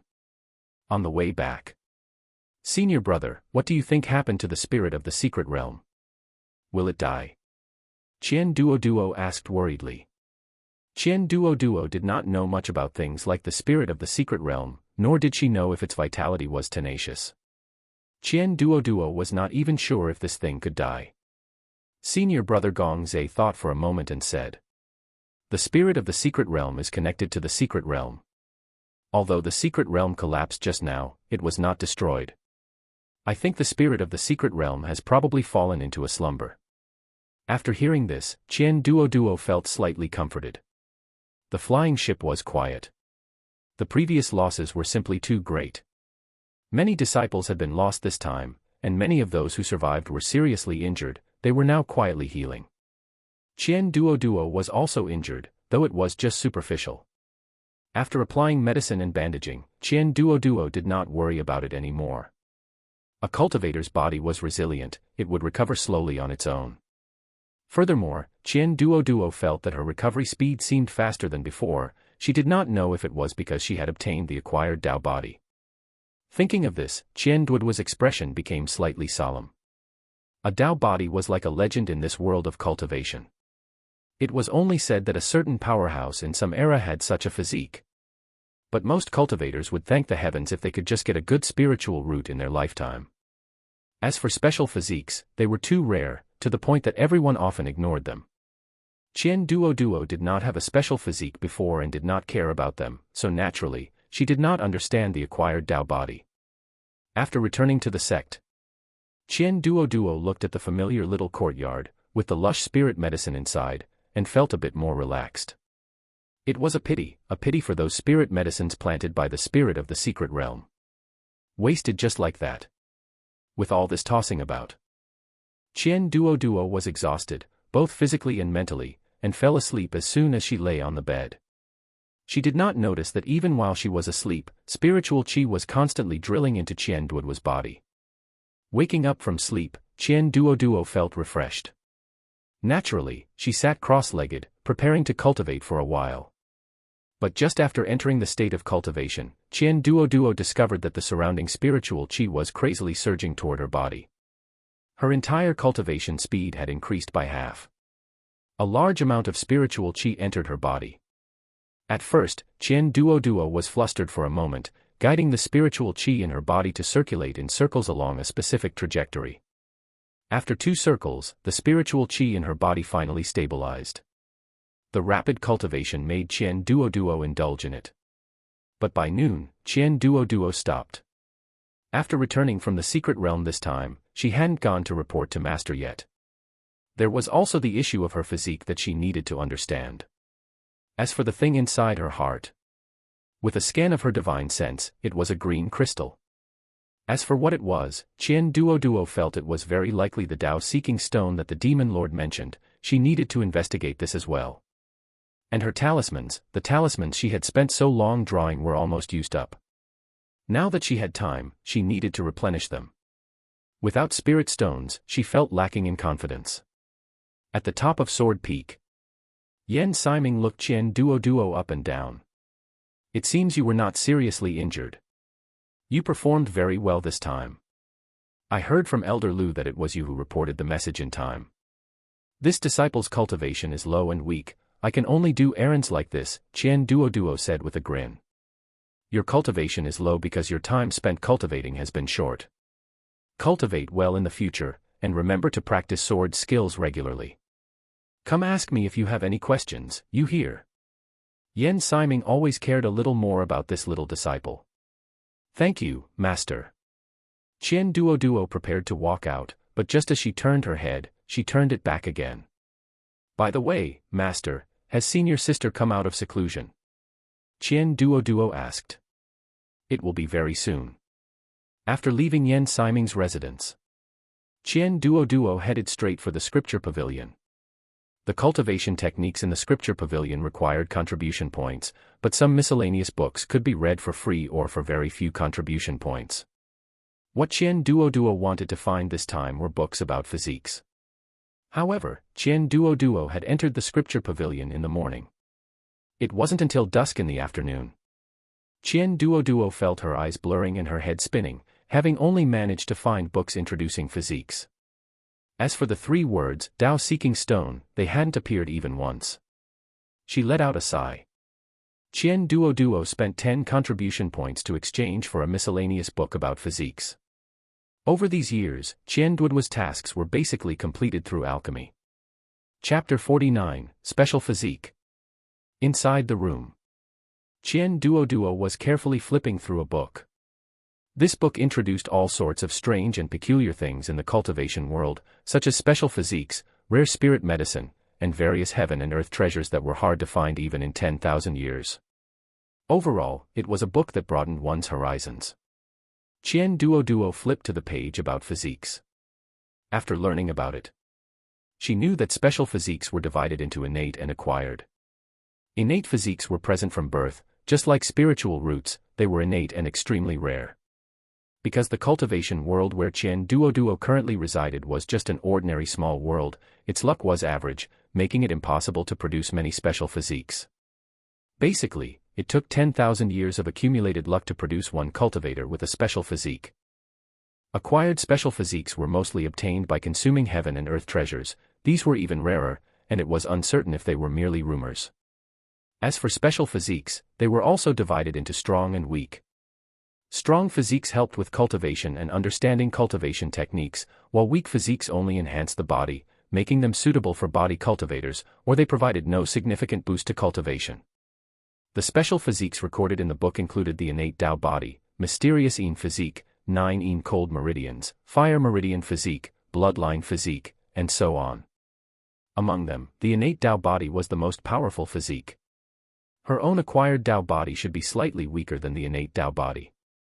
But even so, Qian Duoduo felt that her cultivation speed was already much faster. One could imagine what kind of existence the innate Tao body was. Qian Duoduo had learned enough about the issue of physiques. Now, she was concerned about whether the existence of the Tao-seeking stone had any impact on her body. Qian Duoduo closed the book and began to cultivate. The next morning, Qian Duoduo dove back into the scripture pavilion. After half a month, Qian Duoduo had already read quite a few strange books, and truth be told, Qian Duoduo had gained a lot of strange knowledge.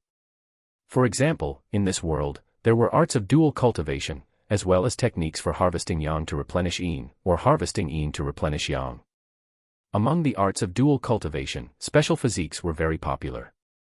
Furthermore, things like special physiques could also be stolen. The book recorded that there was once a cultivator with a special physique who had their special physique stolen by someone using a secret method, thereby turning them into immortal. The stolen physique then became an acquired physique. After seeing this news, Qian Duoduo decided to weld the jade pendant onto herself. She absolutely could not expose her special physique. Thinking of this, Qian Duoduo sighed again. For these half a month, Qian Duoduo still had not found any news about the Tao-seeking stone. It was as if the demon lord had just said it casually that day. Being able to have the spirit of the secret realm give her such a great opportunity, which was to escort the Tao-seeking stone, one could imagine that this Tao-seeking stone was something even more heaven-defying than a special physique. She dared not think about it, nor did she dare to ask, for fear of attracting anyone's attention. Fortunately, after feeling stifled for 2 days, Qian Duoduo figured it out. since there were no downsides for now, she would just cultivate well and inquire again when there was an opportunity. Moreover, due to permission issues, Qian Duoduo could only wander around the lower 4 floors of the scripture pavilion.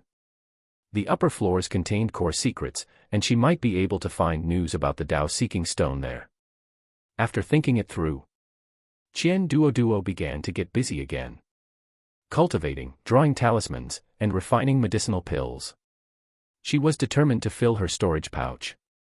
In the blink of an eye, another month passed. On this day, Qian Duoduo had just finished alchemy.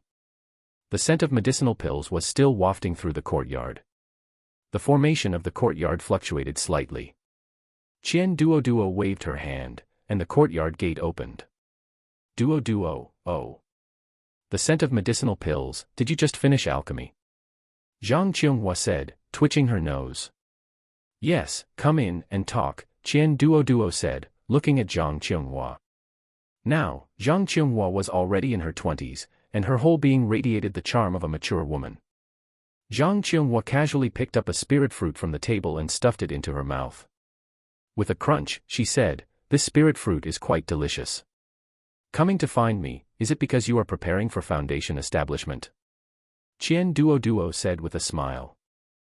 Although the two had a good relationship, they were both busy cultivating and rarely met. This time, as soon as Zhang Qionghua arrived, Qian Duoduo could sense that her spiritual qi was unstable, appearing as if she was about to make a breakthrough. Yes, I am preparing to go into seclusion for foundation establishment, so I came to see you, Zhang Qionghua said. Making a breakthrough to foundation establishment was also dangerous, so before the breakthrough, Zhang Qionghua came to find Qian Duoduo, so that in case something happened to her, someone would know. Are you ready? I am ready. Then I will wait for you to succeed in foundation establishment, and when you go home, you can drop by to see my parents, Qian Duoduo said with a grin. At this time, she could not say anything that would dampen the mood. Rest assured, you just wait, I will be back soon. The two discussed the place for seclusion, and Zhang Qionghua intended to go into seclusion to cultivate in her own courtyard. Qian Duoduo lent her defense array plate to Zhang Qionghua, providing an extra layer of protection to avoid being disturbed. Zhang Qionghua started her seclusion mode. Qian Duoduo would occasionally wander around outside the courtyard. Seeing Zhang Qionghua again, Qian Duoduo thought of Gu Meng and that Qi Ning. She didn't know what stage those two were at now. They should be together. After returning from the Shangyao secret realm, a few days later, Gu Meng went out again. It was as if there was something in the sect that made him uncomfortable, and he couldn't stay in the sect. Chapter 50, Zhang Qionghua's Foundation Establishment. Half a month later. Qi Peak. Outside Zhang Qionghua's courtyard. Qian Duoduo stared at the courtyard. Feeling the fluctuating spiritual qi in the courtyard slowly returned to calm. It looks like the foundation establishment was successful, Qian Duoduo said, the corners of her mouth curling slightly. After foundation establishment, one must stabilize their cultivation base, which takes at least a month. Determining that the aura inside was stable, Qian Duoduo returned to cultivate as well. However, on this side. Just as Qian Duoduo reached the courtyard gate, she ran into Dai Xuesong. Junior sister, are you here to find me? Qian Duoduo asked. Yes, I wanted to spar with senior sister, Dai Xuesong said, still dressed in black, raising the long sword in his hand as he spoke. Sure, let's go to the martial arts arena. The martial arts arena was for disciples to practice their moves, after all, it had a better atmosphere, and they could spar there. Every martial arts arena had a defensive formation. Naturally, it also required contribution points. For people like Qian Duoduo and Dai Xuesong, when sparring with each other, the contribution points were paid by the loser. The two stepped onto the arena, and naturally, someone activated the defense array. Senior sister, how about we only compare swords? Dai Xuesong said openly. Qian Duoduo did not hesitate in the slightest. Fine. As soon as the words fell, Qian Duoduo drew her sword. With a zing, the long sword appeared in midair, its tip pointing at Dai Xuesong's chest. If Dai Xuesong had hesitated even for a moment, the long sword would have pierced through. Dai Xuesong held the hilt with an awkward expression and opened his mouth to say. How about we go a few more rounds? Otherwise, the contribution points will be a bit of a waste. Do you think you're watching a performance? Make your move. Qian Duoduo sheathed her sword and raised her eyebrows at Dai Xuesong, waiting for him to attack.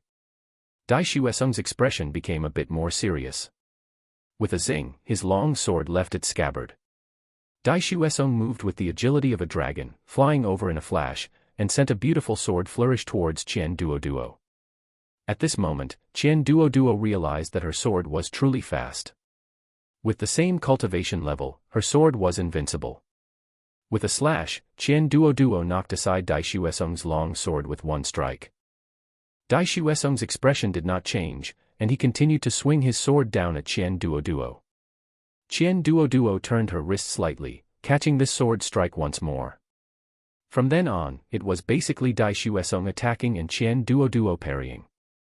Every one of Dai Xuesong's moves was crisp and beautiful, whereas Qian Duoduo's were much simpler, merely raising her hand to block. Even so, one could tell at a glance that Qian Duoduo's swordsmanship was superior. A quarter of an hour later, Dai Xuesong was panting slightly. Many thanks for the guidance. Seeing Dai Xuesong like this, Qian Duoduo thought of Gu Yuanqiu. Gu Yuanqiu was better suited as an opponent. Actually, I have already comprehended sword qi. Even if we just compare swords, the gap between us is too large. Come back when you have comprehended sword qi, Qian Duoduo said. Dai Xuesong was stunned for a moment. Your speed is just too fast. However, I will catch up to you. I look forward to us being evenly matched next time, Qian Duoduo said with a smile. After Dai Xuesong paid the contribution points, Qian Duoduo went back to draw talismans. She hadn't had much income lately, and she felt a bit guilty. After drawing talismans for the whole afternoon, Qian Duoduo began to cultivate again.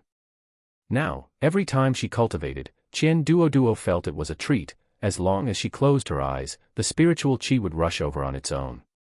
The feeling of spiritual qi circulating in her body and gradually becoming stronger was truly fulfilling.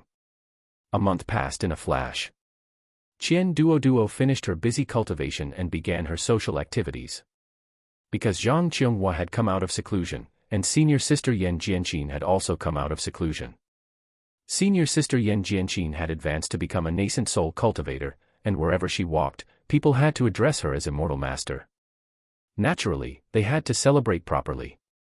The celebration for senior sister Yan Jianqin was mainly held at Sword Peak. And after Zhang Qianghua's successful foundation establishment, she called Qian Duoduo, and the two went to the market to eat at a restaurant, eating food from outside. The final conclusion was that eating out was a bit of a waste of spirit stones, as the level of the restaurant's food was not much different from Qian Duoduo's cooking. This excited Qian Duoduo, so she bought a lot of spirit vegetables, spirit rice, and yao beast meat, preparing to show off her skills back home. In the small courtyard, Zhang Qianghua smelled the wafting aroma of food. Duoduo, make me an extra portion to take back for my parents to taste. Sure, just don't let them eat too much. They are mortals, it won't be good if they can't digest it from eating too much, Qian Duoduo said with a grin. Eating too much would not only cause indigestion but might also risk their bodies exploding. I know. I'll just watch them. One dish for them per meal is enough. There are many people in the family, so it's just a matter of 1 or 2 bites per person, Zhang Qianghua didn't mind. Both of them came from the mortal world, so there was no issue of anyone minding this. When the time comes, just go take a look at my family, no need to show your face, Qian Duoduo thought for a moment and said. Qian Duoduo had no other requests, she only hoped her family would be safe and sound and live well. Fine. Zhang Qianghua originally wanted to say that her family was rich and she could give them some money, but thinking that Qian Duoduo was not someone who liked to take advantage of others, she let it go. During their chat, Qian Duoduo prepared quite a few dishes. Half of them were packed away by Zhang Qianghua, under the pretext that it was a foundation establishment gift prepared by Qian Duoduo for her. No sooner had Qian Duoduo sent Zhang Qianghua off than she received a message from senior brother Gong Zhe. They were having a small gathering at Yan Siming's courtyard tonight to celebrate senior sister Yan Jianqin coming out of seclusion. Chapter 51, I won't pay attention anymore. This really stumped Qian Duoduo. Back then, the welcoming gift senior sister Yan Jianqin had given her was a pile of spirit stones. Now that it was her turn, she had to show some gesture and prepare something. However, all she could offer right now were 4th-grade medicinal pills and 4th-grade talismans. They were sufficient for the foundation establishment stage, but for the nascent soul stage, they were useless.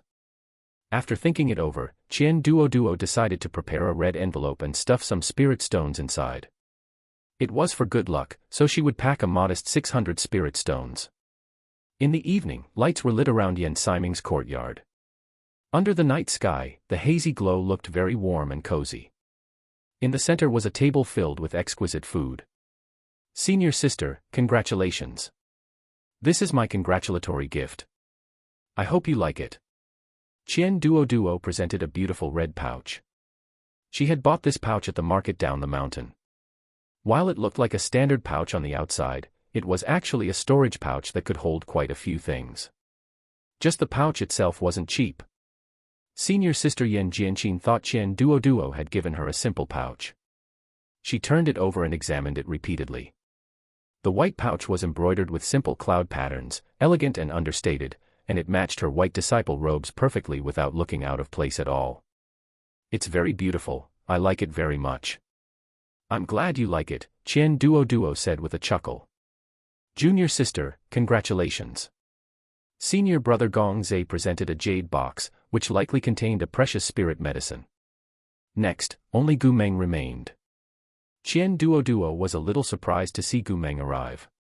She hadn't seen him at all lately, so seeing him suddenly pop up like this was unexpected. After the 3 of them had presented their gifts, Yen Siming arrived. At the dining table, Qian Duoduo looked at the exquisite spirit beast meat on the table and sniffed the aroma. Goodness, it was all golden core stage Yao beast meat. For Qian Duoduo, eating this would be a major tonic, but she couldn't eat too much. If she couldn't digest it, it would be a bit awkward.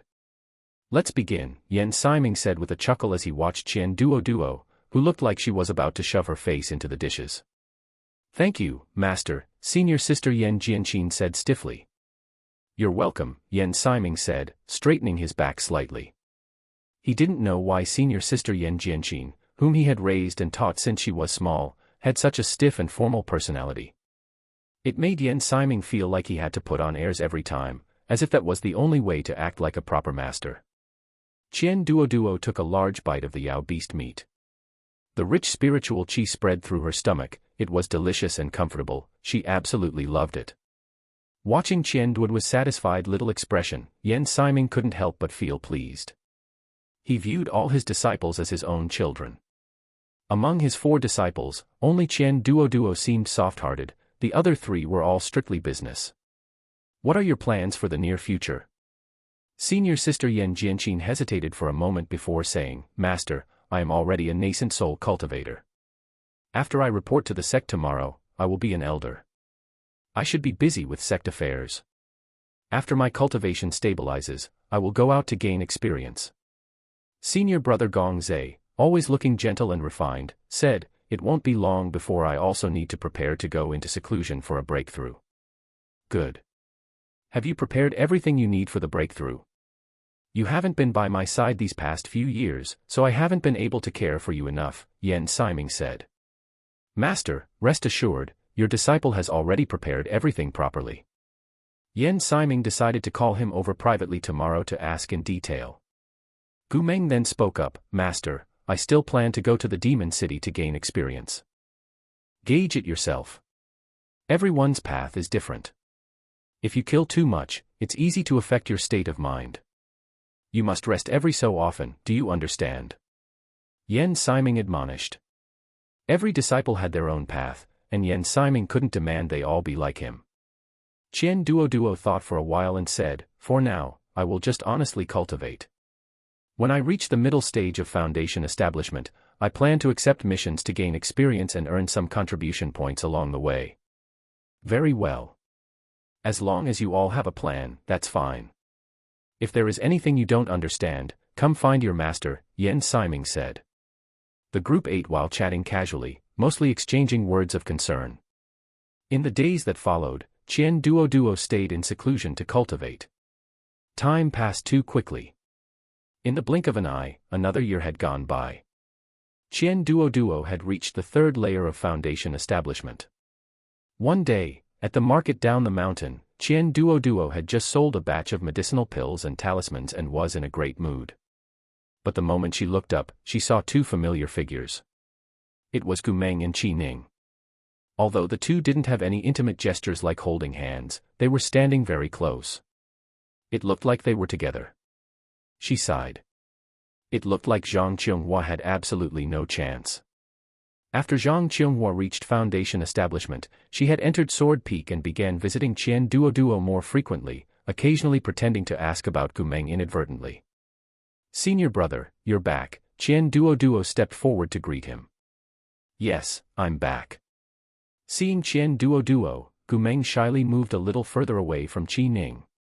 Qi Ning sized Qian Duoduo up and recognized her. This senior brother and junior sister dynamic was really annoying. "Oh, it's junior sister, here to shop as well." "Yes, just passing by." "Fellow Taoist Qi, are you here too?" Qian Duoduo asked pointedly.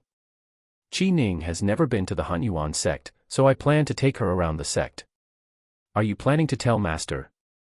Qian Duoduo thought the pace was so fast. A flash of complex emotion crossed Qi Ning's face. She lowered her head and feigned shyness. "We haven't reached that step yet. We're just here to get to know the area, we aren't entering the sect." Oh, Qian Duoduo couldn't be bothered to talk to them any further and left. The first thing she did upon returning was to recount the entire event to Zhang Qionghua in vivid detail. Then, Qian Duoduo looked at Zhang Qionghua. "Do you have anything you want to say?" Zhang Qionghua was stunned for a moment. "Nothing much." "I know, didn't you say before that your senior brother and that Qi Ning had a bit of ambiguity? It's very normal for them to be together now." "But..." Qian Duoduo wanted to ask but didn't dare, fearing she would hurt Zhang Qionghwa's feelings. "I just feel it's a bit of a pity. However, now that the two of them are together, I certainly won't disturb them. Besides, in my heart, cultivation is the most important thing. Speaking of which, what missions are you preparing to take? Recently, I'm a bit short on contribution points." I'm not really short on them. I plan to take on missions after a while." In truth, Qian Duoduo felt things were quite good right now. Alchemy and drawing talismans could both earn spirit stones. As for contribution points, she had enough for now and would wait until her cultivation was higher before going out to gain experience. Zhang Qionghua knew Qian Duoduo was doing alchemy and also wanted to learn a skill to earn spirit stones, but she didn't know what she had a talent for. Zhang Qionghua decided to go back and try everything to see what suited her. Seeing that Zhang Qionghua truly wasn't taking it to heart, Qian Duoduo breathed a sigh of relief. Zhang Qionghua walked out of Qian Duoduo's courtyard gate, subconsciously looked towards Gumeng's courtyard, then withdrew her gaze. From now on, she would no longer pay attention to that place. Chapter 52, Foundation Establishment Level 4.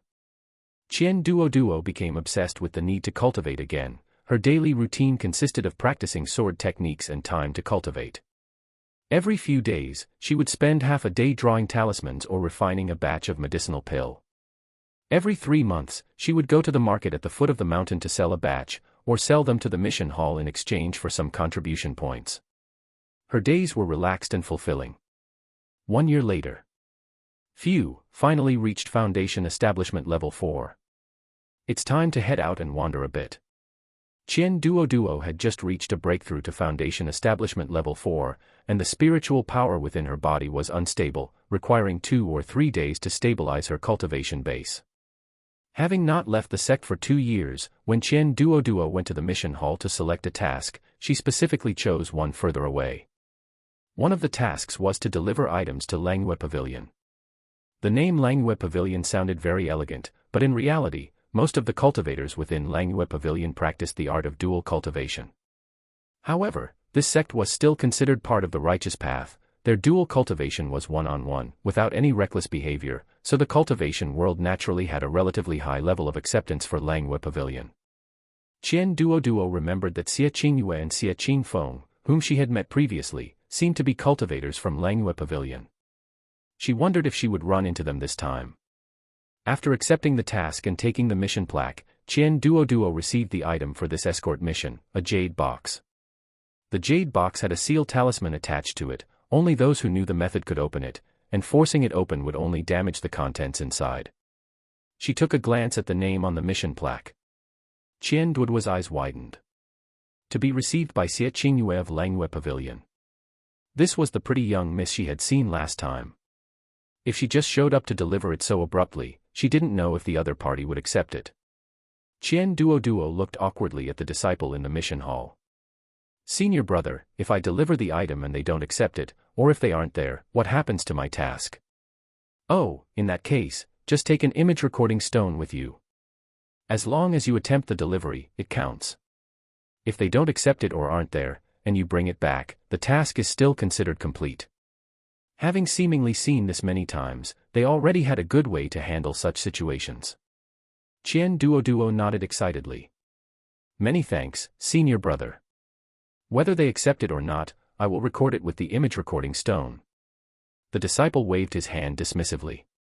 After all, such tasks, while seemingly easy, were far away and time-consuming, and in the end, didn't offer many contribution points, so most Foundation establishment cultivators were unwilling to take them. Now that someone was willing, the disciple at the mission hall was happy to help. She carefully placed the jade box into her storage pouch. Qian Duoduo bought another map. There was no help for it, she had gone out too few times and still didn't even have a map of the cultivation world in her possession. This type of map even came with its own positioning, as long as one wasn't an idiot, they wouldn't get lost. Outside the sect, Qian Duoduo set off on her sword. The cultivation city where Langyue Pavilion was located was called Langyue City. It was located in the central part of the cultivation world, while the Hunyuan sect was on the outer edge of the cultivation world, very close to the human realm. At Qian Duoduo's speed of flying on her sword, it would take 5 days and 5 nights without eating or drinking to arrive. Qian Duoduo was out for training, so she naturally wouldn't torture herself like that. She estimated that a one-way trip would take half a month, and a round trip would take a month. On the first day, she didn't control her speed well. By evening, she landed in the middle of nowhere. Qian Duoduo found a large tree and sat cross-legged, hunkering down in it. At night, it was the time for Yao beasts to be active. Feeling uneasy, Qian Duoduo applied an invisibility talisman to herself. Throughout the night, Qian Duoduo didn't dare to rest. The next day, she controlled her speed, and by 3 or 4 in the afternoon, she arrived at a cultivation city. To avoid staying in the wilderness at night, Qian Duoduo decided to stay in the cultivation city for one night. However, after entering the city, Qian Duoduo discovered that there were a great many people in this cultivation city. It was as if there was some kind of event going on, with people packed together, exceptionally lively. Fellow Taoist, why is the city so lively today? Qian Duoduo casually pulled aside a 12 or 13-year-old girl at Qi Refining Level 5 and asked. The little girl was so delighted by being addressed as fellow Taoist that she immediately held her head high and puffed out her chest. It is said that a Buddhist disciple is traveling and giving lectures on Buddhist teachings in various cultivation cities, so everyone has come to join in the excitement. A Buddhist cultivator, that was rare. Buddhist cultivators were not commonly seen, mostly located in the far east of the cultivation world. The cultivation technique of Buddhist cultivators had the effect of calming the mind and spirit. Everyone in the cultivation world feared Qi deviation, so being able to listen to a Buddhist disciple lecture on Buddhist teachings was an opportunity.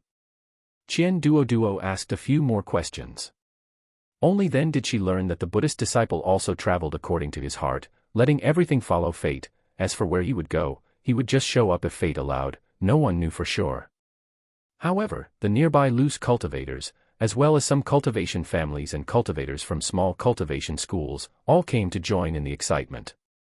Qian Duoduo, who had originally planned to get a good night's rest, found an inn. She paid double the usual price and obtained an ordinary guest room. Qian Duoduo resisted the urge to roll her eyes and checked into the inn. However, this inn was located along the street, and there were many cultivators who had arrived today. Even though it was already night, there were still people coming and going outside, with many cultivators joining the excitement on the streets. Thinking that she wouldn't be able to sleep anyway, Qian Duoduo set up a defensive formation and began to cultivate. As soon as Qian Duoduo began to cultivate, the surrounding spiritual qi was drawn into Qian Duoduo's room. Visibly, the spiritual power in Qian Duoduo's room became abundant. The cultivators in the neighboring rooms had originally intended to cultivate all night as well, since it was too noisy to sleep.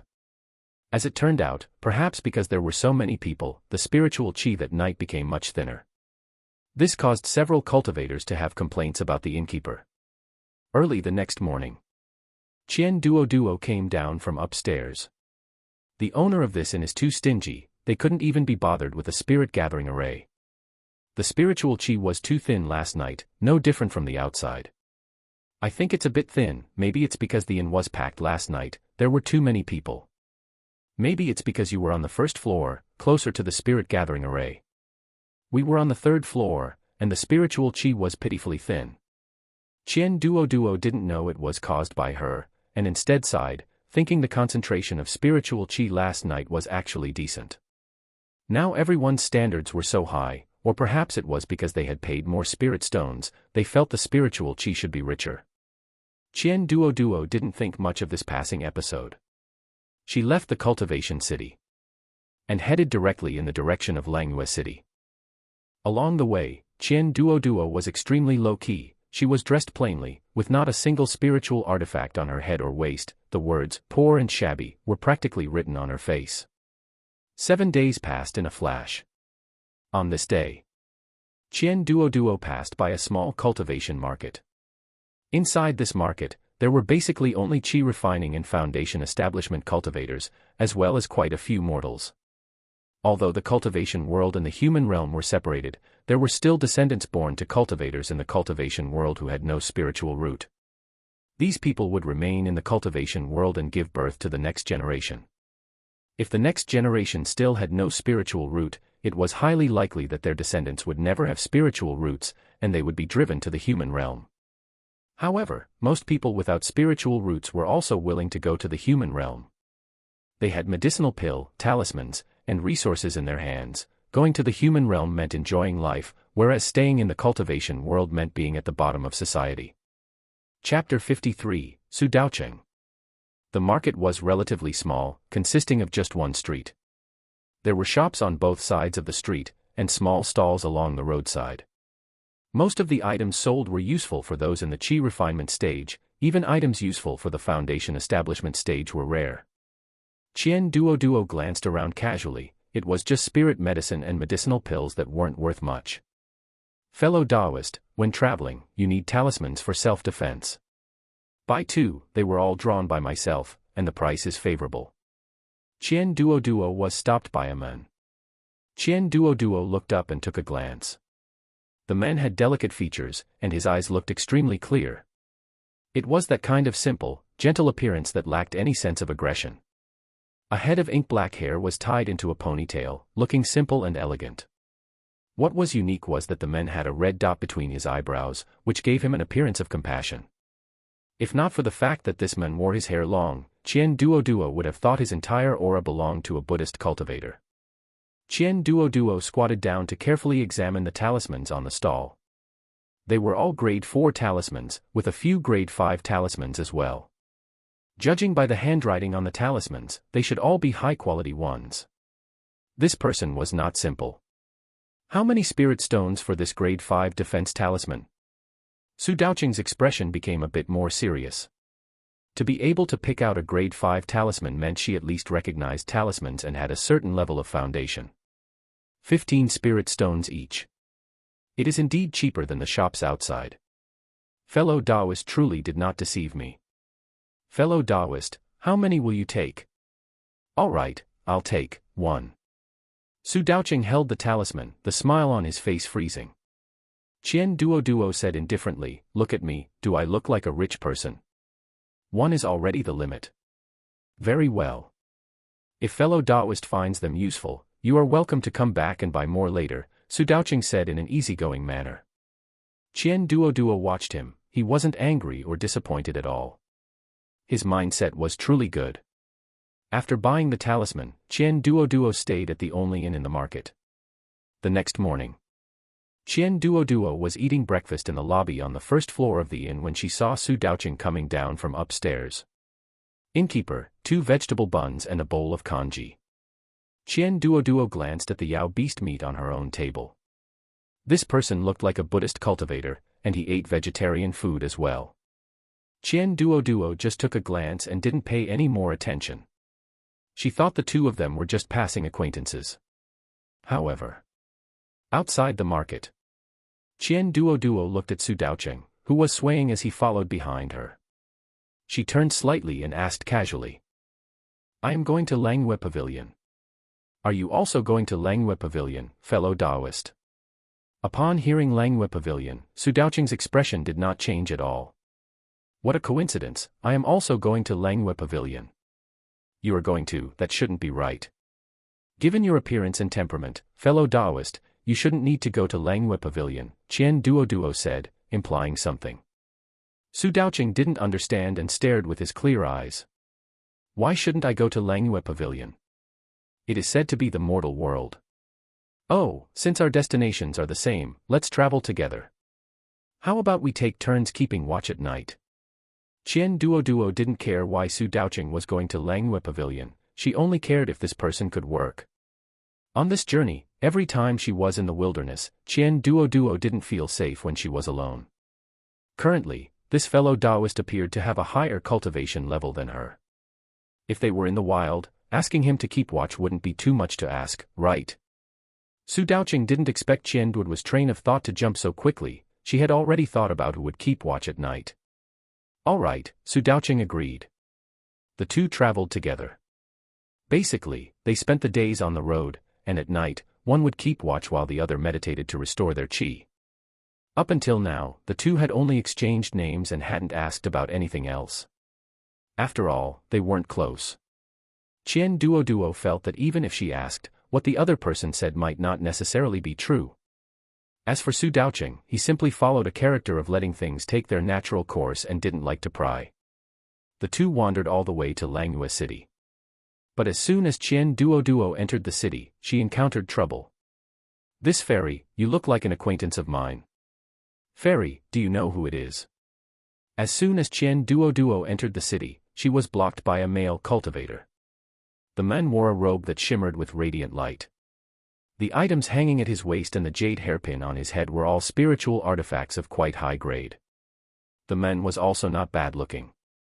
Or rather, it was hard to find ugly people in the cultivation world, most were average, and a small portion were good looking. It was just that the things this person said were too greasy, making his attractiveness drop significantly in an instant. Qian Duoduo swept a glance at him. "Move aside, I don't want to know you."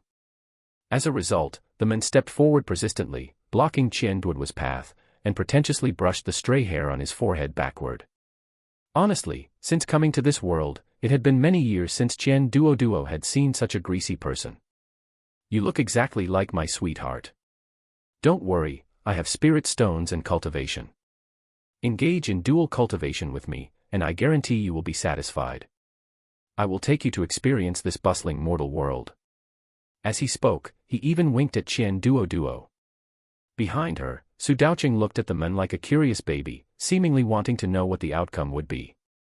His face was full of the expression of a bystander watching the drama. Qian Duoduo's anger level shot up, and she wanted nothing more than to slap this greasy man to death.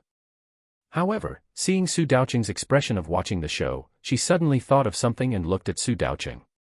"He likes the mortal world, if you have nothing to do, you can teach him. I have matters to attend to, so I won't accompany you further." With that, Qian Duoduo went around him, accelerated her pace, and disappeared into the crowd in a few steps, leaving Su Daocheng and the greasy man staring at each other. On this side, Qian Duoduo walked all the way toward Langyue Pavilion. At the entrance of Langyue Pavilion, Qian Duoduo waited for someone to go and inform Xie Qingyue. She looked around at the surroundings out of boredom. Generally, sects were located in remote places. Even if there were cultivation cities, there was usually a certain distance between them. However, Langyue Pavilion was inside Langyue City, and its main entrance was right next to the street. People coming and going made it exceptionally lively. Qian Duoduo thought of Xie Qingyue's cold and aloof face. She really didn't seem like a disciple of Langyue Pavilion at all. It seemed that the folk customs of Langyue City were open. Qian Duoduo stood there bored for a while and saw several pairs of Dao companions on the street hugging and kissing, stealing kisses anytime and anywhere, while the people around them were not surprised and kept their expressions as usual. Qian Duoduo's habit of feeling embarrassed for others suddenly acted up. She turned her head away in embarrassment. Because Qian Duoduo turned her gaze away, she didn't notice that the greasy man and Su Daoqing had just arrived. "Fairy, we are truly fated, we have met again." The greasy man's eyes were glued to Qian Duoduo. Qian Duoduo swept a glance at him and couldn't sense his cultivation level. Well, she couldn't beat him. "Fairy, are you a disciple of Langhua Pavilion? How come I haven't seen you before?" "Fairy, you probably aren't a disciple of Langhua Pavilion. If I had seen you, I would definitely have an impression." "Fairy. Huolei, are you disturbing a female cultivator again?" A cold, aloof voice rang in Huolei's ears, sounding just like a death warrant. Huolei stood up straight abruptly, then felt that he had overreacted. "Senior sister, I am sincere this time. I really like this fairy, she looks different from the female cultivators I pursued before." "Shut up, you said the same thing before," Xie Qingyue said with a cold shout. Huolei blinked his eyes aggrievedly and obediently shut his mouth. Chapter 54, Thought It Through, Life is Still More Important. "Qian Duoduo, my ears should be able to have some peace for a while." She turned her head. "Fellow Taoist Xie, we meet again. I am a disciple of the Hanyuan sect. Someone in the sect asked me to deliver an item to you." Qian Duoduo looked up, confirming it was the right person. With a strictly professional air, she took out an image recording stone to record the entire delivery process. Xie Qingyue was slightly amused by Qian Duoduo's rigid, by-the-book actions, but she still kept a straight face as she accepted the jade box. Putting away the image recording stone, Qian Duoduo relaxed a little. "Fellow Taoist Xie, long time no see. How have you been lately?" Qian Duoduo smiled, preparing to exchange pleasantries. Xie Qingyue smiled and was just about to say something when her gaze suddenly fell on Su Daoqing, a flash of confusion appearing in her eyes. "May I ask, is this fellow Taoist a Buddhist saint?" Xie Qingyue felt she couldn't be mistaken, the person on the image recording stone that had been sent back looked exactly like this. The red mole between his eyebrows and his overall aura could not be wrong.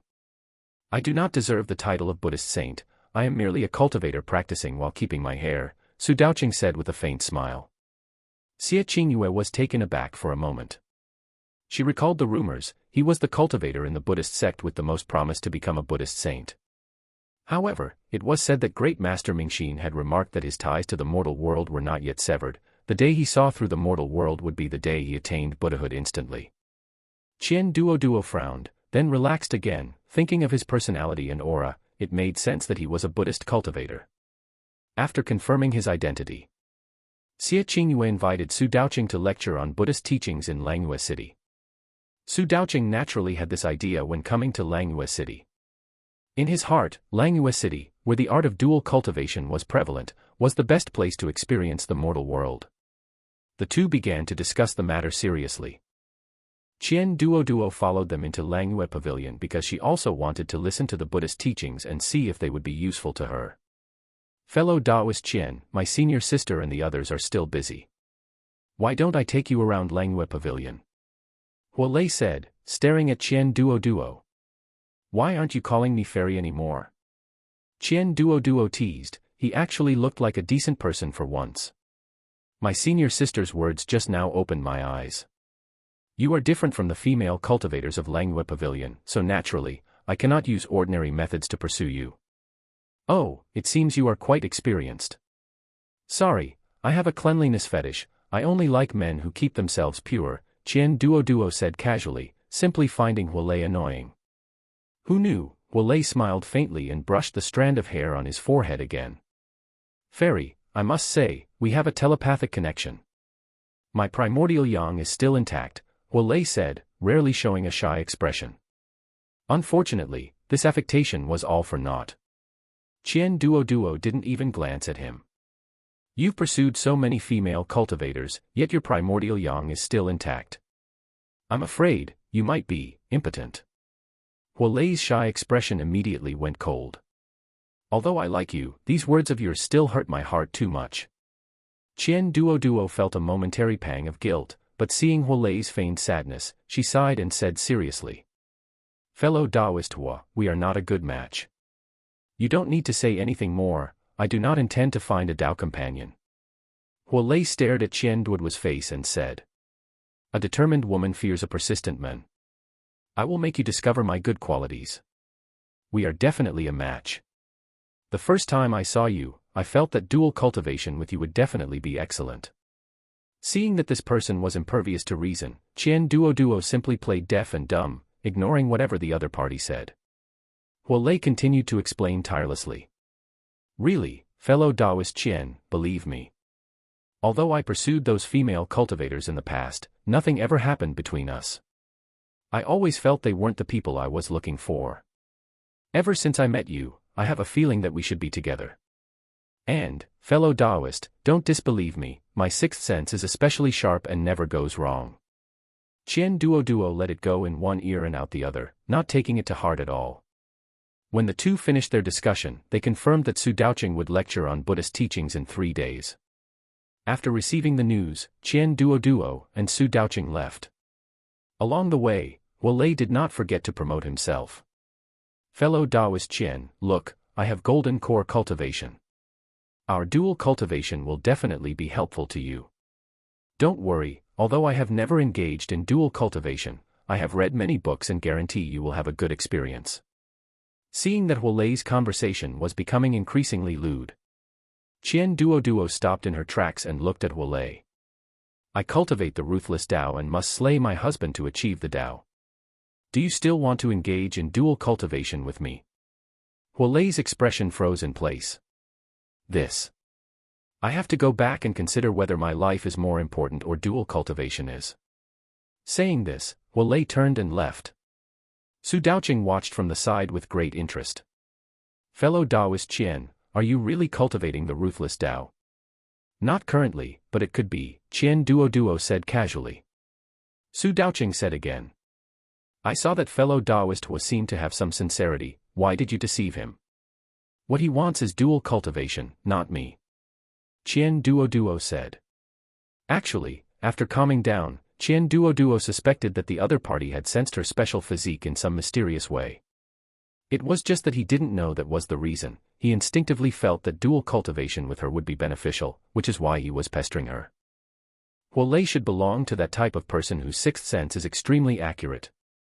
As for those girls before, after pursuing them and getting them, he probably felt that dual cultivation would be a bit of a loss, which is why he gave up.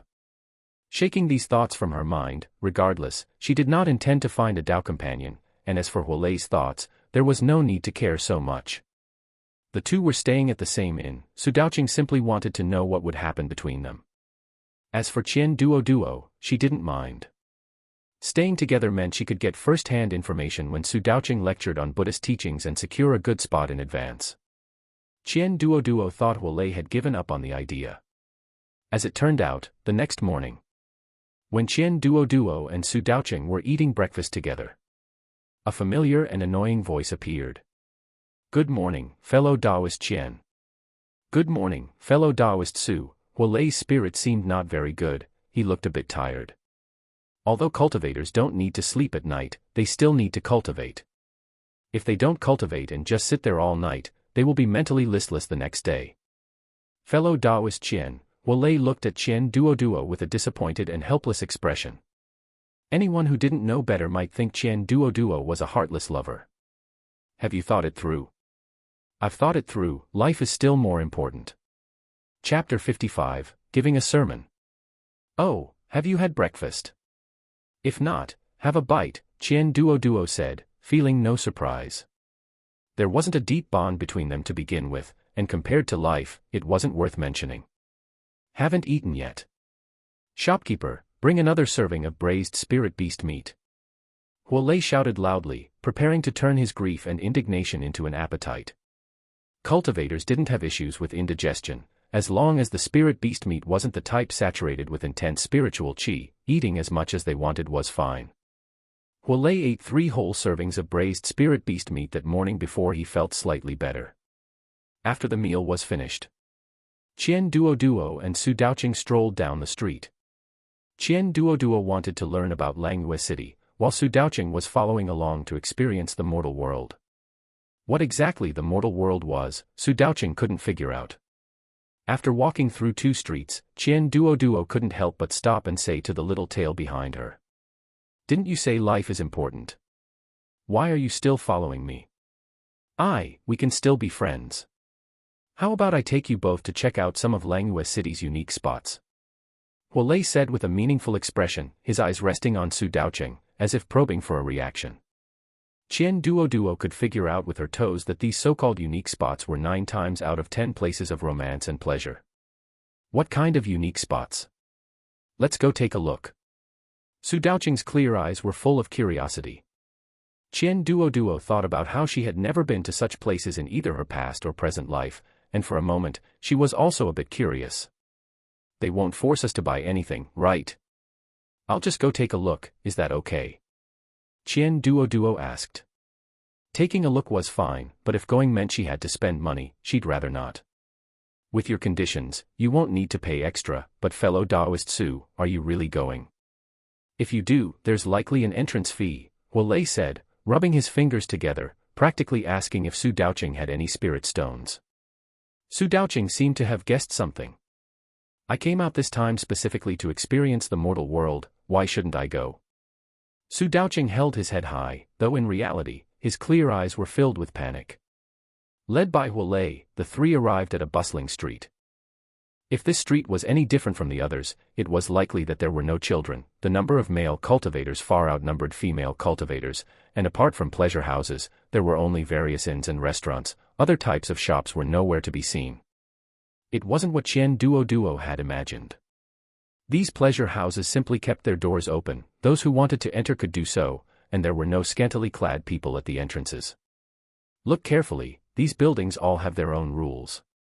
Those with red cloth tied to the doors allow dual cultivation, while those with green cloth sell their talent but not their bodies, waiting for fated people, Huolei explained to the 2. The 3 chose a pleasure house with green cloth tied to the door and went in. Upon reaching the entrance, Huolei skillfully took out some spirit stones, Su Daoqing followed suit, and Qian Duoduo just went in along with them. Just as they entered, before she could see anything clearly, the sound of musical instruments began to ring in her ears. Looking up, the main hall was filled with tea tables, and many people were sitting there. On the stage, a group of beauties were dancing, accompanied by handsome male cultivators on the side. Listening to this melody made one feel a bit more relaxed. There were private rooms upstairs, though she didn't know what they were for. After the 3 sat down, they ordered tea and snacks, which cost 3 times as much as outside. After a song and dance ended, young girls who looked like maids would carry trays around to collect tips. The whole atmosphere was quite elegant. Qian Duoduo sipped her tea and ate her snacks leisurely, occasionally looking up at the pleasing performance on stage. TSK, truly enjoyable. They stayed for the whole afternoon. By the time they came out, lanterns on both sides of the street had lit up, and all sorts of noisy sounds and the music of strings and flutes drifted out from the pleasure houses. The night is actually 3 times livelier than the day, Qian Duoduo said. This place is naturally lively at night. Are you 2 still going to wander around? I'm going back to cultivate, Qian Duoduo said. As for the pleasure houses, there was no need to look at them again. I'm going back too, the 2 said in unison. Over the next 2 days, Huolei truly treated them like old friends, taking them around Langyue City. Between eating and drinking, the relationship between the 3 grew a bit closer. Huolei also finally managed to get Qian Duoduo's communication talisman. Early on the 3rd morning, Qian Duoduo and Huolei arrived early in front of the viewing platform to secure spots. Even though they arrived early, the front spots were already mostly taken. Tell me, why don't we just ask Su Daoqing to preach Buddhist teachings normally? Why must we listen here? Huolei frowned, having barely managed to secure a spot in the first row, though it was too far to the side. He doesn't preach normally, Qian Duoduo said with an expression that said, you think I didn't think of that? They were friends, but they weren't close enough to ask him to preach. The 2 sat down and waited for Su Daoqing to arrive. The scene grew increasingly noisy. Qian Duoduo turned around and saw a dense crowd of people behind them. It was a good thing she had inside information and moved quickly. Before long, the scene suddenly quieted down. Then they saw Su Daoqing appear on the viewing platform. Perhaps because he was going to preach, Su Daoqing was wearing a kasaya today, which made him look a bit softer. His eyes were clear and bright, and the red dot on his forehead made him look even more imbued with Buddhist nature. It seemed all Su Daoqing was missing was a head of long hair. Qian Duoduo could already imagine what Su Daoqing would look like one day when he became a great master. Around the viewing platform, quite a few Langyue Pavilion disciples were standing guard, and the most conspicuous among them was Xie Qingyue. Fellow Taoist Qian, what do you think fellow Taoist Su's traveling through the mortal world is actually for? Huolei asked curiously. In the world of cultivators, cultivating meant cultivation base. Once the cultivation base went up, that was a success in cultivation. For a Buddhist cultivator, traveling through the mortal world to comprehend Buddhist teachings seemed much more ethereal. Do I look like a Buddhist cultivator to you? No. Huolei turned his head away. Fellow Taoist Qian was very biting with her words. Su Daoqing began to slowly explain Buddhist teachings. Qian Duoduo listened to the gist of it, understanding it only vaguely. She felt his Buddhist teachings were about the same as what she had heard in her past life, things like cultivating karma, planting good seeds to reap good fruit. After listening for a while, she felt less restless. The noisy environment of the scene also became quiet. Qian Duoduo wondered if she could purchase a spiritual artifact from Su Daoqing that could calm the mind and focus the spirit. They should have quite a few, right? After the lecture ended, even though Su Daoqing had left, many cultivators were still reminiscing and discussing it, seemingly unsatisfied. Su Daoqing had finished his sermon and was preparing to leave. Qian Duoduo had also completed her task, and now that she had listened to the sermon, it was time to leave. Amidst Huolei's slight reluctance, Qian Duoduo and Su Daoqing departed. After leaving Langyue City. Fellow Taoist Su, I am preparing to return to the Hanyuan sect. Where are you planning to head, fellow Taoist? Qian Duoduo asked. Su Daoqing was stunned for a moment. I don't know either, I'll just go with the flow. Since that's the case, I'll follow you to Hanyuan City to take a look. Qian Duoduo had originally wanted to take the opportunity to buy a spiritual artifact to calm the mind and focus the spirit. Well, that would have to wait, she'd just have to do it when they stopped on the road. The two set off again. This time on the way back, for the sake of tempering herself, Qian Duoduo specifically chose a different route than the one she had taken to get there. 3 days later. The two passed through a vast mountain range and finally saw a cultivation market. Finally, I can sleep on a bed, Qian Duoduo sighed with emotion.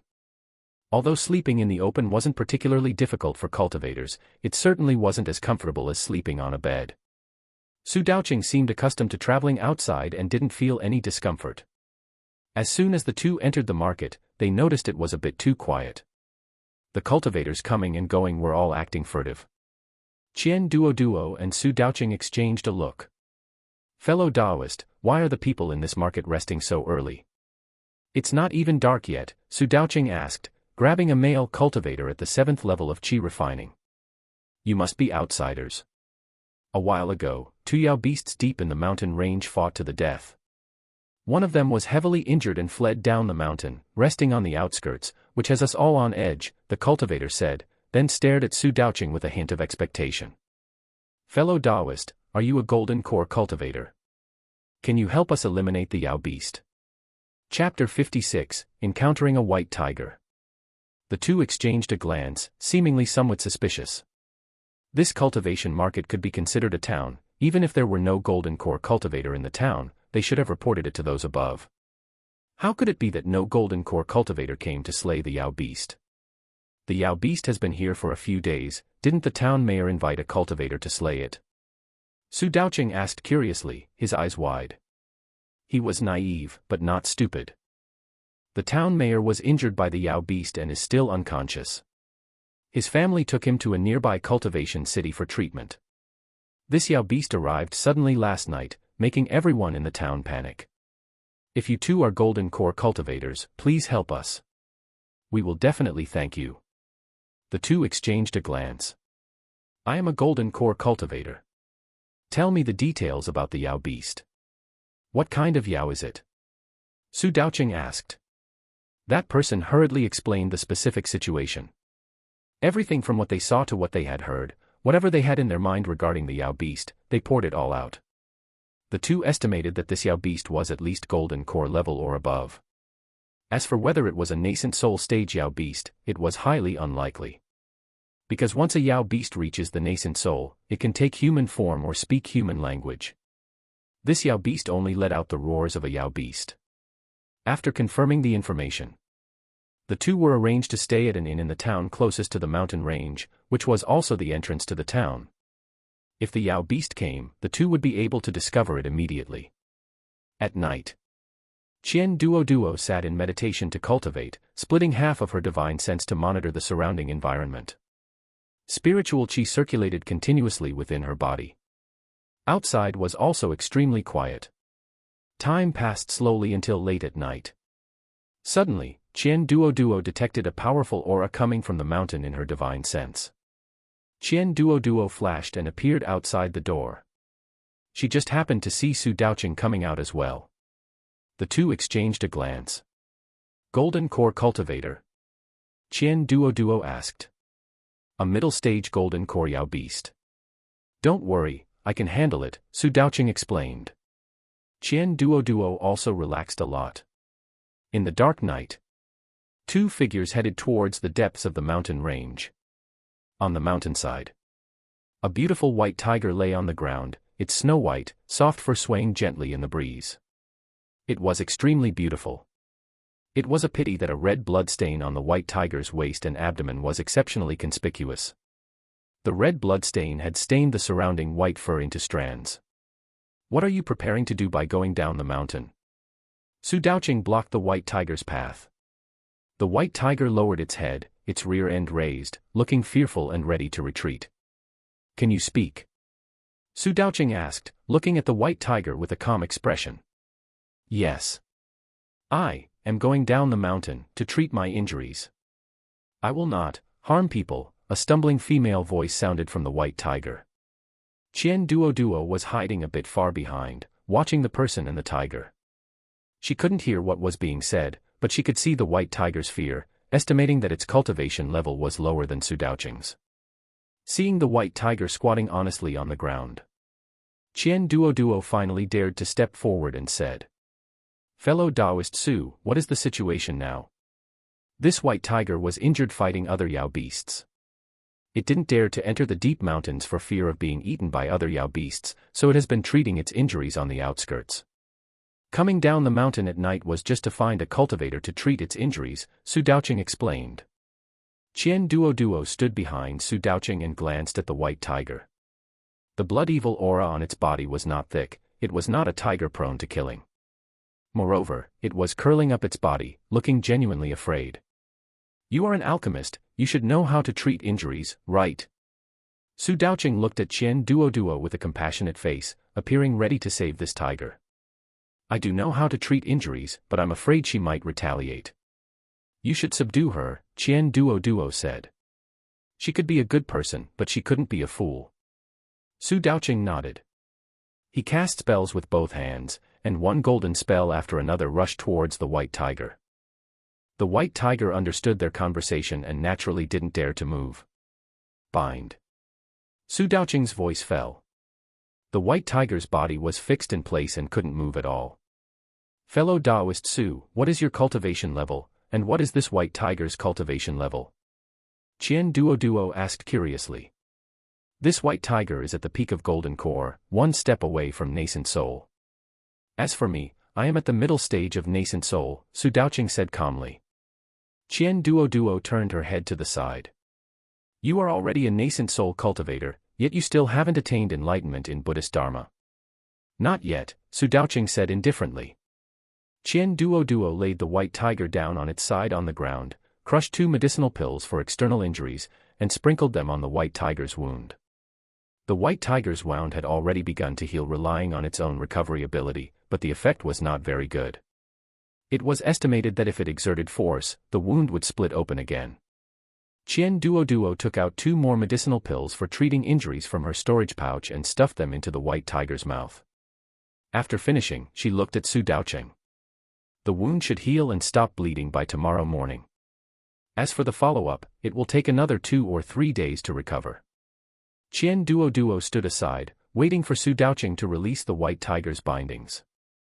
"I want to follow you," the white tiger said, stumbling, its pair of huge tiger eyes staring straight at Su Daocheng. The gap between their cultivation levels was too large, so the white tiger naturally assumed that Su Daocheng was the leader. "However, you are a Yao beast, it is inconvenient for you to follow us," Su Daocheng shook his head. The white tiger was a bit disappointed, seemingly unwilling to give up, and said again, "Can you wait for me? I am about to take human form. Once I take human form, I will follow you. Rest assured, I have never actively killed anyone. As long as they don't provoke me, I will not kill anyone." The white tiger's desperate plea was effective. Su Daocheng eventually couldn't bear it and agreed, then looked at Qian Duoduo with a complex expression. "Fellow Taoist Qian, we should still travel separately. After all, this white tiger is too eye-catching." "Oh, in that case, fellow Taoist Su, could you sell me a spiritual artifact that can calm the mind?" Qian Duoduo finally gathered the courage to ask. She had wanted to say it along the way but was too embarrassed. Now that they were about to part ways, if she didn't say it now, she wouldn't have another chance. Seeing that Su Daocheng didn't answer, Qian Duoduo immediately added, "I heard before that there are many such spiritual artifacts in the Buddhist sections." Su Daocheng hesitated for a moment, then took off the Buddhist prayer beads from his wrist. "I didn't bring many spiritual artifacts on this trip, and I have uses for the others. Only these Buddhist prayer beads, which I use for chanting, can be given to you. After all, we have met, which can be considered fate." Qian Duoduo was stunned for a moment, then took out a bottle of medicinal pills for treating injuries. "Use these medicinal pills for 3 days, and this white tiger should be fine. I am returning to the Hanyuan sect. If you arrive at the territory of the Hanyuan sect, you can find me, and I will treat you to a meal at a restaurant, a good one." Just like that, Qian Duoduo left with Su Daocheng's Buddhist prayer beads. Chapter 57, Entering the Mortal World. To prevent the white tiger from going down the mountain and frightening the people in the town, Su Daocheng stubbornly stayed to watch over the white tiger until its injuries were healed. However, after the white tiger's injuries healed, it had to undergo the lightning tribulation and asked Su Daocheng to act as its protector. After all this tossing and turning, Su Daocheng spent a full half-year on the mountain. When Qian Duoduo returned, she carefully examined the Buddhist prayer beads.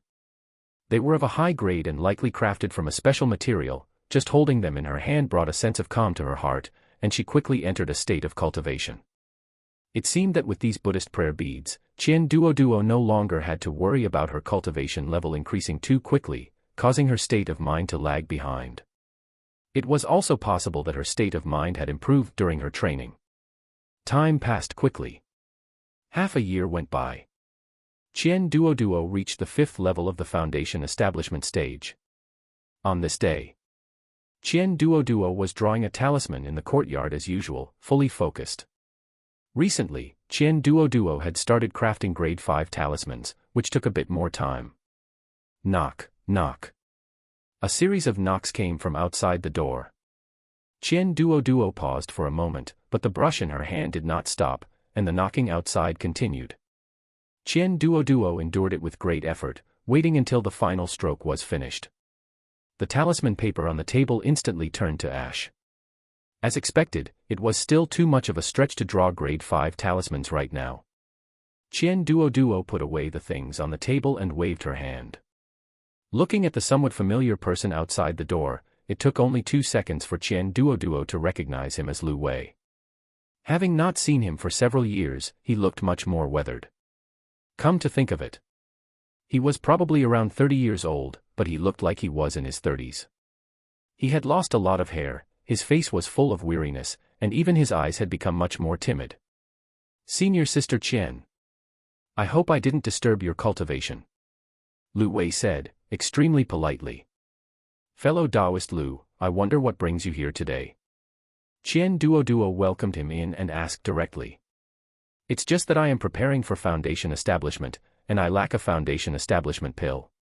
I was wondering if I could ask senior sister Qian to help me refine a batch of medicinal pills. Rest assured, the price will be the same. Lu Wei's face carried a hint of pleading. He looked like he was at his wit's end.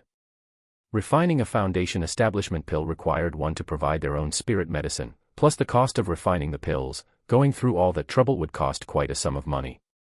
Generally, cultivators in the Qi refinement stage would not refine a batch of pills, but rather buy the foundation establishment pill directly. However, the foundation establishment pill was in high demand, and generally, one couldn't buy it without some connections. Qian Duoduo guessed that this batch of pills was, in all likelihood, something Lu Wei had pulled together with others to afford. The two of them didn't really have any conflict back then, it was just that they walked different paths and didn't seek the same goals. Very well. Take out the spirit medicine, and I will check it. Qian Duoduo said in a businesslike manner. Good, good. Lu Wei said, his face full of joy as he took out the spirit medicine.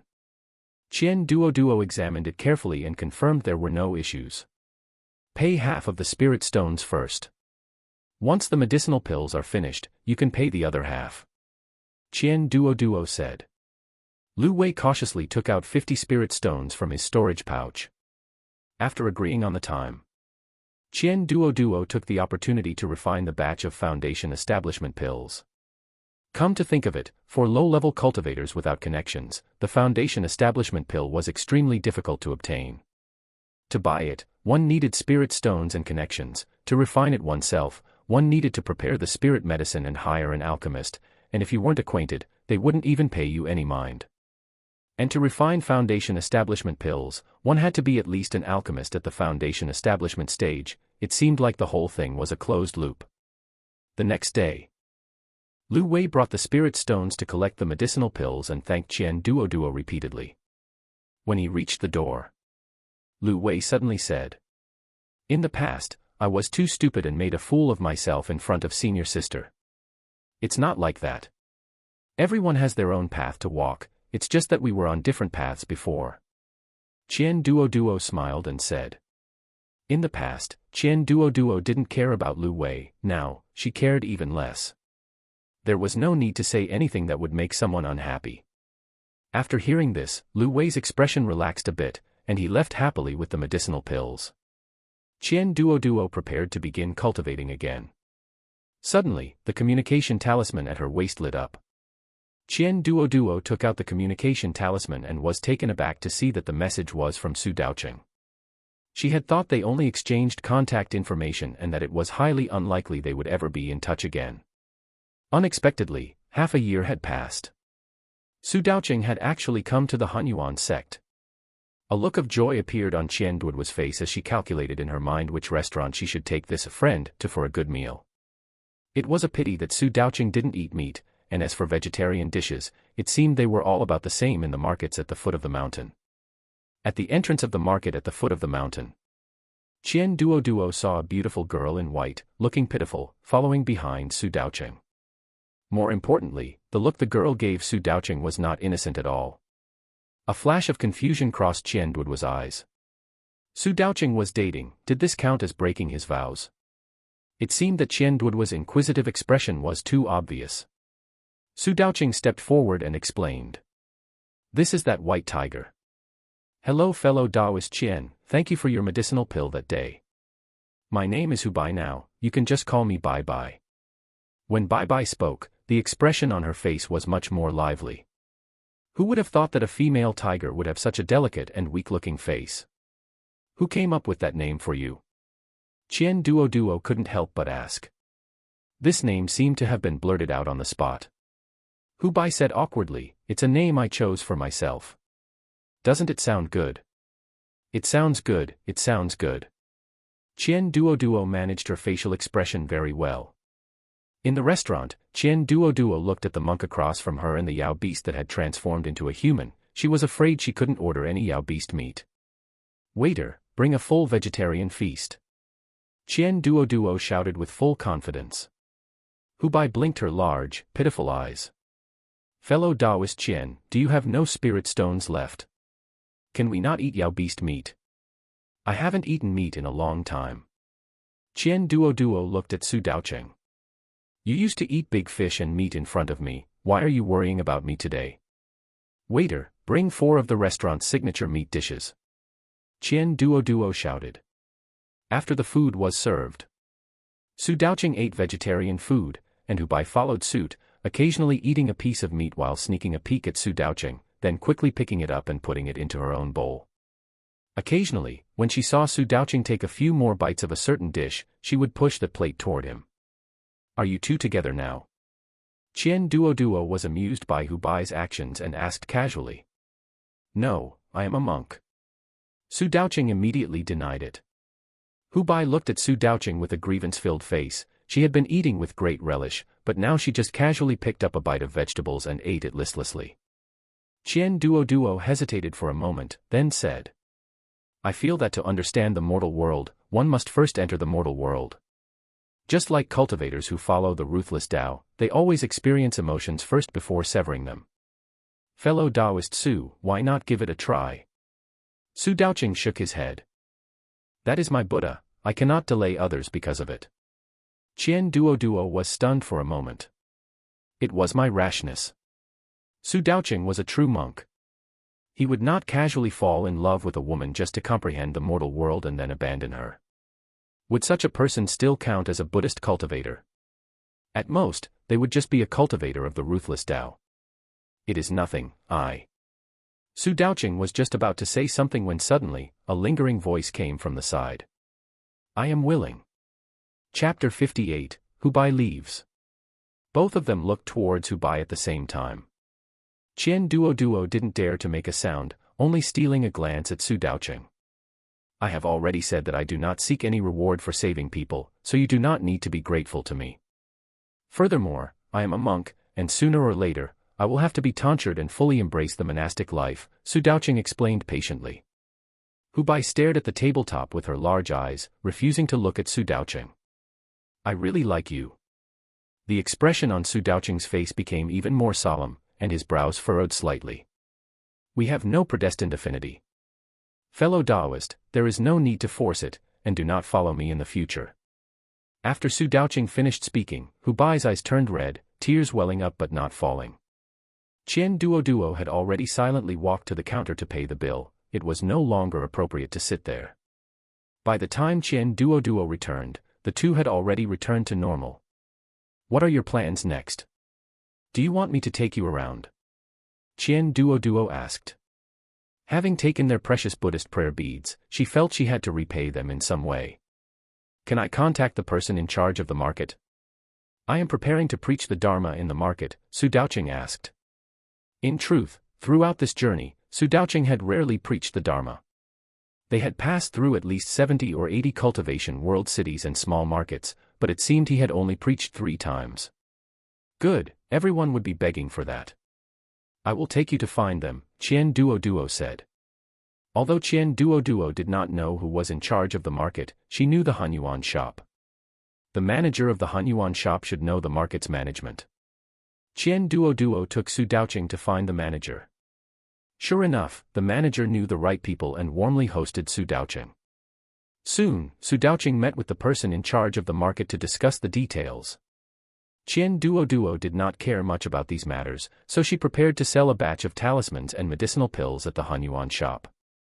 Watching Qian Duoduo exchange a small bottle of items and a stack of talisman paper for quite a few spirit stones, Hubai was incredibly envious. Hubai was no longer a novice who had just entered the cultivation world, she already knew the value of spirit stones. It was unclear how the discussion between the human and the demon went, but in the end, Hubai was still sticking behind Su Daocheng. Time flew by, and the day for Su Daocheng's Dharma preaching arrived. The location was right in the market.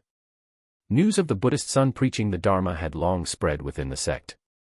Because Qian Duoduo had already heard it, she came with a casual attitude, so naturally, she did not secure a good spot.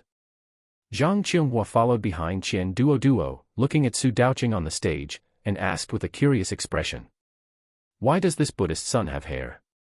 Does he eat meat? Qian Duoduo immediately looked up to see if Su Daocheng had heard Zhang Qionghua's words, then covered Zhang Qionghua's mouth with her hand. He is a Buddhist cultivator, a nascent soul cultivator. Be careful or he will beat you to death. Zhang Qinghua was also startled. Realizing it belatedly, she pulled Qian Duoduo's hand away and said with a guilty conscience. A slip of the tongue, a slip of the tongue. Isn't it your fault for telling me that wine and meat pass through the intestines, but the Buddha remains in the heart? I thought this one was also special. Qian Duoduo resisted the urge to roll her eyes. I was talking about storybooks. This is a real Buddhist son. How can they be compared? Zhang Qinghua was stunned for a moment and said. But, monks don't keep their hair either. Qian Duoduo. The two had arrived quite late and were squeezed in the back. After listening to the Dharma lecture, Zhang Qinghua finally confirmed that this was truly a Buddhist son. His every word and action were very gentle, and the Dharma he preached was very reasonable, leaving her feeling a sense of clarity in her heart. Just as Zhang Qinghua and Qian Duoduo stood up to leave, they were suddenly blocked by someone. Zhang Qinghua looked at the delicate young girl before her and looked at Qian Duoduo with curiosity. This. An acquaintance. I'll talk for a moment, you go ahead. In the tea house, Qian Duoduo painfully paid for a private room, because the main hall was really not suitable for listening to gossip about Hubai and Su Daocheng. Since they were all so familiar, it was better to save some face. Miss Hubai, is there something the matter? Qian Duoduo asked solemnly, though her eyes were filled with uncontrollable gossip. Fellow Taoist Su told me not to follow him anymore and wants to part ways with me, but I cannot bear to leave him. How do you humans pursue men? Hubai looked at Qian Duoduo with watery eyes. Qian Duoduo felt a bit regretful about the spirit stone spent on the private room. She had no experience in this area, she had none in her past life, and in this life, she only wanted to cultivate, so she would have even less. I don't have a Tao companion, and I have no experience. Listen to me, I'm just making things up. Why don't you find someone with experience and ask? Hubai shook her head. But those people don't understand fellow Taoist Su. At least you know him, and he also considers you a good friend. If you ask me, you should just give up. Fellow Taoist Su is a monk. If he truly falls in love, what will become of his Tao and his Buddha? Qian Duoduo sighed and said. If a monk falls in love, his cultivation will come to a halt right there. And Su Daocheng is a renowned Buddhist son, wouldn't it be a pity for all his cultivation to go to waste? Hubai blinked her eyes. Didn't you say that to transcend the mortal world, one must first enter the mortal world?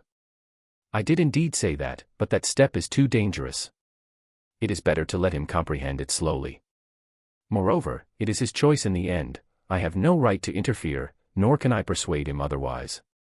A trace of disappointment flashed in Hubai's eyes. She seemed not to understand why the thoughts of human cultivators were always changing, and she did not know if continuing to pester Su Daocheng was the right thing to do. In the end, Su Daocheng left to continue his travels. Hubai asked Qian Duoduo for a communication talisman and added Su Daocheng's communication talisman. She said that if she missed him one day, she would go find him. Having returned to the sect, Qian Duoduo began her daily arduous cultivation. Every day she would cultivate, draw talismans, refine medicinal pills, and practice sword skills without fail, busy from dawn till dusk. Perhaps others would find such days boring and dull.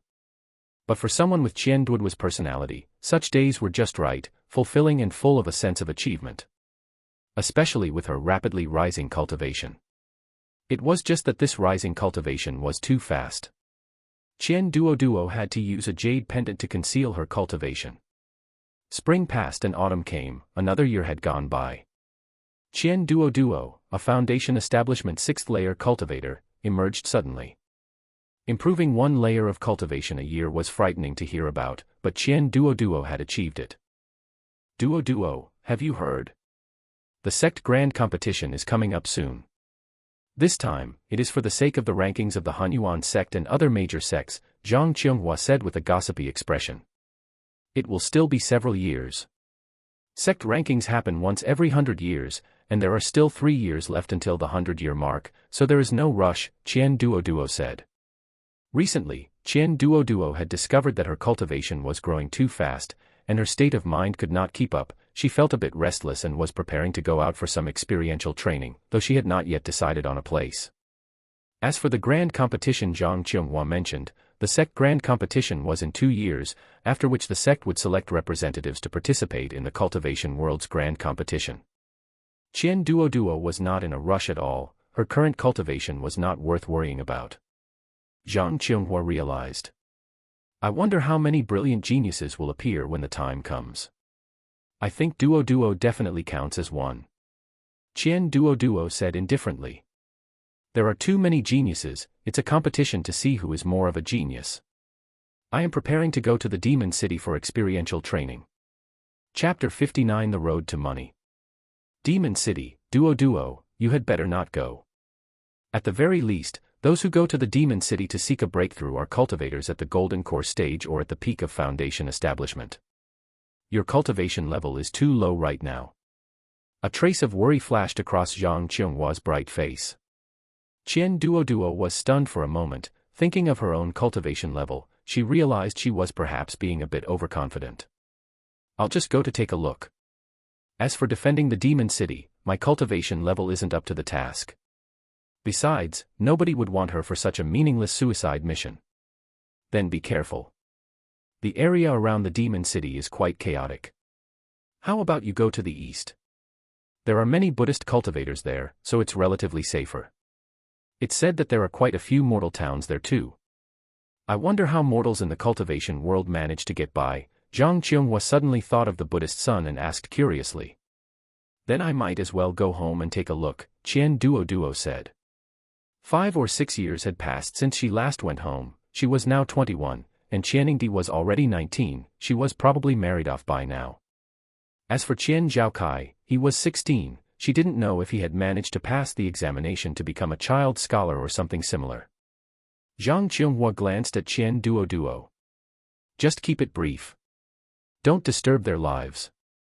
You look no different now than you did when you last went back, but they are different. This was also why cultivators did not return home frequently. Firstly, cultivation often took months or even half a year at a time. Secondly, there was a distinction between the immortal and mortal realms, they gradually drifted apart. Meeting again would only lead to awkwardness, and the other party might also develop feelings of resentment. Being the same humans, fellow kin, why was it that only she had obtained the immortal fate and remained ageless? Qian Duoduo blinked her eyes. 3 times is enough. This is the 2nd time. When I come back again, I will have to prepare for core formation. You're going to stay in the mortal realm for a long time. After all, Qian Duoduo was only a foundation establishment cultivator, she was still far from core formation. It's not that easy. I'll definitely have to return to the sect to prepare when the time comes. Medicinal pills for the Golden Core stage are also very expensive. I need to earn more spirit stones lately, Qian Duoduo said. In the end, Zhang Qionghua still wrote a letter for Qian Duoduo and asked her to take it back. As for herself, she would wait a few years before going back. Her cultivation level hadn't increased much over these years. In order to earn spirit stones, Zhang Qionghua had learned artifact refining. Her talent was decent, though it didn't quite match her beautiful, glamorous appearance. This time, Qian Duoduo reached the mortal realm with ease, as she was already familiar with the path. However, Qian Duoduo did not go straight home. Instead, she planned to walk back, experiencing life in the human world to strengthen her state of mind. In a bustling small town, Qian Duoduo cast a small illusion. Now, Qian Duoduo was not a beautiful young girl of 16, but a 16-year-old boy. The boy was wearing coarse cloth clothes, and his face had a wheat-colored complexion. This was exactly what a farm boy looked like. Qian Duoduo led a small donkey and strolled slowly into the town. The town was very lively today. It was said that the wealthy merchant in town, Master Su, was taking a concubine today. If you went to the entrance of the Su residence and said a few auspicious words, you could get a reward of 1 copper coin. To the ears of the masses, this was a fantastic piece of good news, and everyone was squeezing toward the entrance of the Su residence. Qian Duoduo didn't dare to go forward while leading the donkey because this donkey was truly just a mortal donkey. With so many people, if she squeezed in and the donkey got annoyed and kicked them, she would be the one in trouble. Congratulations, Master Su. Master Su has taken a new bride. May you have 2 children in 3 years, and a son in the first litter. The flattering words at the entrance came one after another. Master Su, dressed in red, was happy and waved his hand, scattering a handful of copper coins. Everyone lowered their heads and scrambled for them frantically. At this moment, Qian Duoduo, standing far away watching the excitement, appeared somewhat out of place. Qian Duoduo hadn't expected this Master Su to be so young. He looked to be about 20 years old, and his appearance was quite decent. The two caught each other's eyes from afar, and then Master Su turned and went inside. Qian Duoduo gauged the time. She would have to stay in town for the night, so she simply found the cheapest inn and stayed there for the night. The spiritual qi in the mortal realm was thin, so Qian Duoduo could only rely on spirit stones to cultivate. After setting up a spirit gathering array in the room, Qian Duoduo immersed herself in cultivation, while also separating a wisp of divine sense to survey the surrounding situation. After a night of cultivation, Qian Duoduo felt refreshed and invigorated. When she reached the ground floor of the inn, she fed her donkey and prepared to set off riding it. But just as Qian Duoduo stepped out with her donkey, she ran into Master Su, who was strolling on the street with a young, naive-looking girl. That young girl looked to be about 15 or 16 years old, bright and lively, with eyes full of innocence. TSK, marriage in this era really happened too early. Master Su seemed not to have expected to see Qian Duoduo again, along with his donkey. The two, who were not acquainted, prepared to pass each other by. But just as Qian Duoduo was leading the donkey forward, the concubine suddenly seemed curious and touched the donkey. Hee-haw! With the donkey's bray, Qian Duoduo was startled and turned her head sharply. She saw that the donkey's front hooves were already raised, ready to give the concubine a kick. At the critical moment, Master Su and the concubine were both scared silly. Only Qian Duoduo stepped forward and kicked her donkey to the side. Hee-haw! The donkey let out a miserable cry as its neck was reined in. Qian Duoduo helplessly stepped forward to pat the donkey's head to calm it down first. If it had kicked a random passerby, Qian Duoduo would have been in trouble. "I'm sorry, this donkey is very timid. It only reacted like that just now because the madam touched it." The concubine was already pale with fright and was shrinking behind Master Su with a look of lingering fear. "It's nothing. It was my wife who was abrupt." Master Su had also been badly frightened. He managed to recover, though the smile on his face was very awkward. "Little brother, your agility is quite good. Have you trained before?" Master Su asked.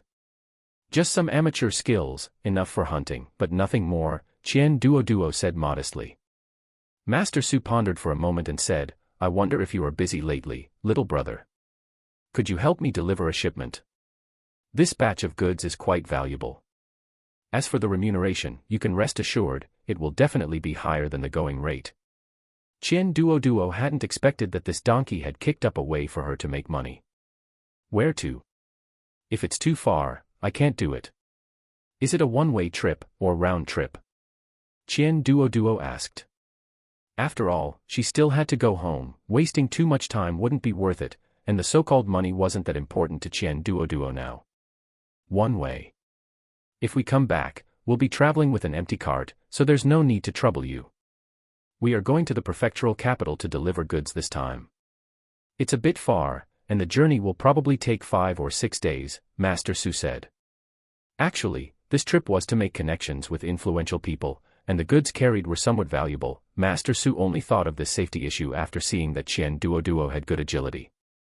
Wealth tempts the heart. In the wilderness, even those without evil intentions might develop some malice. Upon hearing that they were going to the prefectural capital, Qian Duoduo asked about the route. It was on her way. This money was basically being delivered to her doorstep to earn.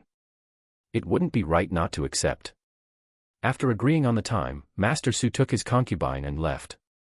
Qian Duoduo had nowhere else to go for the time being, so she could only stay at the inn for 2 more days. Fortunately, Master Su had waved his hand and covered the accommodation fees. Since she couldn't leave for now, Qian Duoduo simply left the stubborn donkey at the inn and strolled around the streets herself, buying some snacks to eat. She was living quite comfortably. Chapter 60, Mountain Bandits Arrive. The morning air carried a hint of chill, and Qian Duoduo, wearing only a single layer of clothing, looked a bit thin. Her long hair was combed into a high ponytail, and her small face stared solemnly at Master Su's cargo. There were 3 carriages, one with a canopy and much more exquisite, which was most likely for Master Su's personal use. The other 2 carriages were piled high with goods covered by tarpaulins, and the drivers were all burly men, with 2 holding large sabers. "Brother Qian, come sit in my carriage," Master Su waved at Qian Duoduo. Qian Duoduo looked at her donkey with some reluctance. She didn't know if the donkey could outrun the cargo carriages. Forget it, it was a life after all, it would be a bit cruel if it were worked to death. Qian Duoduo made an excuse to sell the donkey, but actually put it into her spirit beast bag.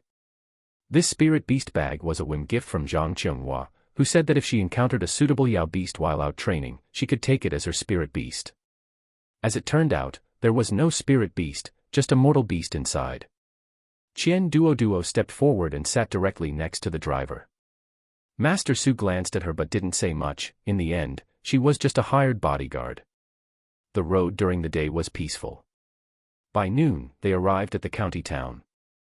The group ate and drank in the county town. This journey to the prefecture city passed through many towns and county towns, so there was no need to worry about food. Even so, Master Su bought 2 packs of pastries and a dozen meat buns in the county town. The other bodyguards and drivers bought vegetable buns with their own money. They were given meal money, but it wasn't much, so no one bought things indiscriminately. After buying the goods, Qian Duoduo also pretended to buy a few meat buns. After all, it wouldn't be appropriate to buy nothing at all. The sound of horse hooves clattered. The team set off again. It seemed the weather was good at noon. Master Su lifted the carriage curtain and started chatting with the 2 of them. "Little brother Qian, where are you from? Are you married?" Qian Duoduo casually mentioned the name of a neighboring county and said that she was still young and her family was poor, so she hadn't married yet. If everything went smoothly this time, she could take the reward money and go home to marry a wife, she said, while putting on a show of gratitude. Master Su was delighted to hear this. He estimated in his heart that maybe he should give a little more later. It's good to know that getting a wife is important. Once you marry a wife, you will know the goodness of women. "Let me tell you, I have a wife and 2 concubines," Master Su said, striking a pose he considered dashing. Qian Duoduo smiled, not knowing what to say. "I am a woman, I have no experience, and I will never have this experience in this life." After a few words of small talk, Master Su felt the 2 were ignorant and couldn't talk to them, so he turned and went back into the carriage. The curtain fell, forming 2 worlds. Qian Duoduo didn't care. "You think you aren't in the same world as me, but actually, I think the same." When night fell, they hadn't found a place to stay, so the group simply spent the night in the wilderness. Master Su lay comfortably in the carriage, while Qian Duoduo and the others were miserable, sleeping directly on the ground. The smarter ones brought thick clothes, which were better to cover with at night. Qian Duoduo hadn't brought anything. The accompanying driver, seeing Qian Duoduo's youthful face, about the same age as his own son, felt a flash of pity in his heart. "Little Qian, let's share a cover tonight, it'll be warmer if we huddle together," the driver said with a simple, honest smile, his dark skin wrinkling as he laughed. He held an old jacket in his hand with 2 patches on it. Qian Duoduo had thousands of thoughts flashing through her mind, but finally said, "Thanks, uncle. I'm not quiet when I sleep, so I can't huddle with you." "Uncle, I want to relieve myself." "You go ahead, I can't sleep anyway, I'll keep watch tonight," Qian Duoduo said immediately. And she swapped with the brother who was keeping watch. "The brother on watch, suddenly someone wants to help me keep watch, how could I refuse?" On this side, Qian Duoduo started a fire, and several people nearby leaned by the fire to sleep. Perhaps because of the exhaustion of the journey, everyone fell asleep quickly. Bored, Qian Duoduo held a spirit stone and slowly absorbed the spiritual qi, her eyes constantly scanning the surroundings. The first night passed peacefully. When passing through a town the next day, Qian Duoduo spent a large sum of money to buy herself a cotton coat, which she used as a small quilt and could wear when it got cold in winter. Seeing this, the driver was full of gratification. She was someone who knew how to live. In the following days, the freshness of just leaving home disappeared, leaving only fatigue, exhaustion, and numbness. Whether it was Master Su, the bodyguards, or the drivers, everyone was walking toward the destination listlessly. This day, it had been 5 days since they set off. It was estimated that they would reach the prefecture city in another day. They were still in the wilderness at night. But thinking that this was the last night and they would sleep in a bed tomorrow, everyone's faces carried smiles. Qian Duoduo started a fire as usual. 5 days later, it was Qian Duoduo's turn again today. At night, everyone fell into a deep sleep. Qian Duoduo closed her eyes and slowly absorbed the spiritual qi. Suddenly, Qian Duoduo opened her eyes, her wrist flipped, and the spirit stone in her hand disappeared. She stood up and stretched her somewhat sore body. Rustling sounds rang in her ears. Qian Duoduo kicked the 2 bodyguards at her feet. "Wake up, time to work." It seemed the bodyguards on the ground had just opened their eyes. The surrounding mountain bandits knew they had been discovered, so they simply swaggered out of the surrounding grass. There were not many people, only 7, but on this side, except for Master Su, there were only 4 people left, and one of the drivers looked much older, obviously unable to be used as labor. "Oh, I didn't expect the little brother to be so alert while sleeping. How about this? We are all out trying to make a living, it's not easy. Leave half of your goods, and we can part on good terms." The leading brother carried a large saber, his eyes scanning back and forth between Qian Duoduo and Master Su. He looked at Master Su because he looked like the boss, and he looked at Qian Duoduo because she had discovered them. They thought Qian Duoduo knew martial arts, but in fact, Qian Duoduo just had a sensitive divine sense. Master Su's face was tense, and he subconsciously hid behind his own strong men. He stretched his neck and barely said, "This big brother, these things are all to be delivered to a noble, and we cannot afford to offend the noble. How about this? This little brother still has some silver, consider it a tribute to you, big brother. Please be kind and let us go, how about that?" The leading brother hooked the corner of his mouth and shouted in a rough voice. "We can't afford to offend the noble, but we can afford to offend you. How about this? Leave a hand, is that okay?" As he spoke, the mountain bandits behind him stepped forward, surrounding the group. Master Su was so anxious that sweat broke out on his forehead. He was reluctant to part with the goods, and he was afraid that he would really lose a hand. Just as Master Su was hesitating, the mountain bandit became impatient and prepared to make a move. Anyway, once they were beaten into submission, not to mention half of the goods, they could take everything back. More importantly, the big brother found that Qian Duoduo had no intention of making a move from beginning to end, so he estimated that her skills were average. Chapter 61, Wounding the Mountain Bandits. As several men swung their broadswords toward her, Qian Duoduo stepped forward with a leg sweep, knocking 3 mountain bandits to the ground. She snatched a long blade in passing and hacked toward the leader. Clang! The 2 blades clashed. The leading elder brother felt as if the blade in his hand weighed 1,000 caddies. He was utterly powerless to resist.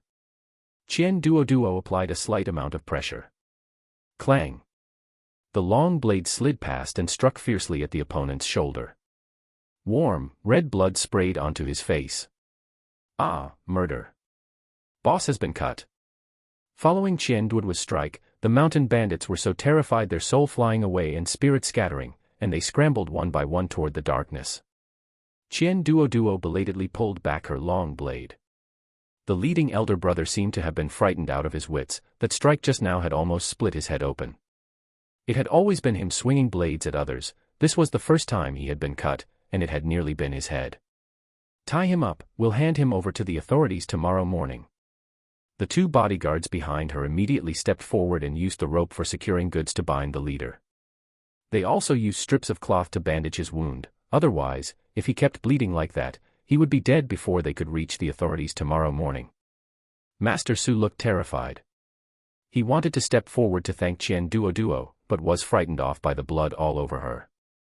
"Little brother Qian, wipe yourself off," the coachman said, handing his dusty sweat towel to Qian Duoduo.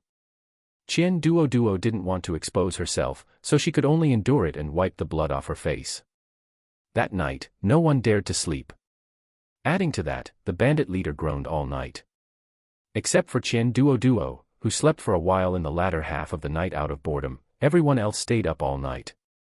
The next morning, while passing a river, Qian Duoduo cleaned the bloodstains off her body. The group entered the city with dark circles under their eyes. The first thing they did was report to the authorities. Master Su was an educated man, so he naturally handled such matters. It took half a day of tossing and turning before it was over. Fearing that delays might bring trouble, Master Su found an inn to tidy himself up. Once he looked like an elegant young master of a noble family again. He took the carriage of goods to the noble's house. Qian Duoduo stayed at the inn to wait for Master Su's news. Feeling bored, she took another nap. When she woke up, she looked at the orange-yellow sky outside. Qian Duoduo suddenly felt this scene was a bit unfamiliar. During those years of cultivating, she had rarely slept, let alone during the day. So she had never had the feeling of waking up and it already being afternoon. After tidying up and heading downstairs, she happened to meet Master Su returning with a joyful expression. It seemed the business was a success. In a good mood, Master Su settled Qian Duoduo's wages on the spot. He also ordered a table of food for the group. Master Su ate a little and then went upstairs to rest. Qian Duoduo also went upstairs to take her leave. Although Master Su was somewhat reluctant to lose Qian Duoduo's martial arts skills, he had been frightened by the efficient way she had struck with her blade last night. Although Qian Duoduo saw the fear mixed into Master Su's expression, she didn't show it, maintaining a polite demeanor. After a few polite words, Qian Duoduo departed. Early the next morning. At dawn, Master Su called everyone to start the return journey. It was only then that everyone realized Qian Duoduo had already left. They weren't the same kind of people anyway, parting ways was nothing. On this side. Qian Duoduo weighed the silver on her person. Truly, wealth is found in danger. She was given 20 taels of silver just for one escort mission. For an ordinary family, they couldn't save 2 taels even if they worked their butts off in the fields for a year. With silver in hand, Qian Duoduo wanted to buy some silver jewelry. She would be home soon and should prepare some gifts for her family. After picking out the items, Qian Duoduo left the city. Outside the city, her familiar little donkey appeared. Qian Duoduo led the little donkey leisurely toward the next city. When she encountered fresh wild grass on the road, Qian Duoduo would stop to let the little donkey graze. At night, Qian Duoduo covered herself with her newly bought thick coat, nestled in a tree branch, and slowly absorbed the spiritual qi from the spirit stone in her hand. The days flashed by. 3 days later, Qian Duoduo silently delivered Zhang Qionghua's family letter to the Zhang family and then headed toward the town. Qian Duoduo arrived at the familiar yet strange town, still dressed as a young man. As she passed the familiar medical clinic, a 6 or 7-year-old child rushed out of the medical clinic. "Sister, come and catch me, bleh." The child ran while looking back with a mischievous expression, pulling at the corners of his mouth to look particularly funny. An 8 or 9-year-old girl behind him shouted angrily. "I've already told Mother. If you don't come back right now, Mother will break your legs in a moment." As she spoke, Lucy emerged from the medical clinic with a frown and an angry face. "I've told you 800 times, don't run in the street. What if you get hit by an ox cart?" Lucy stepped forward in a few strides, grabbed the boy's ear, and pulled him back into the medical clinic. Time is truly cruel, the once gentle young girl had now become like this. The corners of Qian Duoduo's mouth curled up, unable to stop her smile. "So this is what you are like, master." After confirming that Lucy's family was safe and sound, Qian Duoduo walked toward her own home. At the gate of the courtyard, Qian Duoduo didn't knock. With a light leap, she flipped into the courtyard. There were no vegetables or grain in the kitchen. The doors were locked tight, and the courtyard was empty but neatly arranged. As expected, there was no one. She had detected no one in the courtyard from outside just now, and seeing it now, not only was no one there, they must have been gone for some time. There was a thick layer of dust on the stone bench in the courtyard. The original home suddenly seemed a bit dilapidated at this moment. Where did they go? Qian Duoduo felt a moment of daze. The home she had imagined was suddenly gone. When Qian Duoduo appeared outside the courtyard again, she had transformed into a middle-aged man. She knocked on the neighbor's gate. The door opened to a 7 or 8-year-old child. "Uncle, who are you looking for?" "I'm just curious where the family next door went." Qian Duoduo saw it was a child and didn't even bother to make up an identity, asking directly. "You mean the Qian family? They moved to the town.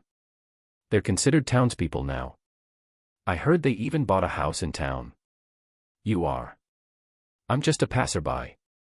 I was curious who would lock their door in broad daylight, so I just asked." Qian Duoduo feared the child would ask more questions and took off running. Fortunately, they were just in the town. The town wasn't big, just 2 streets. With her divine sense to help her, Qian Duoduo wasn't afraid of finding people at all. By the time Qian Duoduo rode her little donkey back to the town, it was already afternoon. The orange sky announced that tomorrow would be good weather. Qian Duoduo wasn't in a hurry to find them, but planned to find an inn to rest first. However, the moment she looked up, she saw a familiar figure. A young woman was carrying a basket, and the man beside her was turning his head to discuss something with her. The woman responded with a gentle expression. "So, my sister married a man like this." Chapter 62, Meeting. Qian Duoduo was still in the guise of a middle-aged man. If she were to step forward now, who knew what misunderstandings might arise? The two walked closer. Qianingdi had a gentle expression, a faint smile on her lips. She had blossomed, growing quite beautiful. Her features were 30% similar to Qian Duoduo's, though not as refined or fair. She could be considered a gentle beauty. The man beside her had an ordinary appearance but looked very gentle. He spoke to Qianingdi, his gaze never leaving her. It seemed Qian Duoduo's gaze was too direct. The couple glanced at her, confirmed they didn't know her, and turned their heads away. Qian Duoduo watched them leave, then followed behind, swaying leisurely. Perhaps there were too many people on the street, for they didn't notice. On the edge of the town was a large river, and along the riverbank were rows of houses. This was the town's alleyway. Most who lived here were of modest means. Those with better family circumstances lived in the town center, in large compounds, unlike these small courtyards. Qian Duoduo stood in the alleyway. She spread her divine sense. Found them. At this moment, in the small courtyard, Susanyang was grabbing a 5 or 6-year-old child by the collar, hauling him toward the dining table. Qian Zhaokai was helping serve food from the kitchen. The young man had grown up, his body sturdy, and he looked much more composed. "Qian Dong, time to eat." "You can fix that later," Susanyang shouted. Qian Dong, who was weaving a bamboo basket in the corner of the yard, stopped. He didn't eat immediately, but first herded the 2 chickens wandering in the corner back into their coop before washing his hands to eat. At the dining table, the family chatted while eating. "Zhaokai, are you busy lately?" Auntie Li next door said she would introduce a young lady. "Let's go take a look when we have time." A faint blush appeared on Qian Zhaocai's steady cheeks. Mother can decide. "I'm not too busy tomorrow afternoon, I can come back early." "Mother, why is brother speaking so unclearly?" Did calculating accounts make his mouth clumsy? The little brat on the side tilted his head and asked. "What's that got to do with you?" "Eat," Qian Zhaokai said angrily. Seeing the family living a harmonious and happy life, Qian Duoduo suddenly didn't want to go in as much. But since she was already here, she would go in and take a look. After a round of knocking, the heavy door creaked open. A face identical to the one in her memory appeared before her eyes. Qian Zhaokai was dazed for a moment. In that instant, he truly realized that his elder sister had become an immortal. Inside the small courtyard, Qian Duoduo had just sat down when Susanyang bustled off to the kitchen. "Duoduo, you haven't eaten yet, have you? Mother will make you 2 eggs." Qian Duoduo looked at the green, vegetable-heavy spread on the table. It seemed the family had endured quite a bit of hardship after coming to town, and their finances were a bit tight. "Who are you? As soon as you come to our house, mother makes you eggs to eat." The child glared at Qian Duoduo with wide eyes, full of curiosity. Qian Duoduo looked at the child, who bore some resemblance to Qian Dong. "What is your name?" "Great-grandfather Qian Rujuan." "Isn't it a great name?" "My brother gave it to me," the child said with great pride. Qian Duoduo looked at Qian Zhaokai and asked about the family situation. Qian Dong added a few words from time to time. Last time Qian Duoduo returned, she had obtained many good things on the mountain, which Qian Dong sold in the county, earning a good amount of silver. Later, when Qianingdi was selling embroidery in town, she caught the eye of a cloth shop owner, who took her as a daughter-in-law. The cloth merchant's family had 2 sons, each with their own small courtyard. Qianingdi married the second son. Although they didn't have much property, it was better than living with parents-in-law. The couple sold embroidery and worked at the cloth shop, so life was decent. After Qianingdi married, Qian Zhaotsai's studies were average. He wasn't cut out for exams, taking 3 years just to pass the scholar exam. He simply gave up and, through Qianingdi's introduction, became an accountant at a restaurant. For the family's convenience, they simply used their savings to buy this small courtyard in town. Come to think of it, they had only moved to town half a year ago. In his spare time, Qian Dong still went back to the village to gather herbs on the mountain. However, fearing it was dangerous for him alone, they mostly waited until Qian Zhaokai had time, and the whole family would go up to pick herbs. Usually, Qian Dong did odd jobs in town or wove bamboo baskets to sell. Fortunately, Qian Dong also had an income, they had a little capital, and the land back home was rented out, bringing in some grain each year. All in all, life was okay. Has great-grandfather Qian Rujuan started his schooling? Qian Duoduo asked. Planning to send him after the new year. It's good to recognize a few characters, Qian Dong said.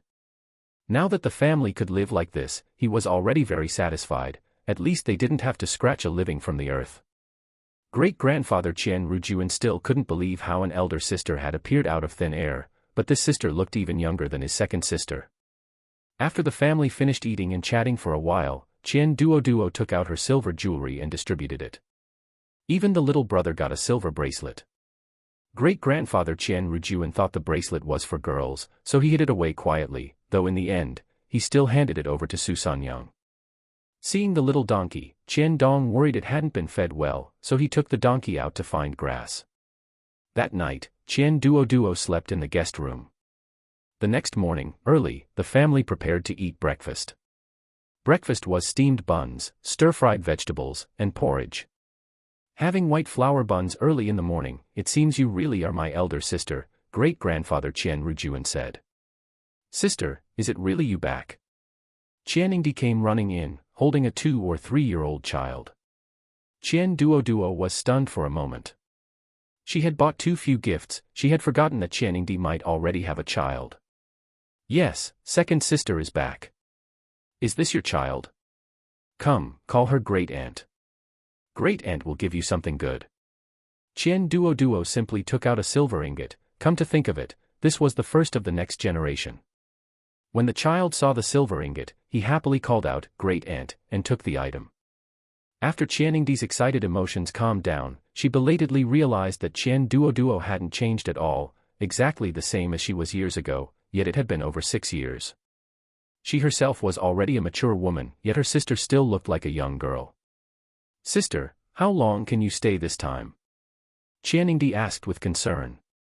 About 3 or 4 days, Qian Duoduo said. As long as she was there, everyone would be busy taking care of her. Qianingdi breathed a sigh of relief. In the morning, father said someone had come to the house and asked me to bring the child home. I didn't know you were back, otherwise I would have definitely called the child's father over. Come to think of it, you haven't met him yet. Now there's time, I'll call him over tonight so you can meet him. Qian Duoduo hesitated for a moment, then nodded. All right. Regarding my identity, what did you tell them? The family looked at Qian Duoduo. They had said she was the eldest sister. The fact that an immortal had taken an apprentice back then was known to the entire county, let alone the people in town. If they didn't say that, would it make people sad? Finally, they discussed it and decided she would be a distant cousin, passing through to visit for 2 days, and in 2 days, her father would come to pick her up. Chapter 63, Future Plans. At noon, Qian Duoduo followed Qianingdi to see where Qian Zhaokai worked, visited her husband's cloth shop, and checked out the spot where Qian Dong set up his stall. Qian Dong was an honest farmer who had loved livestock his entire life, aside from his fields. Even when he came out to sell baskets, he brought his donkey along, terrified that someone would steal it while no one was home. At this moment, at his roadside stall, Qian Dong had tied his donkey to a tree behind him. He would look at his stall, but keep the corner of his eye on the donkey behind him. He was afraid someone might just snatch it away, and Qian Duoduo couldn't help but want to laugh at the sight. Dad, aren't you tired like this? How about I just take the donkey back for you? Qian Duoduo said casually. Fine, take it back. I'll have your mother kill a chicken later, and we'll invite your younger sister's family over for dinner tonight. We can't go without meat, Qian Dong said. That evening, Qianingdi brought her husband home, and the whole family filled the table perfectly. At the dinner table, Qianingdi's husband didn't spare Qian Duoduo more than a glance, treating her like a distant relative and asking no further questions. The next morning, Susanyang went to wash clothes, leaving only Qian Duoduo and great-grandfather Qian Rujuan at home. Thinking there was nothing to do, Qian Duoduo took great-grandfather Qian Rujuan to the river to fish. Big sister, can we really catch fish? You bent mother's needle. If we don't catch anything, she's going to scold you, great-grandfather Qian Rujuan said, his face scrunched up with worry. Don't worry. If mother scolds anyone, she'll scold me. You don't need to worry, Qian Duoduo said as she bent the needle into the shape of a fishhook. Carrying a wooden bucket, the two siblings headed out. At the riverbank, to avoid the crowds, the siblings walked a distance upstream, digging up plenty of earthworms along the way. Finding a spot in the shade of a tree, Qian Duoduo and great-grandfather Qian Rujuan sat down. Each with a fishing rod, Qian Duoduo cast her line into the water and waited leisurely. Great-grandfather Qian Rujuan followed suit, but he was too young to sit still and kept wanting to pull the hook up to check it. The fishing rod moved. Qian Duoduo flicked her wrist, snatched up the rod, and pulled up a fish the length of a palm. We shouldn't get scolded today, great-grandfather Qian Rujuan said happily, looking at the fish in the bucket. It seemed this kid was truly terrified of being scolded. Watching Qian Duoduo catch fish one after another, great-grandfather Qian Rujuan suppressed his excitement and stared intently at his own fishing rod. But when his rod moved slightly, great-grandfather Qian Rujuan didn't have enough strength. By the time he pulled the rod up, only a bare hook remained. To satisfy her younger brother, Qian Duoduo ignored her own rod. As soon as his rod moved, she helped him lift it up. Looking at the lively, jumping fish, great-grandfather Qian Rujuan grinned with satisfaction, nearly grabbing the fish to give it a kiss. After fishing for a while, estimating that it was time for a meal, Qian Duoduo took great-grandfather Qian Rujuan back home. Mother, we caught so many fish today. Those fish kept biting the hook one after another. Look, we have enough fish to eat for 2 days. Great-grandfather Qian Rujuan said, pulling Susanyang over to see the fruits of his labor. Yes, it's enough for 2 days. I'll pan-fry 2 of them for you at noon, Susanyang said as she scooped out 2 fish. In the afternoon, while Susanyang was in the yard tending to the vegetable patch, Qian Duoduo, having nothing to do, decided to take a stroll up the mountain. She didn't want much, just enough silver so the family could have meat every other day. Across the river from the town was a large mountain. Qian Duoduo didn't pick and chose, heading straight for the mountain. Once her figure disappeared into the woods, she tapped her toes and surged forward rapidly. Qian Duoduo unleashed her divine sense completely. Where there were people and where there was prey was instantly clear. Sprinting quickly, she soon appeared in front of a wild rabbit. Before the rabbit could escape, it was already snatched up by its ears. TSK, me catching wild game now is practically a dimensional strike, Qian Duoduo said, binding the rabbit's legs and placing it into her spirit beast bag. Next, Qian Duoduo focused on picking a batch of valuable spirit medicine. Fortunately, after becoming a cultivator, she possessed a formidable memory, otherwise, the herb knowledge she had learned all those years ago would have long been forgotten. Even among steep cliffs and precipices, Qian Duoduo could easily harvest rare spirit medicine. At dusk, Qian Duoduo came down from the mountain. Her coarse cloth clothes were covered in weeds, and her long hair was filled with debris. Only her fair, clean little face stood out. In the yard, Qian Duoduo waved her hand, revealing a pile of game and spirit medicine. Susanyang and Qian Dong exchanged a look. Duoduo, are you leaving tomorrow? Qian Dong still remembered that the last time she returned, she had also brought a lot of spirit medicine and game to the yard the day before she left. I should leave tomorrow. Seeing that everyone is living well this time I returned, I can rest easy, Qian Duoduo said. Susanyang hesitated for a long time, only saying, Qian Dong, go cut some pork, and by the way, call the second child's family over for dinner. That evening, there was another sumptuous meal on the table, chicken, pork, and fish. Great-grandfather Qian Rujuan's eyes sparkled when he saw the food. Is our family celebrating the new year early? It's your big sister, she's leaving tomorrow, Qian Dong said, looking at Qian Duoduo with reluctance. He wanted to pat Qian Duoduo on the head, but the child was already a young woman now, and after not seeing her for so many years, it felt a bit awkward. His rough hand eventually landed on great-grandfather Qian Rujuan's head instead. Although great-grandfather Qian Rujuan was reluctant, he remembered when his brother-in-law came that day. He had said she was a distant big sister, not one from the same parents, so she would have to go back to her own home sooner or later. It was a pity, no one would take him fishing anymore. That night, Qianingdi returned alone, without her husband or children, carrying a set of clothes in her hands. Big sister, this is a dress I made for you. Come to think of it, back when the family had money to send me to learn embroidery, everyone in the family had worn clothes I made, except for you. Last time you came back, we were in such a rush, and I was young and didn't think of it, so I'm making up for it this time. Seeing the exhaustion on Qianingdi's face, Qian Duoduo was moved.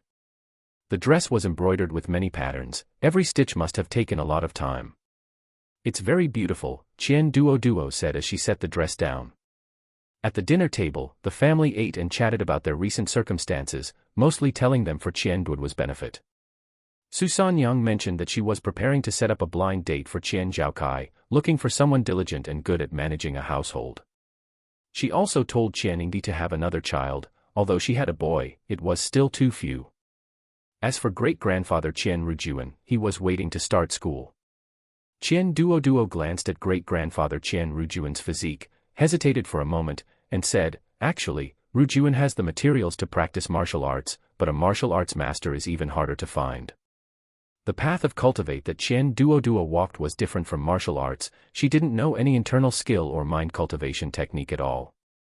Qian Zhaokai thought for a moment and said steadily, we should take the good things big sister brought to the county town to sell.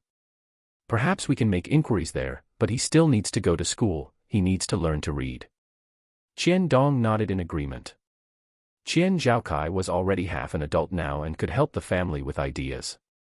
Chapter 64, The Sect Grand Competition begins. Qian Dong also said that he had time recently and would go back to pick Shisandra. Even now, collecting Shisandra remained a profitable path.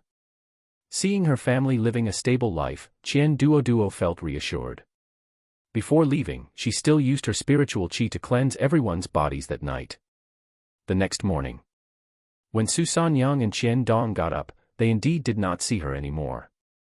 However, the donkey had been left behind. The two were stunned for a moment, then went back to their chores. Life had to go on, and one had to keep busy.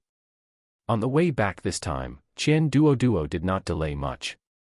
She soon arrived at the sect. Upon returning, she tried to contact Zhang Qianghua, only to find that Zhang Qianghua had already gone out for experiential training. She simply began bitter cultivation.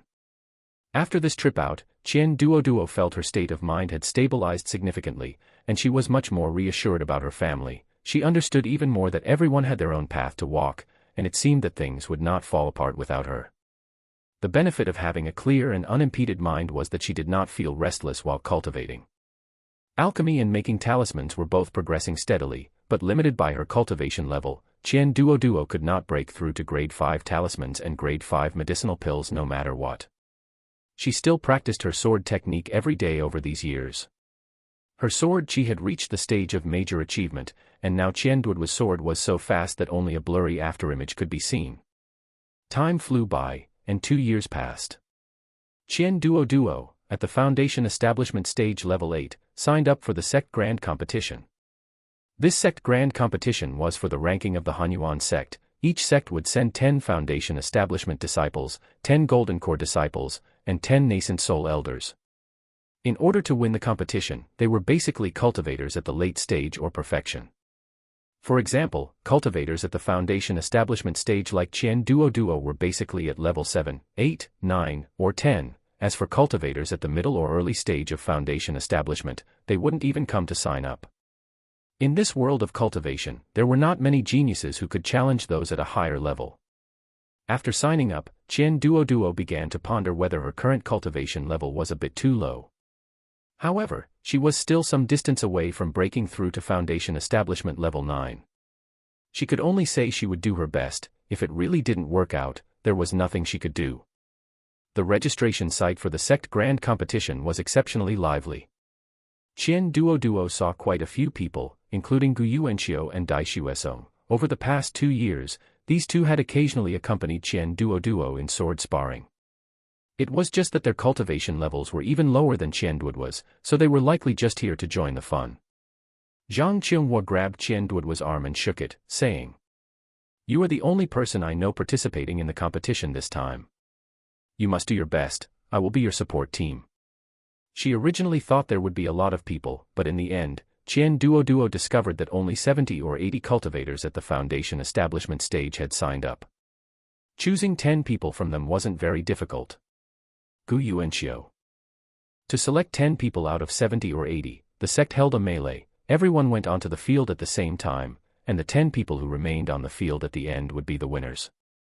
For the sake of fairness, the melee did not allow group fighting, which meant that although the selection of opponents was random, the matches were one-on-one. The entire venue not only had disciples watching but also image recording stones filming, so naturally, no one would be foolish enough to violate the rules. On the field, Qian Duoduo took a look at the crowd. There were a few familiar faces who were disciples from Sword Peak. At this moment, they certainly wouldn't attack her, but as the number of people dwindled, that might change. All disciples, remember, once you enter the field, the competition begins. Now, everyone enter the competition arena. The arena was set up with a special formation, and everyone's entry position was random. Qian Duoduo was quite lucky and was teleported directly to a corner of the competition arena. The nearest cultivator was more than 20 meters away and was a Foundation Establishment Level 7 cultivator. Some unlucky cultivators discovered that there were people within 1 meter of them as soon as they entered. At this moment, it was a competition of who had the fastest reaction. In an instant, various spells and attacks erupted on the field.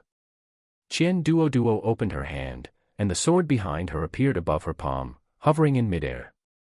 With a bang, the opposing Foundation Establishment Level 7 disciple also saw Qian Duoduo and charged towards her while brandishing a large blade. Break! Qian Duoduo used a full 50% of her strength for this sword strike. The opponent likely only used 30% of his strength for the first strike as a probe, and was immediately struck off the competition platform by Qian Duoduo. This sword strike by Qian Duoduo instantly shocked those around her. It was too fast, it was over before anyone could clearly see it. Following that, the corner which was already sparse in people became even more so. A quarter of an hour later. Basically, everyone had dealt with one opponent. The number of people on the field had decreased by half. It became even more sparse. It seemed to be a halftime break. At this moment, everyone was standing in place without making a move, but there were also cultivators who were eager to act. For instance, a Foundation Establishment Level 8 cultivator approached Qian Duoduo. He had delicate features, and his eyes were full of anxiety, afraid of being struck down by Qian Duoduo's sword. "This fellow Taoist, let's discuss something. Let's fight for a while longer so that I can hold on a bit longer. My ranking won't look so bad, and then I'll go down. Don't worry, I am also a disciple of Sword Peak, I won't cheat you." Qian Duoduo's eyes lit up. What a cunning method. The battles on the field could only be one-on-one, as long as one held out long enough. That was also a strategy. Since you are a disciple of my Sword Peak, I naturally trust you. But you don't need to go easy on me. Let's use less spiritual chi for now, and when the time is about right, let's have a proper fight. How about that? The other person's eyes lit up. "Senior sister, I am Hulo. Let's have a good fight." As they spoke, the two exchanged blows and truly pulled back their strength. Although Huli's appearance looked timid and cowardly, his sword was agile and clean, making it obvious at a glance that he was a sword cultivator. The fight between the two was more like sparring with sword moves. Qian Duoduo did not deliberately use her fast sword, but instead fought with ordinary sword techniques.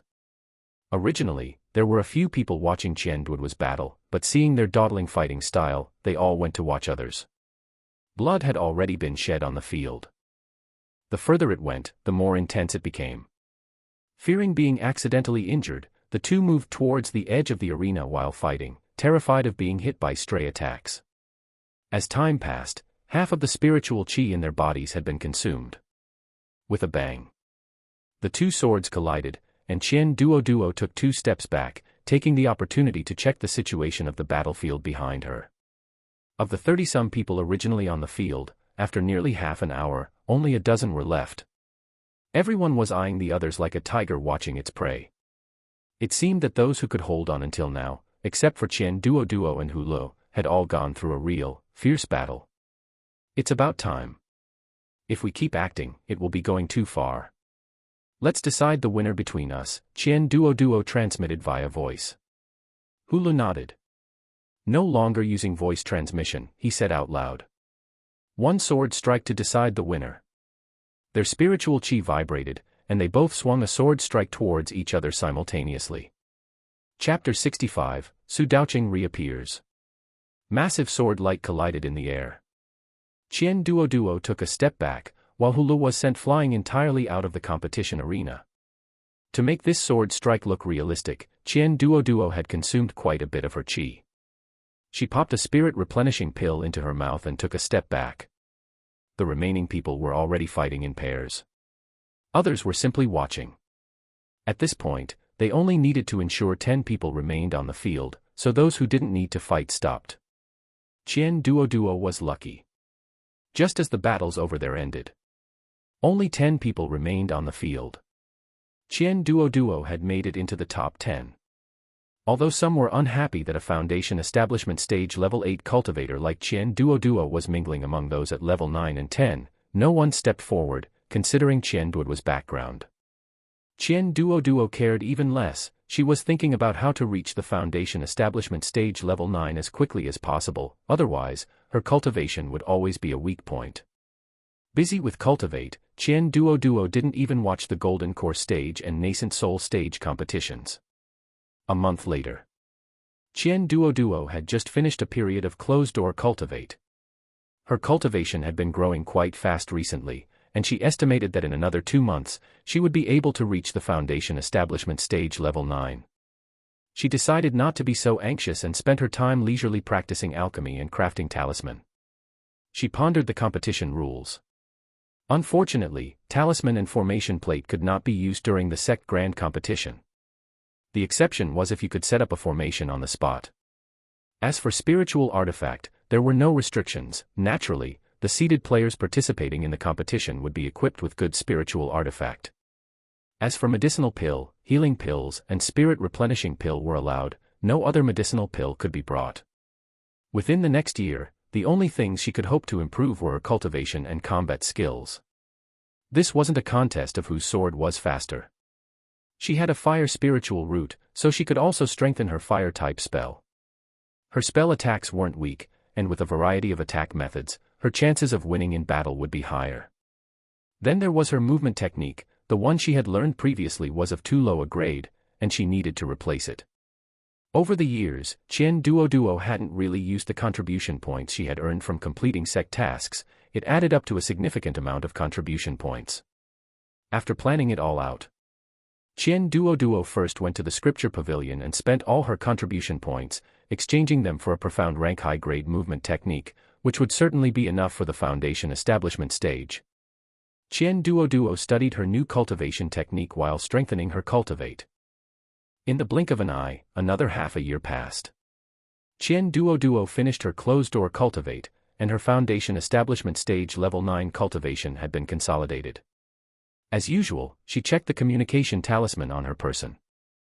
A trace of surprise flashed across Qian Duoduo's face. She hadn't expected Su Daoqing to contact her. Come to think of it, the two hadn't been in touch for these past few years. Su Daoqing simply sent a message saying he had arrived in the territory of the Hanyuan sect and wanted to ask an old friend out to meet. Naturally, Qian Duoduo wouldn't refuse, so she immediately replied to the message and arranged a meeting place. In the market at the foot of the mountain, the streets were bustling with people coming and going. Qian Duoduo looked up subconsciously. She spotted that tall, slender, and upright figure in the crowd at a glance. Su Daoqing! Qian Duoduo shouted. Hearing the voice, the corners of Su Daoqing's mouth lifted slightly, and his eyes were full of smiles. However, the moment he turned around, all that bright warmth transformed into a polite and courteous smile. "Fellow Taoist Qian, it has been many days. How have you been lately?"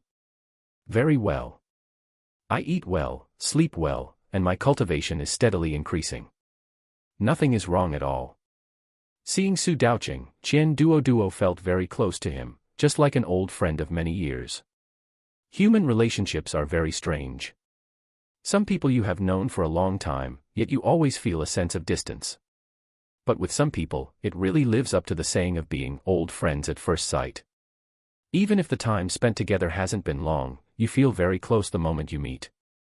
If Qian Duoduo weren't a woman, she would have insisted on swearing an oath of brotherhood with Su Daoqing and becoming sworn siblings. But given the differences between men and women, the two could only be ordinary friends. Qian Duoduo felt slightly regretful in her heart. In the tea house, Qian Duoduo poured tea for both of them. "Fellow Taoist Su, how is your realization of the mortal world going?" Su Daoqing was taken aback for a moment. "There are signs of it, but it still needs time to be honed." Qian Duoduo's eyes lit up. "Then, fellow Taoist Su, which young lady is your mortal world tribulation tied to? Or is it tied to?" Su Daoqing refused to discuss it and simply said, "I am still considering whether to experience the mortal world tribulation in this way. Everything follows fate, after waiting for some more time, there should be a result." Seeing that Su Daoqing didn't want to say more, Qian Duoduo simply shut her mouth. The two ate a meal and chatted about their recent situations. Hearing that Qian Duoduo was preparing to participate in the sect grand competition and that she was currently looking for someone to practice combat drills with, she mentioned she might be quite busy and wouldn't have much time to accompany Su Daoqing. As it turned out, Su Daoqing said he also wanted to see the sect grand competition so they could go together. If Qian Duoduo wanted to find someone for combat practice, Su Daoqing could also do it. Qian Duoduo looked Su Daoqing up and down. Come to think of it, they had spent some time together, but Su Daoqing had basically never made a move, which meant Qian Duoduo couldn't immediately recall what Su Daoqing's attack methods were. "I practice the sword. What weapon does fellow Taoist Su use?" Su Daoqing was taken aback. "Fist techniques, movement techniques, the demon subduing pestle, and staff techniques, I know a little bit of all of them. Which one does fellow Taoist Qian prefer to use? Let's try each of them." Qian Duoduo thought that when she went to the competition, it was really hard to say what level her opponents would be. They agreed on a time. Early the next morning. On the outskirts of the Lianmian Mountains. Because the sect grand competition was about to begin, everyone was busy with Cultivate, which led to fewer disciples coming to the Lianmian Mountains recently. The usually bustling outskirts didn't have many people today. The quiet outskirts became lively because two people had arrived. With a shing sound, Qian Duoduo waved her hand, and a long sword appeared in her hand. "Fellow Taoist Su, what weapon will you use today?" Su Daoqing thought for a moment. "For today, let's use a staff." As he spoke, Su Daoqing waved his hand, and a log-colored wooden staff appeared in his hand. At the same time, Su Daoqing suppressed his cultivation to foundation establishment stage level 8. The surface of the wooden staff was smooth and emitted a faint glow. It was clearly not an ordinary stick, but a spiritual artifact. "Please enlighten me." Qian Duoduo tapped her toes on the ground and charged forward. 4 or 5 meters off the ground, she slashed down fiercely with her sword. The speed was so fast that the wind had already blown up Qian Duoduo's bangs. Su Daoqing swung the staff with both hands. With a bang sound, the long sword was deflected back by the wooden staff. Looking at the wooden staff that didn't have a single scratch, it was indeed extraordinary. The two went back and forth, with Qian Duoduo mostly attacking and Su Daoqing defending. Even so, Qian Duoduo's hand was numbed by the rebound of the wooden staff. An hour later. "Fellow Taoist Su, let's stop fighting." Qian Duoduo sat down on the ground with a thud, panting. Su Daoqing waved his hand and brought out a set of wooden tables and chairs, as well as teacups and a teapot. "Fellow Taoist Qian, come sit and have some tea. Fellow Taoist Su, please help me analyze what my current shortcomings are. Is there any way to improve my combat effectiveness in a short time?" Su Daoqing thought for a moment. You are not flexible enough. When you make a move, while executing the first strike, you should already be thinking about the second and third strikes, and have a rough prediction of your opponent. This requires constant practice. It's fine, I will accompany you in practice, and you will surely improve. Chapter 66. Many thanks for your strong support, fellow Taoist Su. Once I secure a ranking, I'll split the sex reward with you half and half, Qian Duoduo said, raising her eyebrows with an expression that clearly said, I'm a stand-up person. For the next half-month, Qian Duoduo was put through the ringer. Every day she was so exhausted she could barely hold her sword, but as the days passed, her ability to withstand blows improved significantly. Fortunately, her efforts paid off. After half a month, Qian Duoduo could barely manage to counterattack a couple of times. However, in the end, Qian Duoduo still lost more often than not. Phew. I'm done. I managed to counter 3 moves today, I'm quite satisfied with that, Qian Duoduo said. After all, Su Daoqing's cultivation was far higher than her own, and his understanding of Dao techniques and tactics was naturally a cut above. Qian Duoduo didn't think she could defeat him. Being able to hold out for a few more moves and ending up with a decent result was already something to be thankful for. As usual, Su Daoqing brought out a table, chairs, and tea. Qian Duoduo sat in a chair and waved her hand, causing several plates of steaming hot food to appear on the table. To thank you for your support, fellow Taoist Su, I specially prepared a few dishes. Please, have a taste, Qian Duoduo said. Specially made for me. A hint of imperceptible emotion mingled in Su Daoqing's gentle gaze. Qian Duoduo didn't even look up, nodding perfunctorily. I'm a person who knows how to repay kindness, making you a meal is only normal. The taste is truly excellent, Su Daoqing said as he picked up a mouthful of food with his chopsticks and put it into his mouth. After the meal, Su Daoqing mentioned that he had to go to a neighboring cultivation city to preach the Tao, so their daily sparring would be delayed for a few days. Qian Duoduo, head buried in her food, said nonchalantly, fine, go attend to your business. We'll spar again when you have time. Without Su Daoqing as a sparring partner, Qian Duoduo sought out Gu Yuanxiu for practice. However, Qian Duoduo was now able to suppress Gu Yuanxiu in their fights. Most of the time, it felt like Qian Duoduo was the one training Gu Yuanxiu. An hour later, Gu Yuanxiu was drenched in sweat. I concede. How did you suddenly become so strong recently? You couldn't hold out this long before. Everyone's endurance and spiritual qi were basically stable. Previously, their limit was 1 hour, but now, Qian Duoduo still looked energetic and full of life. Recently, I've had guidance from an expert, so naturally, it's different. Let's go. Qian Duoduo jumped off the sparring platform and prepared to leave. However, Gu Yuanxiu stammered, I have to spar with Xuesong in a bit. Qian Duoduo paused for a moment. To me, he says, fellow Taoist Qian, and yours. But to Dai Xuesong, it's just Xuesong. If there isn't something fishy going on between you two, then all those romance dramas and novels I've watched and read were for nothing. Qian Duoduo suddenly thought of Su Daoqing, belatedly. But then she recalled her interactions with Su Daoqing, always polite, close yet distant. Even now, they were still, fellow Taoist Su, and, fellow Taoist Qian. Besides, fellow Taoist Su had already found the young woman for his mortal world tribulation, and she herself didn't have any interest in him like that. Thinking of this, Qian Duoduo let out a heavy sigh of relief. It was fortunate that fellow Taoist Su's mortal world tribulation was not tied to her, otherwise, she would have lost a good friend. 3 days later, Su Daoqing returned. Over the next 3 months, Su Daoqing would spar with Qian Duoduo whenever he had time, though he would occasionally be busy with his own affairs, disappearing for 10 days or half a month at a time. Qian Duoduo was especially grateful for this. Besides occasionally cooking for Su Daoqing, she would also casually inquire about Su Daoqing's mortal world tribulation, fearing he might fall too deep and find it difficult to overcome the barrier of emotions when the time came. How is your mortal world object of affection doing lately? During the time you disappeared, did you go to find her? Qian Duoduo stared at Su Daoqing, her eyes full of smiles. Su Daoqing gripped his hands tightly, his expression remaining normal. She is doing quite well. It just needs the right timing to overcome the mortal world tribulation. That's good. Fight a quick battle to force a quick decision. If you drag it out too long and become reluctant to let go, it'll be troublesome. Some things must be cut when they need to be cut. When you hesitate, think of your Buddha, think of your cultivation of so many years.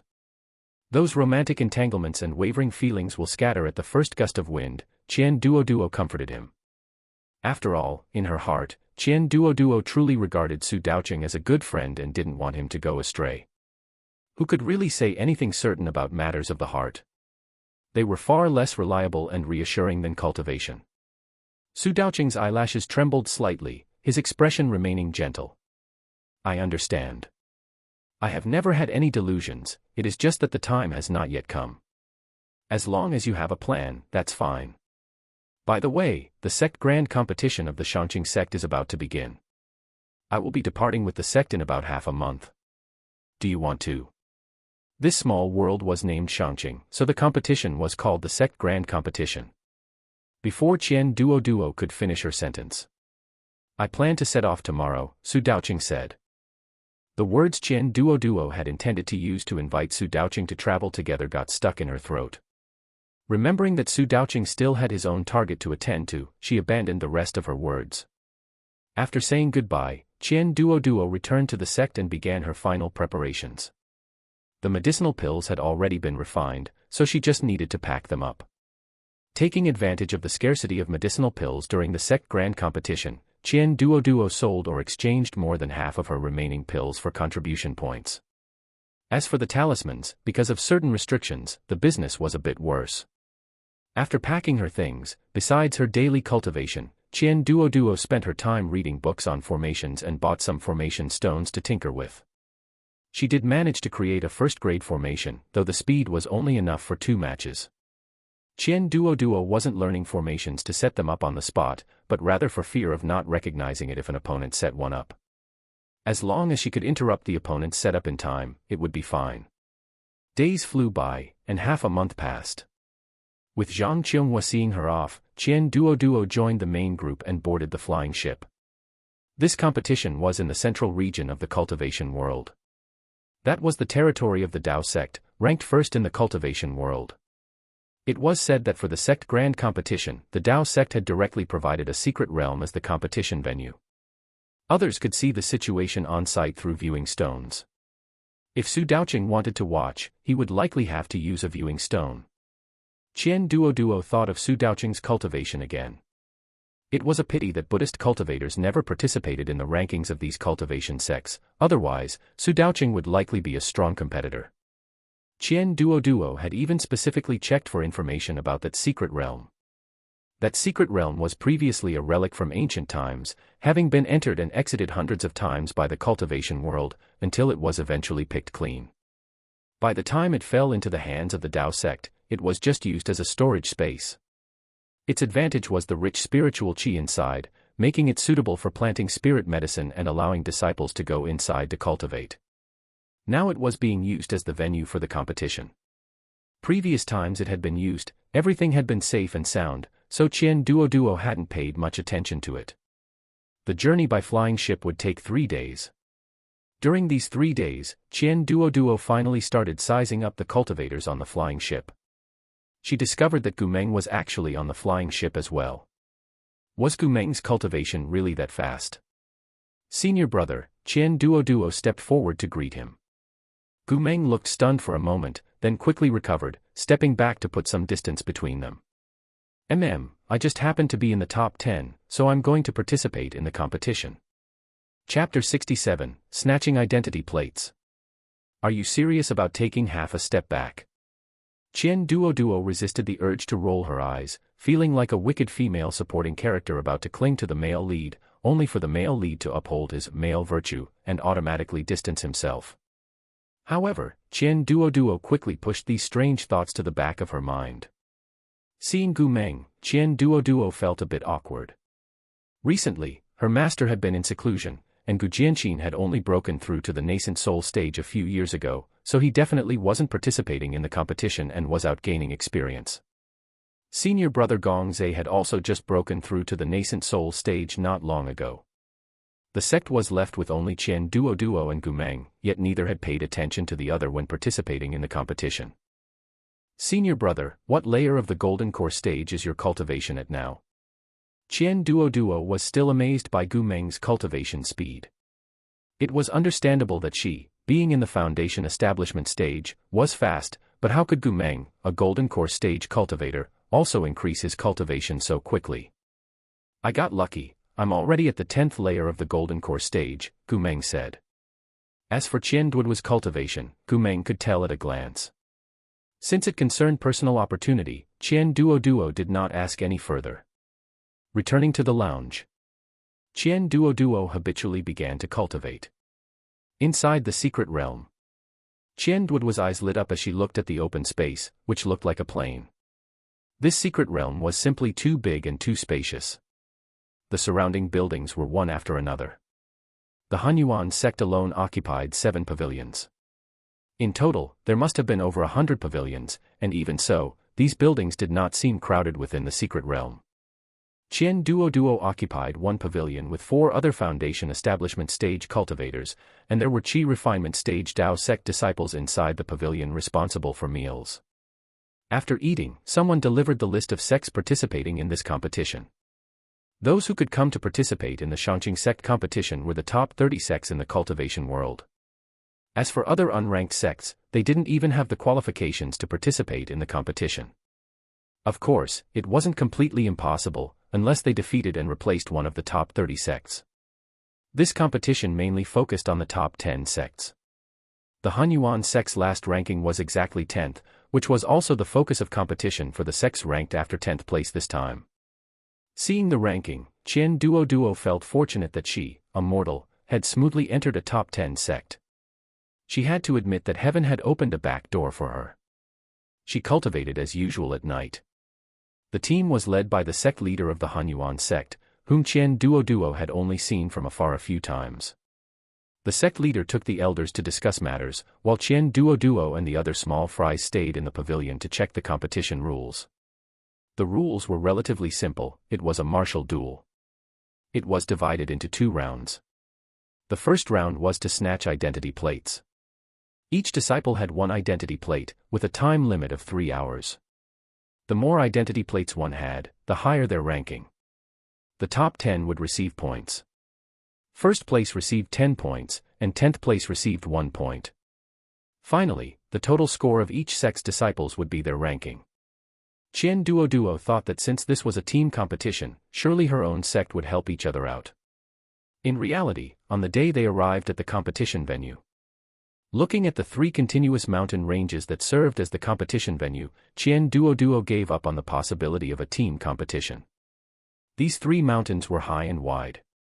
Let alone 300 foundation establishment stage cultivators, she estimated that even 3,000 foundation establishment stage cultivators thrown inside would be sparsely distributed. The 3 mountains were blocked by a formation, and each disciple wore their own identity plate.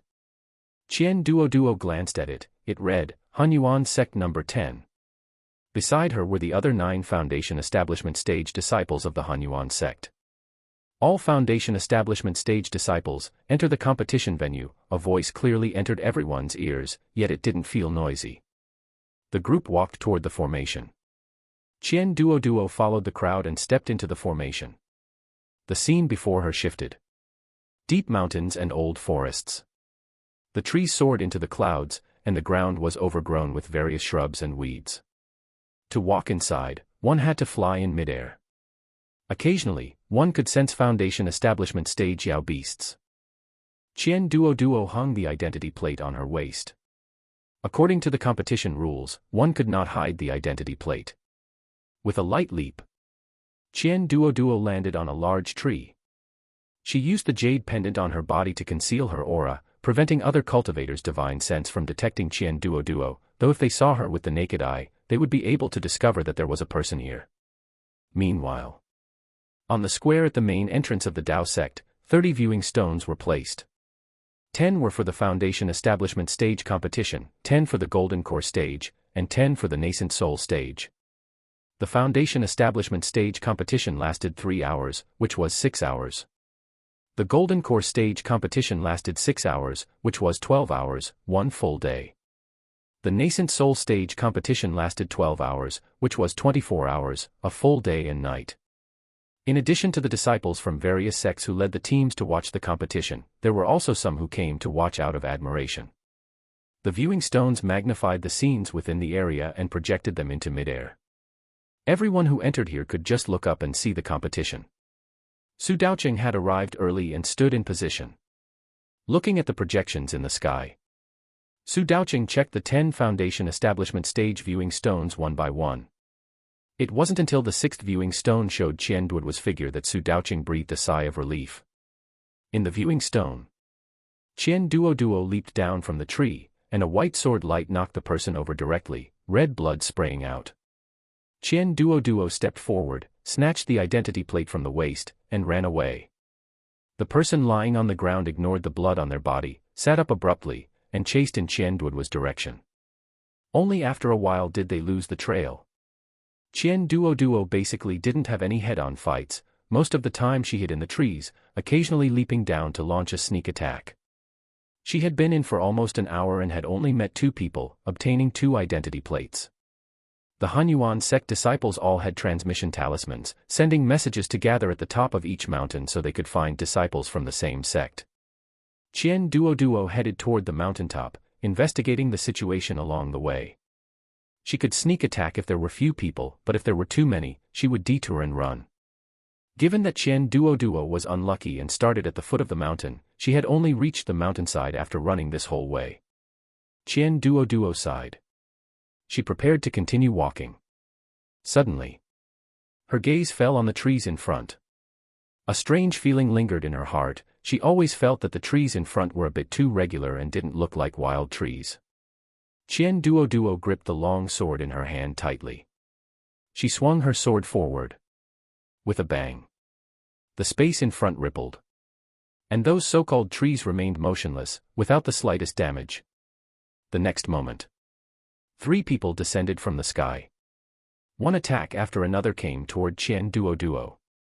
Qian Duoduo realized at this moment that these 3 people were using a formation to wait for a rabbit, and she was the rabbit that delivered itself to their doorstep. In an instant, Qian Duoduo's spiritual power erupted, and she swung her sword at the 3 of them one after another. Meanwhile, when the 3rd sword fell, Qian Duoduo barely managed to block the 3 people's attacks, not yet having time to use her defensive spiritual artifact. Chapter 68, Collecting Identity Tokens. With a bang, Qian Duoduo was kicked in the shoulder by someone, and her entire body flew violently into midair. Qian Duoduo flipped in midair, threw a fireball behind her, then turned her head, stepped on her flying sword, and flew toward the left. By the time the 3 of them reacted, Qian Duoduo had already flown 30 or 40 meters away. "Senior brother, should we chase?" one person asked from behind. "No need to chase. This girl is too agile, and there is no time left. Let's wait a while longer." The leader thought about it for a moment, figuring that chasing would yield no results and only waste time. Qian Duoduo hadn't flown far before she sensed another group of people ahead. Her luck today seemed to be not very good. Just as Qian Duoduo was thinking about how to avoid them, the moment she looked up, she saw that these people looked familiar.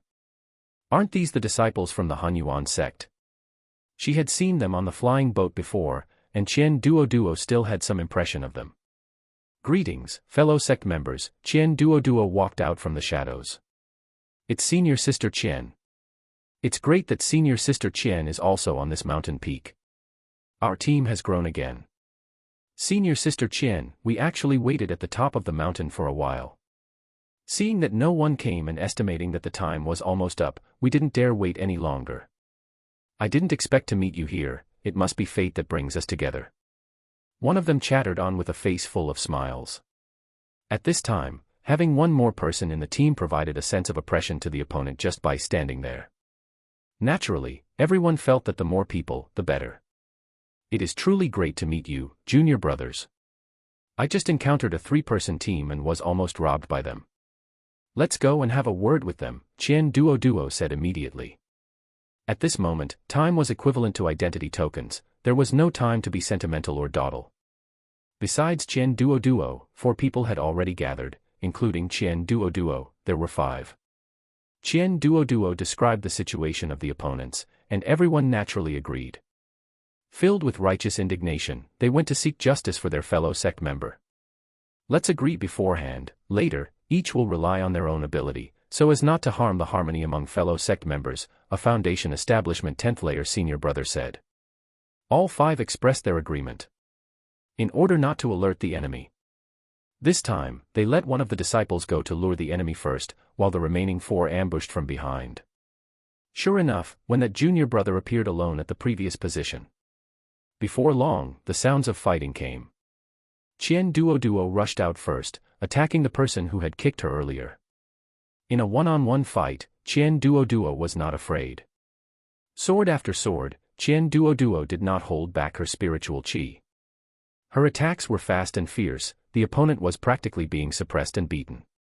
Qian Duoduo was not only fast with her sword, but her movements were also agile. It took less than a quarter of an hour. Qian Duoduo's long sword was already pressed against the opponent's neck. You know the rules. Give me your identity token. Qian Duoduo raised her chin slightly, her gaze falling on the jade pendant at the opponent's waist.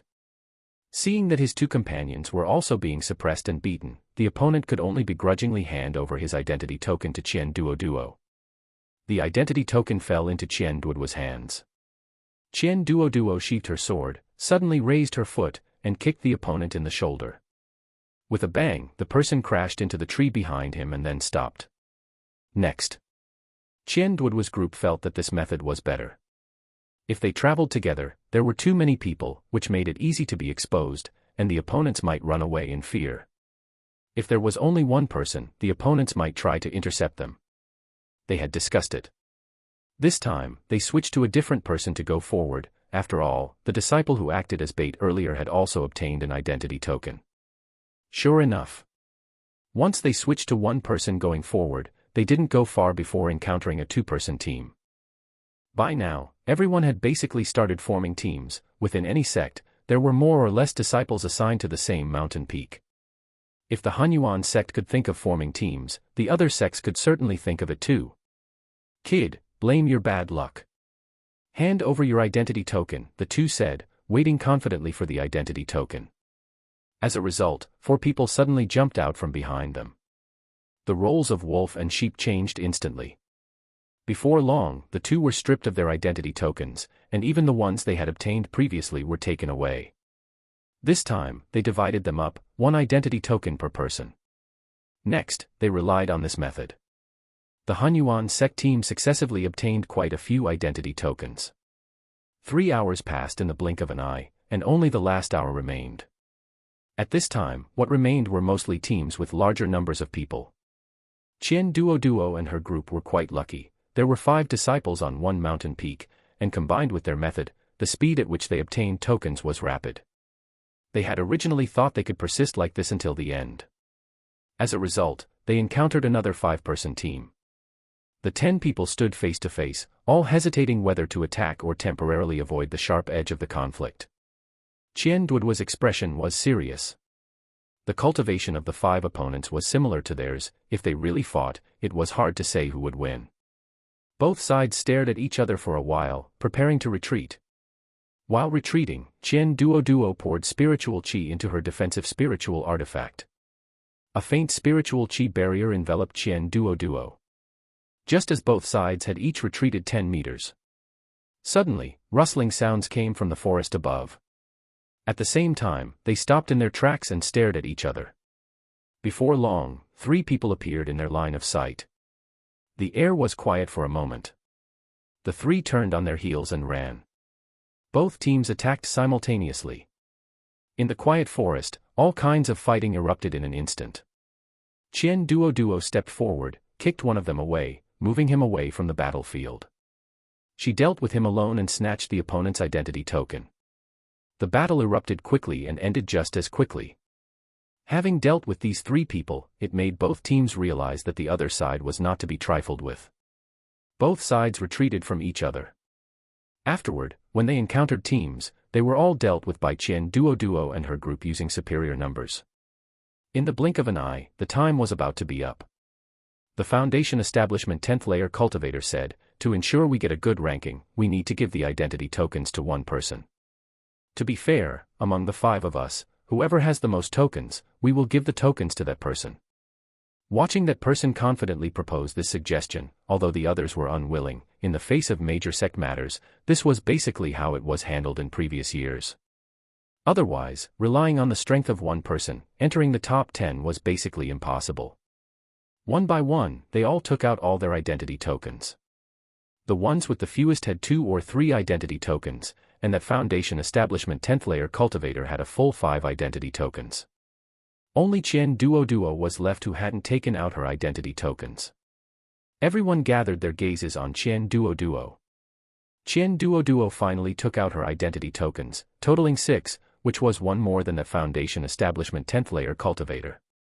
Looking up, one could see the Foundation Establishment 10th Layer Cultivator, whose smile was about to freeze on his face. "Many thanks, everyone," Qian Duoduo said, reaching out with a smile. The others didn't really care. Anyway, it wouldn't be their turn. Qian Duoduo took the identity tokens. She counted them, there were 19 in total.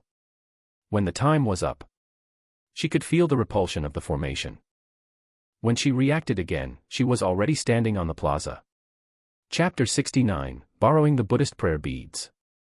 The remaining 5 Foundation Establishment stage disciples of the Hanyuan sect immediately stepped forward and took out their identity tokens.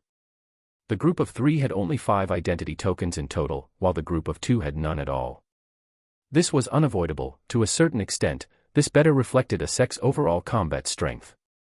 Qian Duoduo handed in her identity tokens and glanced roughly at those of the other sects. The rankings came out quickly. Qian Duoduo of the Hanyuan sect's Foundation Establishment stage had 24 identity tokens, placing her in 9th place. Thankfully, they had held their position. Everyone breathed a sigh of relief. They were afraid of holding the team back. Outside the arena, Su Daoqing also breathed a sigh of relief. At least they had a ranking. This way, she shouldn't be sad. The group then waited for the results of the Golden Core stage and Nascent Soul stage competitions. Meanwhile, there were also viewing stones inside the secret realm. Currently, the viewing stones in the sky were all displaying the competition status of the Golden Core stage and Nascent Soul stage. Qian Duoduo focused her gaze on the Golden Core stage and saw Gu Meng resolve the disciples of other sects with a wave of his sword, obtaining their identity tokens. This sword technique faintly contained the momentum of a sword. It was estimated that it wouldn't be long before Gu Meng could comprehend sword momentum. Must say, although this senior brother had poor judgment, his talent for cultivation was top-notch. Finally, Gu Meng represented the Hanyuan sect to hand in the identity tokens. Time passed bit by bit. The Nascent Soul stage battles were too fast, those with lower cultivation levels couldn't even react. Qian Duoduo watched for a while, felt the gap was too large, and couldn't really understand what was happening. Plus, she was a bit tired, so she went back to the pavilion to rest. The results would be out by tomorrow morning. She had a comfortable sleep. Qian Duoduo and the other Hanyuan sect disciples waited under the viewing stones. The Nascent Soul stage concluded, and the Hanyuan sect's overall ranking was still 10th place. "Phew, the contribution points are finally in hand," a Hanyuan sect disciple muttered softly. This time, he and another disciple had been on one mountain peak. Being few in number meant they were just there to be robbed. Now that they had achieved a top 10 ranking, even though there was no improvement, they would still be rewarded with contribution points upon returning. It could be considered a victory by coasting. Qian Duoduo also nodded in satisfaction. Although this competition format didn't particularly showcase individual ability, Qian Duoduo still had deep feelings for the Hanyuan sect and hoped it would get better and better. After the competition ended, the group returned to the sect. Inside the mountain gate, Qian Duoduo looked at the message Su Daoqing had sent, a flash of surprise appearing on her face. Qian Duoduo thought that after watching the Shangqing sect grand competition, Su Daoqing should have gone off to travel the world. Why had he returned here? In a tea house at the market at the foot of the mountain. Congratulations to fellow Taoist Qian for achieving a good ranking this time. Su Daoqing even sounded a bit more serious when saying congratulations. It is all thanks to fellow Taoist Su's guidance, Qian Duoduo said. Su Daoqing suddenly said. Why do I not see fellow Taoist Qian wearing the Buddhist prayer beads I gifted you? They are too precious, so I usually keep them treasured in my storage pouch. Qian Duoduo was not just being polite, those Buddhist prayer beads could focus the mind and calm the spirit. When cultivating, Qian Duoduo would occasionally take them out to use, but usually, she kept them well treasured. Su Daoqing picked up a cup of tea and said. I am preparing to travel for a while recently. I see that fellow Taoist Qian is already at the 9th layer of foundation establishment, not far from breaking through to the golden core stage. When the time comes and you are about to break through, you must let me know. The heart demon of the golden core stage is not to be underestimated. Only the nascent soul stage had lightning tribulation, but the golden core stage had the heart demon tribulation, which generally tested one's Tao heart. Qian Duoduo felt that her Tao heart was quite stable. Coupled with the Buddhist prayer beads gifted by Su Daoqing, there shouldn't be any problems. However, there was no need to reject the other party's concern. All right, I will definitely notify fellow Taoist Su when the time comes. If fellow Taoist Su is too busy, you don't need to make a special trip. I have your Buddhist prayer beads, so it should be fine. Su Daoqing nodded. The two drank tea, chatted for a few moments, and then Su Daoqing took his leave. After returning to the sect, Qian Duoduo cultivated while preparing for the golden core breakthrough. First was the medicinal pill. She needed a 4th-grade spirit replenishing pill for the breakthrough, as well as a formation to ensure she could advance safely. Next was to understand what the heart demon actually was and how to break through. The scripture pavilion had relevant materials on these. In the gaps of Qian Duoduo's diligent cultivation, Yen Siming finally came out of seclusion. After coming out of seclusion, the aura around Yen Siming had instead become restrained. When Qian Duoduo saw Yen Siming, she no longer felt that sense of oppression. This showed that Yen Siming's control over his own spiritual qi was becoming more and more refined. As soon as Yen Siming came out of seclusion, he wanted to check on the recent situation of his several disciples. Ever since senior brother Gong Zai's cultivation broke through to the nascent soul stage, he held a position in his family, so this disciple was basically left to his own devices. Senior sister Yen Jianqin was always stationed in Demon City. Gu Meng basically disappeared every few days. Therefore, the only one Yen Siming could see and discipline now was Qian Duoduo. Not bad, you have improved quickly. You are preparing to break through to the golden core stage, right? Yes, master. I have recently been preparing for the golden core breakthrough. Yen Siming looked satisfied and took out a jade slip. This contains some of my own insights on the breakthrough. You can take it and read it. If you need anything else, you can tell your master, and I will help you find a way. Qian Duoduo took the jade slip. Thank you, master. I am basically not lacking anything right now. Even though Qian Duoduo said this, Yen Siming still gave her a token, which allowed her to view some valuable materials or cultivation insights in the scripture pavilion. With this token, Qian Duoduo didn't have to just wander around the bottom 3 floors of the scripture pavilion, she could go upstairs to take a look. However, this token could only be used to view materials and could not be used to exchange for a good cultivation technique. Having obtained the token, Qian Duoduo stayed in the scripture pavilion for a month, having read many cultivation insights regarding the golden core breakthrough. Her theoretical knowledge was very sufficient. Qian Duoduo originally wanted to take the opportunity to check for information on the Tao-seeking stone, but after flipping through relevant books, she still couldn't find any information on the Tao-seeking stone. Qian Duoduo didn't dare to dwell on it too much, fearing that it would create an obsession and unnecessarily give rise to a heart demon. Time flew by. Another year passed. The spiritual qi within Qian Duoduo's body was running wild. She had reached the threshold of a breakthrough. After hesitating for a moment, she sent a message to Su Daoqing. A message came through the transmission talisman. I am already on the way to the Hanyuan sect. Fellow Taoist Qian, wait for me. Qian Duoduo could only suppress her cultivation. And at this time, Gu Meng had already entered the secret chamber one step ahead to prepare for his nascent soul breakthrough. At the sect gate, Su Daoqing looked at Qian Duoduo. He didn't say anything, just took out a string of Buddhist prayer beads. These Buddhist prayer beads can weaken the heart demon. I am lending them to fellow Taoist Qian to help you through the golden core heart demon. Return them to me after you are done using them.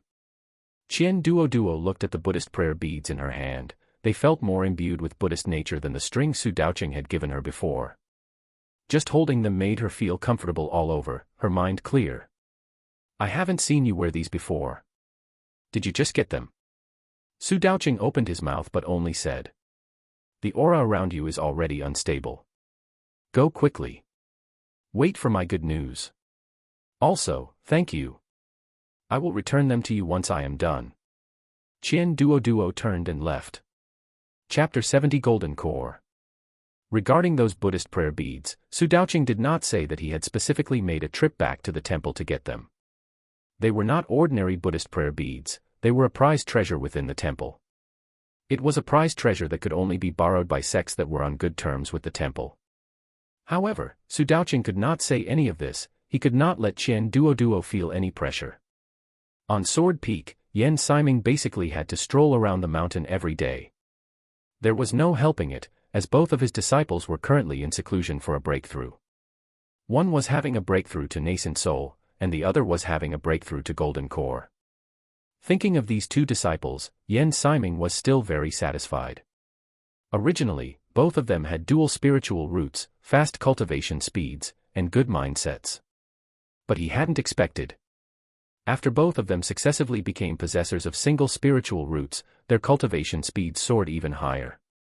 He was just afraid that their cultivation speeds were too fast, making their mindsets unstable. It was fine that Gumeng was often out gaining experience. After Qian Duoduo finished undergoing tribulation this time, he would also let her go out to gain experience and improve her state of mind. Qian Duoduo's courtyard was currently surrounded by a formation. The concentration of spiritual qi inside far exceeded that of the outside.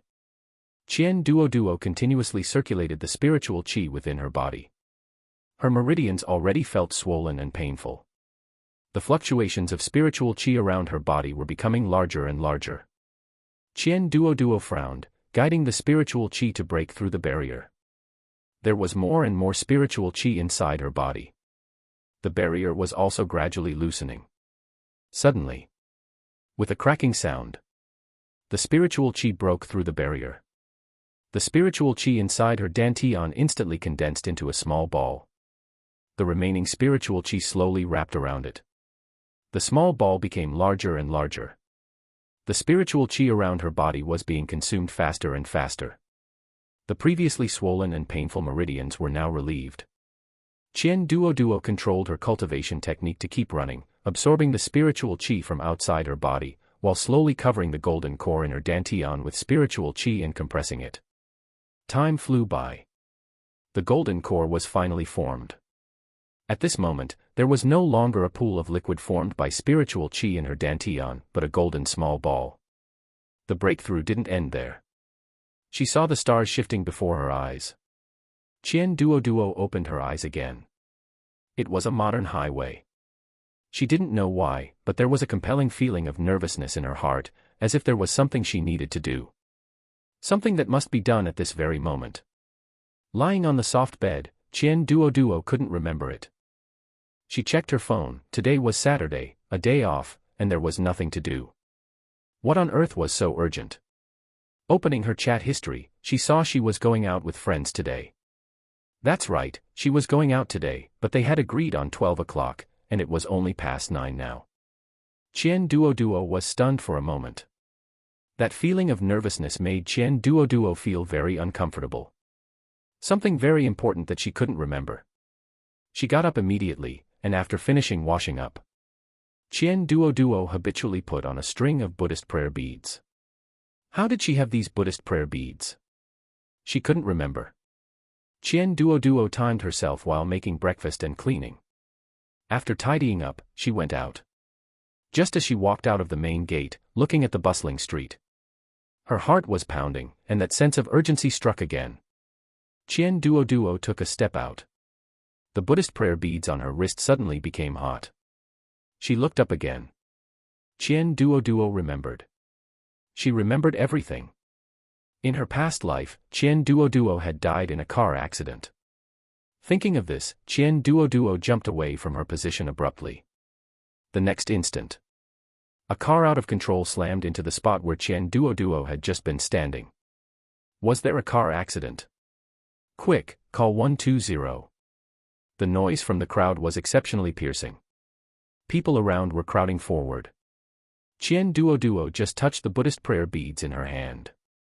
I have the Tao in my heart. She opened her eyes again. It was the familiar small courtyard. Lowering her head, Qian Duoduo touched the Buddhist prayer beads in her hand. Even Qian Duoduo herself hadn't realized that she was so bothered by her sudden death in her past life. However, the past was the past after all. Now she only wanted to cultivate properly and seek her own Tao. She carefully put away the Buddhist prayer beads. Qian Duoduo stabilized her cultivation. Half a month later, the first thing Qian Duoduo did after coming out of seclusion was to return the Buddhist prayer beads.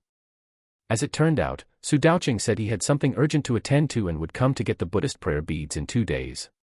On Sword Peak, Yan Siming patted Qian Duoduo's shoulder with satisfaction.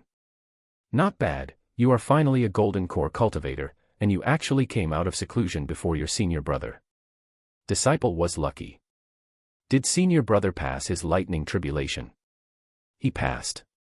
He is now stabilizing his cultivation. When your senior brother comes out of seclusion, we will gather. Your senior sister and senior brother should be coming back this time. Yan Siming truly cared about his 4 disciples, but these 4 disciples were all quite busy and didn't really need him much. Time flew by, and half a month passed.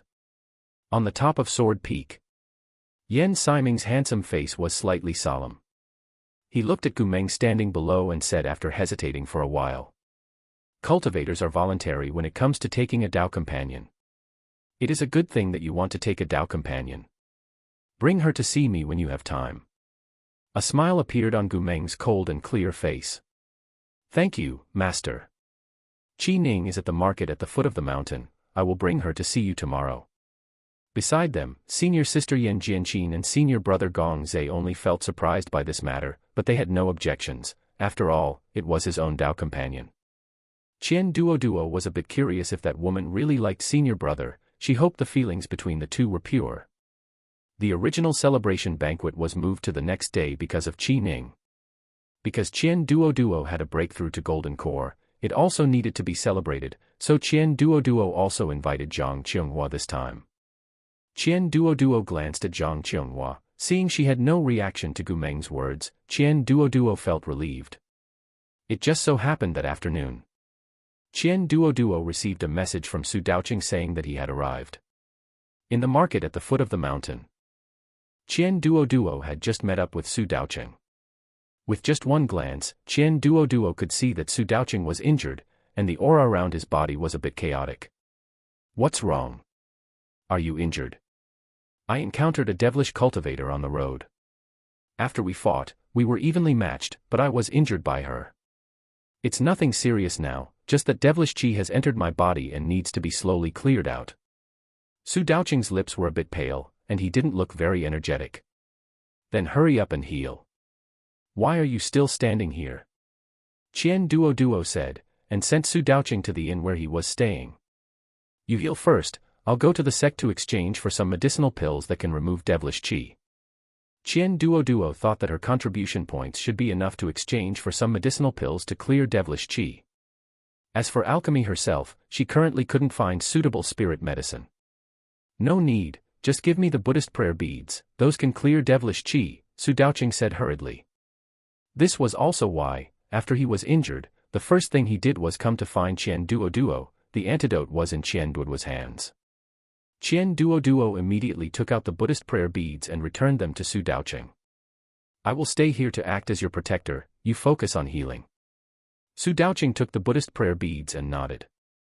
After getting the Buddhist prayer beads, Su Daoqing held them and recited scriptures. As the scriptures kept coming out of his mouth, the Buddhist prayer beads in his hand emitted a golden halo that rushed into Su Daoqing's body. This scene surprised Qian Duoduo, so the Buddhist prayer beads could be used this way. The Buddha's light grew more and more, wrapping Su Daoqing up completely. At the same time, wisps of devilish qi slowly overflowed from Su Daoqing's body. Chapter 71, She is a Demon Cultivator. The next morning, when Su Daoqing opened his eyes, he saw Qian Duoduo drawing talismans at the table. You're awake. The devilish qi has been completely purged. I was a bit bored, so I drew some talismans, Qian Duoduo said. She hadn't dared to cultivate after keeping watch for a day and night, so she could only draw talismans to pass the time. Su Daoqing put away his Buddhist prayer beads. The devilish qi has been mostly cleared away, I can slowly clean up the rest. Congratulations, fellow Taoist Qian, you are already a golden core cultivator. Let's go celebrate.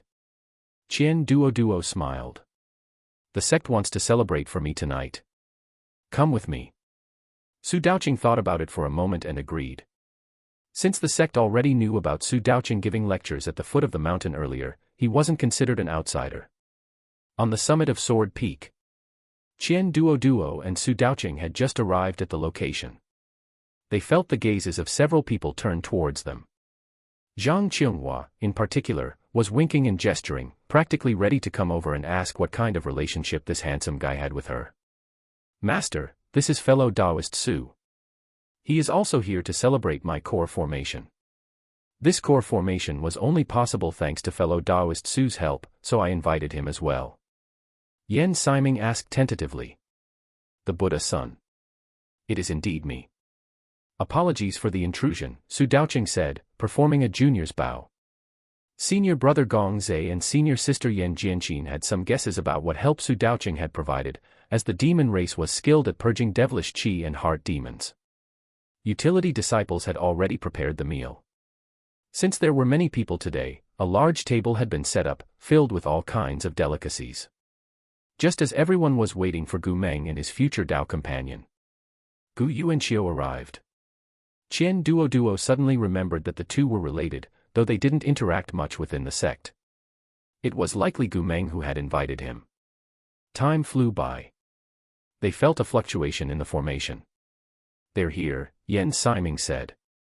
Everyone looked towards the entrance. They saw Gu Meng arriving with Qi Ning. Today, Qi Ning had specially dressed up. Her shimmering dress rippled like waves under the moonlight, she had fair skin and delicate features. With her cool and aloof temperament, she looked like a fairy descended from the heavens. However, the moment Qi Ning looked up, her expression flickered with panic, and she even subconsciously took a step back. Ning, what's wrong? Gu Meng's concerned words were cut short. Su Daoqing flew forward and attacked Qi Ning with a palm strike.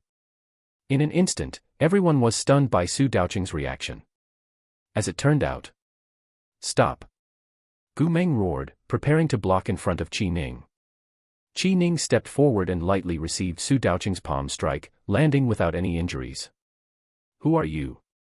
Why did you attack Ning? The usually calm Gu Meng said angrily, gripping his long sword as if he would strike Su Daoqing down if he didn't provide a satisfactory answer. He didn't notice Qi Ning slowly taking a step back behind him, hiding behind his back. The others were also bewildered, especially when they looked at Su Daoqing, their gazes also falling upon Qian Duoduo. Because she is a demon cultivator, Su Daoqing said. The group was stunned, looking at Qi Ning with even more confusion. This was a demon cultivator. In an instant, the memory of Su Daoqing's injury flashed through Qian Duoduo's mind. Could it be that Qi Ning was the one who had attacked him?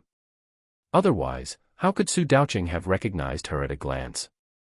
Yan Siming stepped forward to stand before the two, preparing to investigate the truth, but Qi Ning transformed into black mist on the spot and fled into the distance. Yan Siming prepared to give chase. At this moment, a sword beam slashed towards Yan Siming. Yan Siming subconsciously stepped back, and the sword beam struck the ground at his feet. If Yan Siming had hesitated for even a moment just now, he would have been injured. Everyone looked at Gu Meng in disbelief. With a thud, Gu Meng knelt on the ground, his face full of conflict and struggle.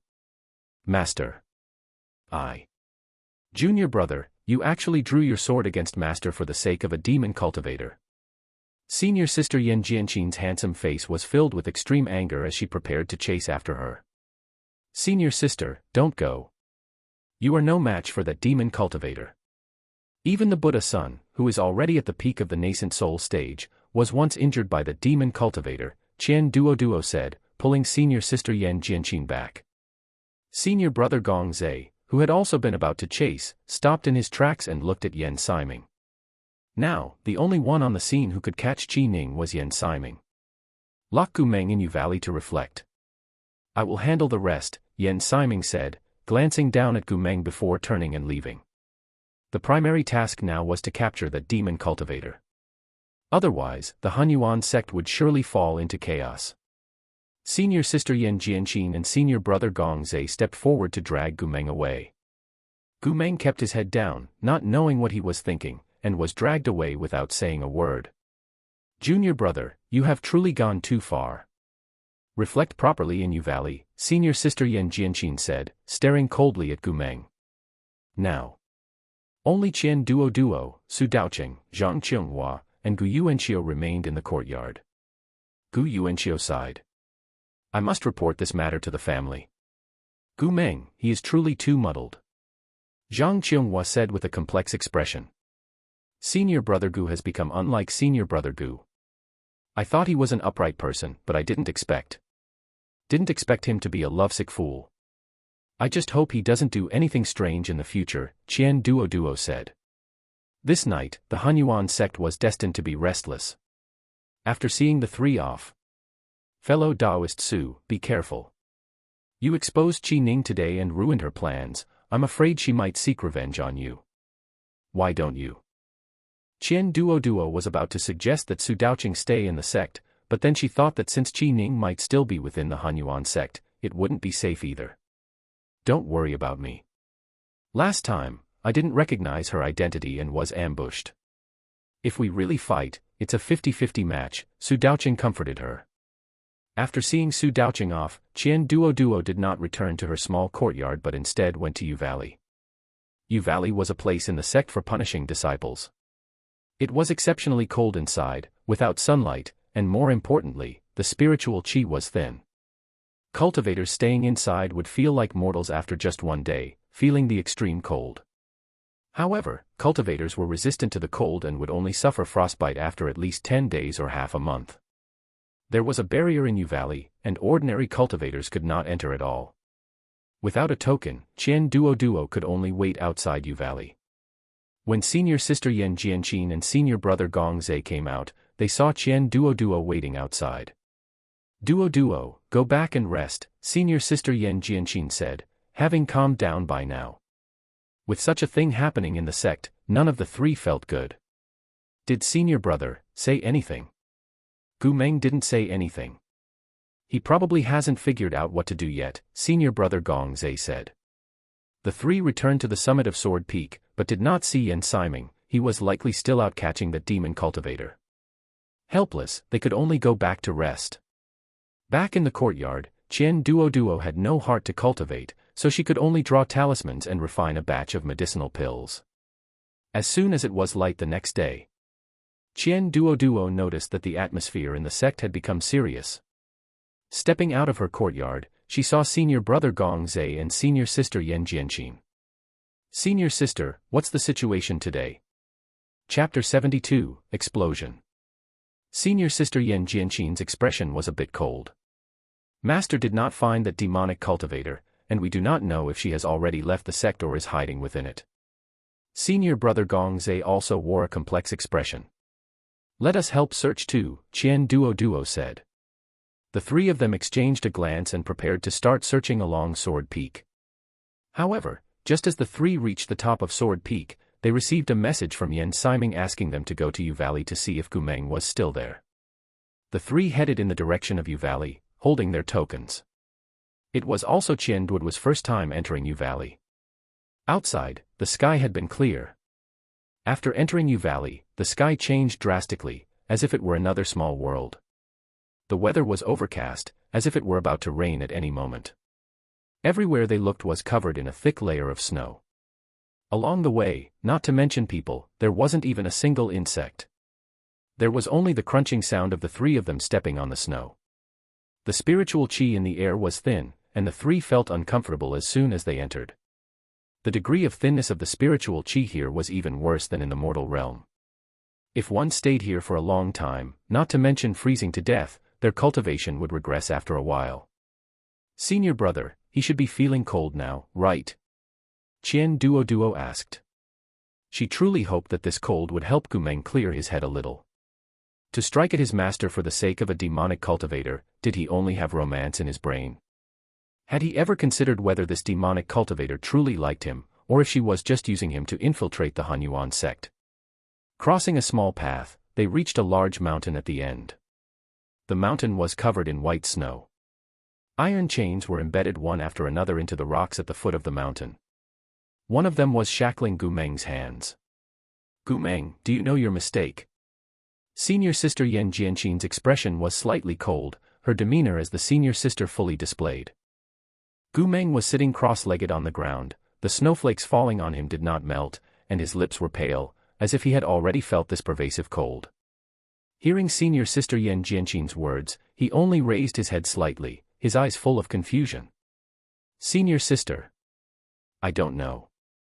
The demonic cultivator has not been caught yet. You should disclose her possible hiding place now. After all, she is a nascent soul-peak demonic cultivator. Once she runs amok in the sect, you know that the disciples of the sect are simply no match for her. Do not let your selfishness put the sect in a dangerous situation.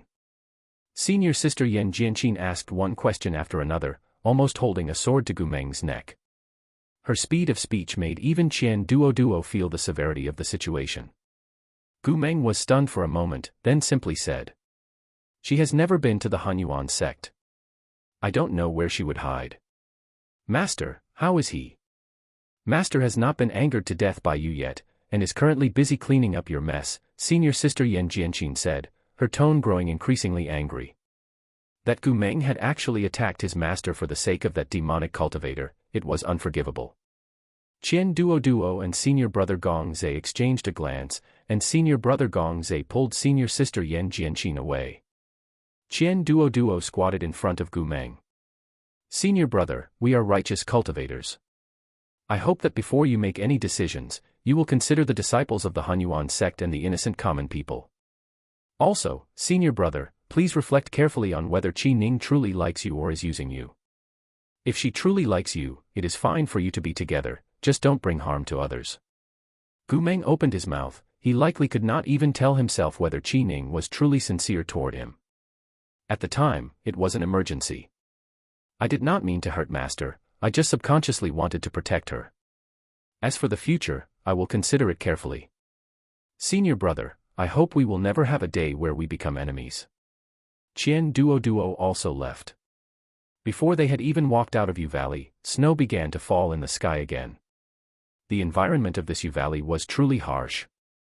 For the next few days, the sect was in a state of tension. A disciple with low cultivation like Qian Duoduo just stayed in her own courtyard so as not to cause trouble for the sect. In order to avoid being controlled by the demonic cultivator, Qian Duoduo wore the Buddhist prayer beads that Su Daoqing had given her on her wrist.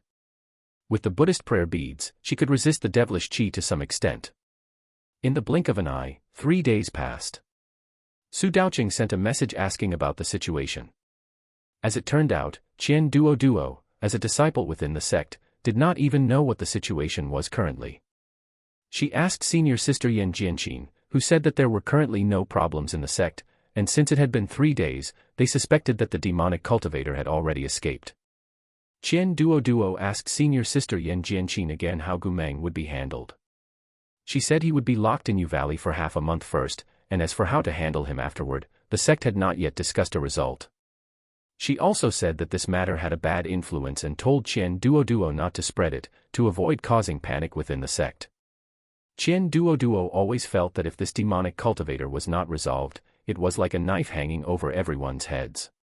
But since the elders of the sect had not resolved it, what use was she, a small fry who had just promoted to Golden Core? Su Daoqing sent another message, wanting to meet Qian Duoduo, saying that he was preparing to leave. Within the sect, Qian Duoduo received the message and prepared to head to the market. Suddenly, a strange fluctuation made Qian Duoduo feel puzzled. Following the direction of the fluctuation, Qian Duoduo looked toward the direction of Yu Valley. Had something happened to Yu Valley? In an instant, streaks of light in the sky headed toward the direction of Yu Valley. Qian Duoduo saw that senior sister Yan Jianqin had also gone, so she followed. Outside Yu Valley, she saw Qi Ning dressed in black, her body suffused with faint devilish qi. At this moment, where was the fleeting glimpse of Qi Ning from that day? One could tell at a glance that she was a demonic cultivator. You demonic cultivator, why have you broken in here? Yan Siming stepped forward. After all, this was a matter caused by his own disciple, so Yan Siming definitely had to handle it. Qi Ning looked at everyone, not the least bit afraid, and instead curled her lips. Me. I've just come to take away my lover. What do you think my Hunyuan sect is? You think you can just take Gumeng away? Yan Siming's expression was grave. It seemed he could not understand what trick Qi Ning was playing. Just as Yan Siming prepared to step forward, suddenly, that strange fluctuation came from below Yu Valley. Yu Valley is such a good place, yet it was sealed up by you people of the Hunyuan sect like this. Qi Ning said, staring at Yan Siming. At the same time, several elders looked anxious and simultaneously attacked Qi Ning. It seemed that what was suppressed under Yu Valley really was an important place. But when the monstrous attacks descended upon Qi Ning, there was Northwest one left in place, only a wisp of black qi. Not good, it's a trap, everyone run. Yan Siming shouted immediately. But it was too late. Amidst the boom-boom sounds, one explosion after another rose from the ground. Qian Duoduo did not even have time to react before she was thrown into the air by the shockwave of the explosion from the ground. In an instant, Qian Duoduo was covered in blood. The blast wave of the explosion headed toward Qian Duoduo. In an instant, apart from the pain, Qian Duoduo was already about to lose consciousness. It was only a second. What exactly was this situation? Qian Duoduo had not even had time to investigate the surrounding situation before she completely fell into a coma. At the same time, in the explosion, many disciples were injured and fell downward. Chapter 73, Amitabha. They had originally thought they would be able to land safely. Instead, they saw the ground collapse. Below was a pitch-black space, filled with evil qi. The various elders were all injured, and only had enough time to grab the disciples around them. Masses of disciples fell toward the pitch-black space below. Quickly notify the sect leader, the ancient battlefield has been opened. It's over, we are sinners. Elder Lu Chao, usually steady and composed, roared at this moment.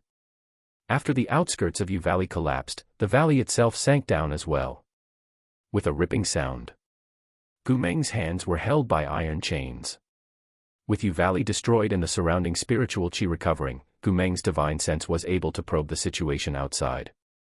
Although he was covered in blood, at this moment, Gumeng was more worried about the disciples outside. He was afraid that these disciples would be injured or lose their lives because of him. At this very moment, Gumeng felt heartbroken and resentful. So, I really was just a pawn. However, what Gumeng did not notice was that a mass of human-shaped devilish qi was rapidly condensing behind him. Gumeng, I've come to save you. Come with me. Qi Ning had an expression that suggested it was a matter of course. Qi Ning did not even glance at Gumeng, simply cutting the iron chains on his hands in a swift motion. Just as Qi Ning reached out as if it were a right, a scabbard knocked her hand away. At this moment, Gumeng was covered in blood, using his sword to support his body. The look in his eyes as he stared at Qi Ning was filled with resentment and hatred, yet devoid of love. You're saving me? Isn't this state I'm in caused by you? Or have you obtained what you wanted, and are now pitying me and taking me away? When you attacked the Hunyuan sect, did you even for a single moment consider my feelings? Gumeng roared, his eyes splitting with rage. Pfft. His emotions were too intense, and his broken body couldn't take it. Red blood spilled from the corners of his mouth. Qi Ning looked at Gumeng, a trace of guilt flashing in her eyes, which then quickly vanished.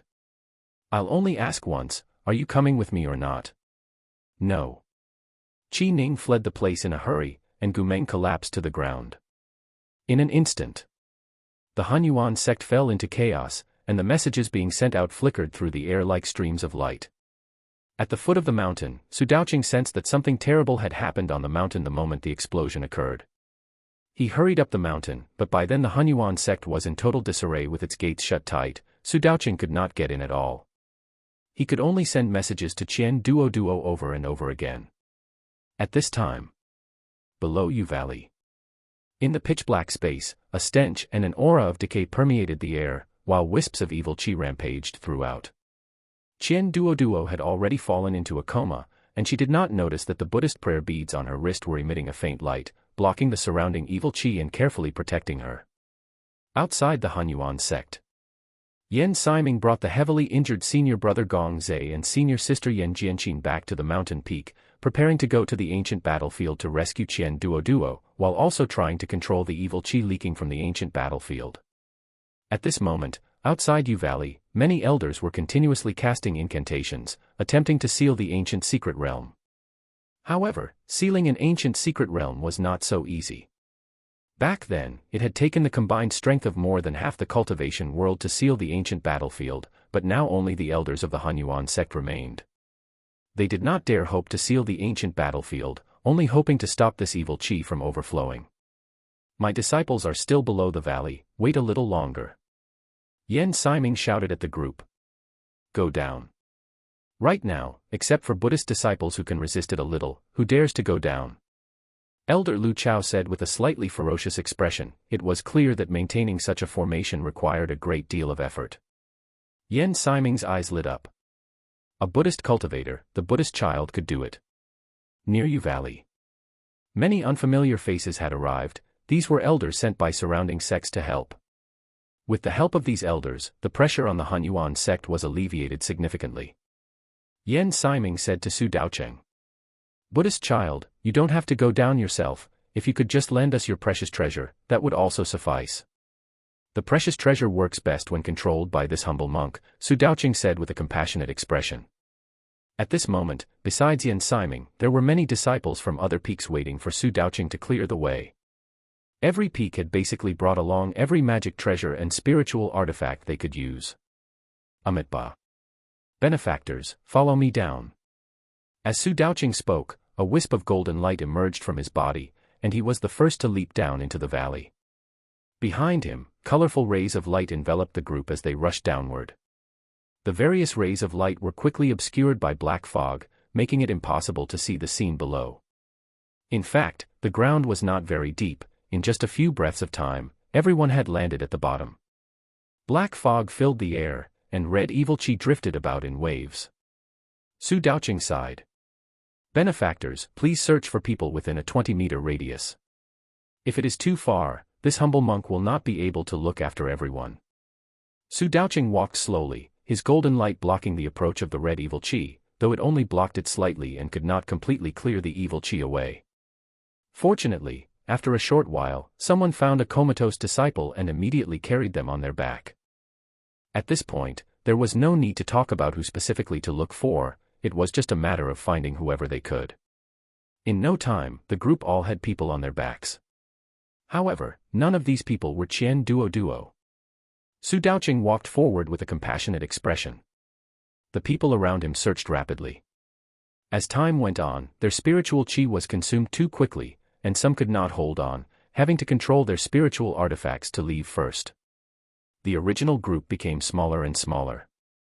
Yan Siming became increasingly nervous, but his divine sense was blocked by the fog. Here, Yan Siming's cultivation was of no use. Suddenly, in the pitch-black fog, there was a faint glimmer of golden light. Although weak, it was exceptionally conspicuous. Su Daoqing vaguely had a guess in his heart and quickly moved forward. The people behind him who were still searching had no choice but to follow him. They saw Qian Duoduo, who still had a faint Buddhist light on her body. Yan Siming's heavy heart finally relaxed. Carrying Qian Duoduo on his back, the group searched the vicinity again and found several more people. Basically, everyone was carrying 2 or 3 people, using spiritual qi to form ropes to bind them to their bodies. If not for the fact that everyone had cultivation, the mere act of carrying people would have cost them their lives. On Sword Peak, Qian Duoduo opened her eyes again, her whole body aching, and her throat was very dry. She wanted to speak, but felt she couldn't. Duoduo, you're awake. Are you all right? Senior Sister Yan Jianqin asked, rushing forward anxiously, her hand resting on Qian Duoduo's wrist as she sent a stream of spiritual qi in to investigate. Fortunately, the injuries are not too serious. You're awake, that's good. If you can cultivate to heal yourself, you will recover quickly, Yen Siming said, helping Qian Duoduo sit up into a meditative posture, and conveniently stuffing a healing medicinal pill into her mouth. Qian Duoduo could only cultivate with a head full of confusion, consuming the healing medicinal pill within her body. Chapter 74, Breaking the Mortal World. Day after day, 3 days later, Qian Duoduo felt that the qi around her body had stabilized significantly, and the various aches and pains had also subsided quite a bit. Moving her body around, Qian Duoduo felt much more comfortable. Although there were still some internal injuries, they would heal slowly with time. Now, Qian Duoduo desperately wanted to know what had happened over the past few days. Yu Valley, or rather, the former Yu Valley, had now become a massive crater. On the edge of the pit, there were quite a few cultivators reinforcing the seal. To prevent damage, ordinary people were not allowed near it, and naturally, Qian Duoduo could not get close either. Just standing nearby, one could feel the evil qi churning below. Qian Duoduo did not find any familiar faces there. She returned to Sword Peak. Senior Sister. Qian Duoduo pushed open the door to Senior Sister Yan Jianqin's room, where Senior Sister Yan Jianqin was practicing her swordplay. Duoduo, you're here. Is your body feeling any better?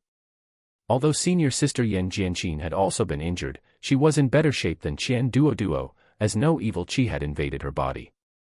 However, Qian Duoduo had lain on the ancient battlefield for the better part of a day, so her body had naturally been invaded. I'm almost there. I just came to ask about what happened after I lost consciousness. When Qian Duoduo saw the crater, she had already made some guesses. Senior Sister Yan Jianqin put away her sword and sat down beside Qian Duoduo. This incident happened suddenly, and there was chaos at the time. Master could only grab me and senior brother in passing and send us back to Sword Peak, while you fell into the ancient battlefield. Because the war back then was too brutal, the ancient battlefield was filled with evil qi, resentment, and devilish qi. Ordinary cultivators dared not even approach it. To go down and save someone, one needed a supreme treasure of Buddhism to clear the path. At the time, Master was just trying anything as a last resort and found Su Daocheng. Unexpectedly, Su Daocheng agreed without the slightest hesitation and even volunteered to hold the supreme treasure and go down with everyone. As for the process of finding her, Senior Sister Yan Jianqin did not know. In the end, Qian Duoduo was brought back and placed on Sword Peak to heal, remaining unconscious for 3 days before waking up. Gu Meng was also seriously injured, but since the incident started because of him, he had already been taken away by the disciples of the Discipline Hall. Now that matters had developed to this point, it was no longer something Yen Siming could handle. The sect's current priority was to unite with other cultivators to completely seal the ancient battlefield. After listening, Qian Duoduo asked, not understanding. What good does this do for the demon race? Evil qi and devilish qi easily trigger heart demons, causing people to fall into the demonic path, Senior Sister Yan Jianqin said indifferently. Qian Duoduo felt helpless. She didn't know what those demonic cultivators were thinking all day. None of them cultivated properly, they just did all these shady things. Could they really increase their cultivation base just by having more demonic cultivators? Qian Duoduo asked curiously. As a result, Senior Sister Yan Jianqin said meaningfully, the demon race has an evil technique that can absorb the cultivation of their own kind. Qian Duoduo was completely stunned. Senior Sister Yan Jianqin changed the subject and said, all right, these major sect matters are not for you or me to solve. Cultivate well and go thank the Buddhist heir. He saved quite a few sect disciples this time. That is only natural, Qian Duoduo replied. She thought to herself that just a verbal thank you would seem insincere, but she didn't know what kind of gift would be appropriate. She seemed even poorer than Su Daocheng and had a lower cultivation base, so for a moment, Qian Duoduo was stumped. Qian Duoduo suddenly remembered the rare spirit medicine she had picked in the Shangyao secret realm. It had mostly been used up, but among the remaining ones, she should be able to pick out a useful spirit medicine. After figuring this out, Qian Duoduo took the spirit medicine out of her storage pouch and carefully selected it. Finally, she chose a 1,000-year-old spirit medicine and carefully placed it in a jade box. In the market at the foot of the mountain. Amidst the crowd, Qian Duoduo spotted Su Daoqing at a glance. For a moment, she felt that Su Daoqing had changed. Even though it was the same face, the feeling this person gave her was different. Previously, he always had a gentle smile when they met, but now there was a polite expression. "Benefactor Qian, let's go sit at a tea house." Su Daoqing continuously spun his Buddhist prayer beads. In a private room upstairs at the tea house. "Fellow Taoist Su, why do you call me Benefactor Qian? You weren't like this before." Qian Duoduo tilted her head, carefully examining the other party. "It shouldn't be an illusion." Su Daoqing had no fluctuations and just said, "Benefactor Qian, this humble monk has already broken the mortal world. After meeting today, this humble monk will return to the temple." "Broken the mortal world? No wonder you look so strange," Qian Duoduo said. The current Su Daoqing looked more like a monk, but also more distant, as if he were unreachable. The two, who had been familiar with each other, couldn't even say a few words after sitting there for a while. "This time, thanks to fellow Taoist Su's help in saving my life, this is a small token of my appreciation. Please accept it." Qian Duoduo pushed the jade box toward Su Daoqing. Su Daoqing picked up the jade box without opening it and gently took it into his hands. Qian Duoduo originally wanted to ask how Su Daoqing had broken the mortal world, but looking at the cold version of Su Daoqing, her words choked in her throat. "Fellow Taoist Su, farewell. Take care." After saying this, Qian Duoduo stood up, ready to leave. Who knew the other party would smile and say, "Does Benefactor not care how this humble monk broke the mortal world?" Qian Duoduo was dazzled by that familiar smile. It was truly a feeling of familiarity mixed with strangeness. "Tell me, I'm listening."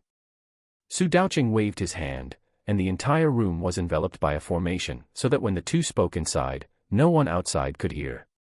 This humble monk broke the mortal world tribulation on the day Benefactor was trapped in the ancient battlefield. At just the opening sentence, Qian Duoduo was stunned. Su Daoqing continued. "Speaking of which, I must thank Benefactor Qian for helping me undergo tribulation. However, this humble monk still wishes to ask one question. Has Benefactor ever had any different feelings for this humble monk?" Qian Duoduo was shocked by Su Daoqing's words and raised her head, looking into his calm eyes, and then felt relieved. "It was my honor to be able to help you, but I only regard you as a friend." "That is, very good."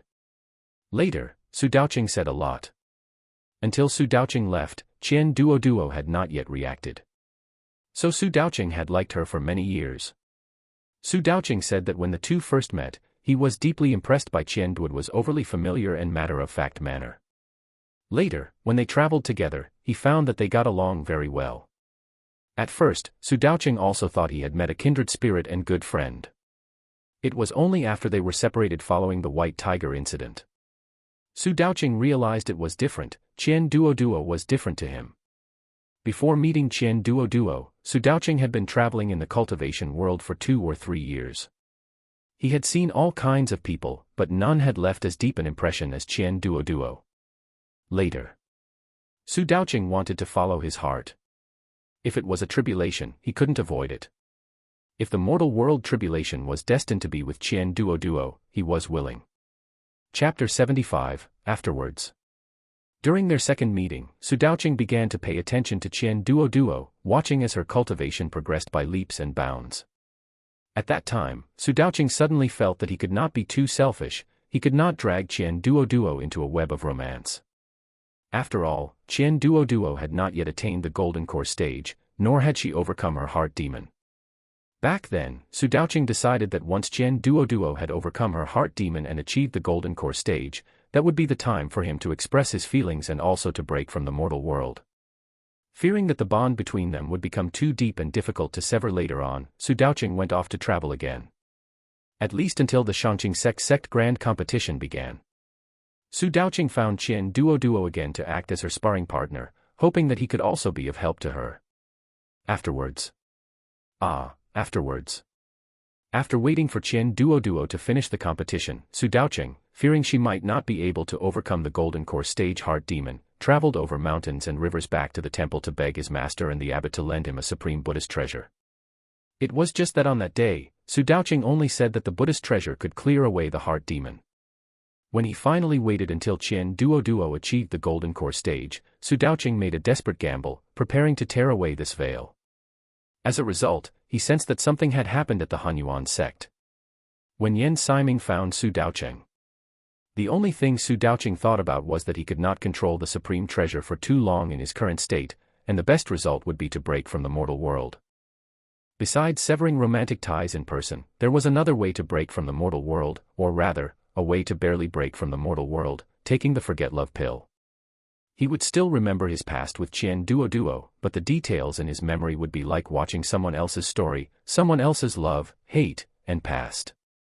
He would no longer feel romantic affection for Qian Duoduo, nor would he feel moved, sad, or pained by separation.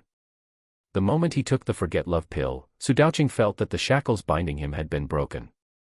When he found Qian Duoduo at the ancient battlefield, Su Daoqing just wanted to wait for her to wake up. He wanted to know if she had any feelings for him, but he was afraid that she would develop feelings for him, and he was afraid that he would delay her.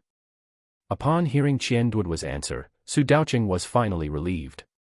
When returning from the market at the foot of the mountain, today's conversation with Qian Duoduo flashed through his mind. As for Su Daoqing, it couldn't be called love, at most it was a good impression.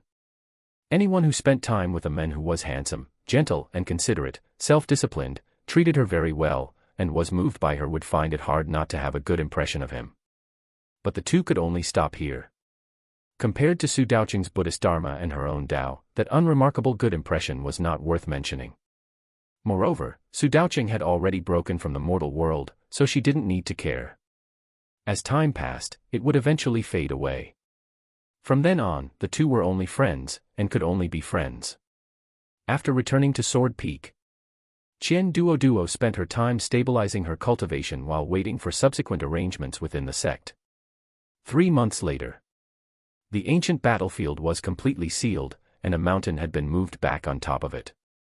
Because the ancient battlefield was beneath it, this mountain was barren, with not a blade of grass growing on it.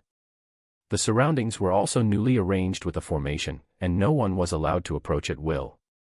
As for the execution of Gumeng, it had not yet been handed down when news came that Gumeng had disappeared. It was unknown if he had been rescued by Qi Ning or had escaped on his own. On the peak of Sword Peak, Yan Ximing was filled with unstoppable fatigue. For the past few months, Yan Ximing had not stopped being busy. He had finally managed to resolve the matter of the ancient battlefield, only for his disciple to disappear. The once sword-peerless Sword Peak master now felt a little awkward when facing the disciples of the Hunyuan sect. Duoduo is here. Are you preparing to go out for training? Yan Ximing asked with a forced smile. Reporting to master, I am preparing for training, Qian Duoduo replied. Where do you plan to go? Demon City. Yan Ximing hesitated for a moment, then spoke. You have just reached the golden core stage. If you go to the demon city, it will be a bit dangerous. Recently, the movements of the demon race have become increasingly unfathomable. You can travel around the cultivation world for now. Your sword chi has reached perfection, and you can start preparing to break through to sword intent. Yes, master, I will consider it, Qian Duoduo said. Before going for training, Qian Duoduo prepared to complete some sect missions first. Recently, the sect had suffered such a great blow, and there were many missions that needed to be completed. At the mission hall, Qian Duoduo chose some delivery missions. They allowed for both training and completing the mission.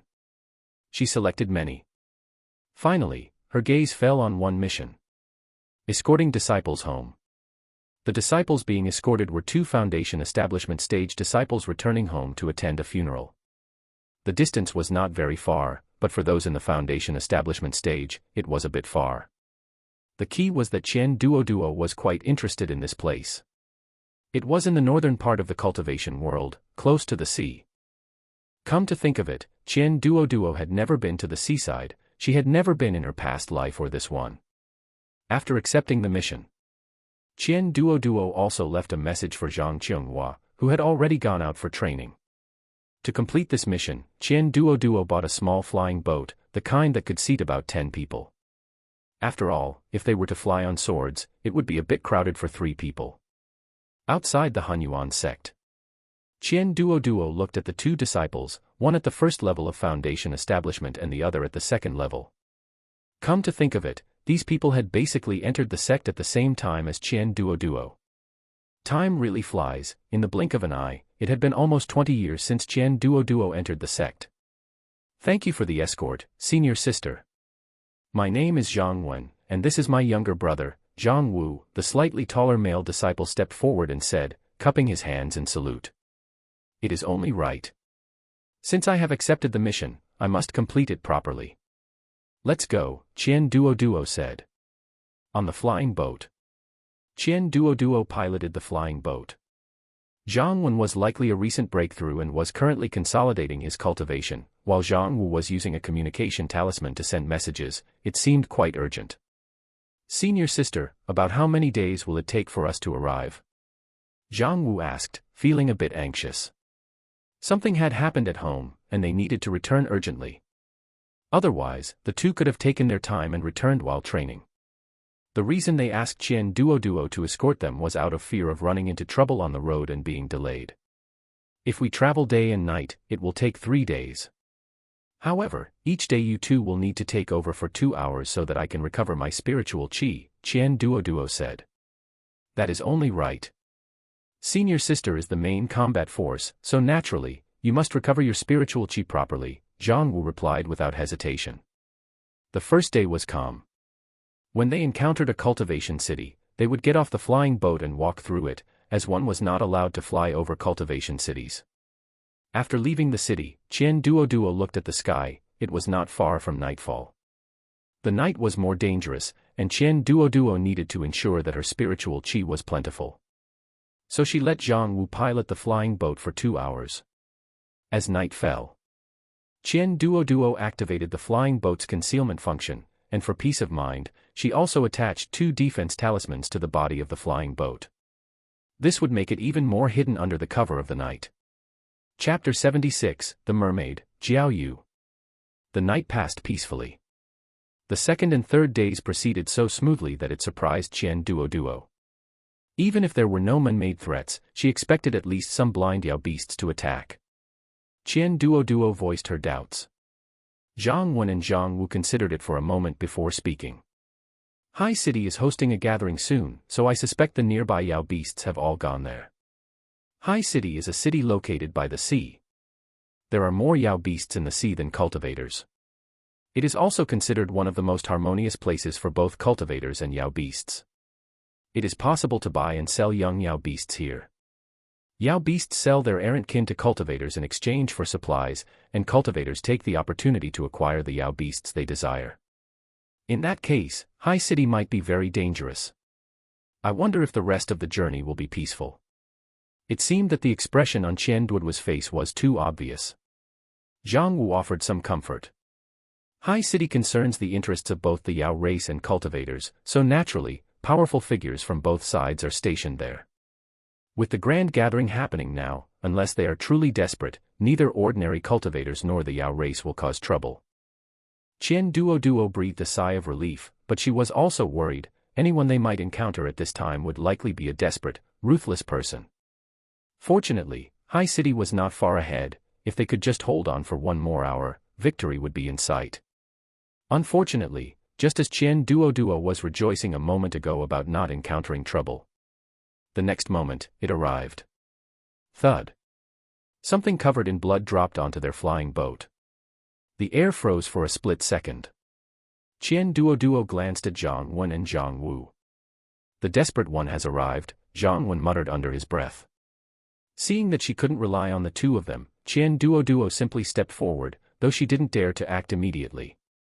Who knew if this was a human or a Yao? Covered in blood, one could vaguely tell it was a woman. After Qian Duoduo cast a cleaning spell, it became barely discernible. But that natural, large, blue wavy hair made it clear that she was not human. Senior sister, this thing looks a bit like the mermaid race, but mermaids are rare and live in seclusion. Plus, the mermaid race is quite united, so they generally don't appear in Hai City, Zhang Wen said as his voice trailed off. The three of them felt the atmosphere become even more ominous. Without a second thought, Qian Duoduo immediately sprinkled odor-removing powder on the flying boat and placed an concealment talisman on the unconscious woman. After finishing this series of actions, Qian Duoduo went up to check the woman's injuries. Her breathing was faint, she was already unconscious. The original wounds had split open from the heavy impact on the flying boat, and blood was gushing out from them continuously. Lying in the blood nearby was the woman's spiritual artifact for flight, a long silk ribbon. Qian Duoduo took a look and said to Zhang Wen and Zhang Wu, "Turn around, I need to stop her bleeding." Seeing them turn their heads away, Qian Duoduo swiftly applied a thick layer of hemostatic powder to all the woman's wounds. She pried open her mouth and inserted a healing medicinal pill. Only then did Qian Duoduo see the woman's appearance clearly. Beautiful brows and large eyes, a high nose bridge, small lips, and fair skin, she was very beautiful and looked very much like a member of the Yao race. Before long, the woman's wounds coagulated and finally stopped bleeding. After using a cleaning spell to tidy her up, Qian Duoduo uneasily sprinkled more medicinal powder to cover the strong scent of blood. Once finished, the scent of blood was gone from the flying boat. The three of them finally breathed a sigh of relief. "Senior sister, what is this Yao cultivator's cultivation level?" The mermaid race can transform into human form upon reaching adulthood, so even though this mermaid was in human form, it was impossible to determine if her cultivation was above the nascent soul stage. "It should be above mine," Qian Duoduo said, blinking her eyes.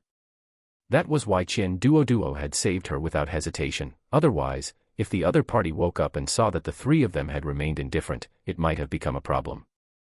As for killing her, they had no grudges, and the three of them were all righteous cultivators. Doing so would damage their Tao heart. The three of them, who were about to enter the city, had to wait a while since the woman hadn't woken up yet. Fortunately, it wasn't long before the woman opened those large blue eyes, looking at the three of them with an indifferent expression. In an instant, she lowered her head and saw that her wounds had been treated. "Did you save me, or do you intend to take me and sell me off?" The woman's voice was filled with coldness. "You were the one who fell onto our flying boat, Mississippi. Since you're awake, please leave quickly, we are in a hurry to enter the city," Qian Duoduo said immediately. She wasn't a fool. Having saved someone only to be suspected by them, she wasn't about to speak kindly. "My name is Jiao Yu. Thank you three for saving me, but I am severely injured. If you can send me home, I will surely reward you handsomely," Jiao Yu said with a serious expression. Beneath her cold face, there was a hint of pitiable vulnerability. The three of them exchanged glances before they could even begin to discuss it. Jiao Yu spoke again. "I can give you my mermaid pearl as collateral," Jiao Yu said. A mermaid's mermaid pearl is similar to a Yao beast's Yao core, but there is a difference. A mermaid will not die immediately upon losing their mermaid pearl, but their cultivation will regress, and their path to immortality will be hopeless. The greatest use of a mermaid pearl for a cultivator is to mask their own aura, making Yao beasts believe they are of the same kind. At the same time, with a mermaid pearl, a cultivator can move freely on the seabed, and the pressure of the seawater is also weakened. Qian Duoduo was stunned for a moment. Zhang Wen and Zhang Wu's eyes lit up, but thinking of their own cultivation, they only said, "Senior sister can accept this task." Qian Duoduo hesitated for a moment and looked at the mermaid. "I cannot escort you back, you had better leave as soon as possible." Saying this, she piloted the flying boat toward High City. A flash of desolation crossed Jiao Yu's eyes. Upon arriving outside High City, Qian Duoduo placed Jiao Yu in a secluded forest and even gifted her an invisibility talisman. Only then did she take Zhang Wen and Zhang Wu into the city. Zhang Wen and Zhang Wu's family was a cultivation family, but only a relatively small one. With them delivered to High City, Qian Duoduo's mission was considered complete. Zhang Wen and Zhang Wu invited Qian Duoduo to visit, but knowing there was a funeral in their family, Qian Duoduo declined. She stayed in High City for a day by herself. High City was much livelier than she had imagined. Both sides of the street were lined with various shops. If there was any difference from other cultivation cities, it was probably that there were many seafood products here, and various sea-dwelling Yao beasts could be seen everywhere. The buildings were also taller and rougher. After all, some Yao beasts were burly even after transforming into human form, not to mention those that couldn't transform at all. Just as Zhang Wen and Zhang Wu had said. There were also quite a few places selling Yao beasts here, and the majority of the Yao beasts being sold were from the sea. The safety of the streets was guaranteed. Qian Duoduo encountered several groups of guards along the way, and in some crowded areas, quite a few image recording stones were installed. This place is truly lively. It would be better if the sounds those Yao beasts made were a bit quieter. Qian Duoduo walked around for a while and finally entered a shop. She purchased some jade slips introducing the sea conditions, as well as jade slips on the habits of various Yao beasts, and a map of the sea area. Although this sea area was the domain of Yao beasts, there were still traces of cultivators on many islands at the edge of the sea area. Chapter 77 Qiyuan Island.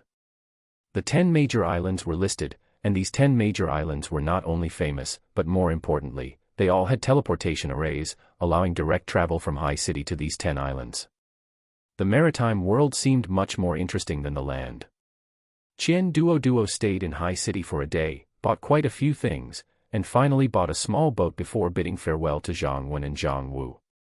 In the forest outside High City, Qian Duoduo looked around to make sure no one was there, then leaped onto a tree branch. "Come out, fellow Taoist Jiao." Jiao Yu revealed herself from the treetop. "Fellow Taoist Qian, when shall we set off?"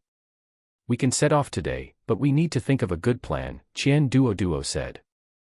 That day, Qian Duoduo had originally agreed to escort Jiao Yu, but upon seeing Zhang Wen and Zhang Wu, she subconsciously did not want them to know. After all, even if she truly obtained the mermaid pearl, she might not necessarily have peace. It was always better if fewer people knew. "Fellow Taoist Jiao, the best way is for you to be aggrieved and stay in the spirit beast bag for a few days. I can take the teleportation array to Qiyuan Island, which is the largest island closest to the deep sea, and then take a boat. This way, our safety coefficient will be much higher," Qian Duoduo said quite seriously. Jiao Yu obviously hesitated for a moment. The spirit beast bag was for holding spirit beasts and also restricted them. If she entered the spirit beast bag and couldn't get out, wouldn't she be at the mercy of others? Qian Duoduo's words made Jiao Yu hesitate for only a brief moment. Meeting Qian Duoduo's sincere gaze, Jiao Yu finally nodded, indicating her agreement. "Fine, I will trust you this once." As she spoke, Jiao Yu resolutely opened her mouth, and a white pearl flew out from her mouth, slowly drifting into the air. Qian Duoduo immediately took out a jade box and placed the mermaid pearl inside it. Inside High City, Qian Duoduo, in the appearance of a young man, walked toward the teleportation array in High City. Qiyuan Island ranked 6th among the 10 major islands and was the island farthest from the shore, as well as the closest one to the deep sea. The islands in the center of the deep sea were completely the domain of underwater Yao beasts. Human cultivators were unwilling to spend a great deal of effort to occupy them, so until now, cultivators did not know much about the situation in the deep sea. Occasionally, some great experts would go, but only a few words would be passed back. Once she reached Qiyuan Island, she would not be far from the deep sea. Qian Duoduo only needed to send Jiao Yu to the boundary of the deep sea to complete this transaction. "Which island are you going to, fellow Taoist?" "Qiyuan Island." Qiyuan Island is the farthest, so the price is also the most expensive. The formation will not be activated for one person, at least 3 people are needed to activate the formation. "It's fine, I'll wait." After paying the spirit stones and waiting for a short while, enough people gathered, and the formation was activated. After a prolonged sense of dizziness, Qian Duoduo shook her slightly dizzy head and left the teleportation array. This teleportation array was truly far. After riding it, she couldn't stop the dizziness. After coming out of the teleportation array, in the hall, the 3 people tacitly found empty seats for themselves and sat down to rest. It seemed that because of the great distance, a row of seats was placed in the hall of the teleportation array, allowing people to rest. After the time it takes for an incense stick to burn, Qian Duoduo felt much better. Coming out of the teleportation array, the air was permeated with a strong, fishy smell of the sea. Although High City was by the sea, it was still on land and had some distance from the ocean, so the fishy smell was not that obvious. Now, this smell was truly overwhelming. The longing for the ocean was discounted at this moment. Qian Duoduo began to walk on Qiyuan Island. The cultivators on the island were similar to those in the outside world, except that the things sold were basically from the sea. Even the spirit medicine was a specialty of the seabed. There were also self-cultivated spirit medicine, accounting for half each. For an alchemist, these new spirit medicine were rare items. After asking about the price, Qian Duoduo first purchased several types of seabed spirit medicine she was familiar with, planning to refine a batch of medicinal pill when she had time to see if there was any difference in medicinal properties. After walking around Qiyuan Island, Qian Duoduo took a look at the sky. It had already darkened. The weather at sea was more changeable. One moment it was clear and sunny, the next it was stormy. Looking at this weather, it was likely going to rain. She found an inn on Qiyuan Island. In the main hall, Qian Duoduo looked at the steamed sea fish and raw fish slices, watching the people around her eating with great relish. Qian Duoduo resisted the overpowering fishy smell in her nose and carefully took a bite of the raw fish slice. It didn't seem that fishy. The fish meat in her mouth had a faint sweetness, followed by a surge of spiritual qi filling her body. The taste is not bad, Qian Duoduo commented. After eating half of it, Qian Duoduo felt a bit cloyed and stopped. After eating and drinking her fill, Qian Duoduo went up to the second floor of the inn and habitually set up a formation. Suddenly, a pattering sound came. Opening the window, it had already started to rain outside. This weather was suitable for sleeping. Qian Duoduo closed the window and placed an offensive formation plate near the bed.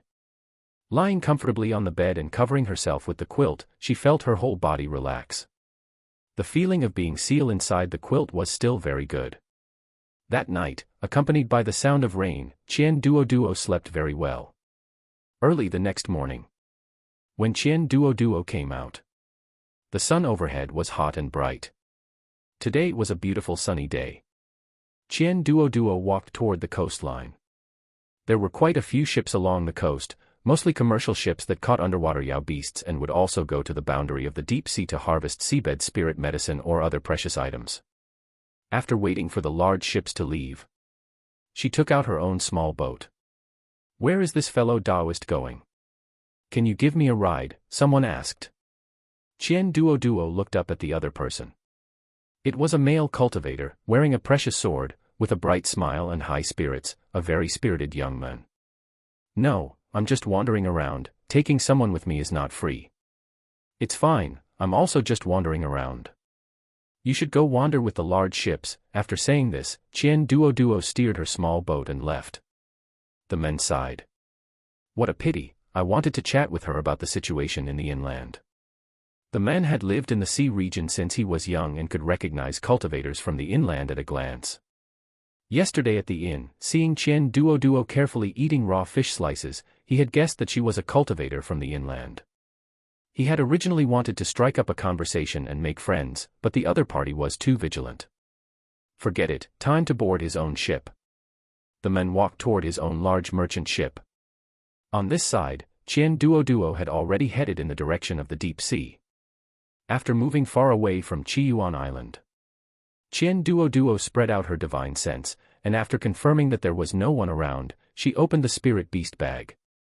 Seeing the azure ocean again, Jiao Yu's expression was one of relief, and she naturally wore a hint of a smile. Chapter 78, Sang Nian. Put on the mermaid pearl. "Your human scent is too obvious in this sea area," Jiao Yu said, staring at Qian Duoduo with her deep blue eyes. She didn't feel there was any problem with having her inner core hanging on someone else. Qian Duoduo curiously sniffed herself, but couldn't smell anything. However, Yao beasts are born with sensitive senses of smell, so without a second thought, Qian Duoduo hung the mermaid pearl around her neck and covered it with her clothes. This way, it wasn't obvious from the outside. "Is there still a scent now?" "No." "Which direction should we head in?" Qian Duoduo looked at the endless ocean. It looked the same in every direction, and she truly didn't know how these Yao beasts distinguished directions here. Qian Duoduo moved in the direction Jiao Yu pointed. Soon, in the endless ocean, other than the ripples constantly rising on the sea surface, Qian Duoduo couldn't even feel that she was moving forward. Chirp! A sharp bird cry rang out in Qian Duoduo's ears. Qian Duoduo looked up at the seabirds in the sky. These creatures were huge, they looked almost as big as a small airplane. These seabirds must eat quite a lot of fish in one meal. After saying this, Qian Duoduo belatedly wondered if Jiaoren counted as fish. Jiao Yu said indifferently. They eat a lot, but they can only eat fish with low cultivation. For this flock of foundation establishment stage seabirds overhead, it would be good if they could eat qi refining stage fish. Many of them could only eat fish that hadn't gained intelligence. They are coming towards us. Amidst Jiao Yu's nonchalant tone, Qian Duoduo pointed at the seabirds getting closer and closer overhead. A look of near exasperation flashed across Jiao Yu's face, and she waved her hand. A light blue spell coiled around the seabirds in the sky. Seeing that the seabirds, which were larger than the boat, were about to crash onto it, Qian Duoduo didn't hesitate and immediately steered the boat away from that area. Splash! The seabird fell into the seawater, splashing up a large amount of water. The spray hit the defensive formation on the small boat and slid back into the sea. The rest of the journey was basically uneventful. The powerful beings in the ocean were basically all in the deep sea, they wouldn't even deign to look at things on the sea surface.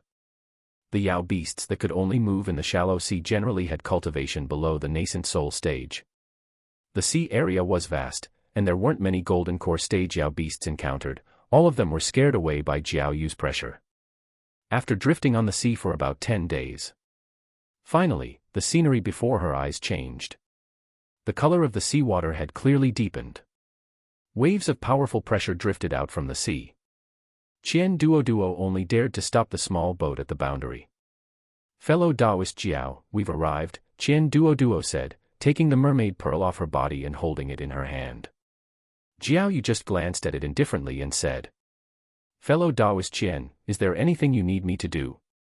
I have a private matter that I need your help with, but this matter cannot be known by others. You must swear an oath to heaven and earth. If you do not abide by the contract, your body and soul will be destroyed. Qian Duoduo's expression became more serious. Jiao Yu was stunned for a moment. Tell me, I will consider it. Qian Duoduo didn't say what the matter was, only saying, I want you to help me look up information on something. It won't be dangerous for you, nor will it harm the interests of the Jiaoren race. Jiao Yu breathed a sigh of relief. If it was just looking up information on something, then it was fine. Even if she told Qian Duoduo what the greatest treasure of the Jiaoren race was, she wouldn't be able to take it. Agreed. Qian Duoduo looked at Jiao Yu and didn't speak, only using sound transmission. Jiao Yu was extremely unfamiliar with the 3 words, Tao-seeking stone. But thinking that the Jiaoren race had a long legacy, maybe there would be information if she went back and looked for it. Jiao Yu swore an oath to heaven and earth. As her voice fell, a mysterious shackle connected the two of them. I hope to receive good news from you, Qian Duoduo said with satisfaction. The Jiaoren race was also a group with a legacy spanning many years, who knew how many secrets they knew. The Jiaoren race had always cherished the Yao beasts in their clan, and combined with Jiao Yu's talent for cultivation, investigating this information should be easy. And it would be very difficult for her to investigate the core secrets of the Hanyuan sect in the short term, so Qian Duoduo had made 2 sets of preparations. As for the Tao-seeking stone, if she didn't find out clearly, Qian Duoduo was always worried that it would cause trouble one day in the future. Jiao Yu and Qian Duoduo exchanged contact information, then with a light leap, she fell from the boat into the water, only stirring up a ripple. Now, only Qian Duoduo was left on the boat. She took a compass out of her storage pouch, attached concealment talismans to herself and the small boat, then selected a direction and began her drift once again. 10 days later. She landed on the coastline of Qiyuan Island once again. As soon as Qian Duoduo went ashore, she saw a huge merchant ship also docking. Figures leaped down one after another from the huge ship. Finally, a handsome young master landed, looking a bit familiar. Qian Duoduo recalled carefully. Wasn't this the man from before who wanted to travel with her? Turning her head, Qian Duoduo walked towards the teleportation array on Qiyuan Island. She didn't notice the man behind her see her back, his eyes lighting up as he followed. Fellow Taoist, what a coincidence, we meet again. Has your journey ended? Sang Nian familiarly draped his arm over Qian Duoduo's shoulder. The second before drawing her sword, Qian Duoduo realized that she was currently disguised as a man, and the other party was just a cultivator who had just reached the golden core stage, with cultivation slightly lower than her own. He probably couldn't see through her illusion. She threw off Sang Nian's arm. "Fellow Daoist, you have recognized the wrong person. I have never seen you before," Qian Duoduo said coldly. "You are really boring. Cultivators have photographic memories, how could I recognize the wrong person? Besides, I just thought you were a cultivator from the mainland and found it curious. Why are you so?" Sang Nian couldn't find a suitable adjective for a moment. "You have seen me." "Oh, that was my younger brother. We are twins," Qian Duoduo said casually. "Really?" Sang Nian was a bit dazed by Qian Duoduo's serious expression. Had he really recognized the wrong person? Ignoring Sang Nian, Qian Duoduo quickly disappeared into the crowd. She went directly to take the teleportation array, preparing to leave. As a result, because it was too far away, it needed 3 people to activate it. As time passed, Qian Duoduo had a bad premonition. Sure enough, when she looked up again, she saw that smug little expression on Sang Nian's face. "Fellow Daoist, we meet again. Are you planning to go to High City?" "Coincidentally, I am going too. It has been a long time since I went to High City to buy some fresh gadgets. It's a pity I have to earn money for my family, otherwise I would really like to be as carefree as you, traveling the cultivation world." Regardless of whether Qian Duoduo was listening or not, Sang Nian started chatting away. Forced to listen to the chatter, Qian Duoduo stared blankly at the entrance, waiting for the third person to arrive. If it weren't for the fact that it was too far and she couldn't fly back, Qian Duoduo would have been flying on her sword back to High City by now.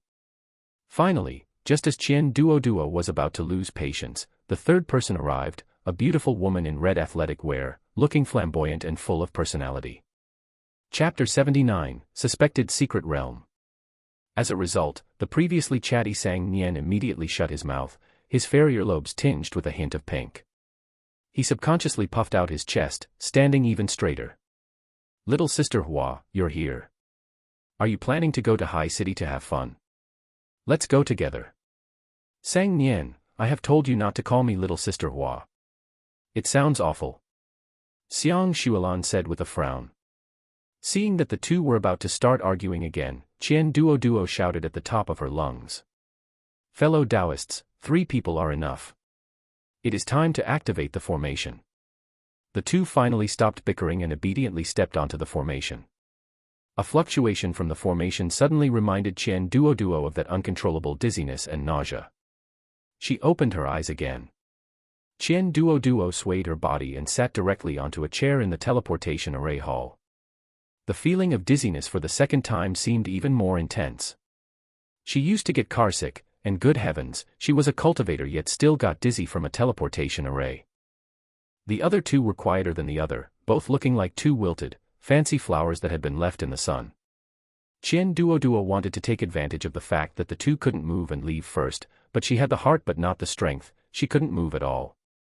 A quarter of an hour later, Qian Duoduo felt like she had come back to life. When she got back, she needed to find a pill formula for teleportation array sickness and keep it on hand in the future. No sooner had Qian Duoduo left than the two followed right behind her. "We don't even know each other, why are you following me?" Qian Duoduo said irritably. "Fellow Taoist, you look like someone from the inland. If you come with us to buy things, the shopkeeper won't dare to cheat us. How about we give you a reward afterwards?" Sang Nian raised an eyebrow, his face clearly saying, "I'm so smart. If they really want to cheat you out of money, they don't care about regions. Look at my cultivation level, I don't have any background, so there's no loss in cheating me. At most, we'll all 3 get cheated together." Qian Duoduo said, impatiently rushing into the crowd, leaving the remaining 2 drifting in the crowd. After leaving the 2, Qian Duoduo finally started to look around High City, wondering if she should buy a spirit beast to raise. But thinking about the high cost of raising a spirit beast, it was almost the same as raising a cultivator. Forget it, she'd better save some spirit stones to support herself. But why was everyone talking about some secret realm today? Qian Duoduo intentionally eavesdropped for a while. It turned out that there had been tremors near High City recently, and it was speculated that a spirit treasure had appeared, or that a secret realm had opened. In short, there were many different opinions, and even several large sects in the surrounding area had come to investigate the situation. Now the loose cultivators also believed there was a secret realm. The rumors spread until it became that the secret realm had already opened, the sects had seized the initiative, and the rest of the people needed to hurry up. Therefore, there were more people in High City than usual. Besides human cultivators, there were also Yao beasts, all inquiring about the secret realm. If it really was a new secret realm, one could imagine how many opportunities were inside, and one might even be able to obtain a legacy. Qian Duoduo, on the other hand, thought that opportunity and danger coexisted. If that were really the case, the danger level inside would not be low either. Qian Duoduo was so worried that her brows were almost knitting together. Because of this, Qian Duoduo, who had originally planned to return to her sect to start her cultivation life, stayed in High City to gather information. If she couldn't eat the meat, having a sip of soup was also good. Inside the inn, Qian Duoduo cultivated while gathering information. She went out 3 times the next day to gather information on time. In the morning, Qian Duoduo was eating breakfast in the lobby on the first floor, pricking up her ears to listen to the gossip around her. People were coming and going on the street. Qian Duoduo saw 2 acquaintances. It seemed that day was not a coincidence. These 2 must have received some wind of the news before coming to High City, likely gathering information for the family behind them. Qian Duoduo withdrew her gaze and turned her body. The cultivators nearby started to discuss. Have you heard? The secret realm will open tomorrow, right on the beach outside High City. The beach isn't bare. Is this secret realm underground? This news is probably a lie. What lie? Representatives from all the major sects have arrived. The sects from the north and the center have all come. It is estimated that in a few days, all the well-known sects in the cultivation world will arrive. Qian Duoduo's heart stirred. If that was the case, she wondered who had come from the Hanyuan sect. As for why Qian Duoduo did not send a message to her sect, it was because in a special city like High City, the Hanyuan sect must have already arranged spies. It was just that when walking on the street, everyone did not know each other. After breakfast, Qian Duoduo followed the crowd towards the beach. On the outskirts of High City, there was a forest, and behind the forest was a beach, and behind the beach was the boundless ocean. When Qian Duoduo followed the vast crowd through the forest, she startled a large flock of birds that flew over her head. Passing through the forest, Qian Duoduo looked at the golden beach, which was densely surrounded by many people, 3 layers inside and 3 layers outside. Qian Duoduo couldn't see anything. There were also many people flying on swords in midair to investigate the situation, but they were all wearing sect attire. They had backing. Qian Duoduo carefully examined the scene and sure enough, she saw a cultivator wearing the uniform of a Hanyuan sect disciple. Lowering her head, Qian Duoduo followed the crowd and squeezed inside. She finally saw the situation inside clearly. On the ground were cracks 4 or 5 meters wide and dozens of meters deep, spreading across the beach like a spider web. In the middle was a circular deep pit. A huge deep pit, and the inside of the pit was not entirely sand. At the bottom of the deep pit, a platform appeared, and there were steps extending from the platform in a certain direction.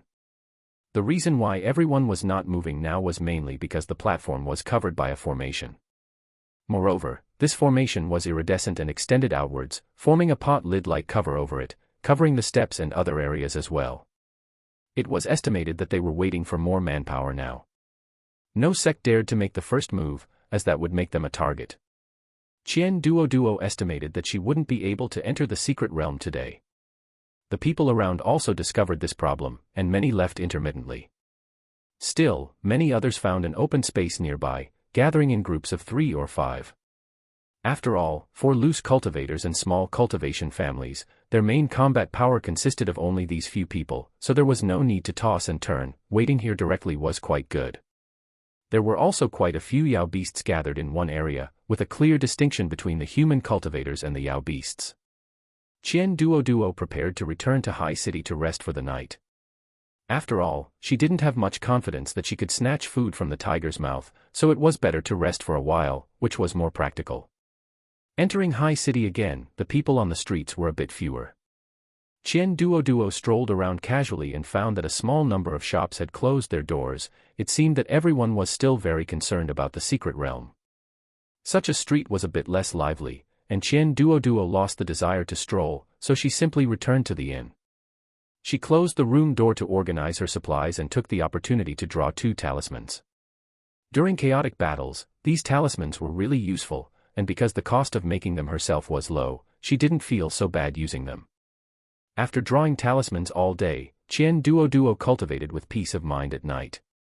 However, at the moment dawn arrived, when the first ray of light fell on the earth, bursts of explosions could be heard incessantly.